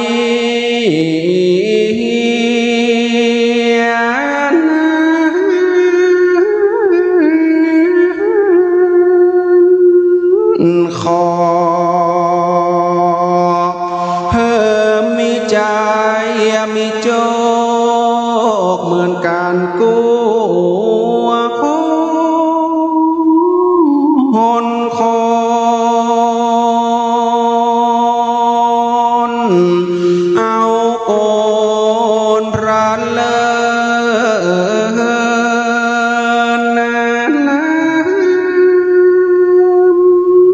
เป็นบุญกุศล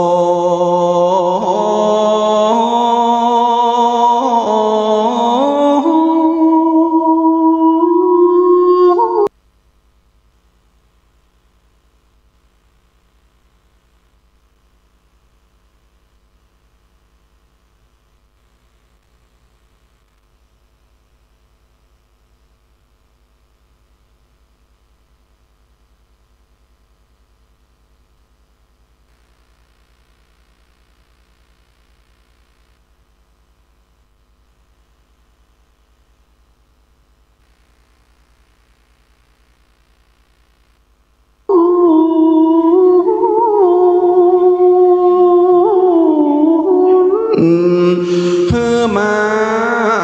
บันด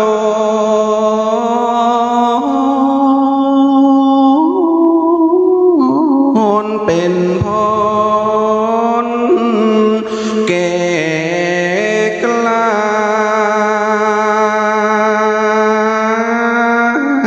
มากำจัดสิ่งชั่ว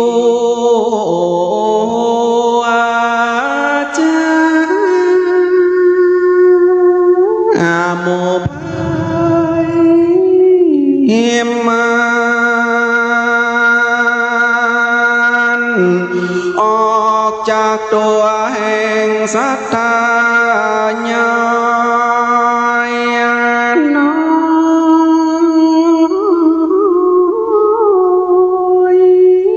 ตัวห้องสันธา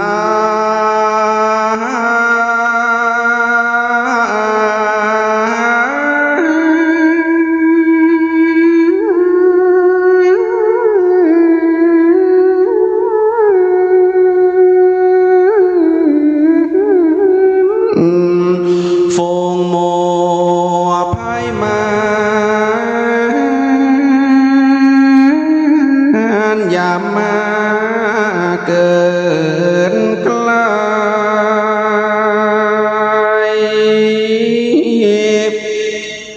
ขอตานได้หายหอนนารัยโยโดยสาวานเดอาตมามอนนาน้อยอีกจากกล่าวถ้อยเพลงว่าจี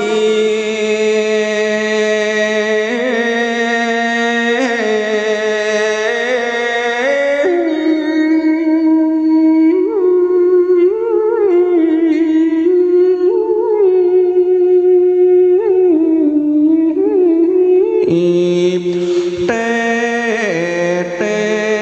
สนาธรรมดวงดีการมหาปนใหญ่กว้างเฮือตานตางลายได้สะสมเสพสร้างดังกามกำพาทันนา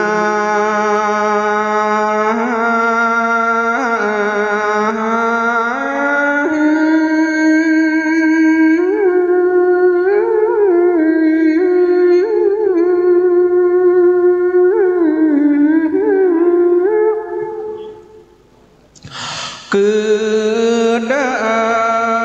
ความโศกทั้งโลกนี้และโลกหน้า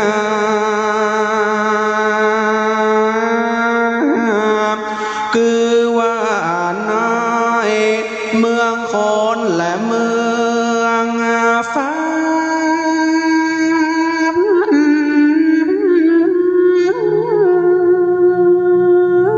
ทะลามหา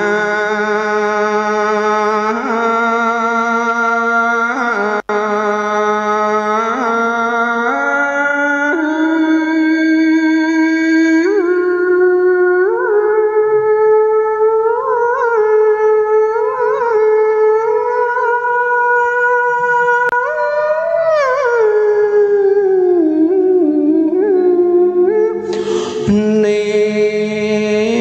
ลปา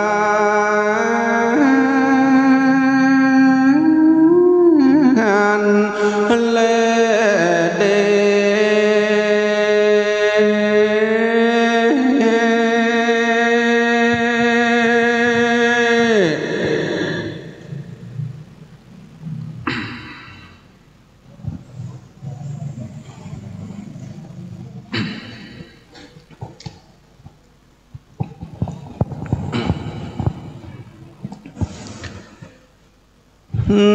นะโมตัสสะภะคะวะโตอะ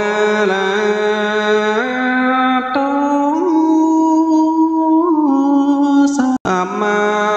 สัมพุทธัสสะ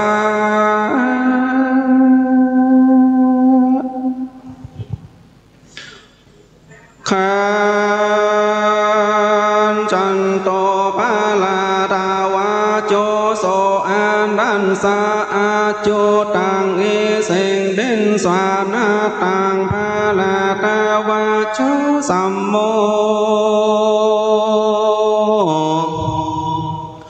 เทเสเดเอเสนาสหา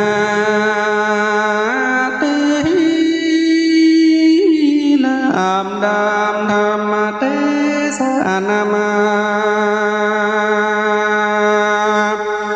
เถิงมหาปนกันทวนเจนปาลีเจตอันพระปนตาเจ้าหากเทศนามาส่วนพระโพหาพญาบ่ได้การว่าวายนาเข้าไกลสู่ดงกว้างโดยหนทางอันปราณเจตาพุทธหากบอกมันก็เตียงศอกไปมาวานก็หันอาสารมบทอันเจ้าอาโจตาลาสีหากอยู่ในแก้วโกตนเดียวกันมันเดียวไปรอดก็หันเจ้าราศี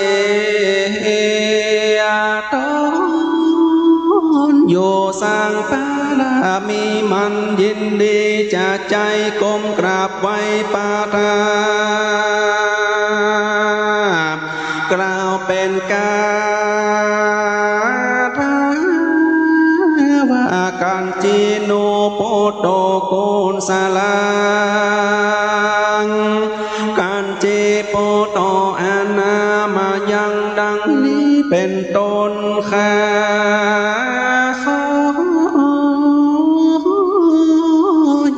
มือกลับไหว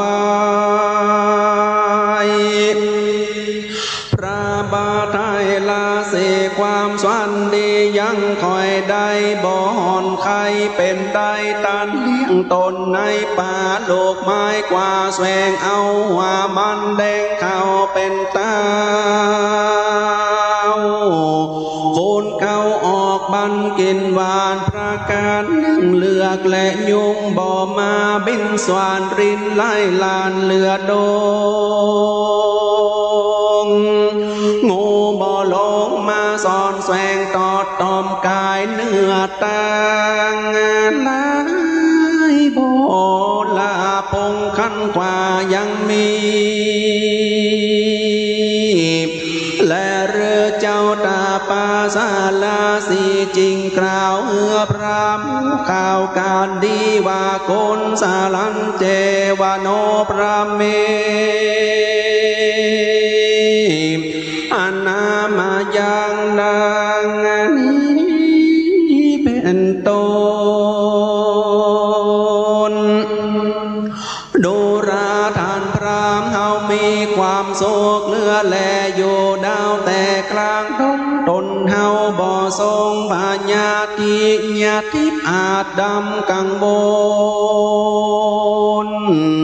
เฮาเลี้ยงตนในเถือดลูกไม้เปื้อนหัวมันกินตรงวันบ่ปรากชีวิตหากเป็นไปโทษทางอาสายุ่งโดงรีกบปวดรินลายลวดเลือดงงูบ่ลงแสงสอดบ่ต้องตอนตนเอาว่าเนในดงเข้าปากกว้างมีแลจังเสือสิงบ่มามิงสากราตำโทษเมตตาแล้วลวดหนีไปและพระมาพระโหนนิวันสะปุกานิดูราพรามนับดูเปเดือนเมื่อนานมาเข้ามาอยู่ป่าไม้หากภาวันนาปาตาปญาติก็บ่มาต้องตนเฮาตันพรามมาโดยชอบเฮาหากจอบใจพรามตั้นเตียวตั้งไกลเป็นดังไกลเป็นดังได้เตียวเลิงตันเปิงไตตั้งนั้นไป2-3 บาทย่างน้ำอ้าง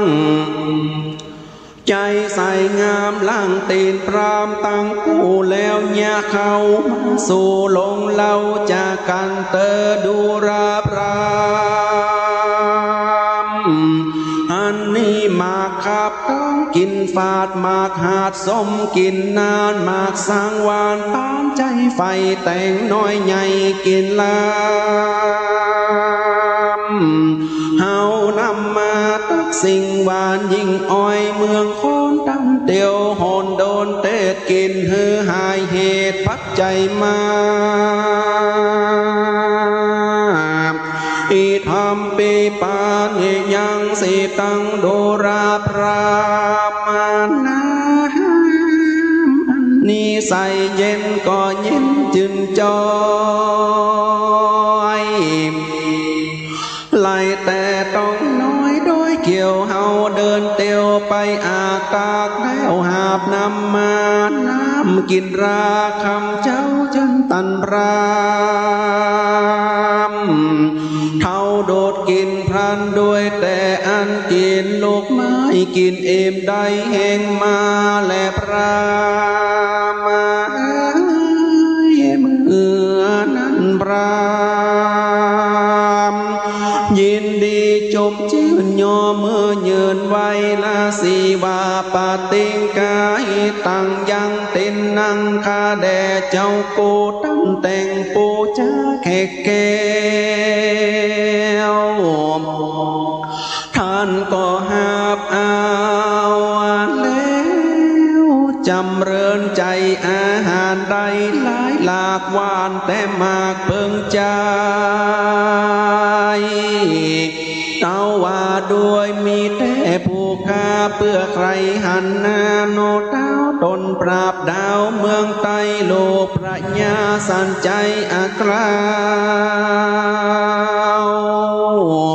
เป็นโนดาวบนเรื่องเจ้าเมืองขับนี้จากคำดาวปราบเมืองมาพระราชาเจิญจอยขาดน้อยไฟห่มหานตั้งยังหูต่างอันใดขอกล่าวหูข่าวจากไปฟังเติบเจ้าตาปาสาราสีจักกล่าวหูข่าวกำจาวานาปาวังเอติปุญญาตังสีวิราจันสาดันสนาดังนี้เป็นตนโดพรามท่านมาดูบ่ชอบบ่ประกอบโดยการบุญหวังหันคุณหน่อไม้หวังใครได้สิ่งอันใดเฮามาลำเปิงนายอาจารย์รอดด้านลอยว่าใครได้นั่งยอดแก้วมเหสีกระทำวัดดีผ่านแผ่วแก่นอแก้วเมสันดอนอันหนึ่งท่านจากไปวนนาข้าก่อยลูกน้อยด้านยิ่งใจจาลีสายใจจีราดนางเกี้ยวอากันหาตั้นจังคงควายหาเอาเมื่อไว้เป็นข้าใจต่อหน้าติดมือบ่อ่านตั้งจะขอสามสี่งามเลือจะเชื่อลูกอ่อนเนื้อเป็นเมียตนตานโยนในไพรสนป่าไม้ทุกอยากไรบ่มีสั่งชื่อว่าเงินคำตั้งจางมาโฟงโมคายิ่งใจพระบุญภายเป็นเจ้าตานบ่มีเขาสักเงียตานเต้ามีเมียกับลูกเต้าอยู่ดันเดาเขาคำปุ่นแลโจจากาพระผู้เต้าจากลายเจ้าสีเป็นคำดีวิเศษบ่เฮือตันใดเคียงเกียรติโกตาวาอาโกนตาโรปะหังโพโตนาหังยังเจโตมาคาโตสาโหตันสันนามาริยานังสันนิวาโสสัตตาสุโคข้าแด่เจ้า สีตนวิเศษตานอย่าได้เกียรติปิใจข้าเดินไพรทุกเมื่อบ่อเต้าเปื่อจักคอบข้านี่เกิดพอใจข้าค่อยใครหันหน้าพระยอนซอยลาจากิญาอันได้โยเป็นเปื้อนในเถื่อนถอยเป็นจีความโศกมีแควนมาคาน้อยหากหุ่มหันตันทรงทำงามสาซอนคาบ่อนเกยหันไพรอาธรรมจำจากคำเต้าปรากเสียเมืองที่ทันโหติโยพระบนเรื่องเจ้าฟ้าคอยบอกข้าจากไปแดดเติมโสตันสาวาจานังโสตัวเจ้าอาโจตานาสีได้ยินคำดีพรามเก่าแก่ตานก็ใส่ใจว่าคำอ่านนั้น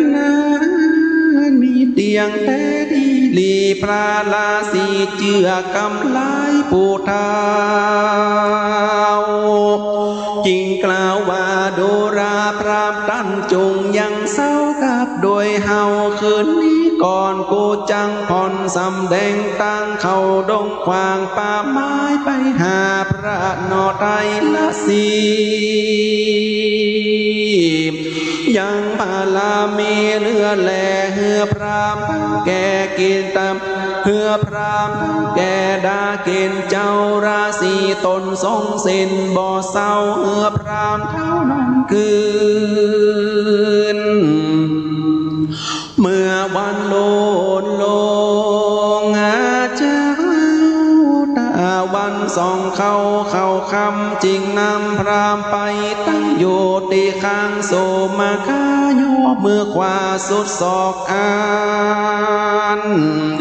จากบอกทางเตียวไปเข้าเขียวแก้วโคยืนอยู่แล้วจ้าพรามว่าเอสาเสโลมหาพรามเมโดราพรามโดยอ่านนั้น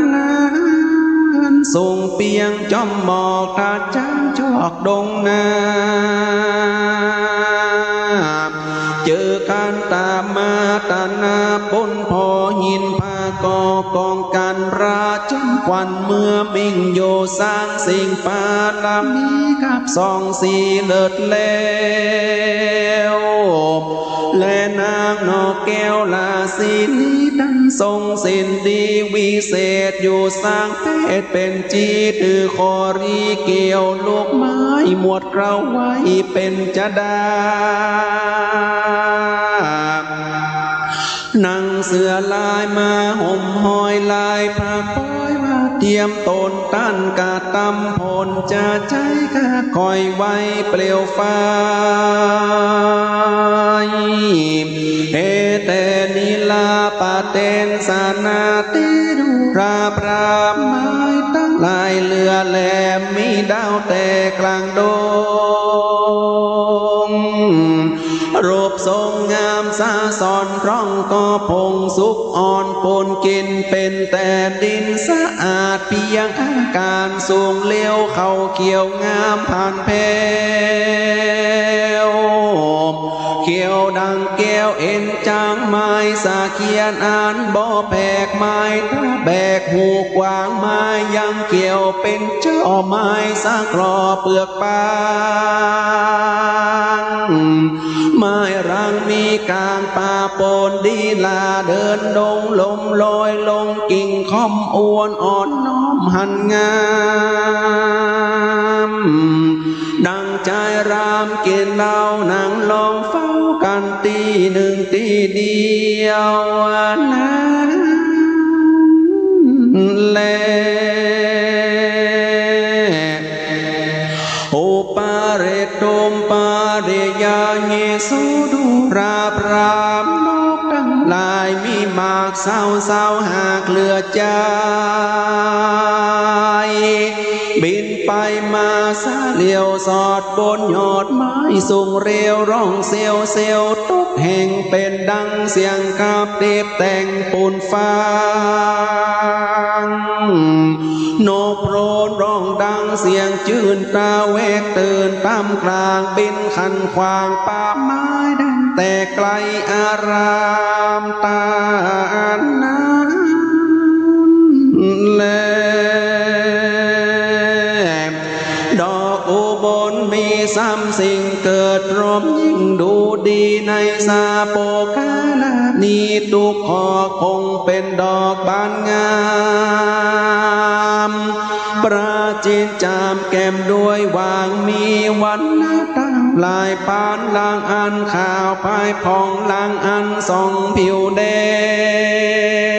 งดังเลือดแฝงกันอยู่ตั้งเป็นโกใหญ่ก่อและพระมาดูราเอียพรามตาหั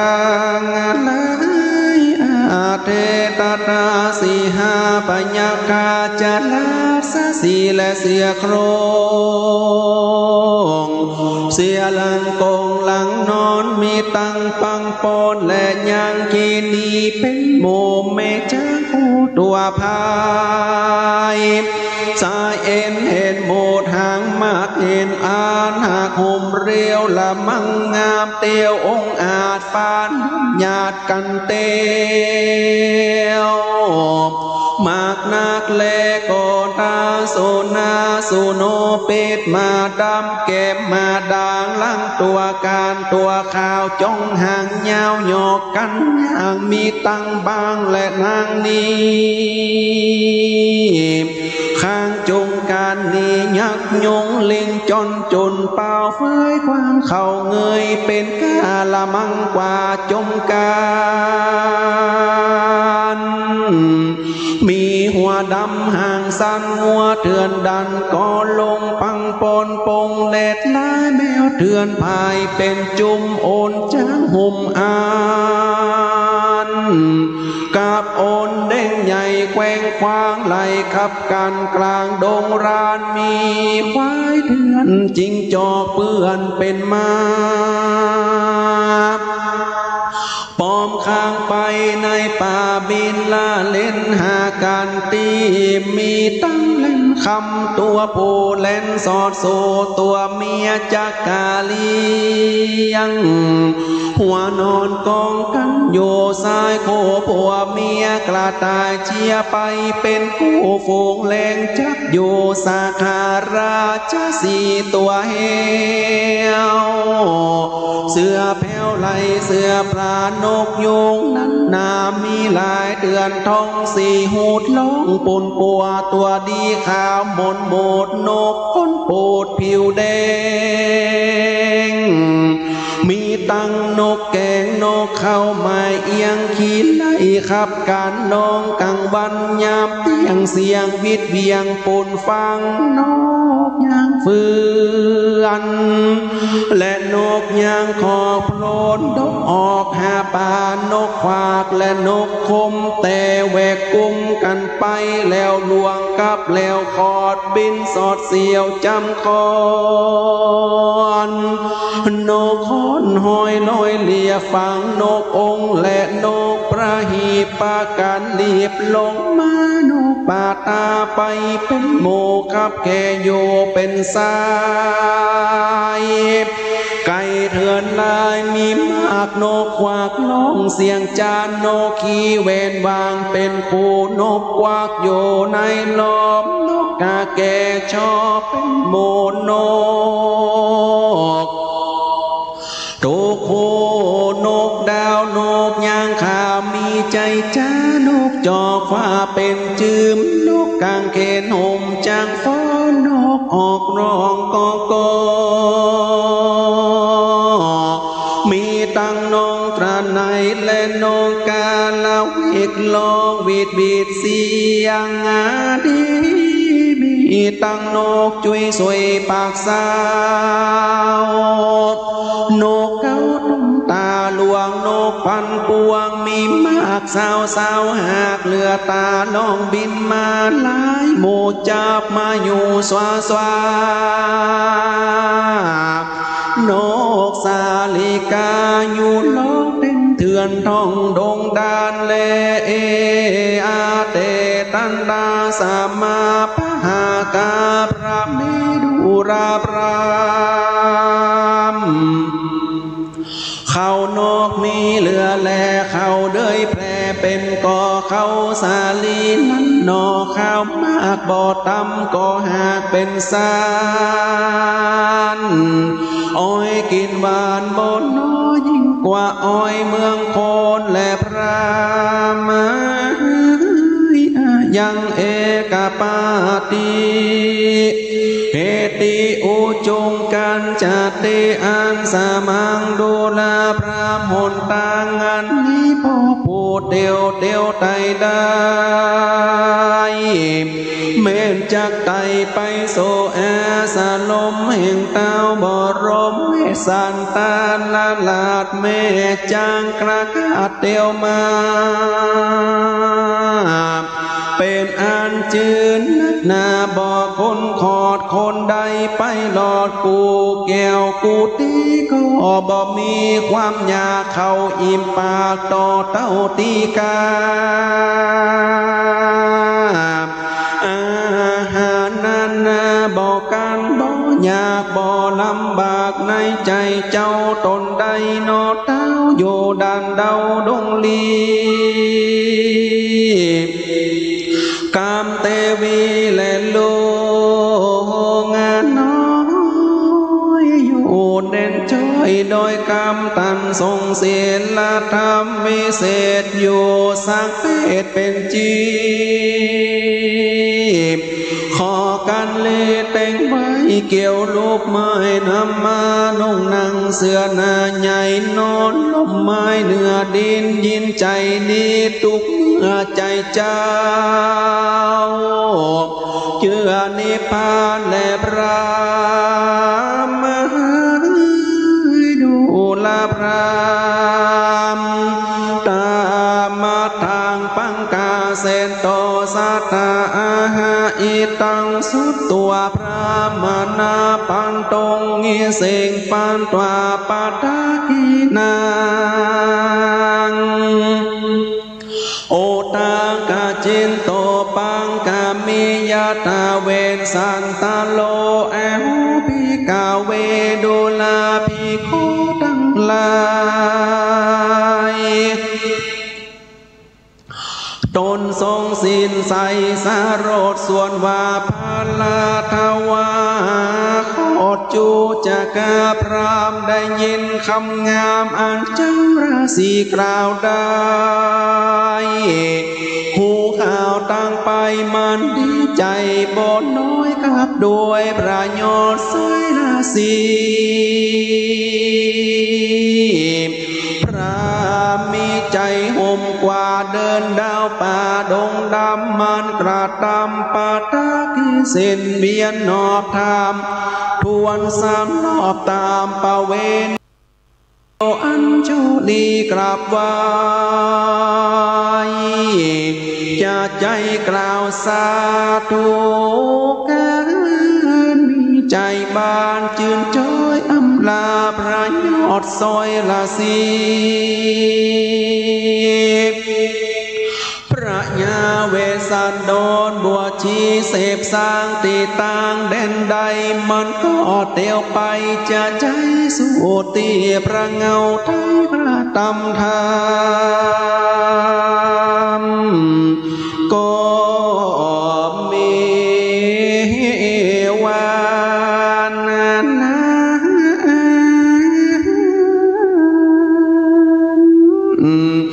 เลเด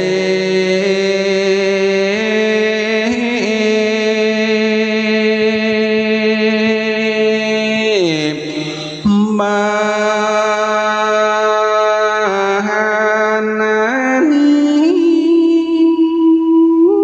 กา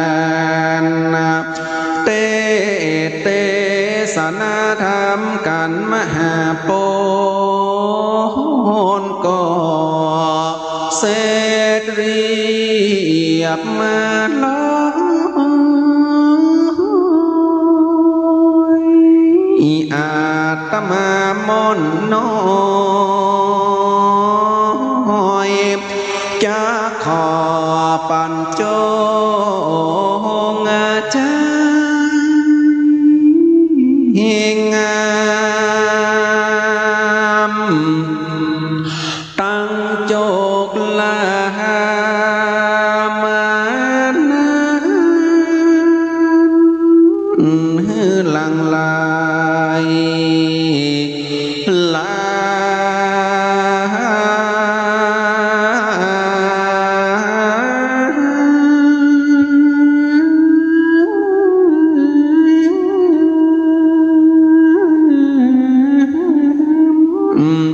โจกปีเดือนวันยา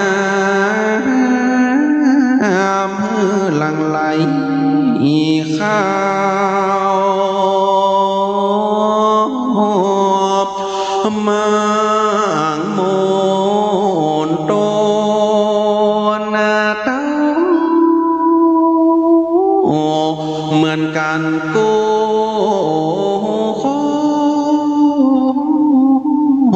คนหานิสงธรรมนี้จุงเป็นพลากุศ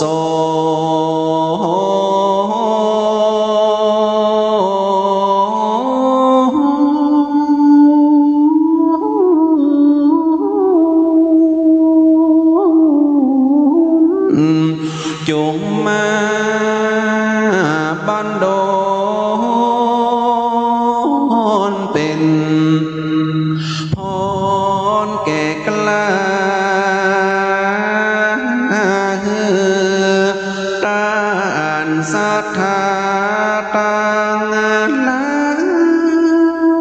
ยได้จืนตีขา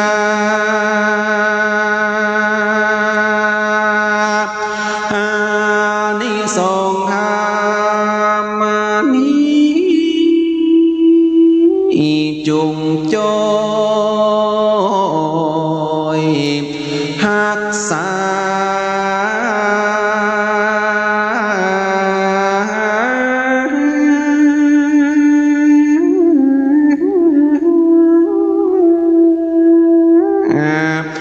ศรัทธากุวัยยาเจริญดีบ่น้อยอย่าได้กล้ากล้านักลอยเจอหน้าเต้ขา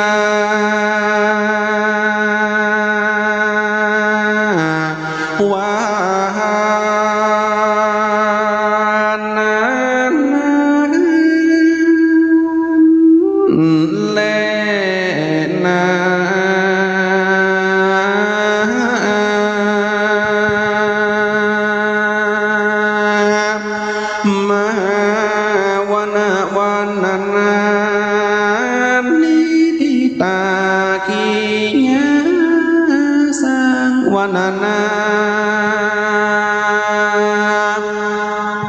กล่าวห้องมหาโปนอันประดาไป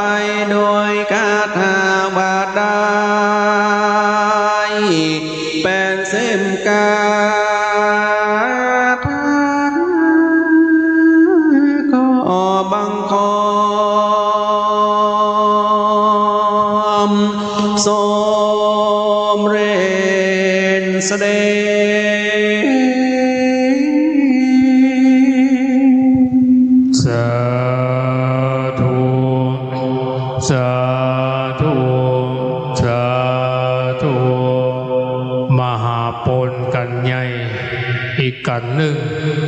พระคุณเจ้าเมตตาแสดงธรรมบรมวลเรียบร้อยคนนักชะตาปีเกิดปีม้าปีมะเมีย80 พระคาถาพระธาตุประจำปีเกิดพระธาตุชเวดากองพม่า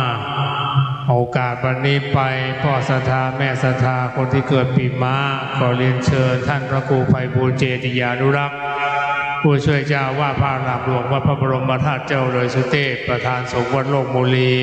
1 2คุณอาจารย์คุณทวีจันทวีวันเพ็ญปีมะม้าเชิญครับทั้งสองท่านในซุ้มเจียวชะตา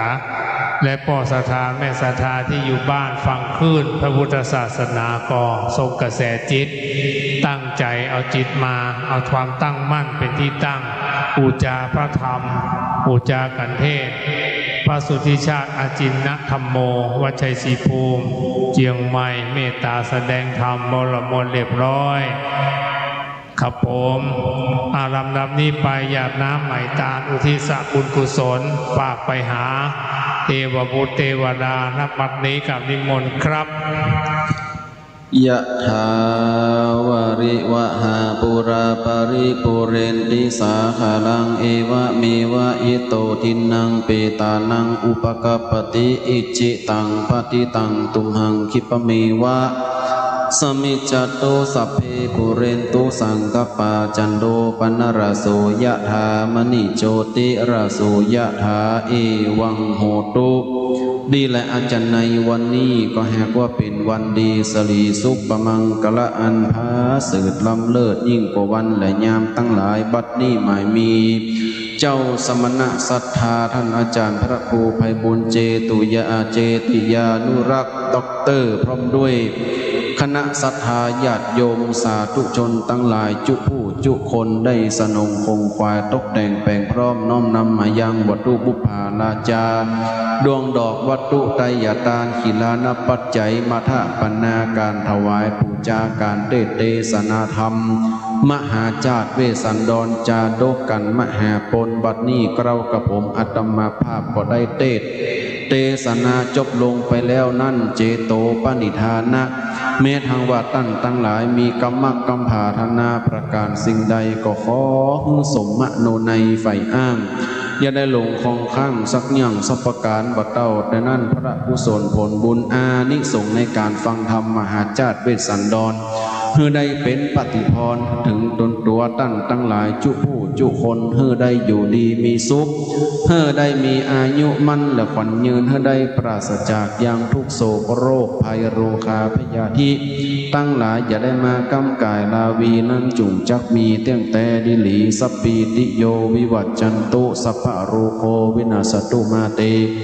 ภวัตวันตรายโยสุขีตีคายุโกภวะอภิวาทนาสีลิสานิจังบุทธาปัจจายโนจัตตารโอธรรมาวัฏันติอายุวันโนสุขังปะลังสาธุสาธุสาธุวันตามิพันเตสัมปังอาปาลาทังกามานะมิพันเตเมยากาตังปุญญังสามินานุโมติตังพังสามินากะตังปุญญังไมหังตาตาปังสาธุสาธุอนุโมตามิจัตตารโอธรรมาวัฏันติอายุวันโนสุขังพะลังสาธุสาธุสาธุขอบคุณครับผมเมตตาแสดงธรรมบรมวลเรียบร้อยลำดับนี้ไปกุมารบัน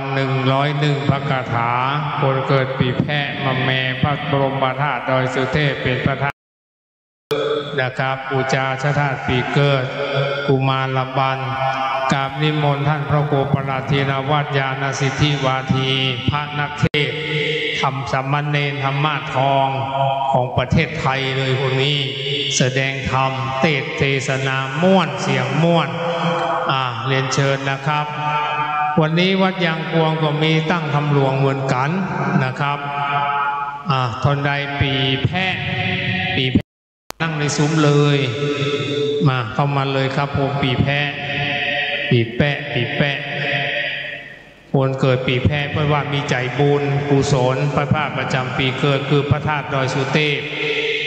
ดังที่ได้เล่าปาลกไว้พระธาตุดอยสุเทพเป็นศักดิ์เป็นสีของเมืองเชียงใหม่ดอยสุเทพเป็นสีประเพณีเป็นสง่าบุพชาติล้วนงามตาน้ำลำค่านครพิงค์นะครับสีคือดอยสุเทพมาเชียงใหม่ถ้าคนพุทธไม่ได้ขึ้นดอยสุเทพไม่ได้ไปกราบพระธาตุดอยสุเทพเหมือนมาไม่ถึงจังหวัดเชียงใหม่นะครับเชิญครับแม่ทั้งสองท่านสามท่านคนเกิดปีแพะคนเกิดปีแพะนี่ใฝ่พระพุทธศาสนาตั้งใจนะครับสิ่งใดที่เป็นกุศลแล้วไซคนเกิดปีแพะจะไม่ละแล้วก็ไม้เตียนชนวนมีตั้งใดเอ่ย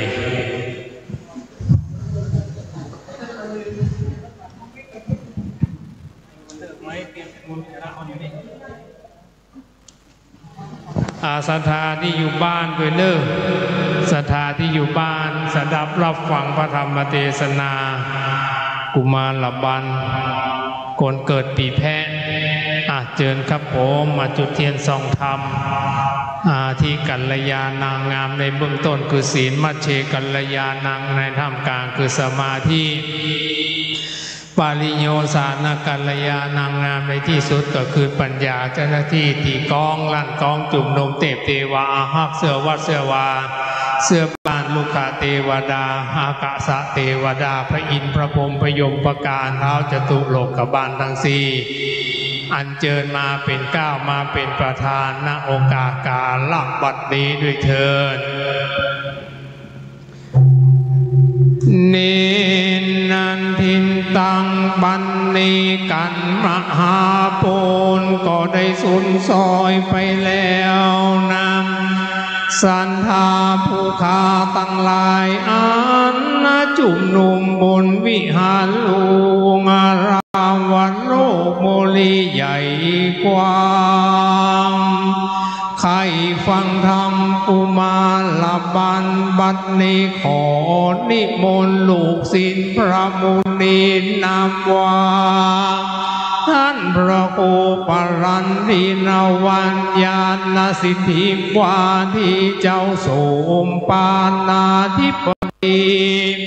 วัดจอมสรีบุรีนามนางกัวยางปวงขึ้นสู่ธรรมาแก้วเทศนา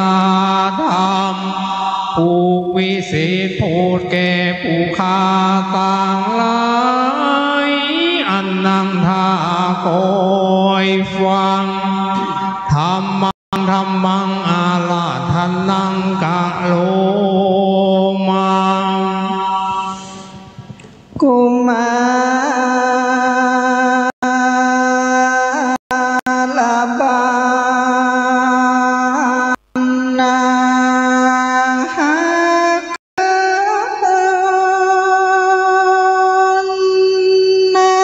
ใหญ่กว้างปางเมื่อพระเจ้า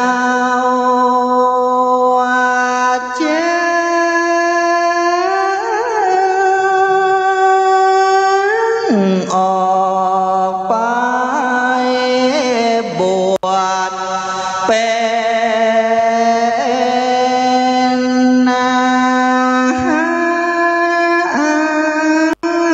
อาชีพไปกระทำพระมัจจารีสินเสพสานาตินายปากกว้างด่านโด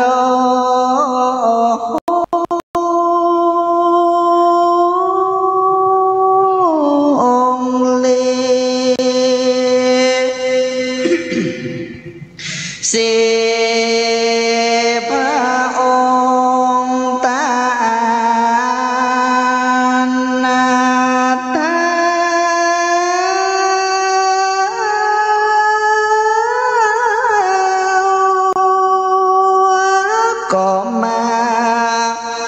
บวชเป็นนาลาสีอยู่ในดงเลียเถื่อนคำก็มีพรามคนหนึ่งงานม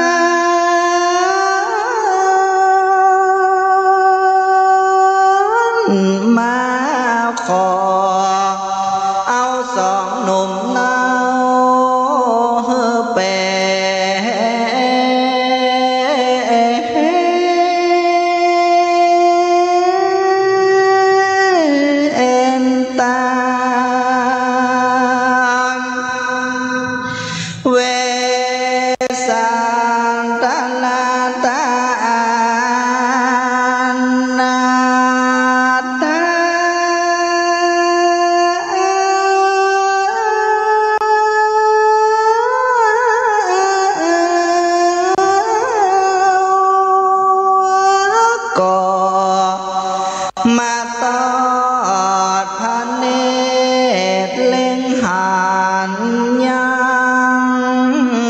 ปัญโยตัญญานั้นใสผ่องแผ้วจริงได้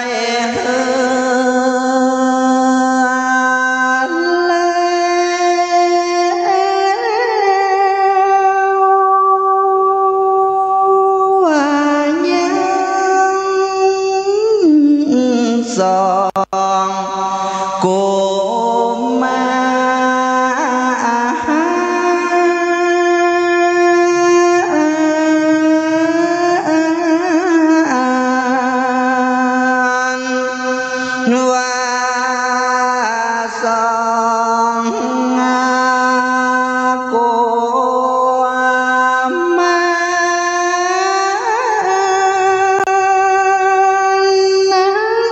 ก็มาลำหายอินโดสังเวชกุมารน้อย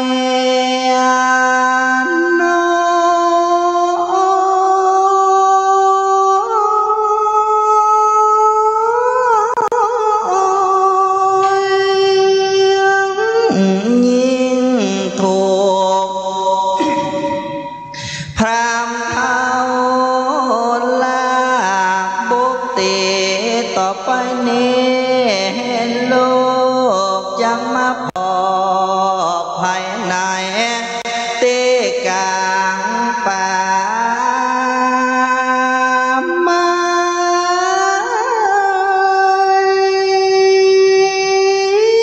นอดงลีตีนสองเปียโน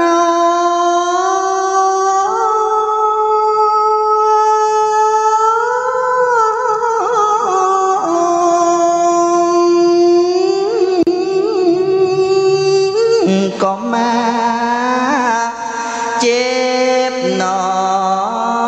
บวมปองติดจูกระจักจูเป็นน้ำติดย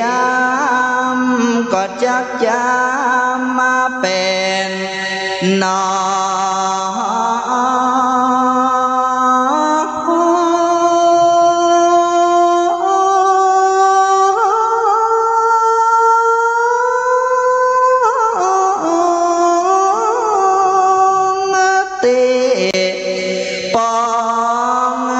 จะปองเป็นเลือดจะมีภาย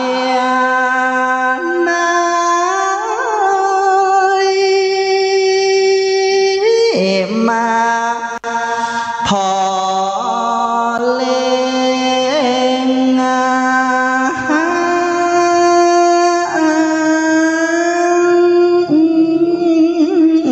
เ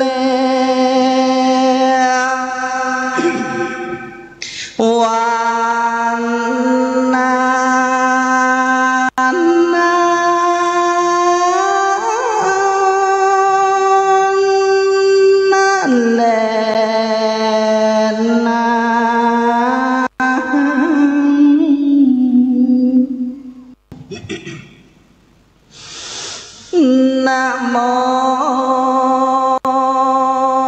ตัสสะภะคะวะโตอะระหะโตสัมมาสัมพุทธัสสะโย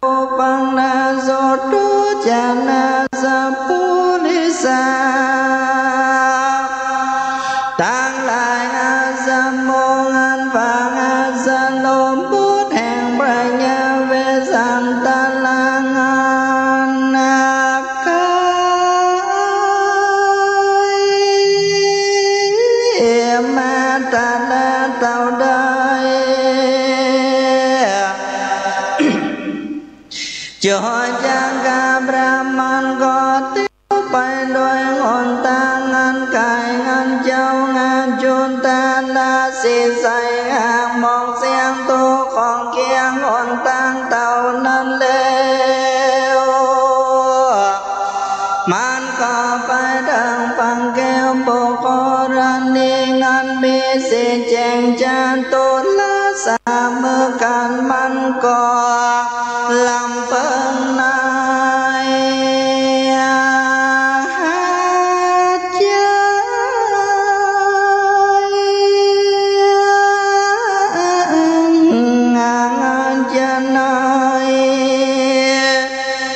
วันนี้ก็ห่างเป็นการละวันนั้นคำตะวันทุกต่ำลำโดยแล้วงานวานังเกวราชมาติงานเป็น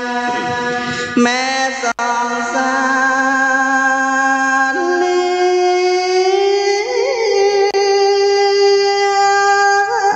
พี่น้องยังมาสู่ห้องสาลาจันเลมาดูกาโมนามาเจอกันว่ามาดูกามผู้หญิงดังงานเลย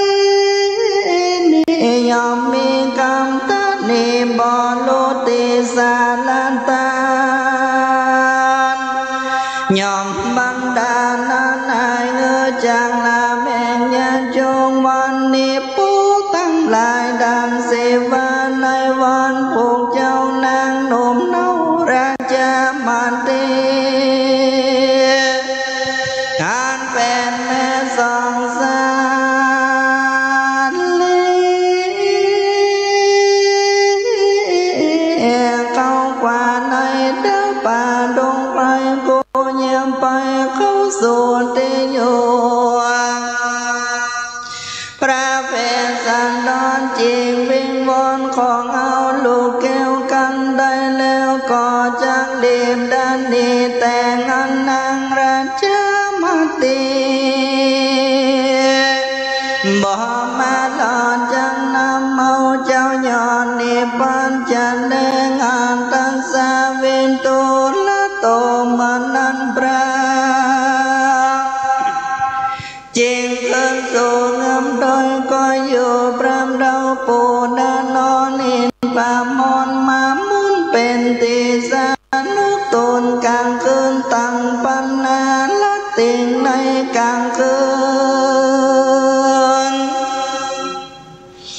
นั้นมาหลอนนางแก้วยอดกันยานอนในศาลางานลูกน้อยพยายามเดินขา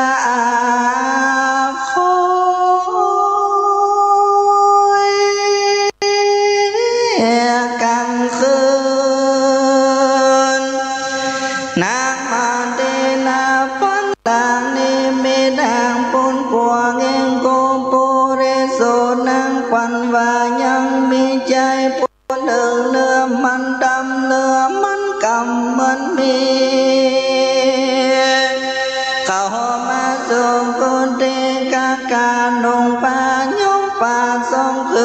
นหนึ่งนุ่งไปในปืนหนึ่งสามไปนอกตัดดอกแดงสองโอพอเล่งดูยะหยาบมือถือดาบเลื่อมแก่นตาเข้ามาสู่ศาลานั่งแล้วก็มาคำลามนางแก้วราชามาตียาเมาแก่สิมวนเก่าจังเอาเจ้าเต้านอนง่ายเอาตาแม่นางตั้งกูแล้วตัดเอาสองแขนนางแก้วนี่กว่าโยกควันพางวางองมันปองจุกเอาว่าใจนางผัวประเสริฐนางลองให้เกิดติ่งตายกันมันถึงเอาบ้านโดนตังงาน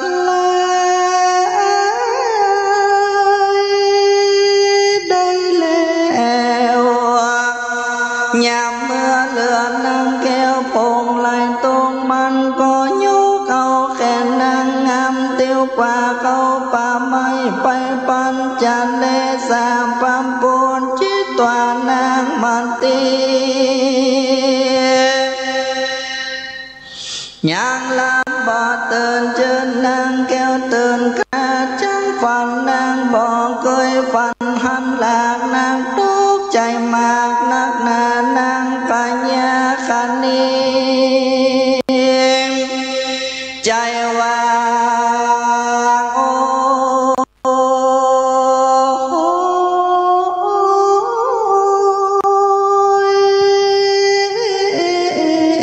นอกำฝันอันนี้เป็นอันนาหยาบเป็นบาปลายนักหนานางปัญญาคานิ่งใจรู้หลอดถึงเต้ายอดโปรดตามากำฝันนี่นาให้ปล่อยจังแกเงอรู้ตีนแต่แกกูนางนี่จะปันดังรู้จังรู้ลดให้บ่รู้เต้ายอดเวสันโดนนางจิงลูกจางตีนอนตนมา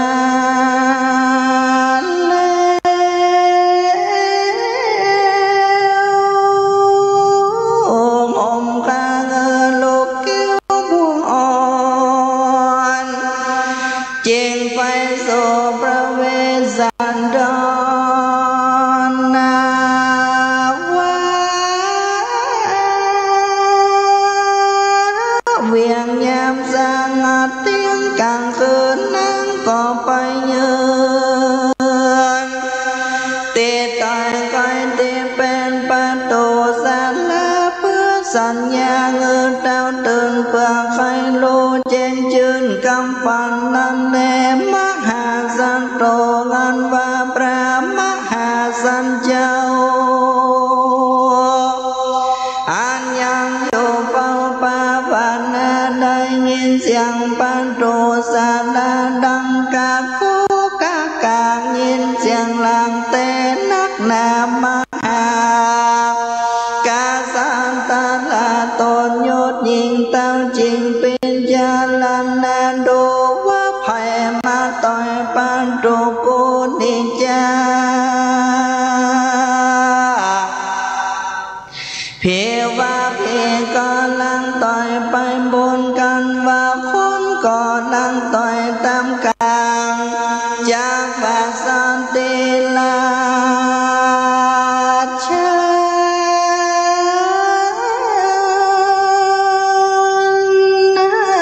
ก่อนลังว่าต่อยไปตามเจ้า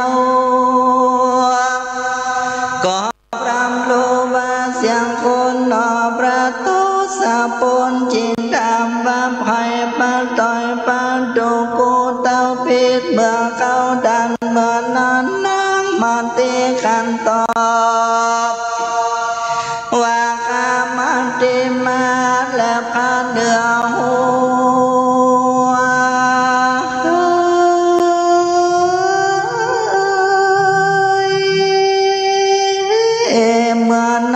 ระจอมเงา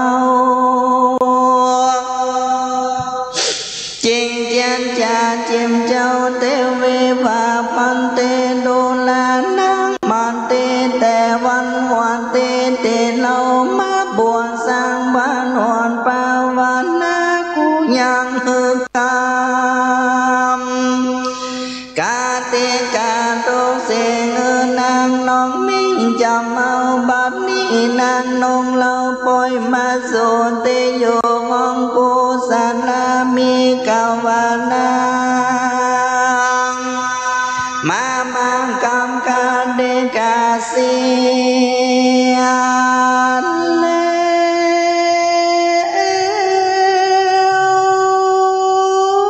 โอนางแก้วจิงมาเลนางมาเดจิงไว้พระบาทไตรบนดอนบากาหนอประตูสะปนเป็นเจ้าขาน้อยมาสู่ศาสนาใจว่าจังมาแป่งตนเลื่อมค้างกาพาเจ้า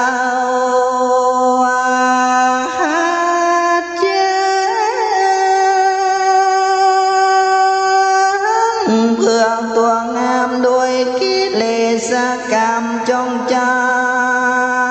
งแต่ความฝันได้นางแกนแต่ดิเลขามันตีฝันหลางเนมิตห่างปุนกว่าจริงมาหาประเนืองห่วงหือเก่าแก่เงินรูนตีนแต่สวดสันดีข้ามันเตมาเบ็ดเมื่อเปิดวางกาฝันลายเมื่อกลางคืนแดนนาเตนาเฮเมื่อนั้นพระมหาสันเจ้าทำว่านางนองเนาปัญจันได้จุงแก้ไขแต่ไปนอกเตะข้างของสานาปุ่นเตอนางมัดเตจริงเหล่านี้เก่างันโต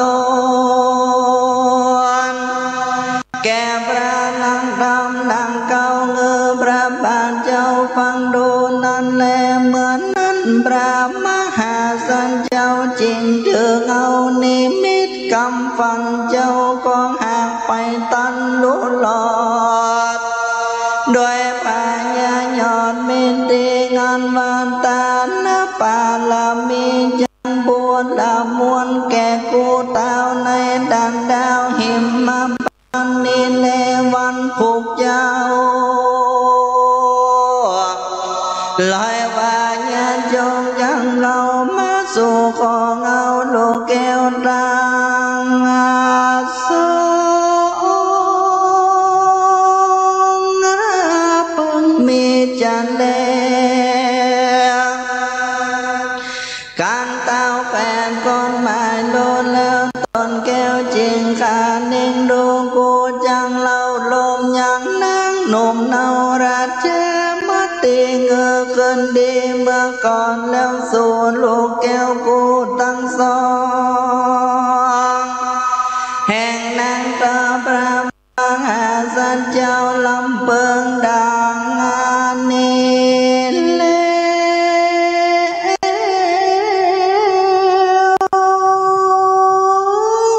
ต้นแก้วจริงเล่าลงนางพาโดลานางเมื่อก่อนนางเคยนอนบนเตียงนอนนานสะอาดดูสิเวลาเรื่องไรเจือไปด้วยสารอ่อนตั้งภาพก่อนกูเจ้าสาลีนงเล่านานนองดาลงเครื่องยอมจอมเจียงคานเคยกินนางอาณาไล่ลางจินปามอ่างน้ำมาใส่ปาจานาคำแดงแป้งกาบันนินางมาอยู่ในป่าดงแม่ก็มาดาลงนั่งเสือลายหน้าส่วนที่นอนเนื้อดินดินได้ทุกเลือลายเดือดไม่กินลูกไม่ใส่เนื้อตองนอนเนื้อดินได้พอเมสานไม่ลัวอาจลองนอนมือตั้งมอนสอนเก่าเป็ เป็นตกจิ้มเจ้าจองปางลอยวาทา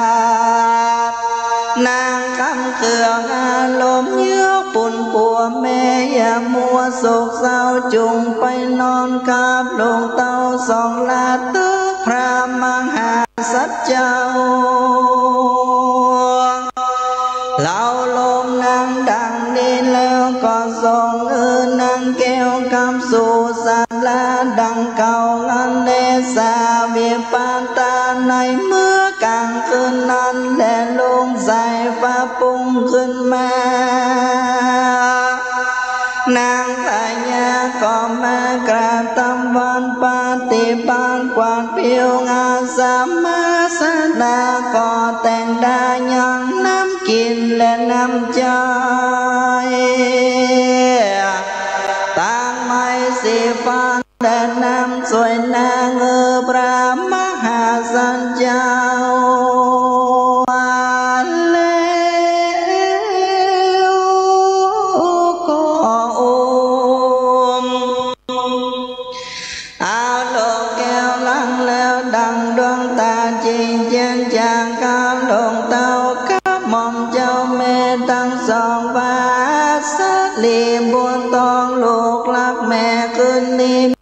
ปันลายดิเลี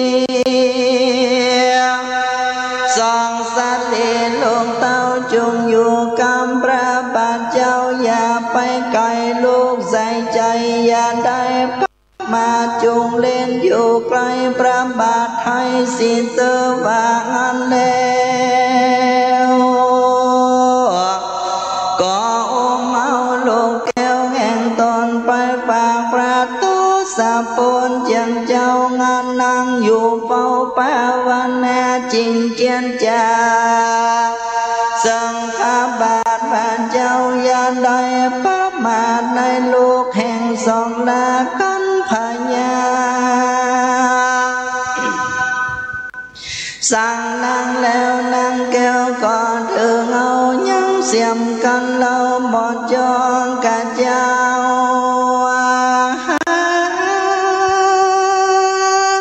สอดด้วยกันลีแนวก่อนนี้ไปงานลูกไม่เงียลงไอ้ก่อนเงียนี่ไปน้ำตา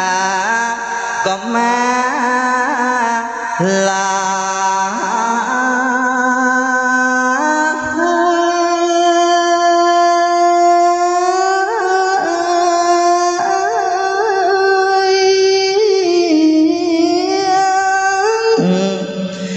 โซ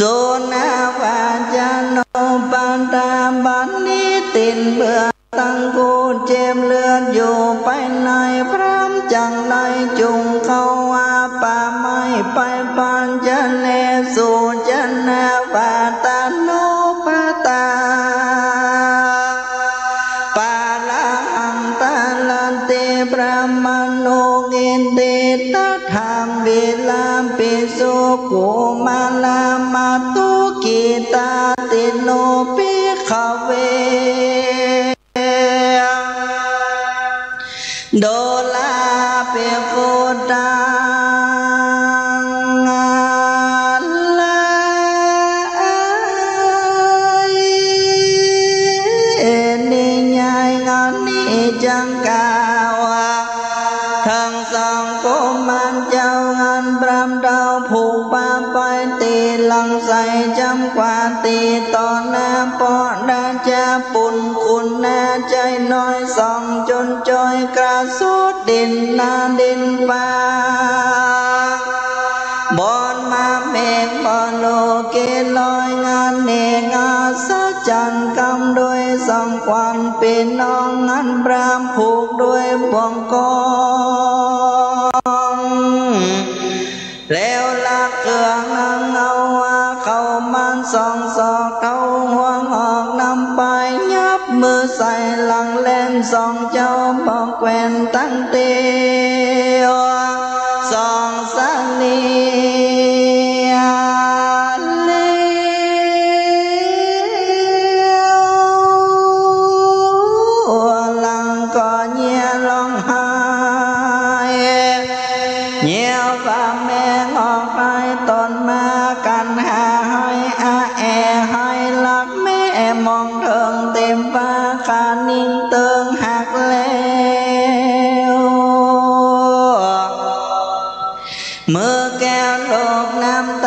ตีเหยียบลาตั้งสองตีสู้ก่อจากสู้เป็นน้องตีปองก่อจังปองเป็นน้ำตีจำก่อ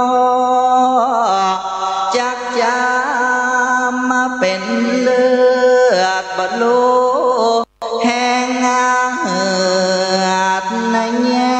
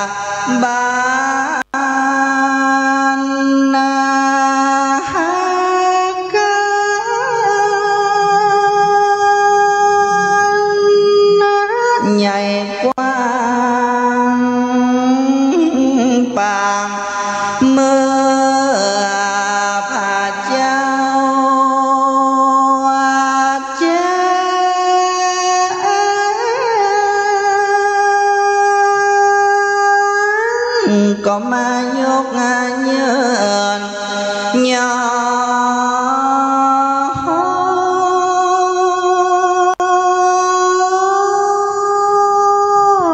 อตานแผ่นดินดานนั้นนาก็ปอมา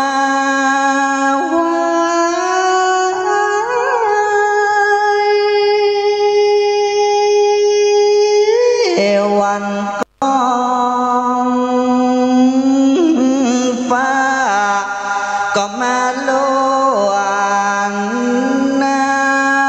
ลงสนั่นเนืองนางเวสันตนาตา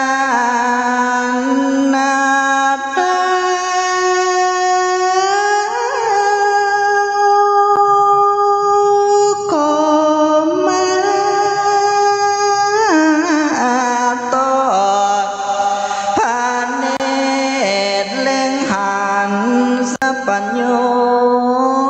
ตัญญานั้นเลิศแล้วก็มากำแขนสองลูกงานแล้วว่าต่อเตตังส่วนภาสังโฆ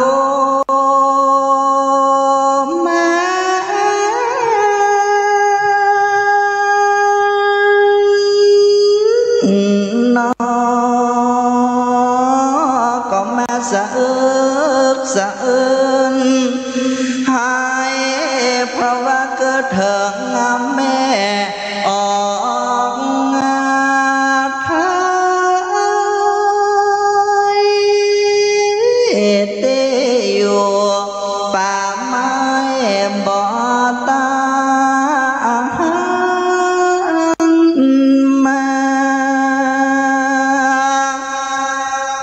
เมื่อแม่ยังไปป่าไม้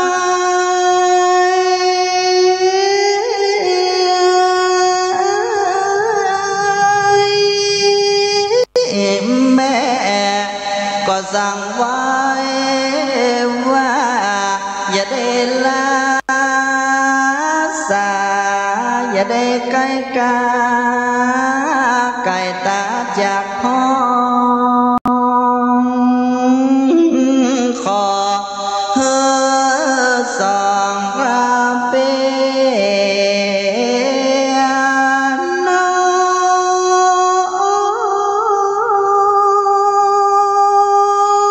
ง อยู่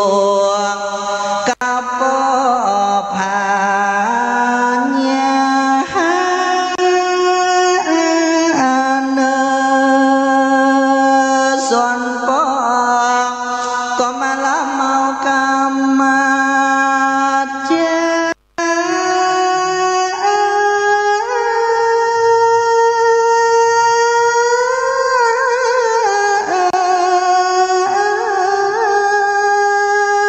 กับแม่มาตินาว่า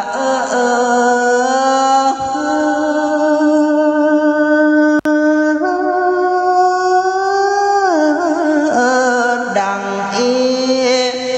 มาบัดเดียวนี้จะได้ว่าลู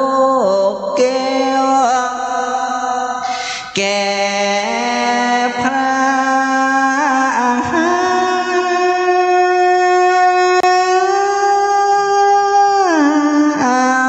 เจ้ากันแม่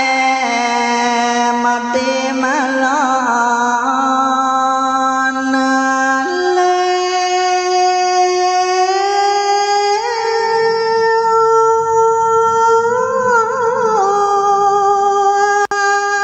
ขอพระปอบแก้วจุงก้อยบอกกำงามขอพ่อแม่เป็นเจ้าก้อยอยู่ตี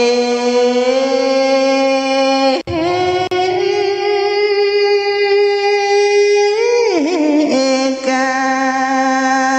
วก้อยอยู่ก่อนเตือน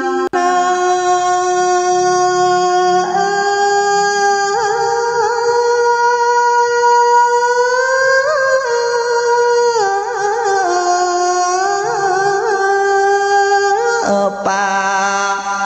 ไม้ด่านดงนา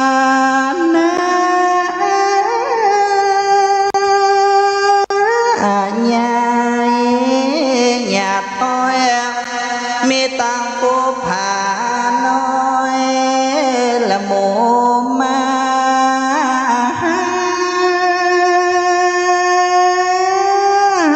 อะไร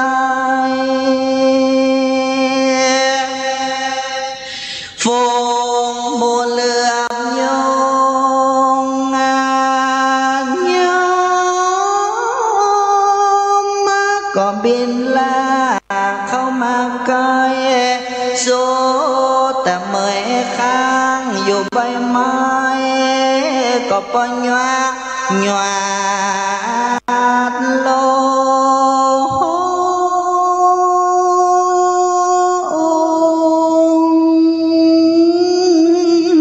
หามมาเป็นตรง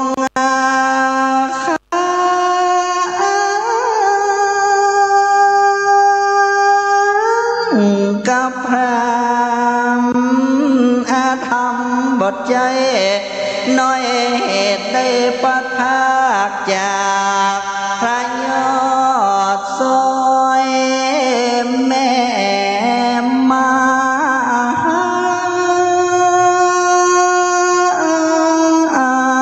ที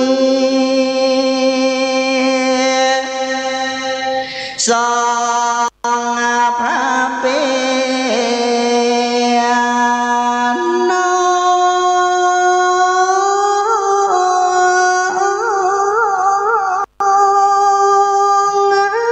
ก็มาเนบน้องน้ำตาก้อยย่างไกลกาติดตามพรามปูดเท้าเอิ้นสั่งงานแล้ว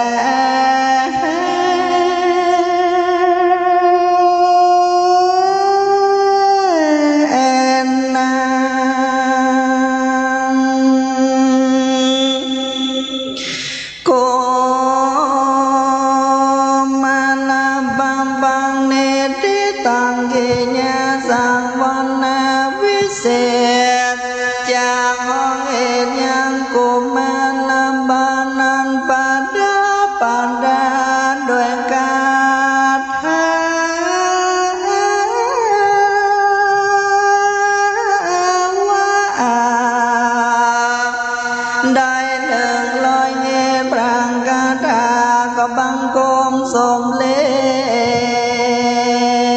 จแสด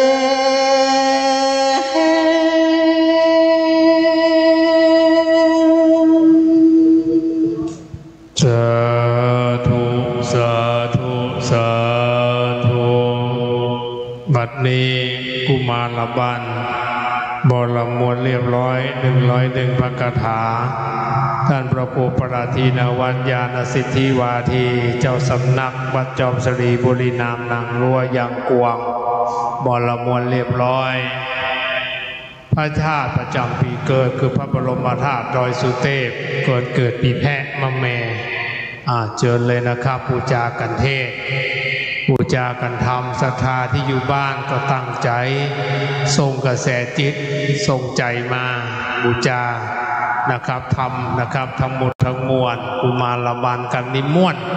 นะครับเสียงม่วนพระครูปราทีนวัญญาณสิทธิวาทีแต่ก่อนก็จำพรรษาอยู่อารามวัดโลกโมลีแห่งนี้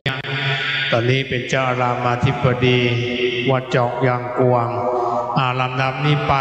หยาดน้ำไมตาลอุทิศบุญกุศลสืบไปขอการปรารถนานิมนต์ครับยะถา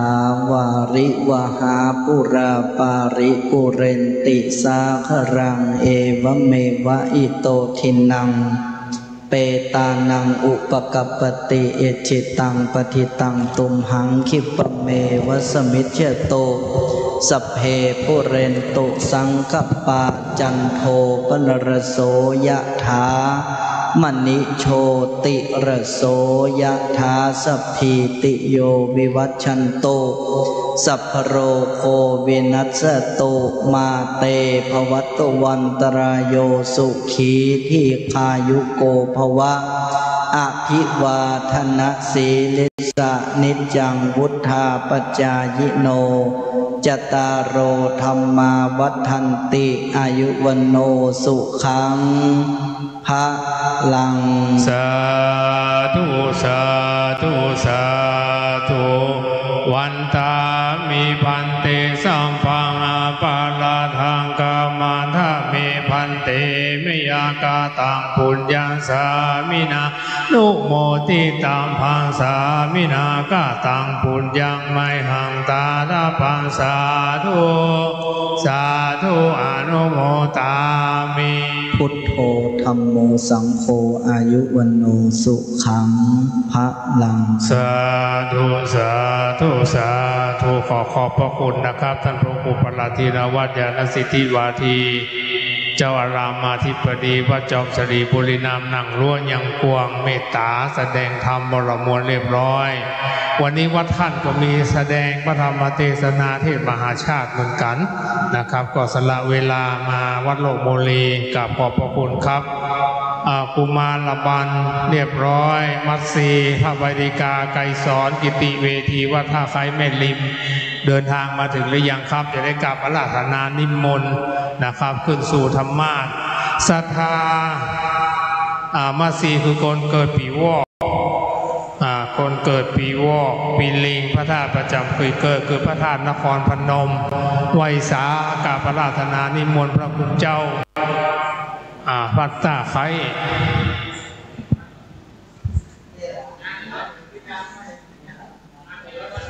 วัดตาไคมาหรือยังครับวัดตาไคเข้ามาแล้วก็กลับ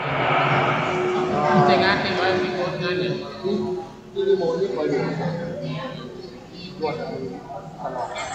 นิมนต์นะครับวัดตาไคมาแล้วก็ขอกราบนิมนต์คนใดเกิดปีวอกมานั่งในซุ้มชะตาเลยคนใดเกิดปีวอกปีลิงคนใดเกิดปีวอกปีลิงมาเข้าซุ้มชะตาคนใดเกิดปีวอกปีลิงเข้ามาเลยไวยสากราบราธนาบอกกล่าวพระคุณเจ้าเราร่วมช่วยกันขณะนี้ทำก็ล่วงลูกมาแล้วถึงมัตสี90พระคาถานะครับขณะนี้เวลา 13 นาฬิกาอีก5 นาที 13 นาฬิกา15 นาฬิกา 15 นาฬิกาวันนี้เพี้ยนเนาะวันนี้เพี้ยนนะจำเวลาตะคืนมาได้นอน15 นาฬิกาอีก5 นาทีก็15 นาฬิกา เรียนเชิญคนเกิดปีลิงปีวอกนะครับเข้ามานั่งในซุ้มเจตาพระธาตุประจำปีเกิดพระธาตุนครพนมจังหวัดนครพนมเป็นพระธาตุใหญ่องค์ดึงของประเทศไทยประเทศไทยเรามีพระบรมศาสตร์พระบรมธาตุเยอะประเทศลึกนะครับเยอะมากเลยนครปฐมพระธาตุนครปฐมเป็นปฐมแห่งองค์พระบรมธาตุใหญ่ที่สุดนะครับแล้วก็ใหญ่ในจังหวัดเชียงใหม่คือพระธาตุวัดเจดีย์หลวงวัดเจดีย์หลวงที่พระธาตุใหญ่โตองค์หนึ่งปัจจุบันเหลืออยู่ครึ่งเดียว 2088 ประมาณแผ่นดินไหวแรงรุนแรงพระธาตุหักครึ่งองค์หนึ่งคือพระธาตุเจดีย์หลวงนะครับสมัยพระเจ้าแสนเมืองมาแปลงพระธาตุพระเจ้าแสนเมืองมาราชวงศ์มังลายแปลงพระธาตุวัดเจดีย์หลวงยังมาตันแล้วต่อมาพระเจ้าสามฟังแกนเอามาแปลงต่อจนแล้วเป็นพระธาตุองค์ใหญ่คือพระธาตุวัดเจดีย์หลวง 2088 ด้วยอาเพศอย่างใดไม่ทราบฝนฟ้าตกแผ่นดินไหวพระธาตุหักลงมาครึ่งหนึ่งแล้วหลังจากนั้นเชียงใหม่ก็ตกเป็นเมืองขึ้นของม่านไป200 กว่าปีอันนี้เป็นประวัติมันเขียนไว้คร่าวๆเล่าสู่กันฟังมาบัดนี้นะครับขออนุญาตรถยนต์ทุกคันถ้าเข้ามาจอดในวัดขอความกรุณาจอดชิดฝั่งใดฝั่งหนึ่งเลยนะครับจอดชิดฝั่งใดฝั่งหนึ่งเลยนะครับช่วยการดูแลพระพุทธศาสนาช่วยกันพ่อช่วยกันกอยวัดวาอารามสืบต่อพระศาสนานะครับช่วยกันวัดจะสวยพ่อศรัทธาช่วยปัดกวาดว่าสะอาดสวยสดหมดเศร้าหมองวัดจะเด่นเพราะประชามาประคองห่างทั้งสองช่วยการวัดมั่นคงดอยสุเทพเป็นสีประเพณีเป็นสง่าบุพาชาติล้วนงามตานามล้ำค่านครพิงช่วยกันสถานึ่งวันนี้ประมาณ2 ทุ่มป่ายก็จะมีธรรมแห่งภูมินึ่งเรียกว่าอาทิสงถางประทีปวันนี้เป็นเดือนยี่เปงวันนี้เป็นวันสุดท้ายวันนี้เป็นวันสุดท้ายทอดผ้ากฐินละวันนี้สุดท้ายมามีแล้วจากวันนี้ไปพรุ่งนี้ทอดผ้ากฐินไม่ได้แล้วนะครับเพราะฉะนั้นวัดวาอารามต่างๆโอ้ที่มีกันโอ้เสียงดีวันนี้ว่ากันไปช่วยกันสืบต่อพระศาสนาแล้วก็วันพรุ่งนี้จะมีเทศอานิสงส์แม่กาเพือกช่วงนี้เป็นประเพณียี่เปงประเพณียี่เปงก็ลอยกระทงนะครับเพราะฉะนั้นเราช่วยกันเดี๋ยวคืนนี้จะจุดถางประทีปรอบพระวิหารหลวงวัดโลกโมลีแล้วก็จุดทางประทีปรอบองค์พระบรมธาตุเจดีย์นะครับศรัทธามาวัดโลกโมลีตั้งแต่เจ้าได้พูดได้เปยว่าวัดโลกโมลีเป็นวัดเก่าวัดหนึ่งของจังหวัดเชียงใหม่วัดนี้มีความสำคัญกับพระพุทธศาสนาเป็นที่ตั้งเป็นที่สุดวัดหนึ่งนะครับสร้างปีพุทธศักราชใดพศใดวัดโลกโมลีไม่ได้ปรากฏชัดเจนแต่สันนิษฐานว่าอย่างเช่นองค์พระบรมธาตุที่อยู่ในวัดโลกโมลีสร้างประมาณปีพุทธศักราช 2070 ในสมัยพระเมืองเกศ9พระเมืองเกศ9เจ้าผู้ของนครเมืองเชียงใหม่ของเมือง2 ครั้งคือครั้งที่15และครั้งที่15กับ17ของครั้งนะครับมาขั้นคือลูกเปิ้ลคือเท้าใส่คำมาเป็นลำดับที่16นะครับครั้งที่15เปิ้ลของเมืองเชียงใหม่แล้วขึ้นไปสถาปนาก่อร่างสร้างองค์พระบรมธาตุดอยสุเทพแต่ก่อนพระบรมธาตุดอยสุเทพไม่ได้สูงประมาณ3 วา 2 ศอกมันล้มไปตามกาลและเวลาท่านก็ไปบูรณะปฏิสังขรณ์ขึ้นใหม่เป็นองค์พระบรมธาตุสูงเท่าปัจจุบันองค์เนี้ยสูง12 วากับเท่ากับ24 เมตร1 วาเท่ากับ2 เมตร24 เมตรสูงปัจจุบันหลังจากนั้นท่านก็โดนเปลี่ยนลูกขึ้นมาครองเมืองเชียงใหม่แทนเสนาอำมาตย์อัญเชิญเท้าไสคำขึ้นครองเมืองเชียงใหม่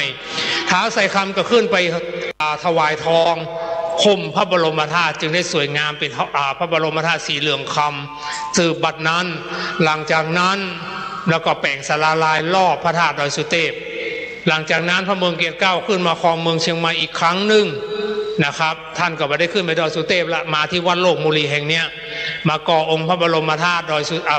พระบรมธาตุวัดโลกมุลี2071 ยกวัดโลกมุลีเป็นพระอารามหลวงเป็นวัดหลวงประจำราชวงศ์มังลายหลังจากนั้นท่านก็สิ้นพระชนณบริเวณจังหวัดในคูเมืองเชียงใหม่บริเวณทางไปกลางควงเมืองเชียงใหม่พระนางจิรประภาอัญเชิญพระศพมาปรงพระศพที่วัดโลกมุลีก่อกุฏขึ้นอัญเชิญพระอาทิประดิษฐานที่ไว้ที่วัดโลกมุลีนะครับอันนี้เป็นประวัติเล่าขานกันมาหลังจากนั้น2088ไปปลายปีพระชัยราชาธิราชยกทัพจากอยุธยาจะมาตีเมืองเชียงใหม่ยกทัพตั้งอยู่ที่นอกกำแพงเมืองคือบริเวณจังเพือกเนี้ยพระนางก็ไปเชิญเข้ามาเมืองเชียงใหม่อยู่ในหนังเรื่องสุริโยไทยนะครับหลังจากนั้นพระชัยราชาธิราชก็มาถวายผ้าทรงที่กูของพระเมืองเกศเก้าแล้วพระนางจิรประภาก็สร้างพระพุทธรูปองค์หนึ่งนามพระพุทธรูป7 ตื้อไว้ที่วัดชัยพระเกียรติในปัจจุบันเพราะฉะนั้นวันนี้เราตั้งจิตตั้งใจถวายเป็นพระราชกุศลแด่พระองค์รูปเหมือนพระนางจิรประภาอยู่ที่ศาลาไม้สัก8 เหลี่ยมนะครับรูปองค์นี้มีมาในช่วงตั้งแต่พระเดชพระคุณหลวงพ่อท่านเจ้าคุณดอยสุเทพมาฟื้นเอาวัดโลกมุลีก็สถาปนาก่อร่างสร้างหล่อเททอหล่อเหมือนรูปเหมือนพระองค์ท่านขึ้นมาเพื่อเจ้าเมืองเชียงใหม่ได้กราบได้ไหวนะครับด้วยความเชื่อคนใดไปกราบอนุสาวรีย์ท่านจะมีแต่ความสำเร็จหน้าที่การงานก็ดีการค้าการขายก็ดีสำเร็จมีคนต่างเมืองก็มากราบมาขอพรเป็นปกติเสมอนะครับลำดับนี้ไปช่วงพักมีเวลาก็จะนำเรื่องประวัติคร่าวๆในวัดโลกมุลีมาเล่าสู่กันฟังนะครับลำดับต่อไปมัตสี90 พระคาถาคนเกิดปีลิงหรือว่าปีวอกปีลิงปีวอกพระธาตุประจำปีเกิดคือพระธาตุนครพนมใครไปอีสานไปกราบนะครับพระธาตุนครพนมศักดิ์สิทธิ์มากนะครับด้านในมีแต่วัตถุโบราณเยอะมากนะครับเรามีพระธาตุคู่แฝดกับพระธาตุนครพนมคือพระธาตุอิงหังอยู่ประเทศลาวตรงข้ามกันนะสป.ลาวเป็นพระธาตุเก่าองค์หนึ่งของเมืองลาวมีเศรษฐีและผู้สำเร็จหลายๆเรื่องเพื่อนไปขอพรแล้วมันสำเร็จเพื่อนจะไปบูรณะหลายครั้งแต่ทำไม่สำเร็จเป็นพระธาตุเก่าอยู่แบบนั้นไป10 ปีก็แบบนั้น20 ปีก็แบบนั้นนะครับพระธาตุทรงคล้ายพระธาตุนครพนมแต่องค์เล็กกว่านะครับอยู่สป.ลาวไปกลับได้ไปขอพรได้ศักดิ์สิทธิ์นะครับเพราะฉะนั้นวันนี้เราจะกราบพระธาตุนครพนมยกอัญเชิญบารมีองค์พระบรมธาตุนครพนมพระธาตุมาประดิษฐานในอารามวัดโลกมุลีไหว้สาขอพรมงคลปีในวันลอยกระทงวันเดือนยี่เป่งนะครับเพราะฉะนั้นศรัทธาวันนี้หลังจากมัตสีเราจะมีสักบันเวลาประมาณ5 โมงเย็นเริ่มตั้งแต่4 โมง 20 10 โมงกว่านะครับถึง17 นาฬิกาคนเกิดปีละกาไก่พระธาตุประจำปีเกิดพระธาตุหริพูนชัยเวียงละปูนแล้วก็มหาราชกันใหญ่ก็เริ่มเวลาประมาณ17 นาฬิกาถึง18 นาฬิกาคนเกิดปีจอหรือว่าปีหมาพระเกศแก้วจุฬามณีอันนี้แบบสามารถเดินทางไปได้มันอยู่บนท้องฟ้าอยู่สวรรค์ชั้นดาวดึงนะครับนครกันนี่รวมชะตาปีไล่มาตั้งแต่ช่วงเจ้าทศพรหิมปานธานาการบรรณเปเวจูโชคจุรพลมหาพลกุมารบาลมัตสีสกบาลมหาราชกษัตริย์นครกันสุดท้ายรวมชะตาปีเกิดคงเสร็จราวๆประมาณ2 ทุ่มหลังจากนั้นแสดงธรรมเรื่องอานิสงส์จุดถางประทีปแต่เจ้าเล่าไปครั้งหนึ่งแล้วว่าถางประทีปมีมาแบบไหนทางประทีปเป็นการบูชาพระพุทธเจ้า5 พระองค์พระกักกุสันทะพระโกนาคัมมนาพระกัสสปะพระสมณโคดมองค์พระศรีอริยเมตไตร5 พระองค์เนี่ยเป็นพี่น้องกันในอดีตชาติเปิ้นไปเฝ้าพระราชมารดาอยู่สวรรค์ชั้นดาวดึงแม่กาเพือกเป็นคนไข่ออกมาเป็นมานพน้อยทั้ง5 ตนบำเพ็ญเพียรไปเฝ้าแม่บนสวรรค์ชั้นดาวดึงนะครับแม่ก็บอกว่าลงไปถ้าเกิดเตอหาวัน ได้เอาถากเอาฝ้ายน่ะมาฟั่นเป็นตีนขาแล้วก็เอาขี้ผึ้งใส่ยอดบูชาวันเพ็ญ15 ค่ำเดือนยี่15 ค่ำเพราะฉะนั้นก็เป็นประเพณีสืบมาตั้งแต่โบราณกาลนะครับวันนี้ทางท่านพระครูท่านเจ้าคุณน้อยวัดโลกโมลีจะแสดงพระธรรมเทศนาแล้วเราก็จะจุดถางประทีปรอบวิหารหลวงปันนี้นับว่าเป็นว่าประมาณ 9,999 ดอกรอบพระธาตุเจดีย์นะครับวันนี้การสุดท้ายพอสุดท้ายเสร็จปุ๊บจะโอกาสเวนตาลเอาแบบมื้นเมืองของเฮาโอกาสถวายไทยธรรมไทยทานสังฆทานทั้งหมดข้างวิหารหลวงเนี่ยการเทศทั้งหมดนะครับถวายไว้พระพุทธศาสนาสืบไปเพราะฉะนั้นขณะนี้เวลาล่วงมาแล้วจะประมาณ3 โมง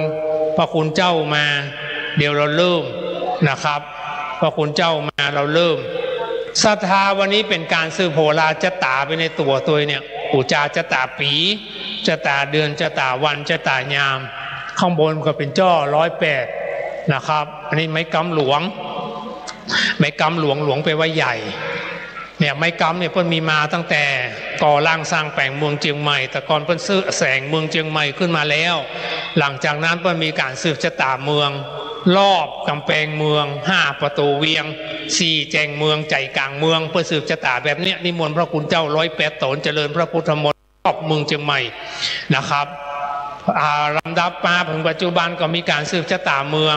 หลังจากเขาใส่ขันดอกเดือน 9เดือน 8เข้าเดือน 9ออกเรียบร้อยเดือนเข้าออกประมาณหลังจากนั้นก็ประมาณอีก7 วันสืบชะตาเมืองนะครับสืบชะตาเมืองมาจนถึงปัจจุบันเพราะฉะนั้นวันนี้ทางท่านเจ้าคุณก็เมตตาดำริว่าศรัทธามาวัดอย่างให้สิ่งดีๆเกิดขึ้น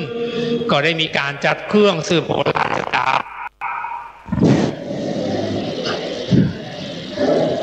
ไม่มันการขนอู้โหล1 2 3 4 5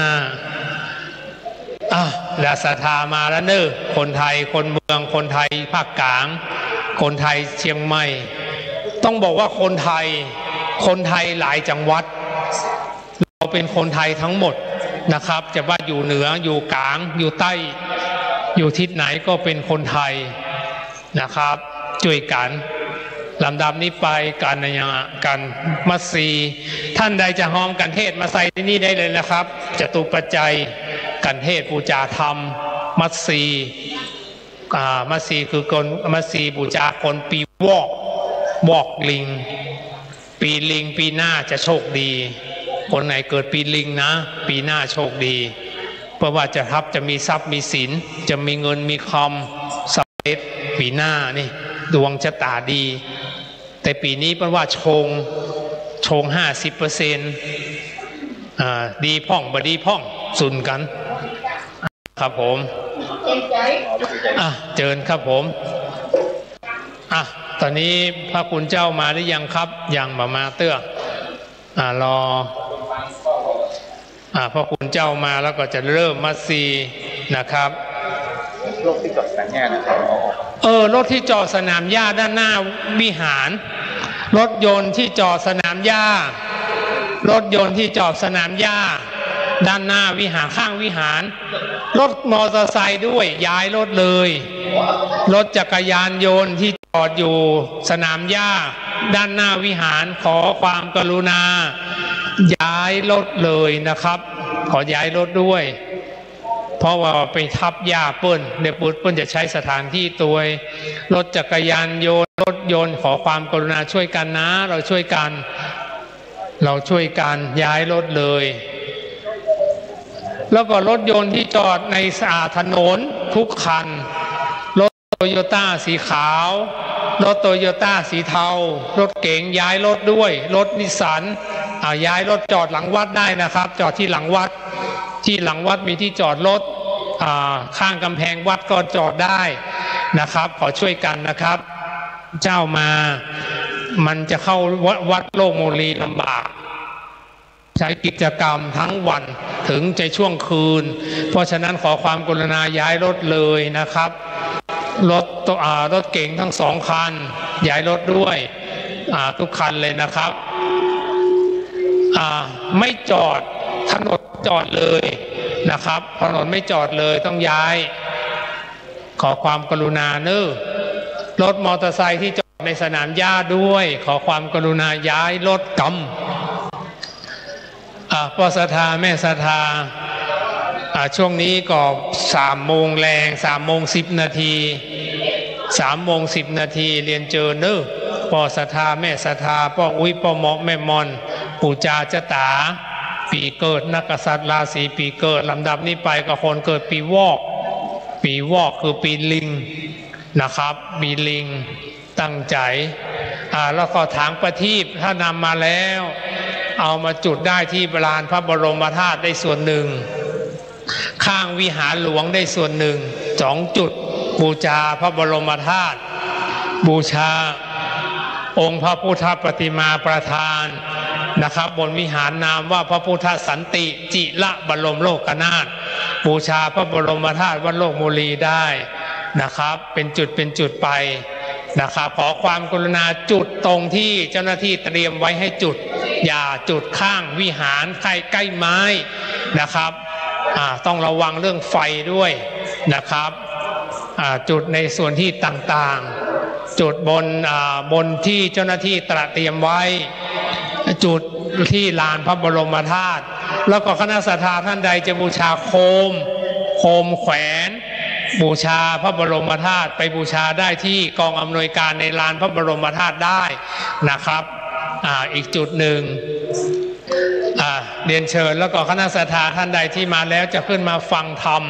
เทศมหาชาติบูชาดวงชะตาราศีปีเกิดขึ้นมาบนวิหารได้เลยเดี๋ยวรอพระคุณเจ้าจากอำเภอแม่ริมวัดท่าไคร้พระใบดีกาไกรสอนกิติเวทีเดินทางมาถึงก็จะเริ่มพิธีเลยนะครับเรียนเชิญนะครับช่วยกันศรัทธาพ่อแม่ศรัทธาสาธุชนเดินทางมาแล้วก็ขอเชิญบนวิหารหลวงนะครับแล้วก็รถยนต์นะครับขอความกรุณาเลยนะครับวันนี้เราจะประชาสัมพันธ์เราต้องช่วยกันนะครับไม่จอดบนทางถนนเด็ดขาดสงวน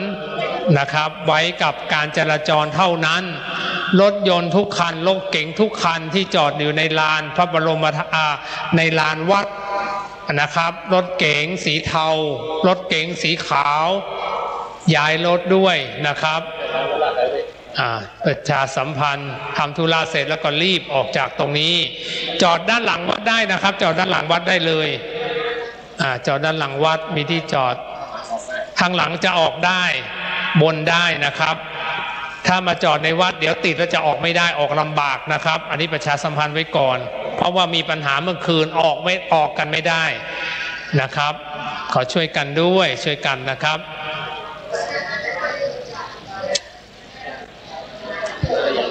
มาแล้วกันเดี๋ยวก่อนรอนี่ก่อนนะให้อย่ามาให้หน่อยรอพอคุณเจ้ามาถึงก็จะเริ่ม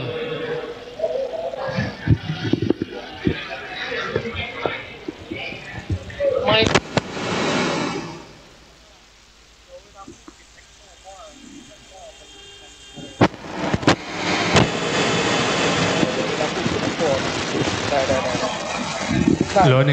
3นี่เสียงม่วนกว่าศรัทธานักท่องเที่ยวที่เดินทางมาเที่ยวมาชมเข้ามาในวัดโลกโมลีนะครับจะเดินทางเป็นคนต่างชาติก็ดีคนในจังหวัดเชียงใหม่ก็ดีเรียนเชิญนะครับขึ้นมาฟังธรรมบูชาชะตาปีเกิดได้เรียนเชิญเลย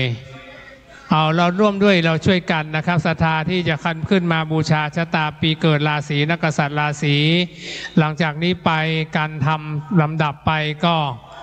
มัตสีบูชาคนเกิดปีวอกนะครับเกิดปีลิงเรียนเชิญขึ้นมาได้เลยรถยนต์รถจักรยานยนต์นะครับเมื่อกี้ประชาสัมพันธ์เรื่อยๆเป็นครั้งอาจจะบูชากันเทศก็ใส่ตรงนี้ได้นะครับใส่ที่นี้เลยจตุปัจจัยใส่ที่นี้เลยร่วมด้วยช่วยกันศรัทธาที่มาแล้วศรัทธาเอามาแล้วไหว้สานิมนต์ครับผมตอนนี้พระคุณเจ้ามาแล้วเน้อศรัทธา ศรัทธาสาธุชนพระใบดีกาไกรสอนกิติเวทีวัดท่าไคร้อำเภอแม่ริมจังหวัดเชียงใหม่มาแล้วนิมนต์ใบสาคืนสู่ธรรมะแก้วธรรมะคำนะครับนิมนต์ครับผม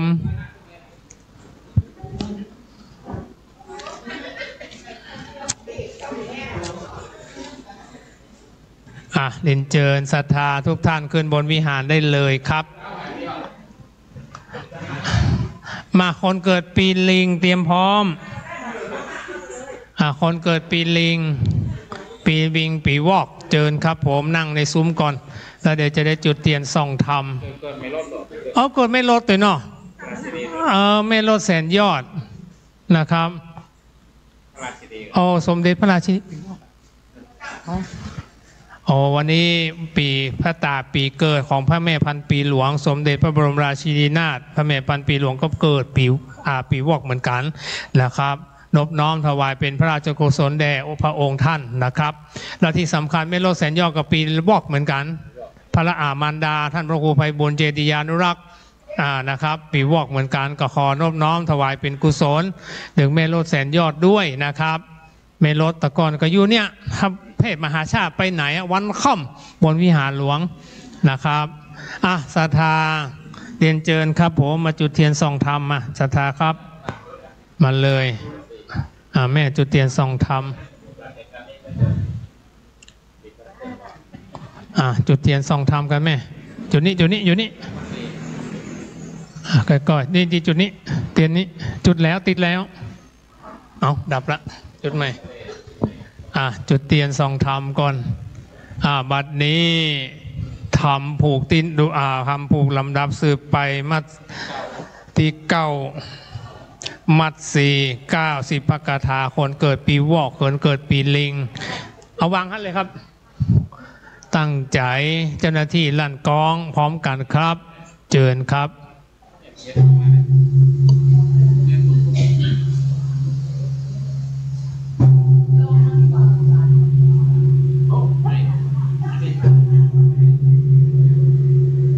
เน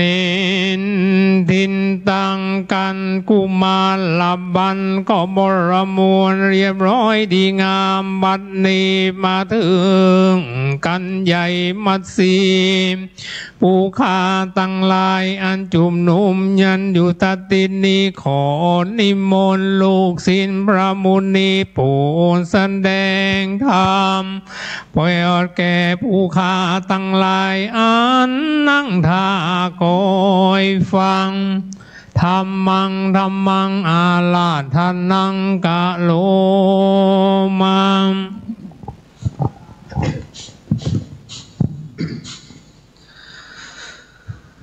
โส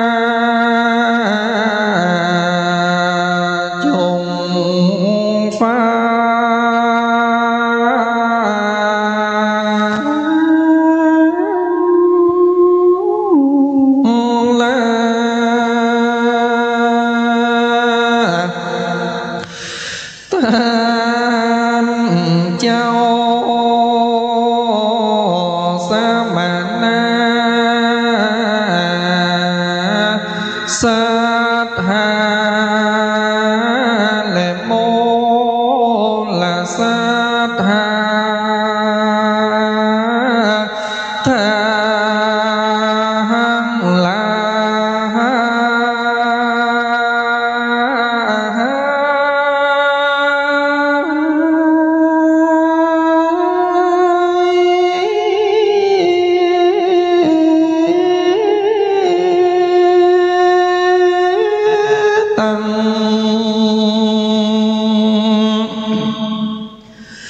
นิ่งใจถ้าลามแล้วแผ่วเท่า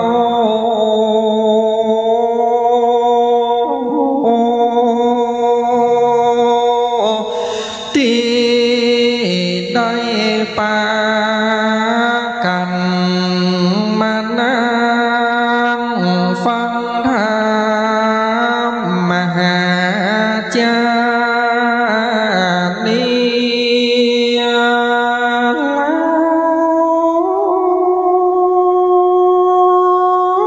จงก้อยโห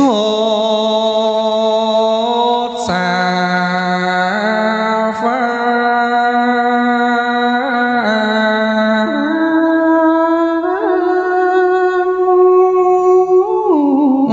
ไป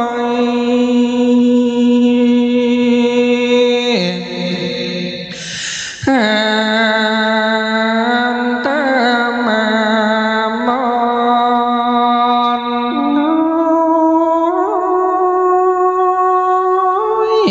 จังเล่าจะขา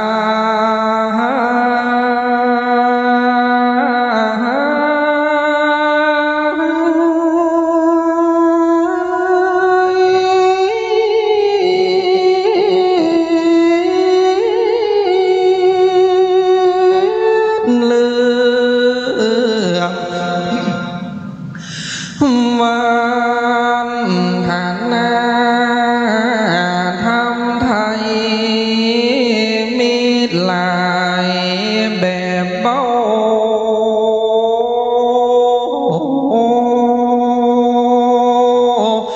ตามโบราณอาจารย์นา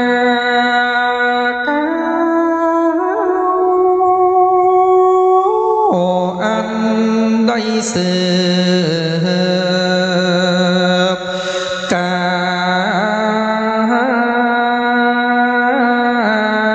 ร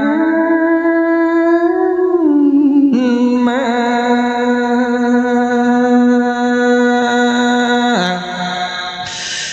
อย่างการตั้งธรรมนี้บางทีก่อนลวดสืบจะตา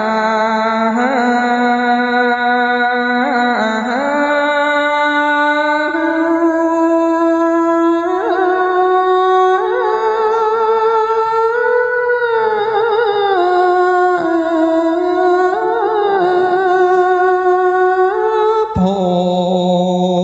กทำแต่ละโพกนั้นนา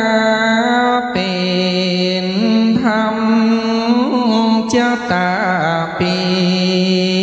ดัง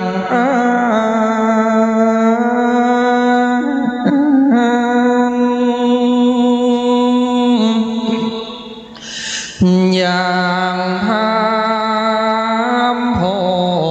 งนี้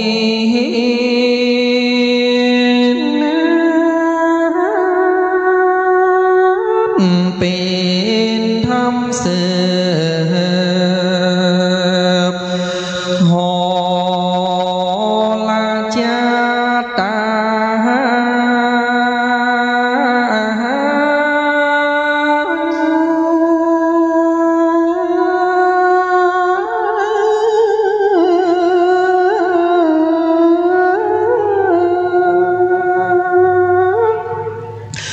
โพติเกิ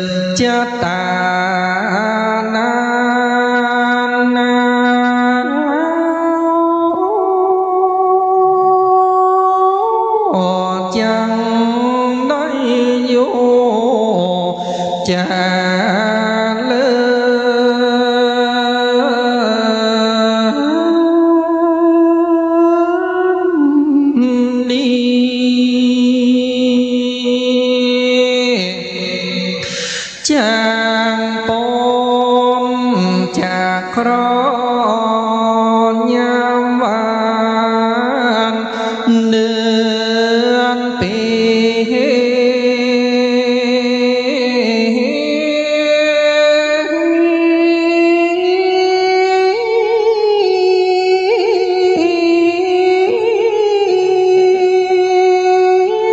โยดีสวานสาดีทลากุมเท้า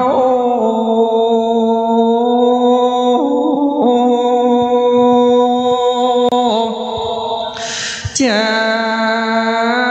มีโจกลามังมนโตนา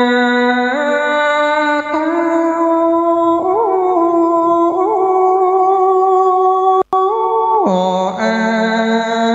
ยุนาเล่าได้ลอยสาวปีโก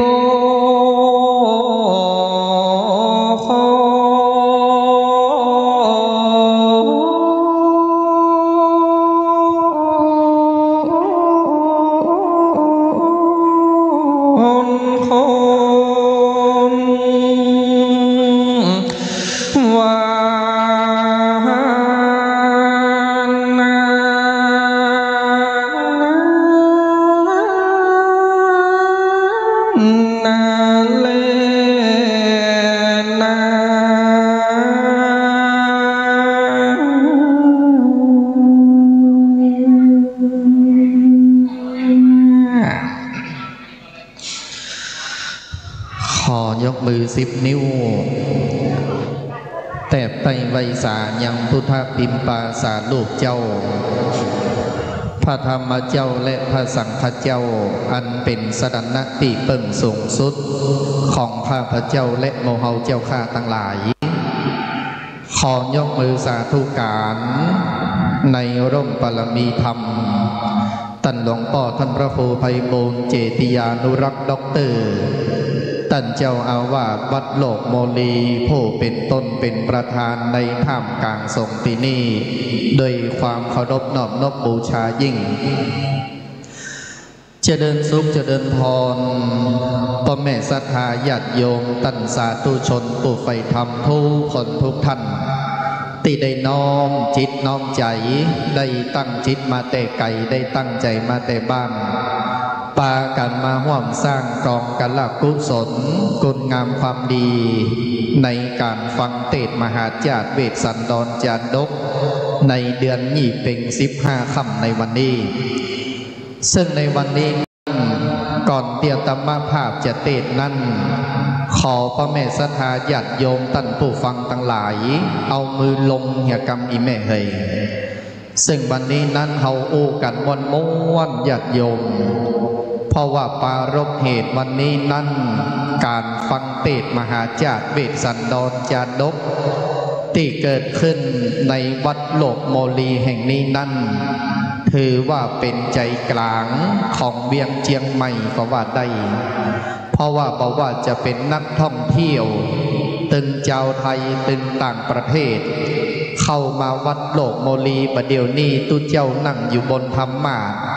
พอพระแม่ศรัทธาเฮาตึงคนเฮาคนแก่ตึงฝรั่งมังค่าศูนย์อันม่วนกันไปอย่าง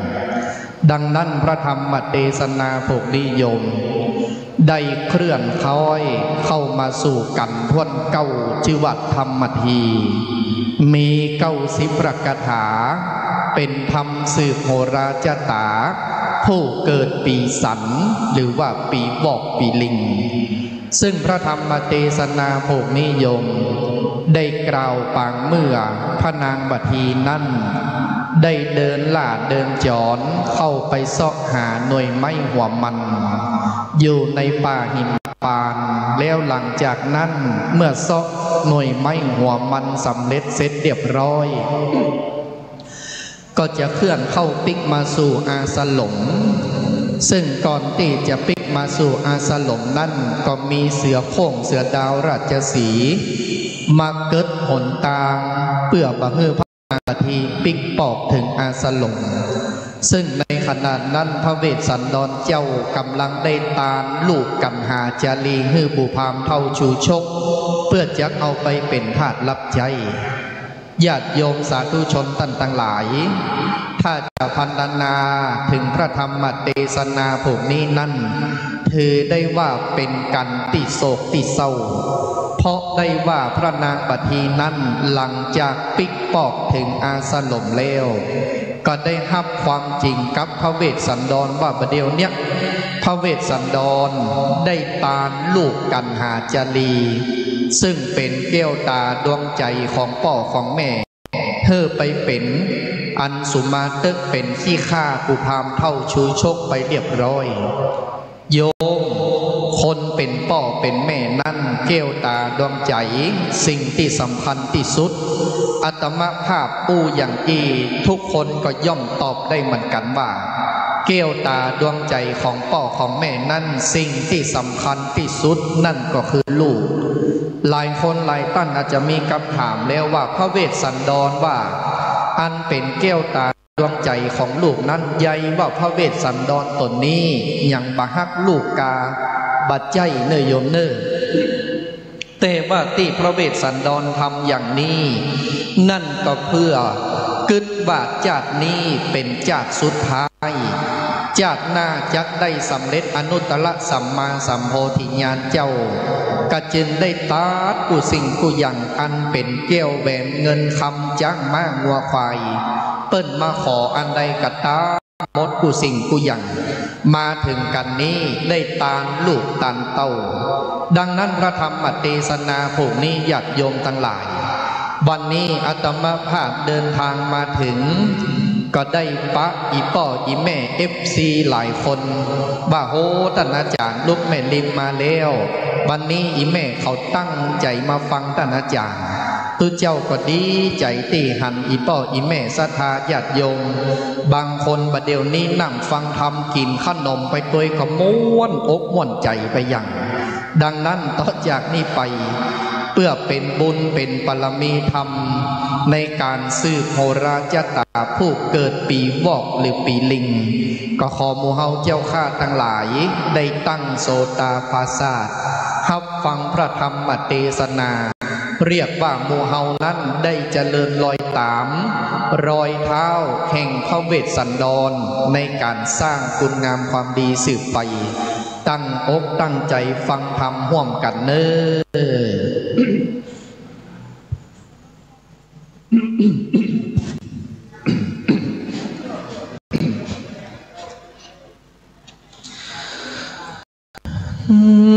นะโม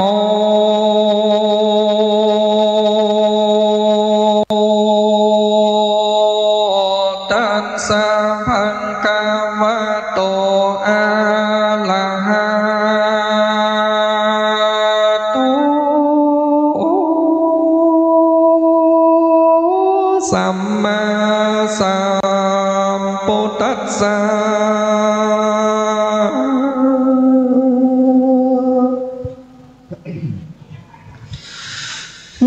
ญา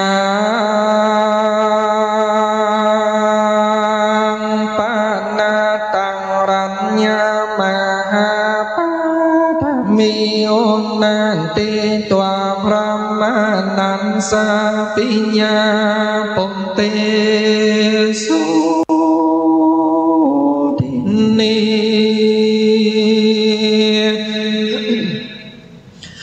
โสญาวะภัมมาโลกาเองกะโกราหังลังจาตังโหสีลำดำธรรมันติสนามาเถิงมาที่กันทวนเก้าวันพาเจ้าหันติสันนามาสวนวาพาญาสัมปัญโยตัญญา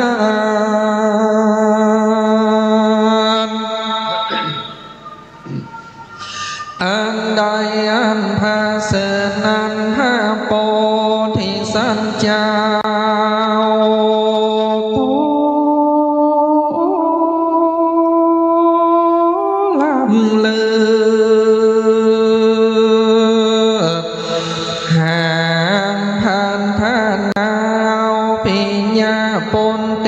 สุ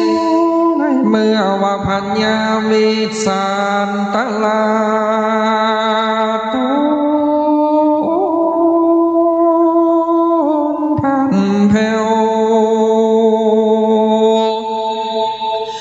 อันประสานเฮือลงแก้วเป็นตานแก่พระมานา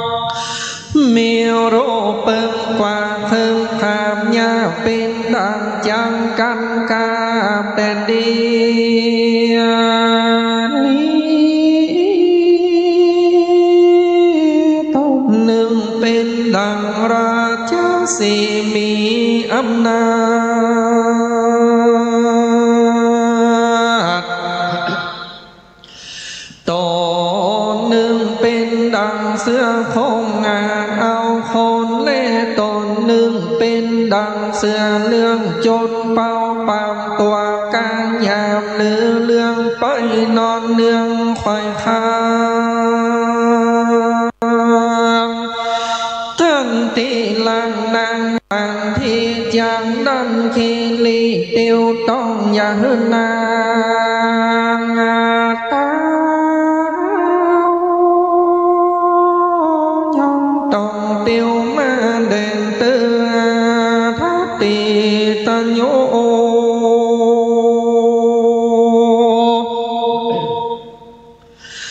เมื่อนั้นพามาหาสันเจ้าก็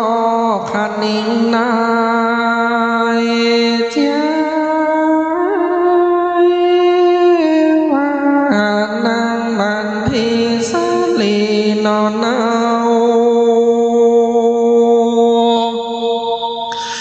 หังลงเต้าเหนือขนาดจังตันขานโศกาอันหยาบจังกำลาบนางผ่านยาหายสิเนหาอันใหญ่จริงตามถอยใส่ไหลกำบาดนานามันพิวาลาหารัญจาปนตีอาสาสินีดังนี้ว่า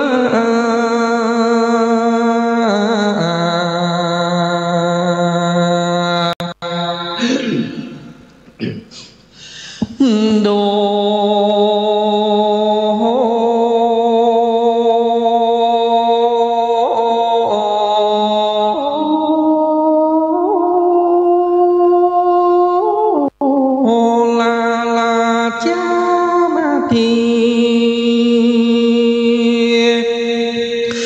ข้าลงทรงดีสังสวรรค์เป็นลุงเต้าละเลือจานั่งนีไปป่าแต่เจ้าเตียวไตเต้าละตนเดียวมึงจึงเตียวมาข้ามตาวันต้งต่ำปนเวลาดังปีจังปิ้นจลนาดูนี้สอดจังเป็นโตดแก่โกลือวันจังได้แก่มึงนางงานจังเดินนาตามจังปากกว้างกลางปฏิตังดงดอนมีตึงปีพัญญาทรและเลือเสียเจ้าบ้านป่าลอยนางไปเล่นจูนามาญา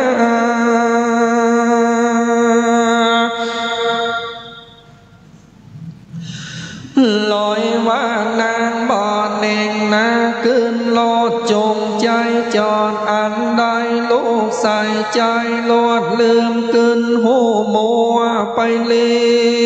นนาจูหัวลืมหัวพิงกาเวโดกาลาพิงโคตา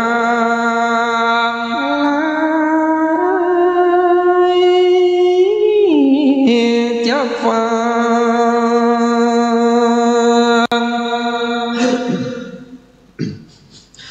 งนี่ใหญ่อันเก่าอันจังเล่าห้องเห็นนางมันที่แก่นไทยลองลำให้พอเล็งหาก็บ่หันสองบนตาพี่น้องในแห่งห้องอาสารมนางย่อมือปะนมพามบาทมลนาติงตา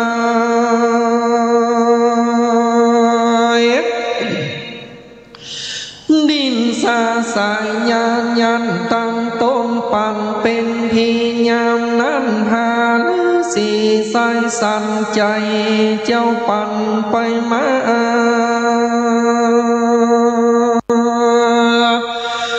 นางน้องแก้วเต้าหมอลานาจาลาเน้นน้ำตาตงจาโสส่วนพระเวสสานาตันเต้าเจ้าก็ลิมพ้นลงไปย่อหัวนางพัญญาขึ้นปาดไว้เหนือตั้งให้ลำล้างเมียมี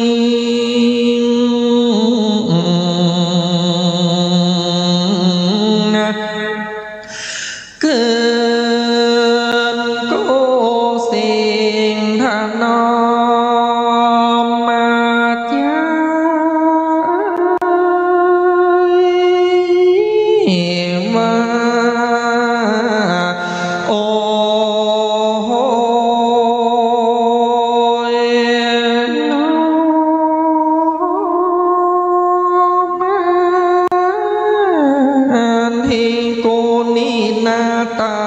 เสียเตเลนอ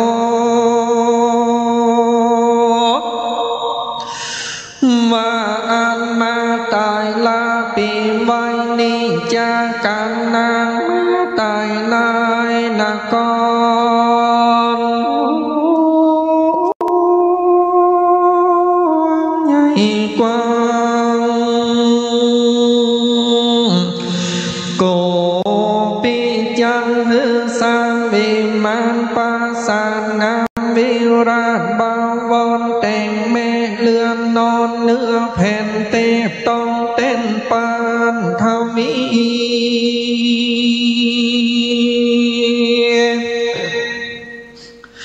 ปองโลจินสารหลอดใส่ตรงสอนพันความเจือเป็นวังตังหินงามปานนิดสวรรค์ขาบานใบขันแนวนี้จางฮือจังขีดไหลดวงลายดอกดวงเกี่ยวก่อนบินเบอร์สอนบินนาตองเศร้าคอมปะดำโดยเกลียวเรื่องล้ำแล้วโดยคำเด้งห้องภายแสงโดยโกนงามสละลังสีเป็นประมาณดังนี้เลี้ยว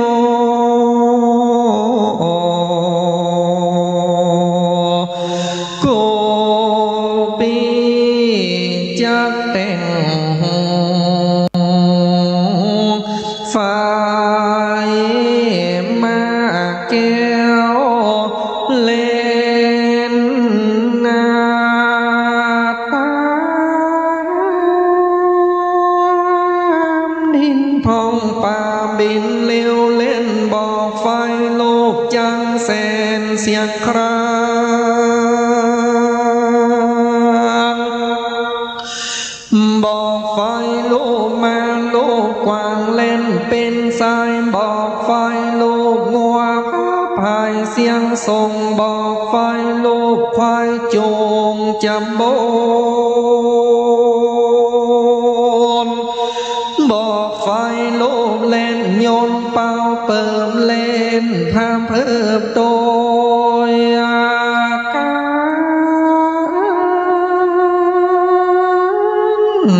เล่นปอมาโค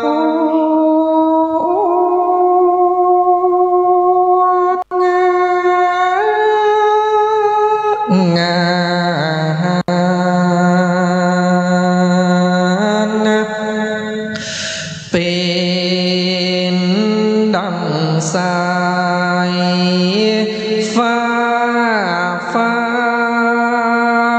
นทอ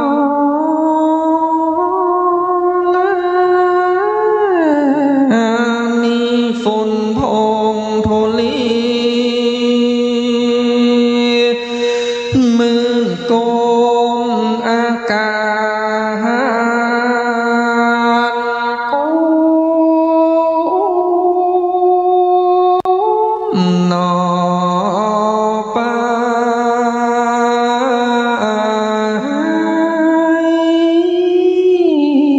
บนโกปีจังแต่งไฟยนต์ห้องตัวมีปีมคืนฟอนฟีกันลงลือตัวคงป้าสานเกี่ยวเจ้าเหลวเล่นลงมาโดยพระการดังนี้แล้ว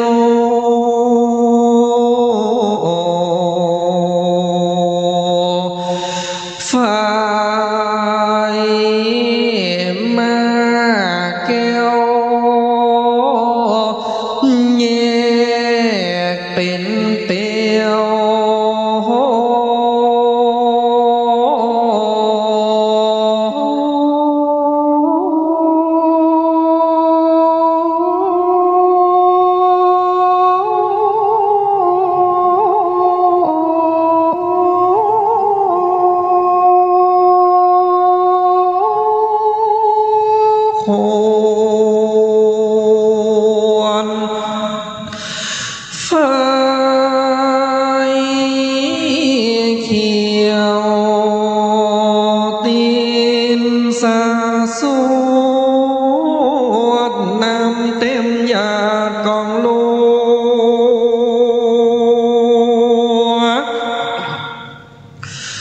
วันไฟ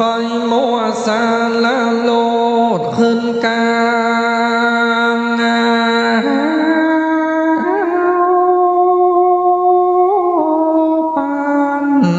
ดังดาว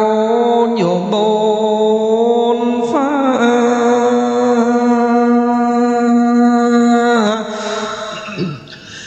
ยาม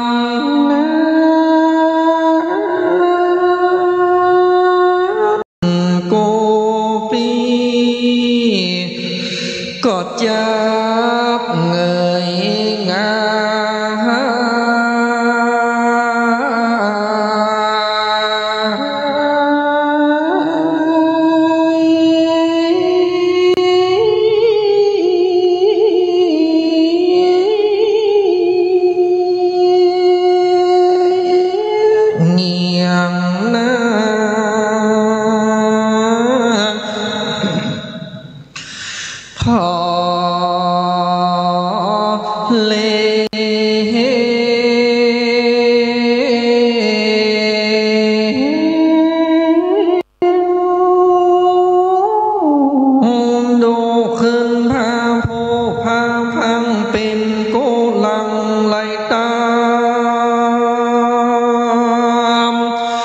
เป็นไฟ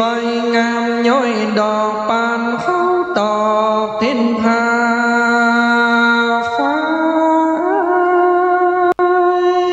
ไฟ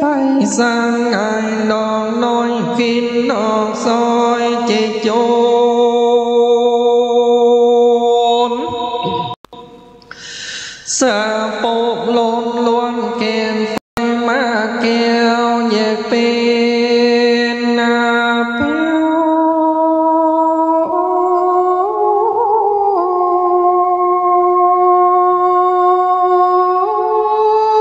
โคนไฟเขียวตีนจอ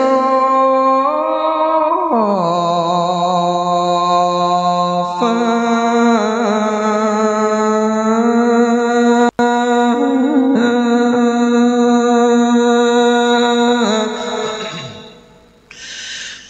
มันกาดังจาง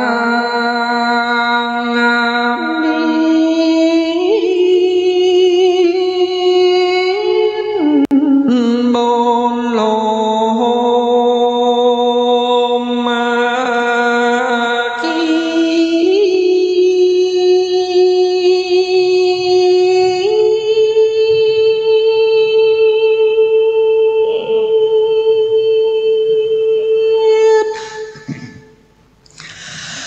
เขียว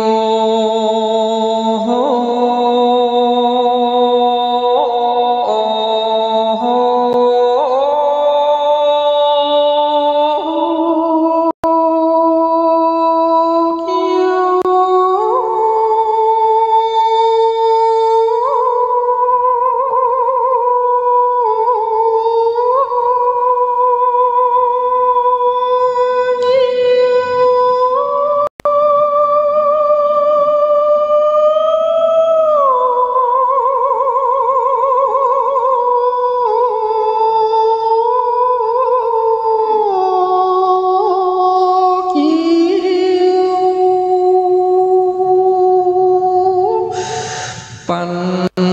เก้า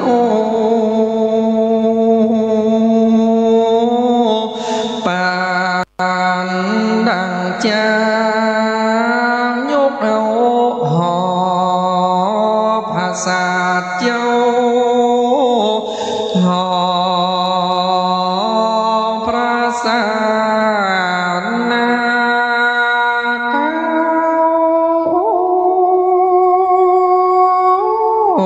เมหอเหิ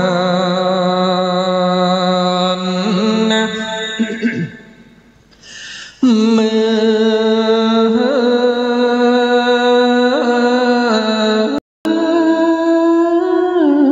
อบน ฉันนี้แล้วจริงจังเป็นโบ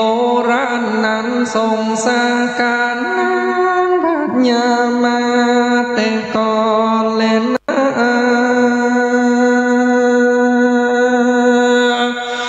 โดรานังใส่ใจปีเฮยโกปีตนเป็นนาโม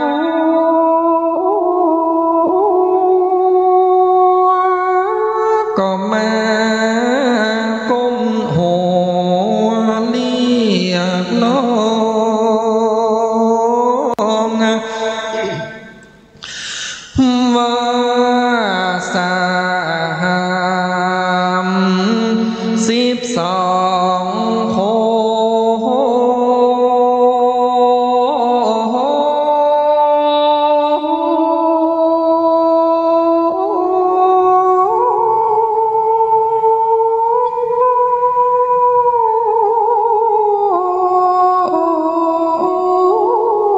นมาที่โนนจะนานาโนว่าลูกก็ลูกมาเตือนยอดสิเนหาเฮ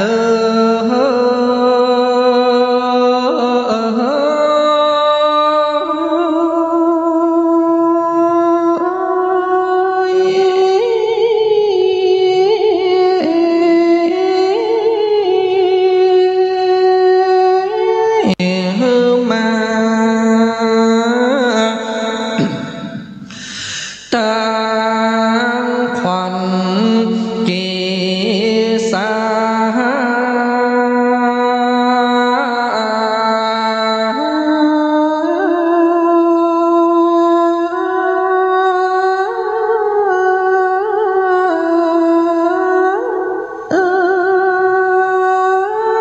ตั้งขวัญโลมาขวัญกิ้วขวัญนิ้วมือและขวัญเข็มขวัญจะโคตาชา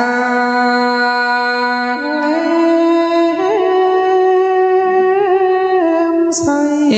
สวงดีมาตั้งขวัญโหตามีตั้งโกฮือมาอยู่เต้าเตรียมคิงฮือมาตั้งขวัญลางอาตีเลขวัญเล32 ขวัญจงเอมาปัน32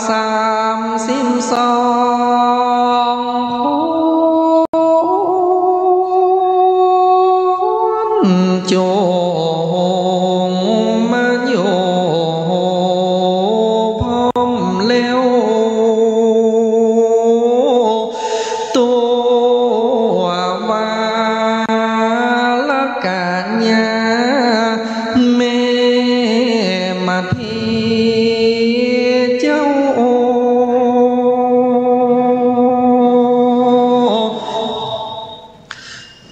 มาเตือนยอดสิเนหาเฮ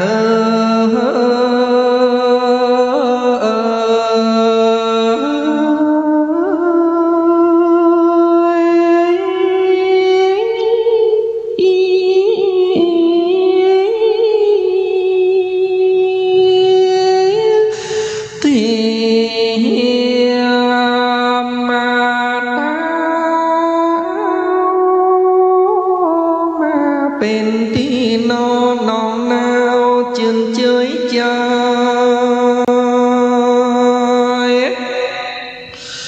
ลงมาเติมเมษาลีนองคานนมหนาวทานาที่นี่บ่ใจเป็นตี เจ้าแม่เมื่อบอลมาเติมแม่ผิวอ่อ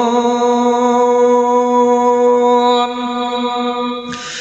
ปีเฮยแม่คอต้งปองเต็มบาดนางแม่บอนยองก็ห่างดูงามตันตีนี้เป็นกังพงรามป่าไม้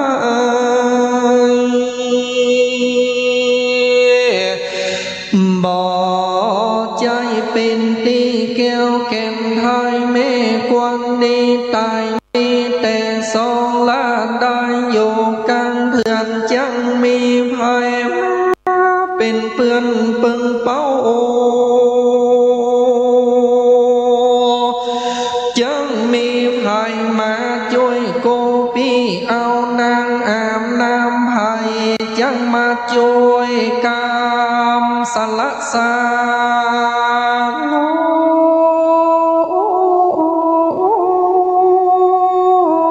ภัยจังมา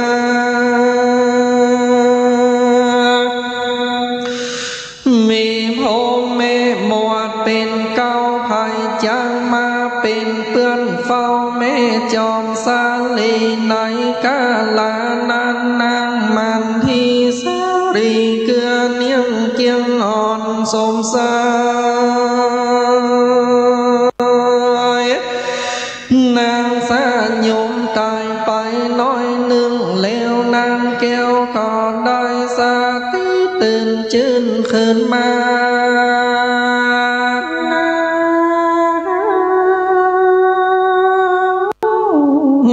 พระญา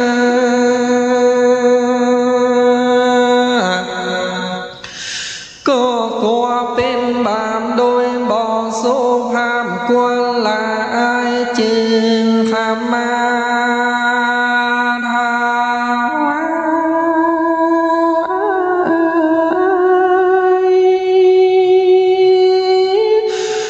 โนมพระบาทไทยลาโท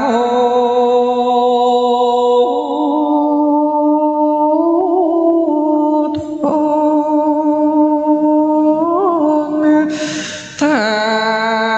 ำพลานจะเจ้าหักโอ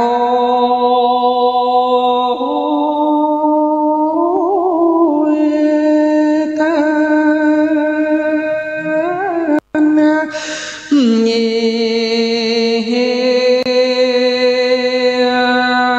ติโมตาปะกาเลนะก็มีโดยหากา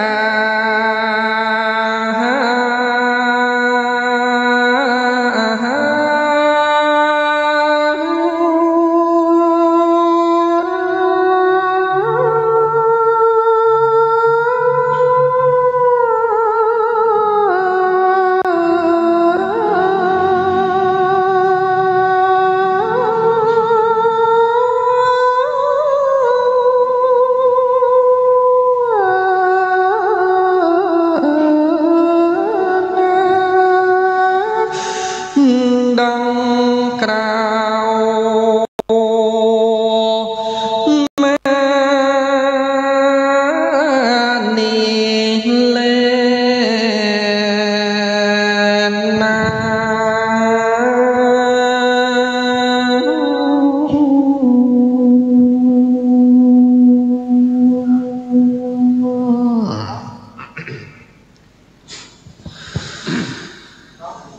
โห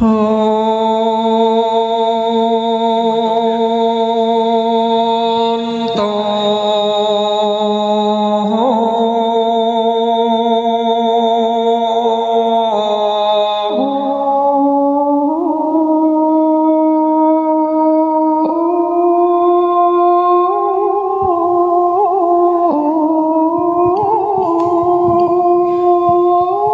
ดู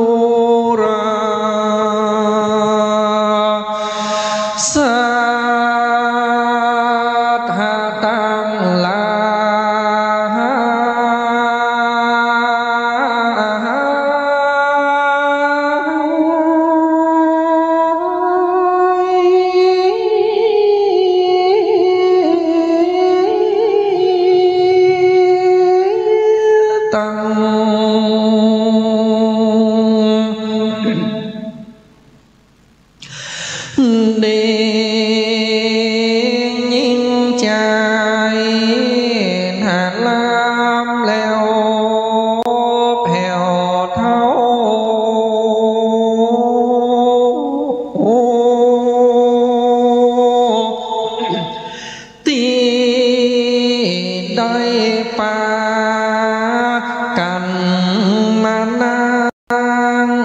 ฟังธรรมตั้งแต่ตาเจ้า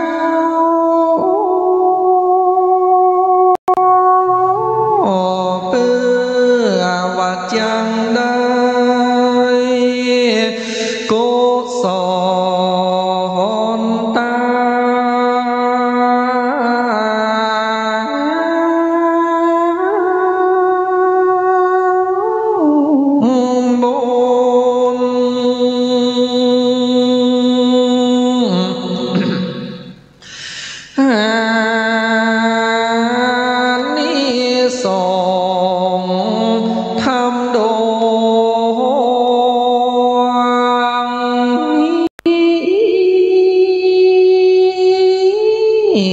จังได้กำโจโหดโน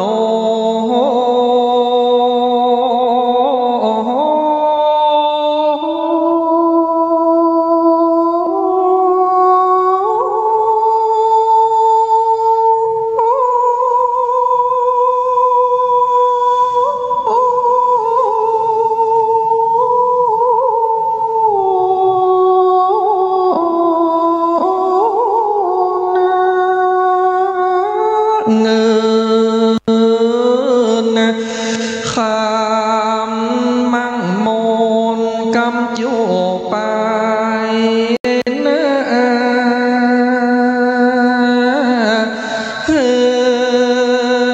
ปอนลงสัตหาปา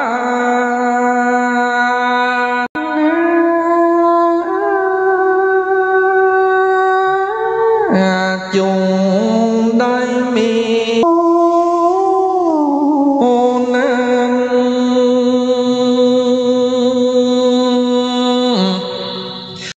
การเทศนาธรรมนั้นก็จงวาสา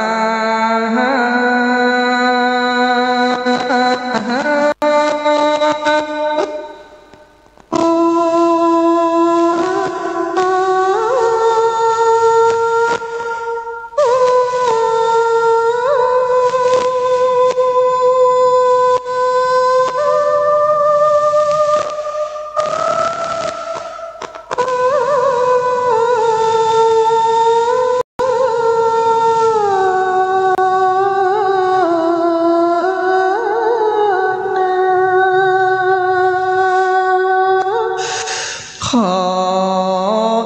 ลาวงวานสัทธาโจโพเลตันโพ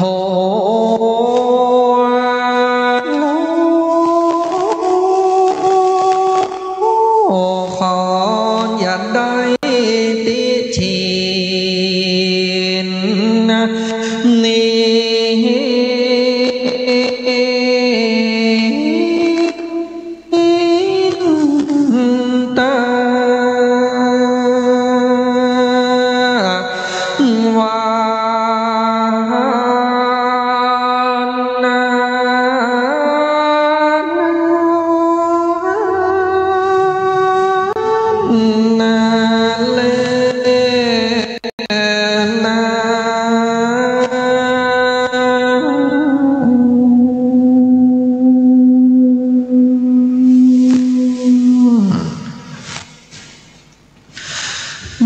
มันที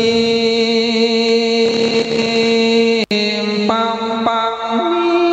ที่ตังขีญาสังวันลานาวิเศษจะมันทีทวนเก่าวันธรรมดาไปโด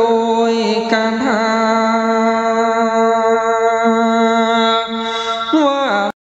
เก่าสิมประกาศก็บังโกมสมฤ นสันเด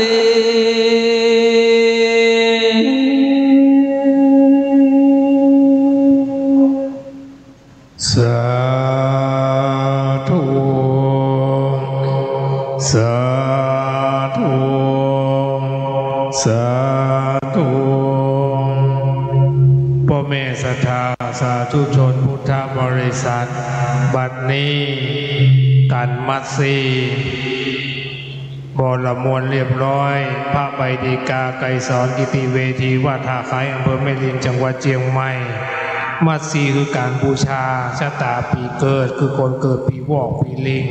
90พระคาถาพระธาตุนครพนมจังหวัดนครพนมลำดับนี้ไปท่านใดเกิดปีวอกปีลิงอยู่ในซุ้มชะตาไปประเคนกันทำได้เลยนะครับ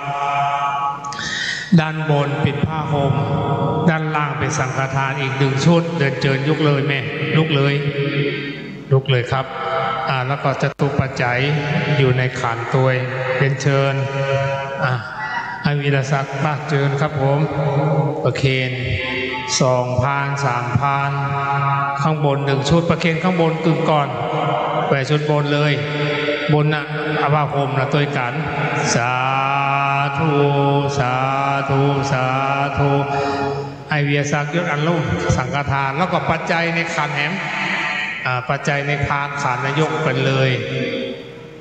ศรัทธาพนมมือขึ้นสาธุสาธุสา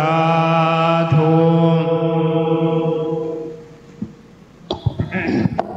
แบบนี้ไปญาติน้ำไหมตาลอุทิศบุญกุศลสืบไปครับ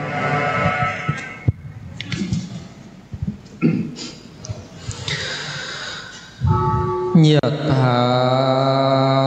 วะดีวะหาปุราปาริปุเรนติสากัลลังเอวะเบวะอิโตทินังเปตานังอุปกัมปติอิชิตังปฏิตังตุมหัง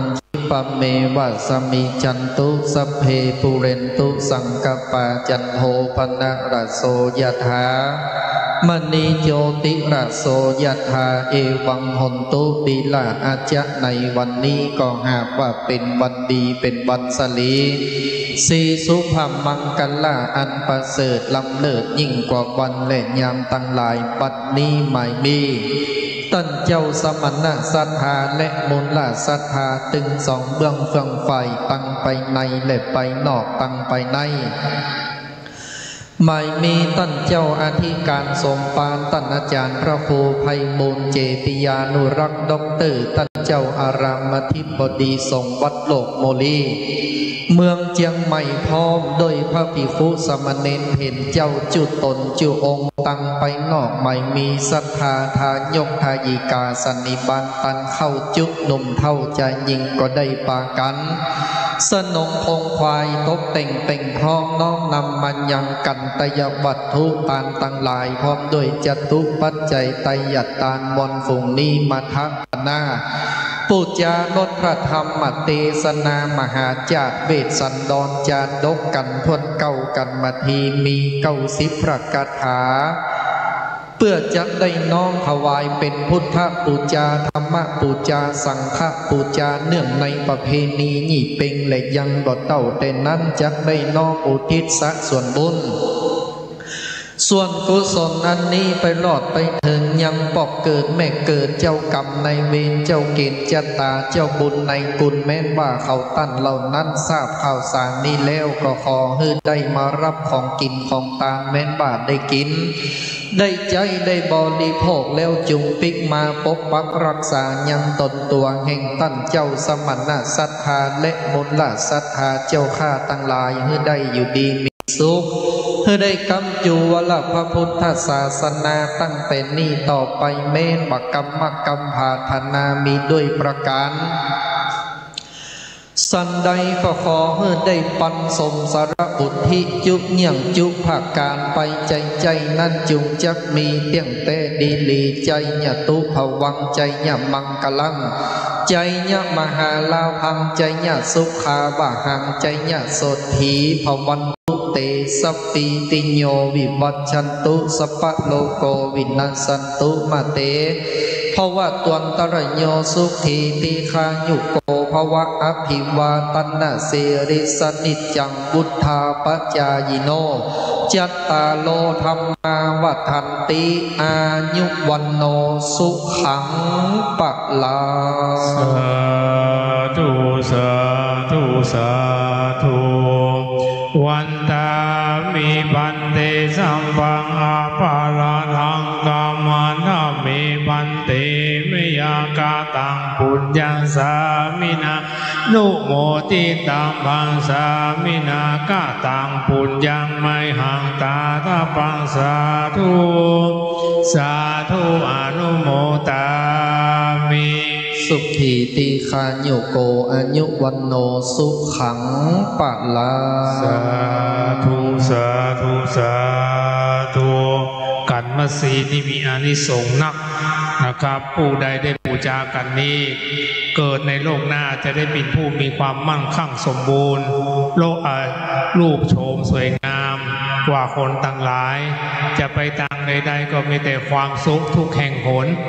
ครับมัดสีเป็นกันใหญ่กันนึ่งนะครับเพราะฉะนั้นศรัทธาสาธุชนทุกท่านปีลิงก็ผ่านไปแล้วปีไก่ละกาก็จะได้มาถึงสักกับวันพระธาตุประจำปีเกิดคือพระธาตุหาริปุญใจคนใดเกิดปีไก่เข้ามานั่งในซุ้มเลยคนเกิดปีไก่มาเข้ามานั่งในซุ้มนี้เลยปีไก่เอาน้องมานั่งพี่ปีไก่มาปีไก่เข้ามานั่งในซุ้มโหราชตาเข้ามานั่งตั้งใจสดับรับฟังพระธรรมเทศนาอาทิกัลยาณังงามในเบื้องต้นคือศีลมัจเจกัลยาณังในท่ามกลางคือสมาธิปริญโยสานกัลยาณังในที่สุดคือปัญญาปีไก่เอาเข้ามานั่งในนี้ปีไก่ปูจาจะตาปีจะตาเดือนจะตาวันนะครับตอนนี้ท่านผู้พระคุณเจ้าก็มาแล้วพระประหลัดวัดลันยูวรปัญญาเมธปัจจัยพระประหลัดวัดลันยูวรปัญญาเมธีวัดดอยคุมเงินลำปูนนะครับมาแล้วนะครับนิมนต์นะครับขึ้นสู่ธรรมาสแก้วสมาสคำทุกเจ้าตนนี้มีน้ำเสียงม่วนแห่มตนนึ่งนะครับของเมืองลำปูนนิวัดโลกโมลีกุปีก็นิมนต์ท่านมาแสดงพระธรรมเทศนาพ่อศรัทธาแม่ศรัทธาคนใดเกิดปีละกาไก่ไปละกาไก่ก็เข้ามานั่งในซุ้มจตาเชิญได้พ่อแม่ศรัทธาที่อยู่บ้านก็ตั้งอกตั้งใจทำจิตเป็นกุศลทำใจคือเป็นมังกรมงคลนบน้อมเอาคุณแห่งพระพุทธเจ้าคุณแห่งพระธรรมเจ้าคุณแห่งพระสังฆเจ้ายกเอาคุณทั้งหลายมาเป็นมงคลชีวิตสืบไปเปิ้นว่าไว้วัดจะสวยเพราะศรัทธาช่วยปัดกวาดวัดสะอาดสวยสดหมดเศร้าหมองวัดจะเด่นเพราะประชามาประคองทั้งสองช่วยกันวัดมั่นคงมาเลยคนเกิดปีไก่มาจุดเทียนมันเลยมาลุกมาหมดเลยครับคนปีไก่มาคนปีไก่มาจุดเทียนมาเลย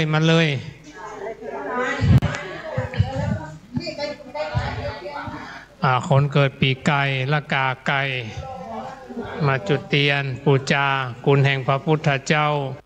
คุณแห่งพระธรรมเจ้าคุณแห่งพระสังฆเจ้ายกเอาคุณพระรัตนตรัยเป็นที่ตั้งนะครับสาธุสาธุสาธุเลิกเล่งอย่างก็เอ็กโคเห็นหน่อยเสียงมันปั่นไปหยุดในความสงบนะครับตั้งใจเงียบเน้อฟังธรรมตั้งใจสักกับบันปีไก่พระธาตุประจำปีเกิดหาริปุญใจ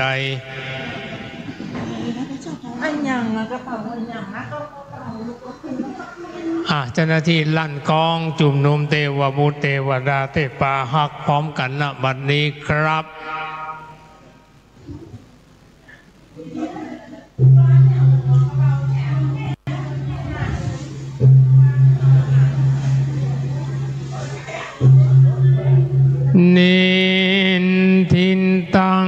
นมันสี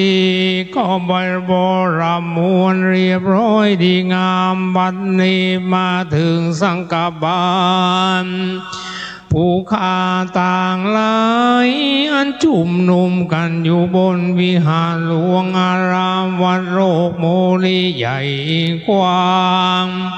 ก้มกราบอาราธนาลูกศิษย์พระมุนีโตนั้นพิเศษเลิศพระปรันวรัญญูวรปัญญาเมธีวัดดอยคู่เงินลำพูนได้โปรดเมตตาแสดงธรรมผูกวิเศษโผลแก่ผู้ข้าต่างหลายอันนั่งท่าคอยฟังธรรมังอาลาทันลังกาโลมังสุนันโตฟังละฟัง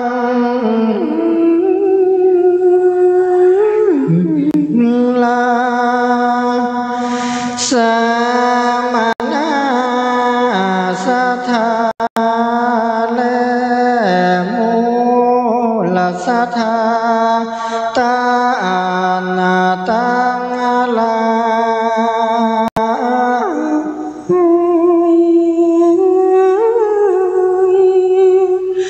ตังเด็กยิ่งใจหนุ่มและเท่าที่ปากันมานั่งฟังธรรมม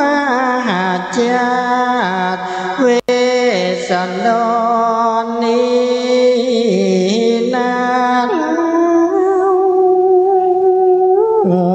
ขอได้อยู่จือหนอจือบ้านนึกเกิด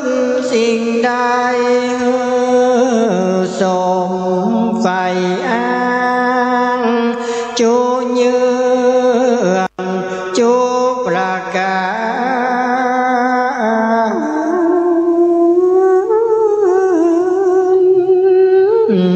แบ่งใจบ้า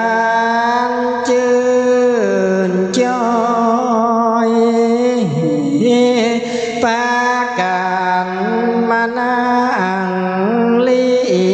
ยบมาลุยเข้ามาสู่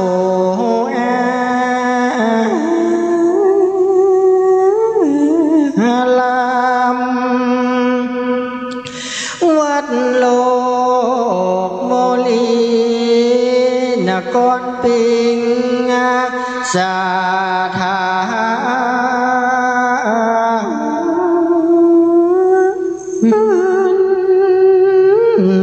ก็มาตามดังอันปากันมานั่ง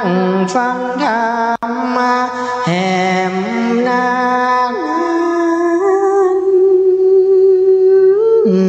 ขอเกิดปัญญาญาณสักบันเลยกันจงเจยบ่เศร้าปางเมื่อตนท่านเจ้าหน่อยตาเสด็จลงมาลอดนาแล้วมาแถลงเป็ดเตียวตนมา ละมิตรบันดลเป็นพามผู้เท่ามาขอมาที่ยอดซอยนาอ่านนา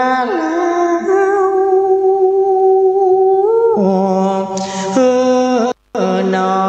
ตาไปเต้าก็มีใจใสบ่น้อยก็ฮือตานนางยอดซอยแก่พระไปก็เป็นปิติเลิศนาเลี้ยวทำทันทวนสิบเจอสักบันกันนี้จากได้ขายกาวนาทีเตสาไปผาดับไปด้วยกาถาใส่บ่เศร้า43 บาทบาลีเป็นธรรมสืบจา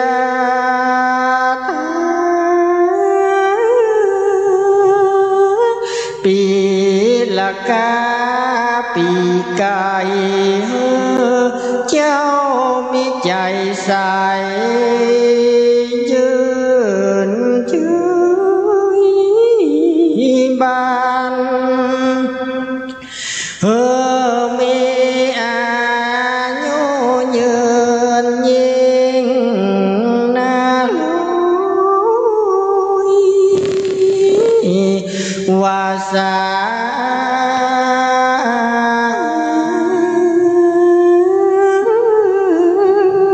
ผิวพรรณวันนาลาสีดุจจะดังทอ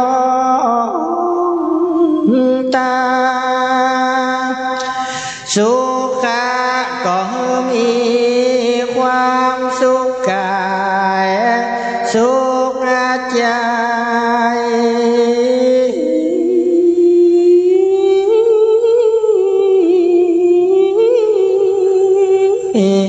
นึกเกิดสิ่งสมประการใดจุงสมมโนในไฟอ้างภาลากำลังนานนาส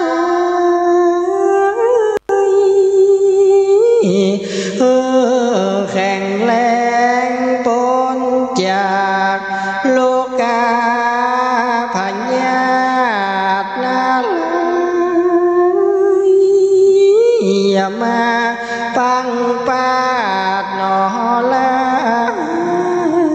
วี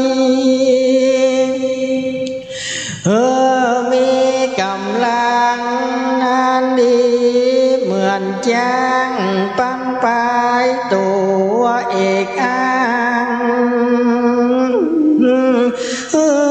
เจ้าตานาตังลา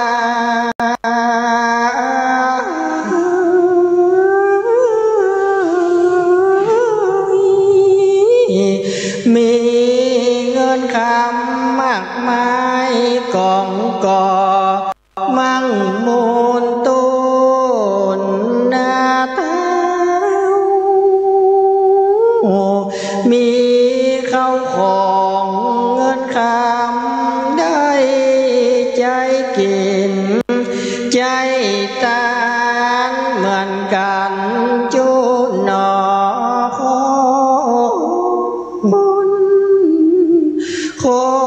น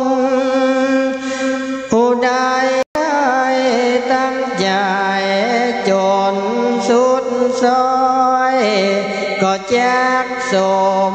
ดังกำมักกำผาธนา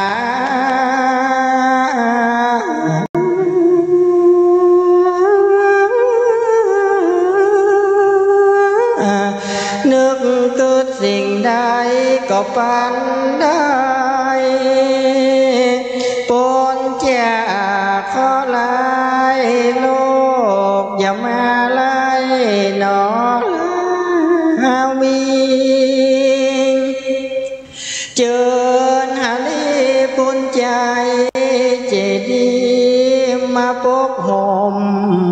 เกตเก้าคณะนอสถาเกิดปีละกาลานนาลได้อยู่นอตีกาได้ถึงยังสุขสามประการ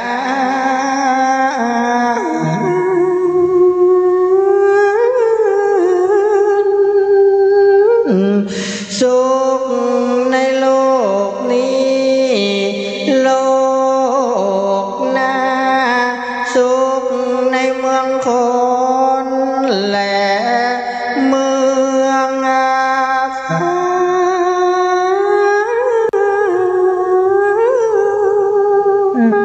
ตลาบยังฟังกำนามหาเน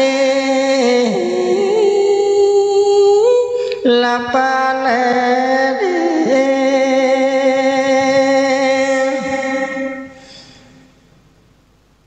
ขอความนอบน้อมของข้าพเจ้าจงบังเกิดมีแก่พระรัตนตรัยขอถวายความเคารพนอบนอบในปรมีธรรมหลวงพ่อท่านพระครูไพบูลย์เจติยานุรักษ์เจ้าวารามาธิปติแห่งวัดยังวัดโลกโมลีตัตตินีตลอดถึงขอความเคารพนอบนอบในหลวงพ่อท่านเจ้าคุณที่ได้มาเป็นประธานในการฟังน้ำฟังธรรมในวันนี้ขอความสุขสวัสดีจงบังเกิดมีแก่คณะศรัทธาทุกท่านบัดนี้มหาจักรเวสสันดรจาดกประดับประดาดำเนินมาถึงกันต้นที่10อันว่าสักกบันประดับประดาไปด้วย43พระคาถาเป็นกันที่พระเจ้าพญาเวสสันดรนั้นจักได้หือตานยังนางมาทีไปศรัทธาท่านทั้งหลายก็ได้ตั้งจิตให้เป็นบุญตั้งใจให้เป็นกองกรกุศลบังเกิดขึ้นนบน้อมฟังธรรมให้เป็นพระอานิสงส์ปกห่มเกียรติเก้าคณะศรัทธาท่านทั้งหลายตั้งจิตตั้งใจสดับรับฟังเป็นลำดับต่อไปนะโมตัสสะภะคะวะโตอะระหะโตสัมมาสัมพุทธัสสะเอ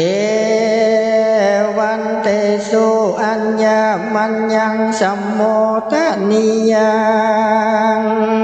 กาทังกันเทนาสุลำดำธรรมเตสนามาลอดยังกันยอดสักกำบันกันทวน10แขวดกฎหมายลำเลิศกันผ่านเสดด้วยตาปาลมี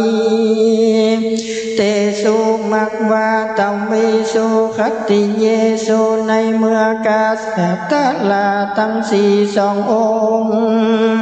ของเจียนจาสาธุการจงเจิญนางกันไปมาดังอันในกัลเมื่อนั้นพญาอินตาโตวิเศษดูแจ้งเหตุทรไทย ก็คันนิ่งในใจว่าอัญญังเวสันตโลลาจาวาวันวานิโสเต้าผู้สร้างสันโดษโพธิสมปานคือพระผู้บานเวสันตลลาดเฮือสองน้อยนาฏกุมารแก่พระมนาจึง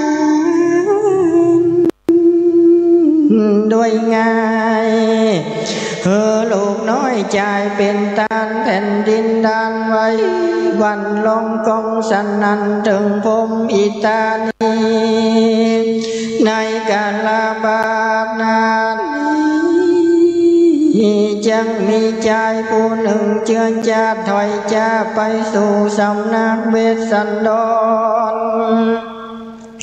ขอเอานางแก้วและเจ้ามาที่ยังยอดตานาปาลมีอันเต้าชิงเอาแล้วโอ้กูก็บอกเฮือนางแก้วลาดลงคางเป็นสานทานแก่ใจผู้ใดผู้หนึ่งจังขึ้นนางแก้วลาดเจ้ามาที่แก่พาลสีดังเก่าเยี่ยขึ้นเล่าเมืองสวรรค์ควรจะแลพญาอินตาลำเพิงสันนี้แล้วจิงลงมาสู่กูแก้วดงลามตีสะอาลามบาทยามขึ้นว่าบาทแห่งรัศมีพระสุริยาลาสีเรื่องลอดวงกลยอดอยู่คนทอนตามาทางปังกาเซนโตเมื่อเสียงลอยที่คืนนั้นลุงสายฟ้าปุ่งขึ้นมาพระสุริยาพายผ่านคืนเรื่องเรือปืนสักกลพระญาอินตาโตวิเศษก่อนเนรมิตเปตเป็นพามเข้าสู่ดงลามสันงามเจ้าฟ้าอยู่สองหน้าผากุฏหานแก่จอมทำแก่นไทยมาเมื่อไกลปฐมยามกันอินตาสักกำพามอยู่แล้วสองหน้าพระนอกแก้วตั้งสองจังป้องขอนั่งงามเปื่อนป้องก็บ่เหมือนแห่งห้องจูจักรพามเต้าก็กล่าวเอากำงามมากล่าวทำข่าวเต้าทะลงทำบอกที่เถยที่ไว้ทำข่าวไทยหลังสีความสดสนีมีบอกขาดสวาทุกไม่มาทาบ่ได้นั่นแหละเจ้าหาด้วยลูกไม้และหัวมันหากได้ก็จังเหลือชอชันลูเหลือบยุ่งอันบินตอมมาความไข่ยังบอกมาต้องไตตัวตนสิ่งสนในป่าใหญ่น้อยลาวนเวียนในป่าอันอาเกียนเต็มไปด้วย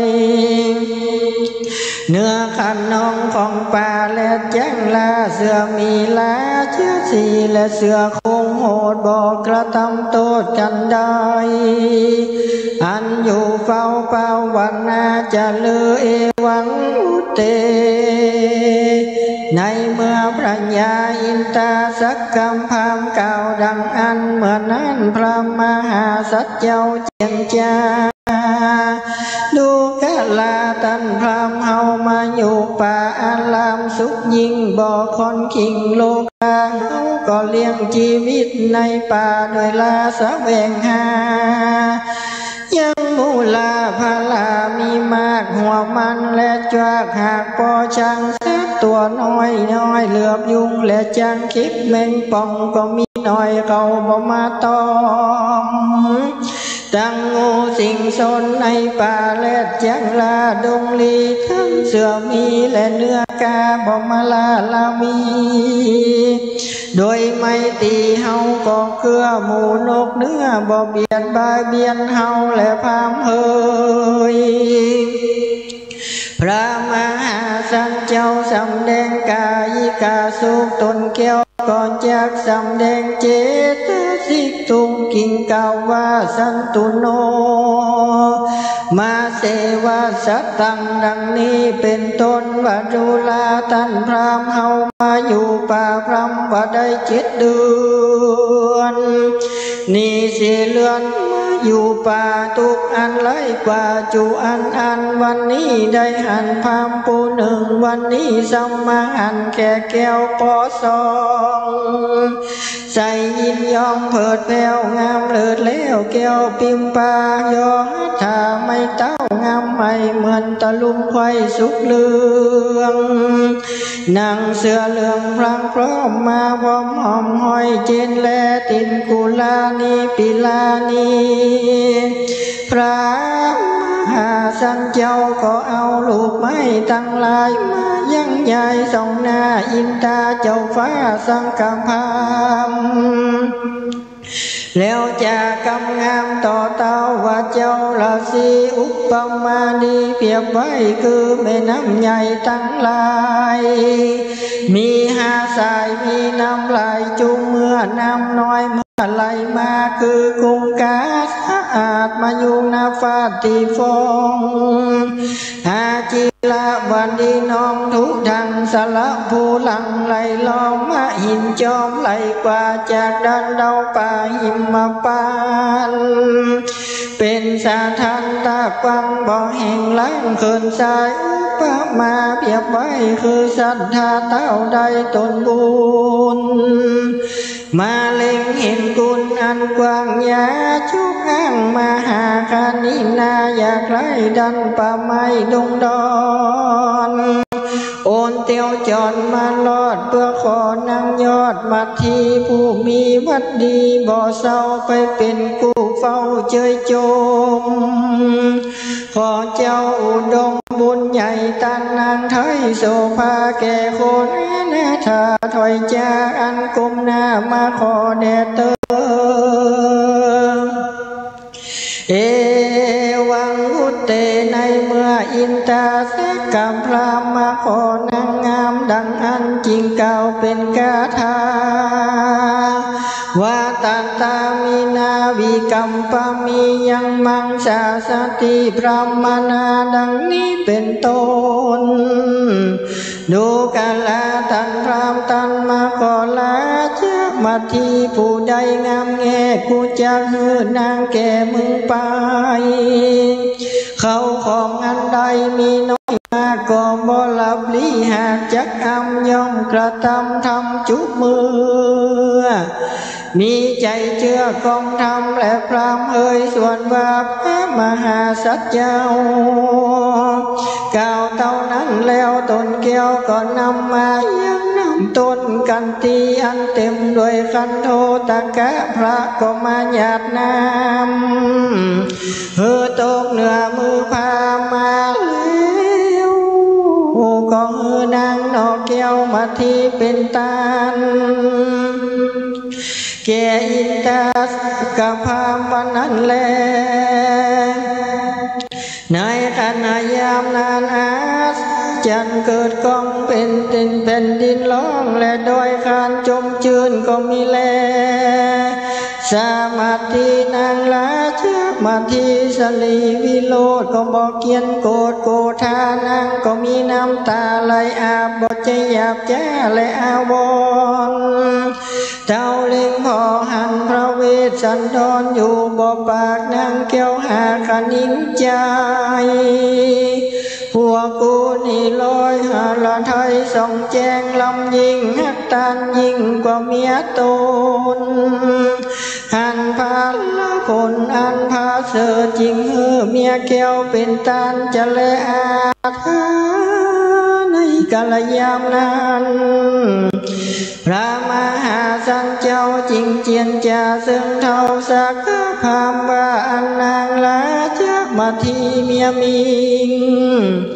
เป็นที่หักยิงของเราลาเตาวาพัญญาสะพัญญูตัญญาณเป็นพระพุทธเจ้าอันนำสัตว์เข้าสู่เนรปานพ ปนจากสงสารที่ลายยิ่งเฮาหักว่าเมียมิงลาจากมาที่ลอยกว่าที่แสนหมื่นบ่ยอมหอมหืนโดยตาหน้าไม้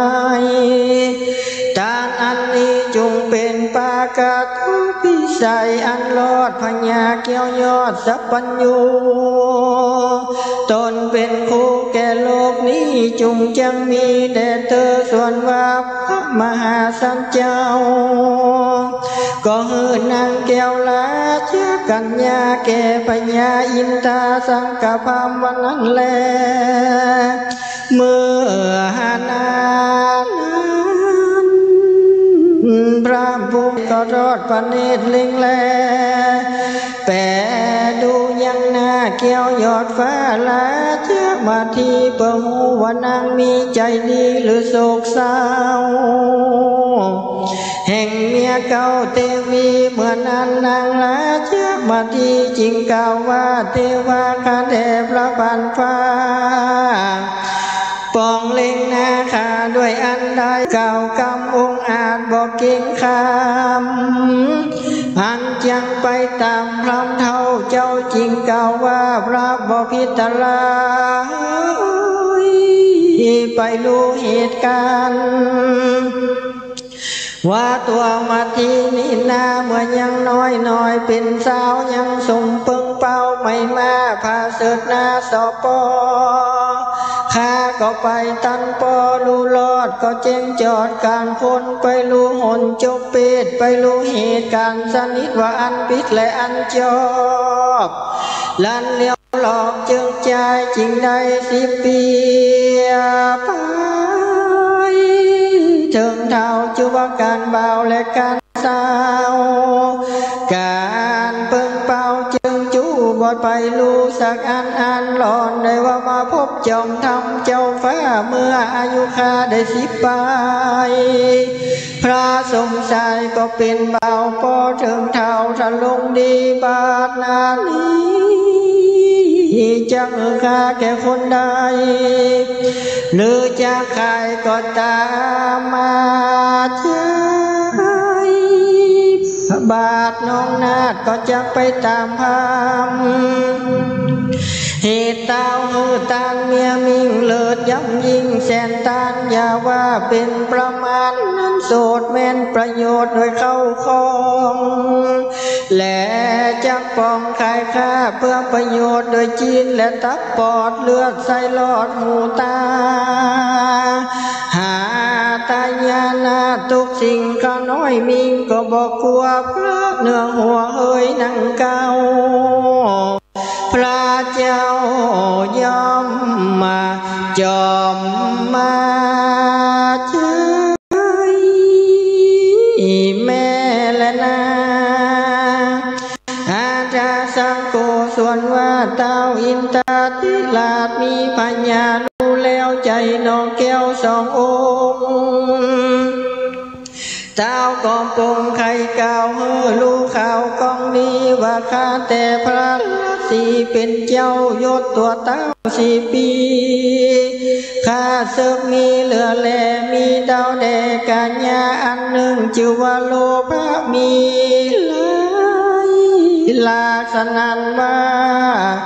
จะห้ามสมบัติหากเมืองสักวันอันหนึ่งชื่อว่ามัจเจลธรรมมีเหลือแลจักงามสมบัติแก่เมืองคนเต้าปัญญาจุนมาแล้วด้วยหือ2 นอแก้วเป็นตานแผ่นดินนั้นก็ปอวันกองสนันตัวต้องจักรวาลข้าขึ้นไปมาเทวดาส่งหมู่น้อมไปสู่อนุโมทนา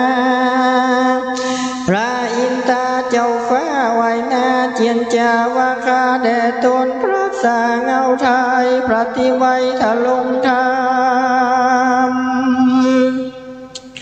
อันว่าตานกรรมอันใดกระทำยากอันพระมหาราชหากกระทำมาเป็นกรรมปานีอันกระทำยากนักหนาคนปาถอยลาย ก็บ่อาจกระทำได้ตามธรรมกรรมอันนั้นกระทำยากคือเมตตาหากภาวนา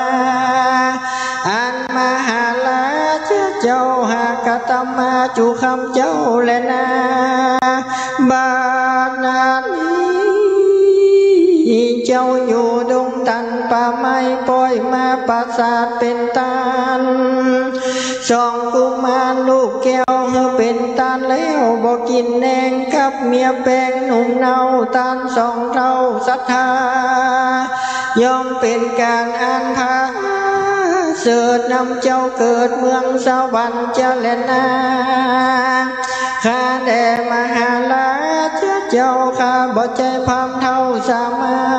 นข้าคืออินตากินสองวันฝากฟ้ากำปิดนาเป็นภาพมาสู่อารามตันเตาลวดน้อมนาวถวายปอนจุงฮับเอาปอนอ่านนาลีอันข้างนำมาจากฝากฟ้าสวรรค์มาถวายนี้แด่เตอพระญาอินตาเจ้านาฟ้ายังกองนาเจียนจากำพระมหาโพธิลาเต้าก็ส่องขึ้นอากาศและกังหาวหันดูเผางามเงลัสมีแผ่ดูดีดังรัศมีพระอาทิตย์มายามาเจ้างามบ่เศร้าสีใสนั่นแหละกาตาบุญยัดต่างกองบุญเฮาได้สร้างสมไฟอ้างดังกำมัก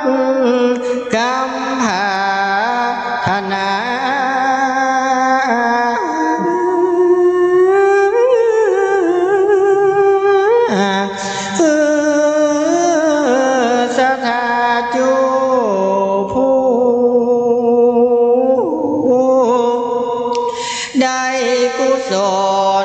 บันดลส่งอายุในปัจจุบันนี้และตลาดไปหน้าวันนั้นและนาเนติตังกิญาสังวันนานาวิเศษจาห้องเหตุสักกำบาลอังประดับประดาไปด้วยกา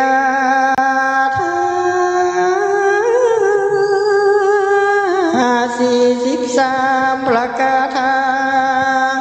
เทศนาก็บังคมสมเลเสด็จแล้วเต่านี้ก่อนแล้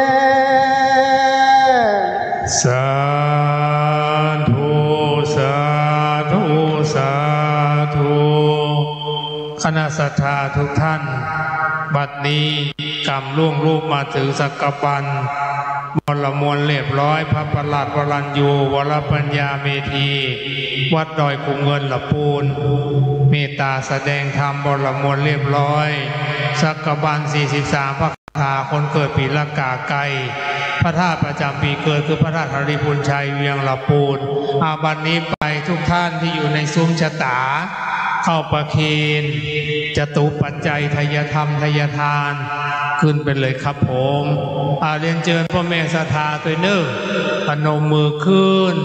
ตั้งโสตาประสาทตั้งใจพุทธังอาราธนานังธัมมังอาราธนานังสังฆังอาราธนานังขออาราธนาปารมีคือกับข้าพเจ้าทั้งหลายด้วยเถิดสาธุสาธุสาธุพ่อแม่ศรัทธาท่านใดมีน้ำหยาดน้ำอุทิศบุญกุศลสืบไปครับตั้งอกตั้งใจณบัดนี้ ยะถาวาลิวหา ปุลาปลิปุเรนติสากลังเอวะเมวะอิโตทินังเปตานังอุปกปติอิชิตังปฏิตังตุมหังคิปเมวะสมิชันตุสเพปุเรนตุสังกปาจันโทปนะระโสยถามณีโจติระโสยถากัมมะกัมภาธนาแห่งเจ้ามูลศรัทธาตั้นตั้งหลายได้สนองคงควาย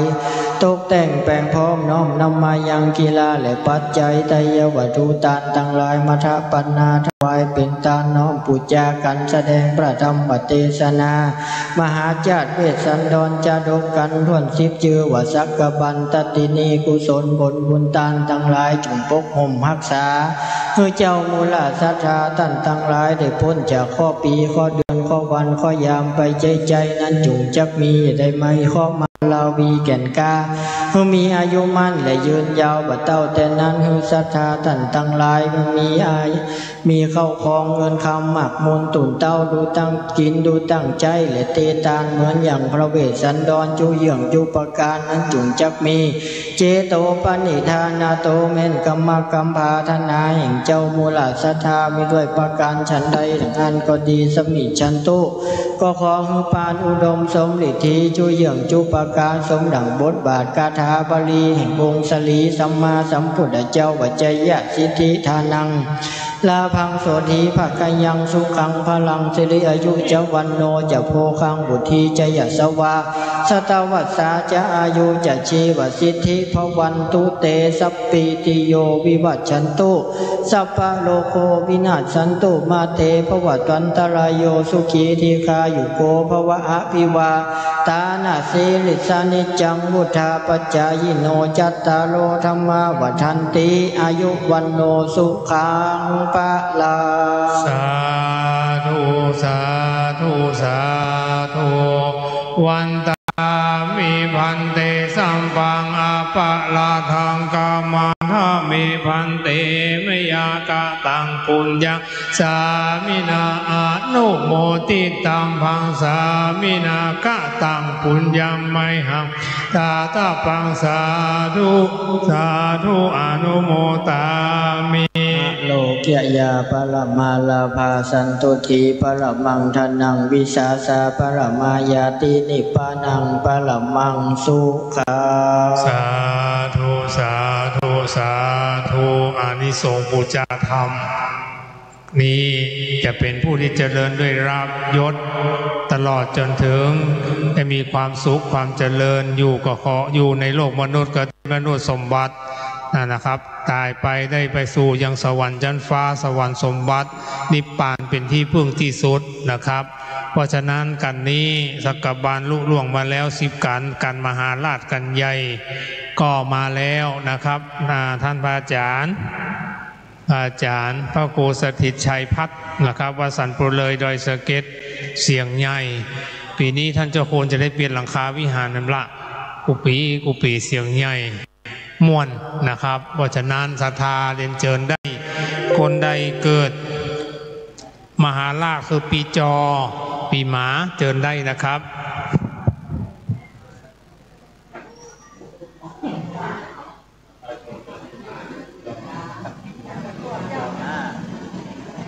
ไอ้มาส่งก็พูดมาเลยอ่ะเต็ดแล้วล่ะเต็ดแล้วล่ะแล้วล่ะเป่าเสียนที่ไหนเป่าเสียนก้อนงงเนี่ยเด็กยาวไปเป็นจอที่วัดหลวงปู่เนี่ยที่บ้าน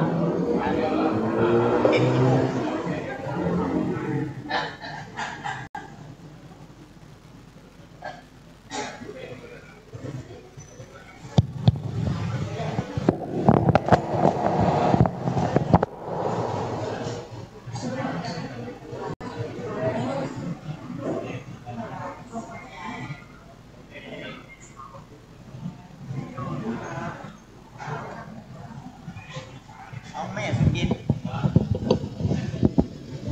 แม่สุพินละมุดไม่หนอปียัง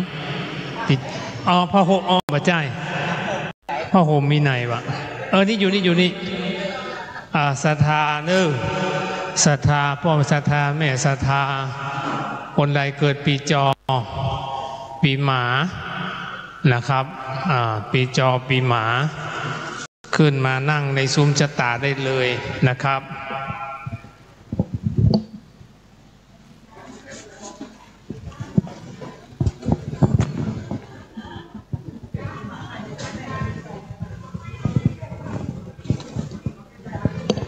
คนเกิดปีจออย่างเขาเป็นอย่างปล่อยมันเอาจนหมดแต่ครับศรัทธาคนเกิดปีจอเข้ามานั่งในซุ้มได้เลยตอนนี้พระคุณเจ้ามาแล้วจะได้แสดงพระธรรมเทศนาต่อไปนะครับปีหมาสำหรับคณะศรัทธาที่เดินทางเข้ามาชมมาเที่ยวมาสักการะบูชาพระบรมธาตุเจ้าวัดโลกมูลีสำหรับด้านในมีโคมแขวนบูชาพระเกศแก้วจุฬามณีบูชาพระบรมธาตุวัดโลกมูลีนะครับแล้วก็ด้านหน้ามีทางประทีปเดี๋ยวจะได้มาบูชาจะได้จุดรอบถวายเป็นพุทธบูชาธรรมบูชาสังฆบูชาต่อองค์พระบรมธาตุเจ้าเจดีย์สืบไปนะครับเดี๋ยวรอพระคุณเจ้าขึ้นวิหารขึ้นพม่าก่อนเดี๋ยวค่อยจุดรอกันยองเตื้อรอสักกรรมเดี๋ยวรอไว้ตั้งใจศรัทธาที่อยู่บ้านตัวนะครับพระคุณเจ้าวันนี้มาเจ้าเสียงใหญ่เสียงม่วนมหาราชเป็นกันใหญ่เสียงหลวงนะครับเพราะฉะนั้นพอศรัทธาที่อยู่ต่างนอกช่วงนี้อากาศเชียงใหม่สบายเย็นสบายอากาศค่อนข้างจะหนาววันนี้เย็นลงมาแล้วเพราะฉะนั้นวันนี้เราจะส่งเสริมพระพุทธศาสนาที่อยู่บ้านฟังคลื่นพระพุทธศาสนาตัวนะครับในนี้ทำผูกที่11มหาราชมี69พระคาถาปีหมาพระเกศแก้วจุฬามณีเป็นพระธาตุประจำปีเกิดแม่ไปจุดเลยแม่จุดเลยบูชาพระธรรม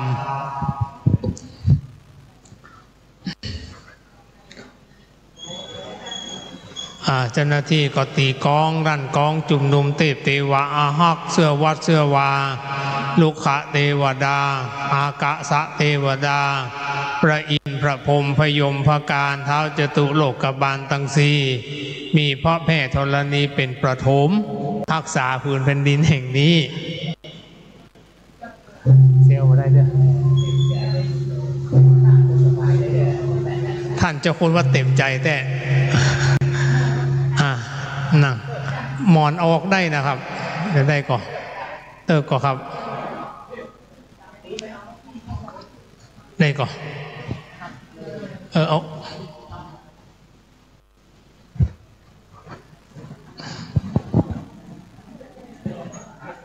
าลงก่อนเดี๋ยวเป็น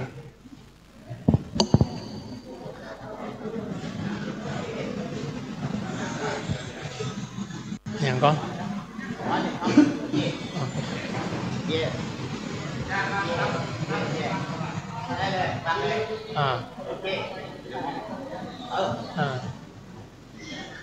ครับเจ้าหน้าที่ลานกองแห่งกรรมคนต่างชาติเพื่อนกับว่าใครเข้าใจเนาะเพื่อนบอกใครหูแต่บอกใครได้บุญเห็นเขาเนี้ยเพื่อนกับใครเนี้ยสวยดอกนี่เป็นของคนเมืองแต่น่ะเนี่ยคนเนี้ยงามแต่นี่แบบค่อยมีคนเนี้ยละหายไปพ้องละเพราะนั้นเขาต้องรักษาไว้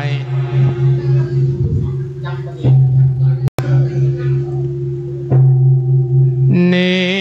นทินตังกันมหาลาดกันใหญ่บัดนี้ก็ได้ล่วงลูกมาถึงมี69 บาทบาลีบัดนี้ขอนิมนต์ลูกศิษย์พระมุนีโตนั่นเอกพระครูสถินชัยพันธ์วันสันผู้เลยดอยสะเก็นคืนสู่ธรรมาโปรดเมตตาธรรมแสดงธรรมผูกวิเศษโปรดแก่ผู้ขาต่างหลายอันจุมนุมกันอยู่บนวิหารหลวงวัดโลกโมลีใหญ่กว้างตัดตินิโปรดนำฟังธรรมธรรมังธรรมังกะโลมัง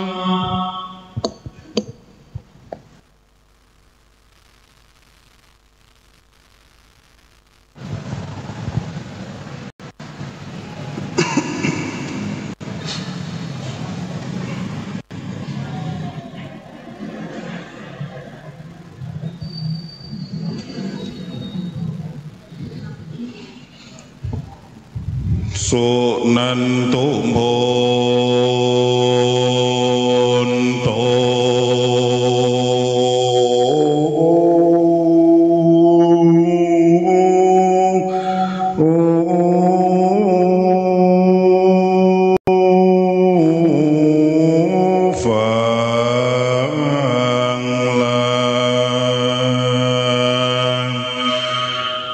มหามุลาสันทาตังลา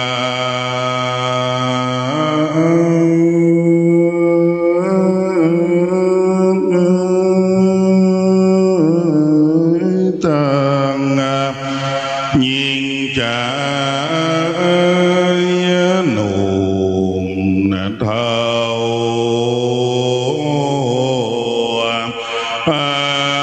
มานั่งนอมน้ำอยู่หน้าฟังคนเผ่าเกิดมาในโลกนั้นนี้บ่พ้นอนิจจังทุกขั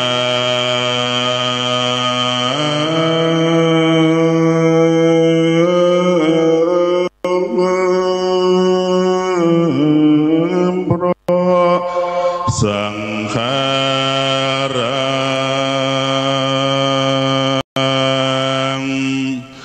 บ่มีเที่ยงมายอมเกิดแก่เจ็บตายนั้นหากเป็นธรรมดามาพระองค์กล่าวไว้ว่าอย่าได้ละสา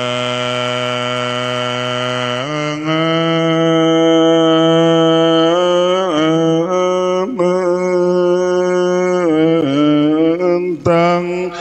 แต่เกิดเป็นคนมา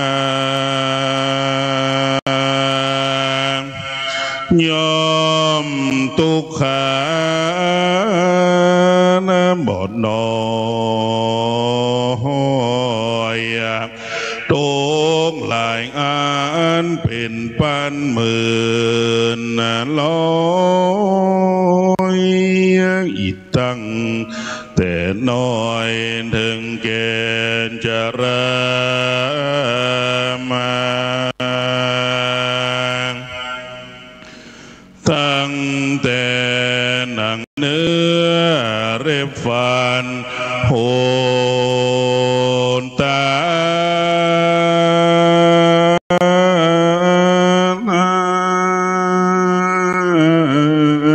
เป็นเนเป็นชาแข้งขากระดางเบิดเจ็บหัวเข่าเบิดเจ็บขี้ข้างปวดหันปวดนี่พอลามคานจะเพิ่งลูกหลานนั้นก็สัมมาบ่เหมือนใจ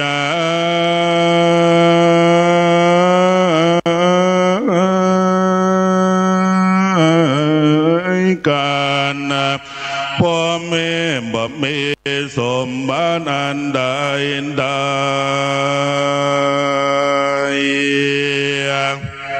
มาปานยืนถ้าเกิดจะทำดีแล้วอย่าเอาสมบัติ นามาโก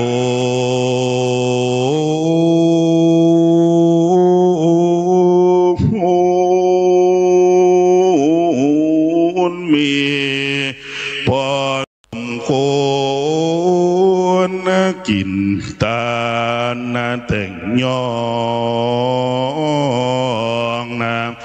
ก็มีโดยพระกา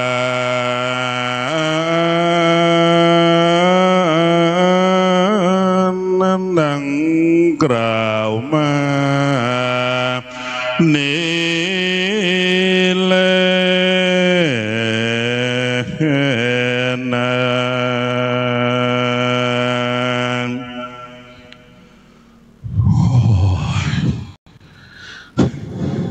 เกือบมอแล้วนะภาพแล้วเนี่ยถ้าอิดขันนัดเมินได้เอาเตือก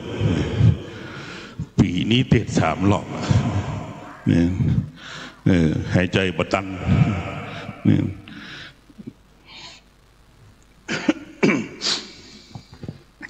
ตั้งใจฟังเด้อนะโมตัสสะภะคะวะโตอะระหะโตสัมมาสัมพุทธัสสะ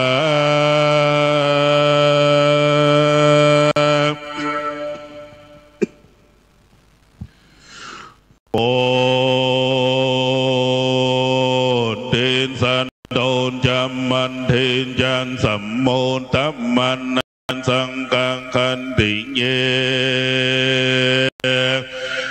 อันสเม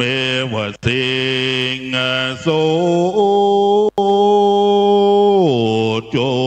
จะโกเปพรำดำธรรมเทศนาก็มารอดมันถึงกันมังหาดากันด้วยเรื่องส่วนพระบุญเรื่องแรนางพระเจ้าบัดเดก็มีใจอาภิลมชมชื่นยินดีถึงกันไปมาแล้วก็อยู่ในตูบแก้วศาลาอันอินดาเดนลาทางแต่งไว้เฮือแก่ตนวานนาเลนาโจยังกลมเป็นเบื้องบันโยนจากกะพรำก่อส่องกุมมันงามปีน้องเข้าสู่ห้องพระนาลัยเสียงหนตางไกลกา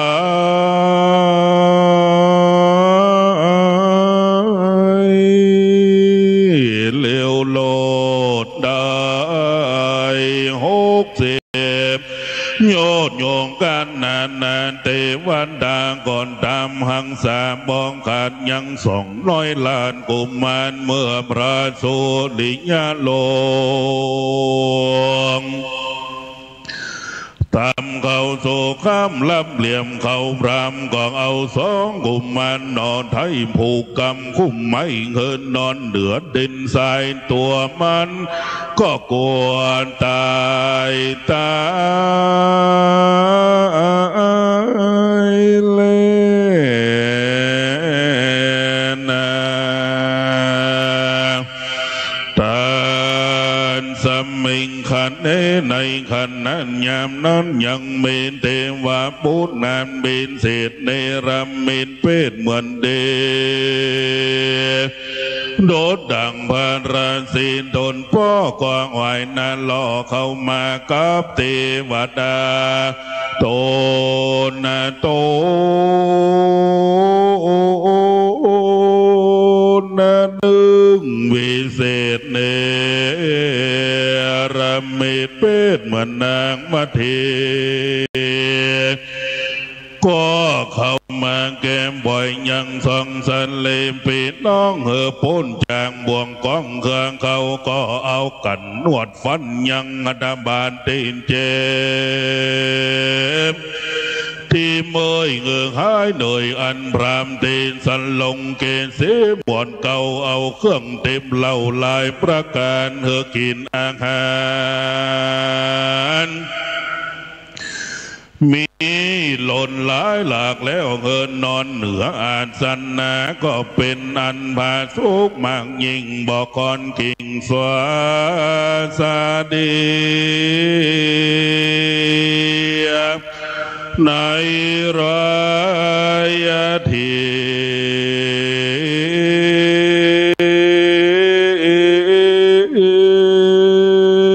คืนนั้นละลูสายฟ้านาปุ้งคืนมาเทวดาก็เพื่อสองพี่น้องเข้าสู่เมืองก้องเครื่องเขาเพื่อสองนงเรานอนดังเก่าดังพรามเท่าผูกไว้เทพถอยก็โอนดาลายกราบนางหา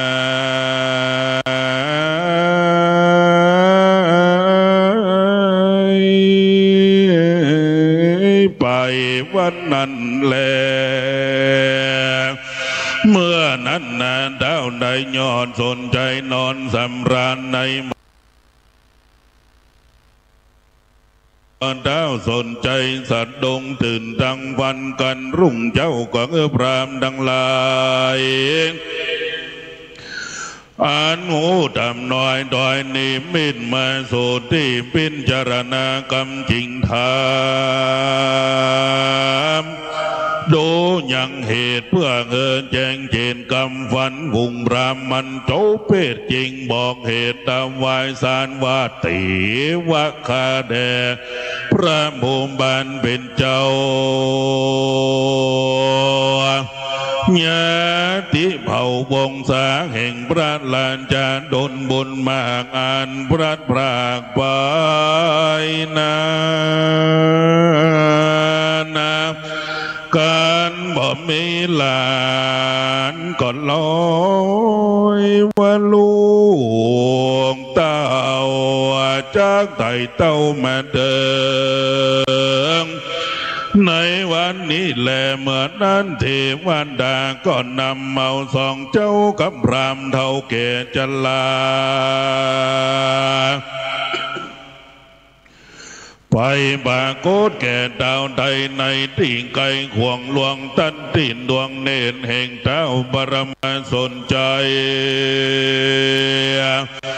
เท้าก็วันหน้าใครอย่างดูกุมารดังสองอันประกอบไปโดยองค์ก้าปัญจาองค์การน้อยใหญ่เสมอกันกุมารน้อยน้อยเมื่อนั้นดาวบัลลัมมันสนใจถามว่าดูราเจ้าจะเลียนหลานละแก่บุคคลดัง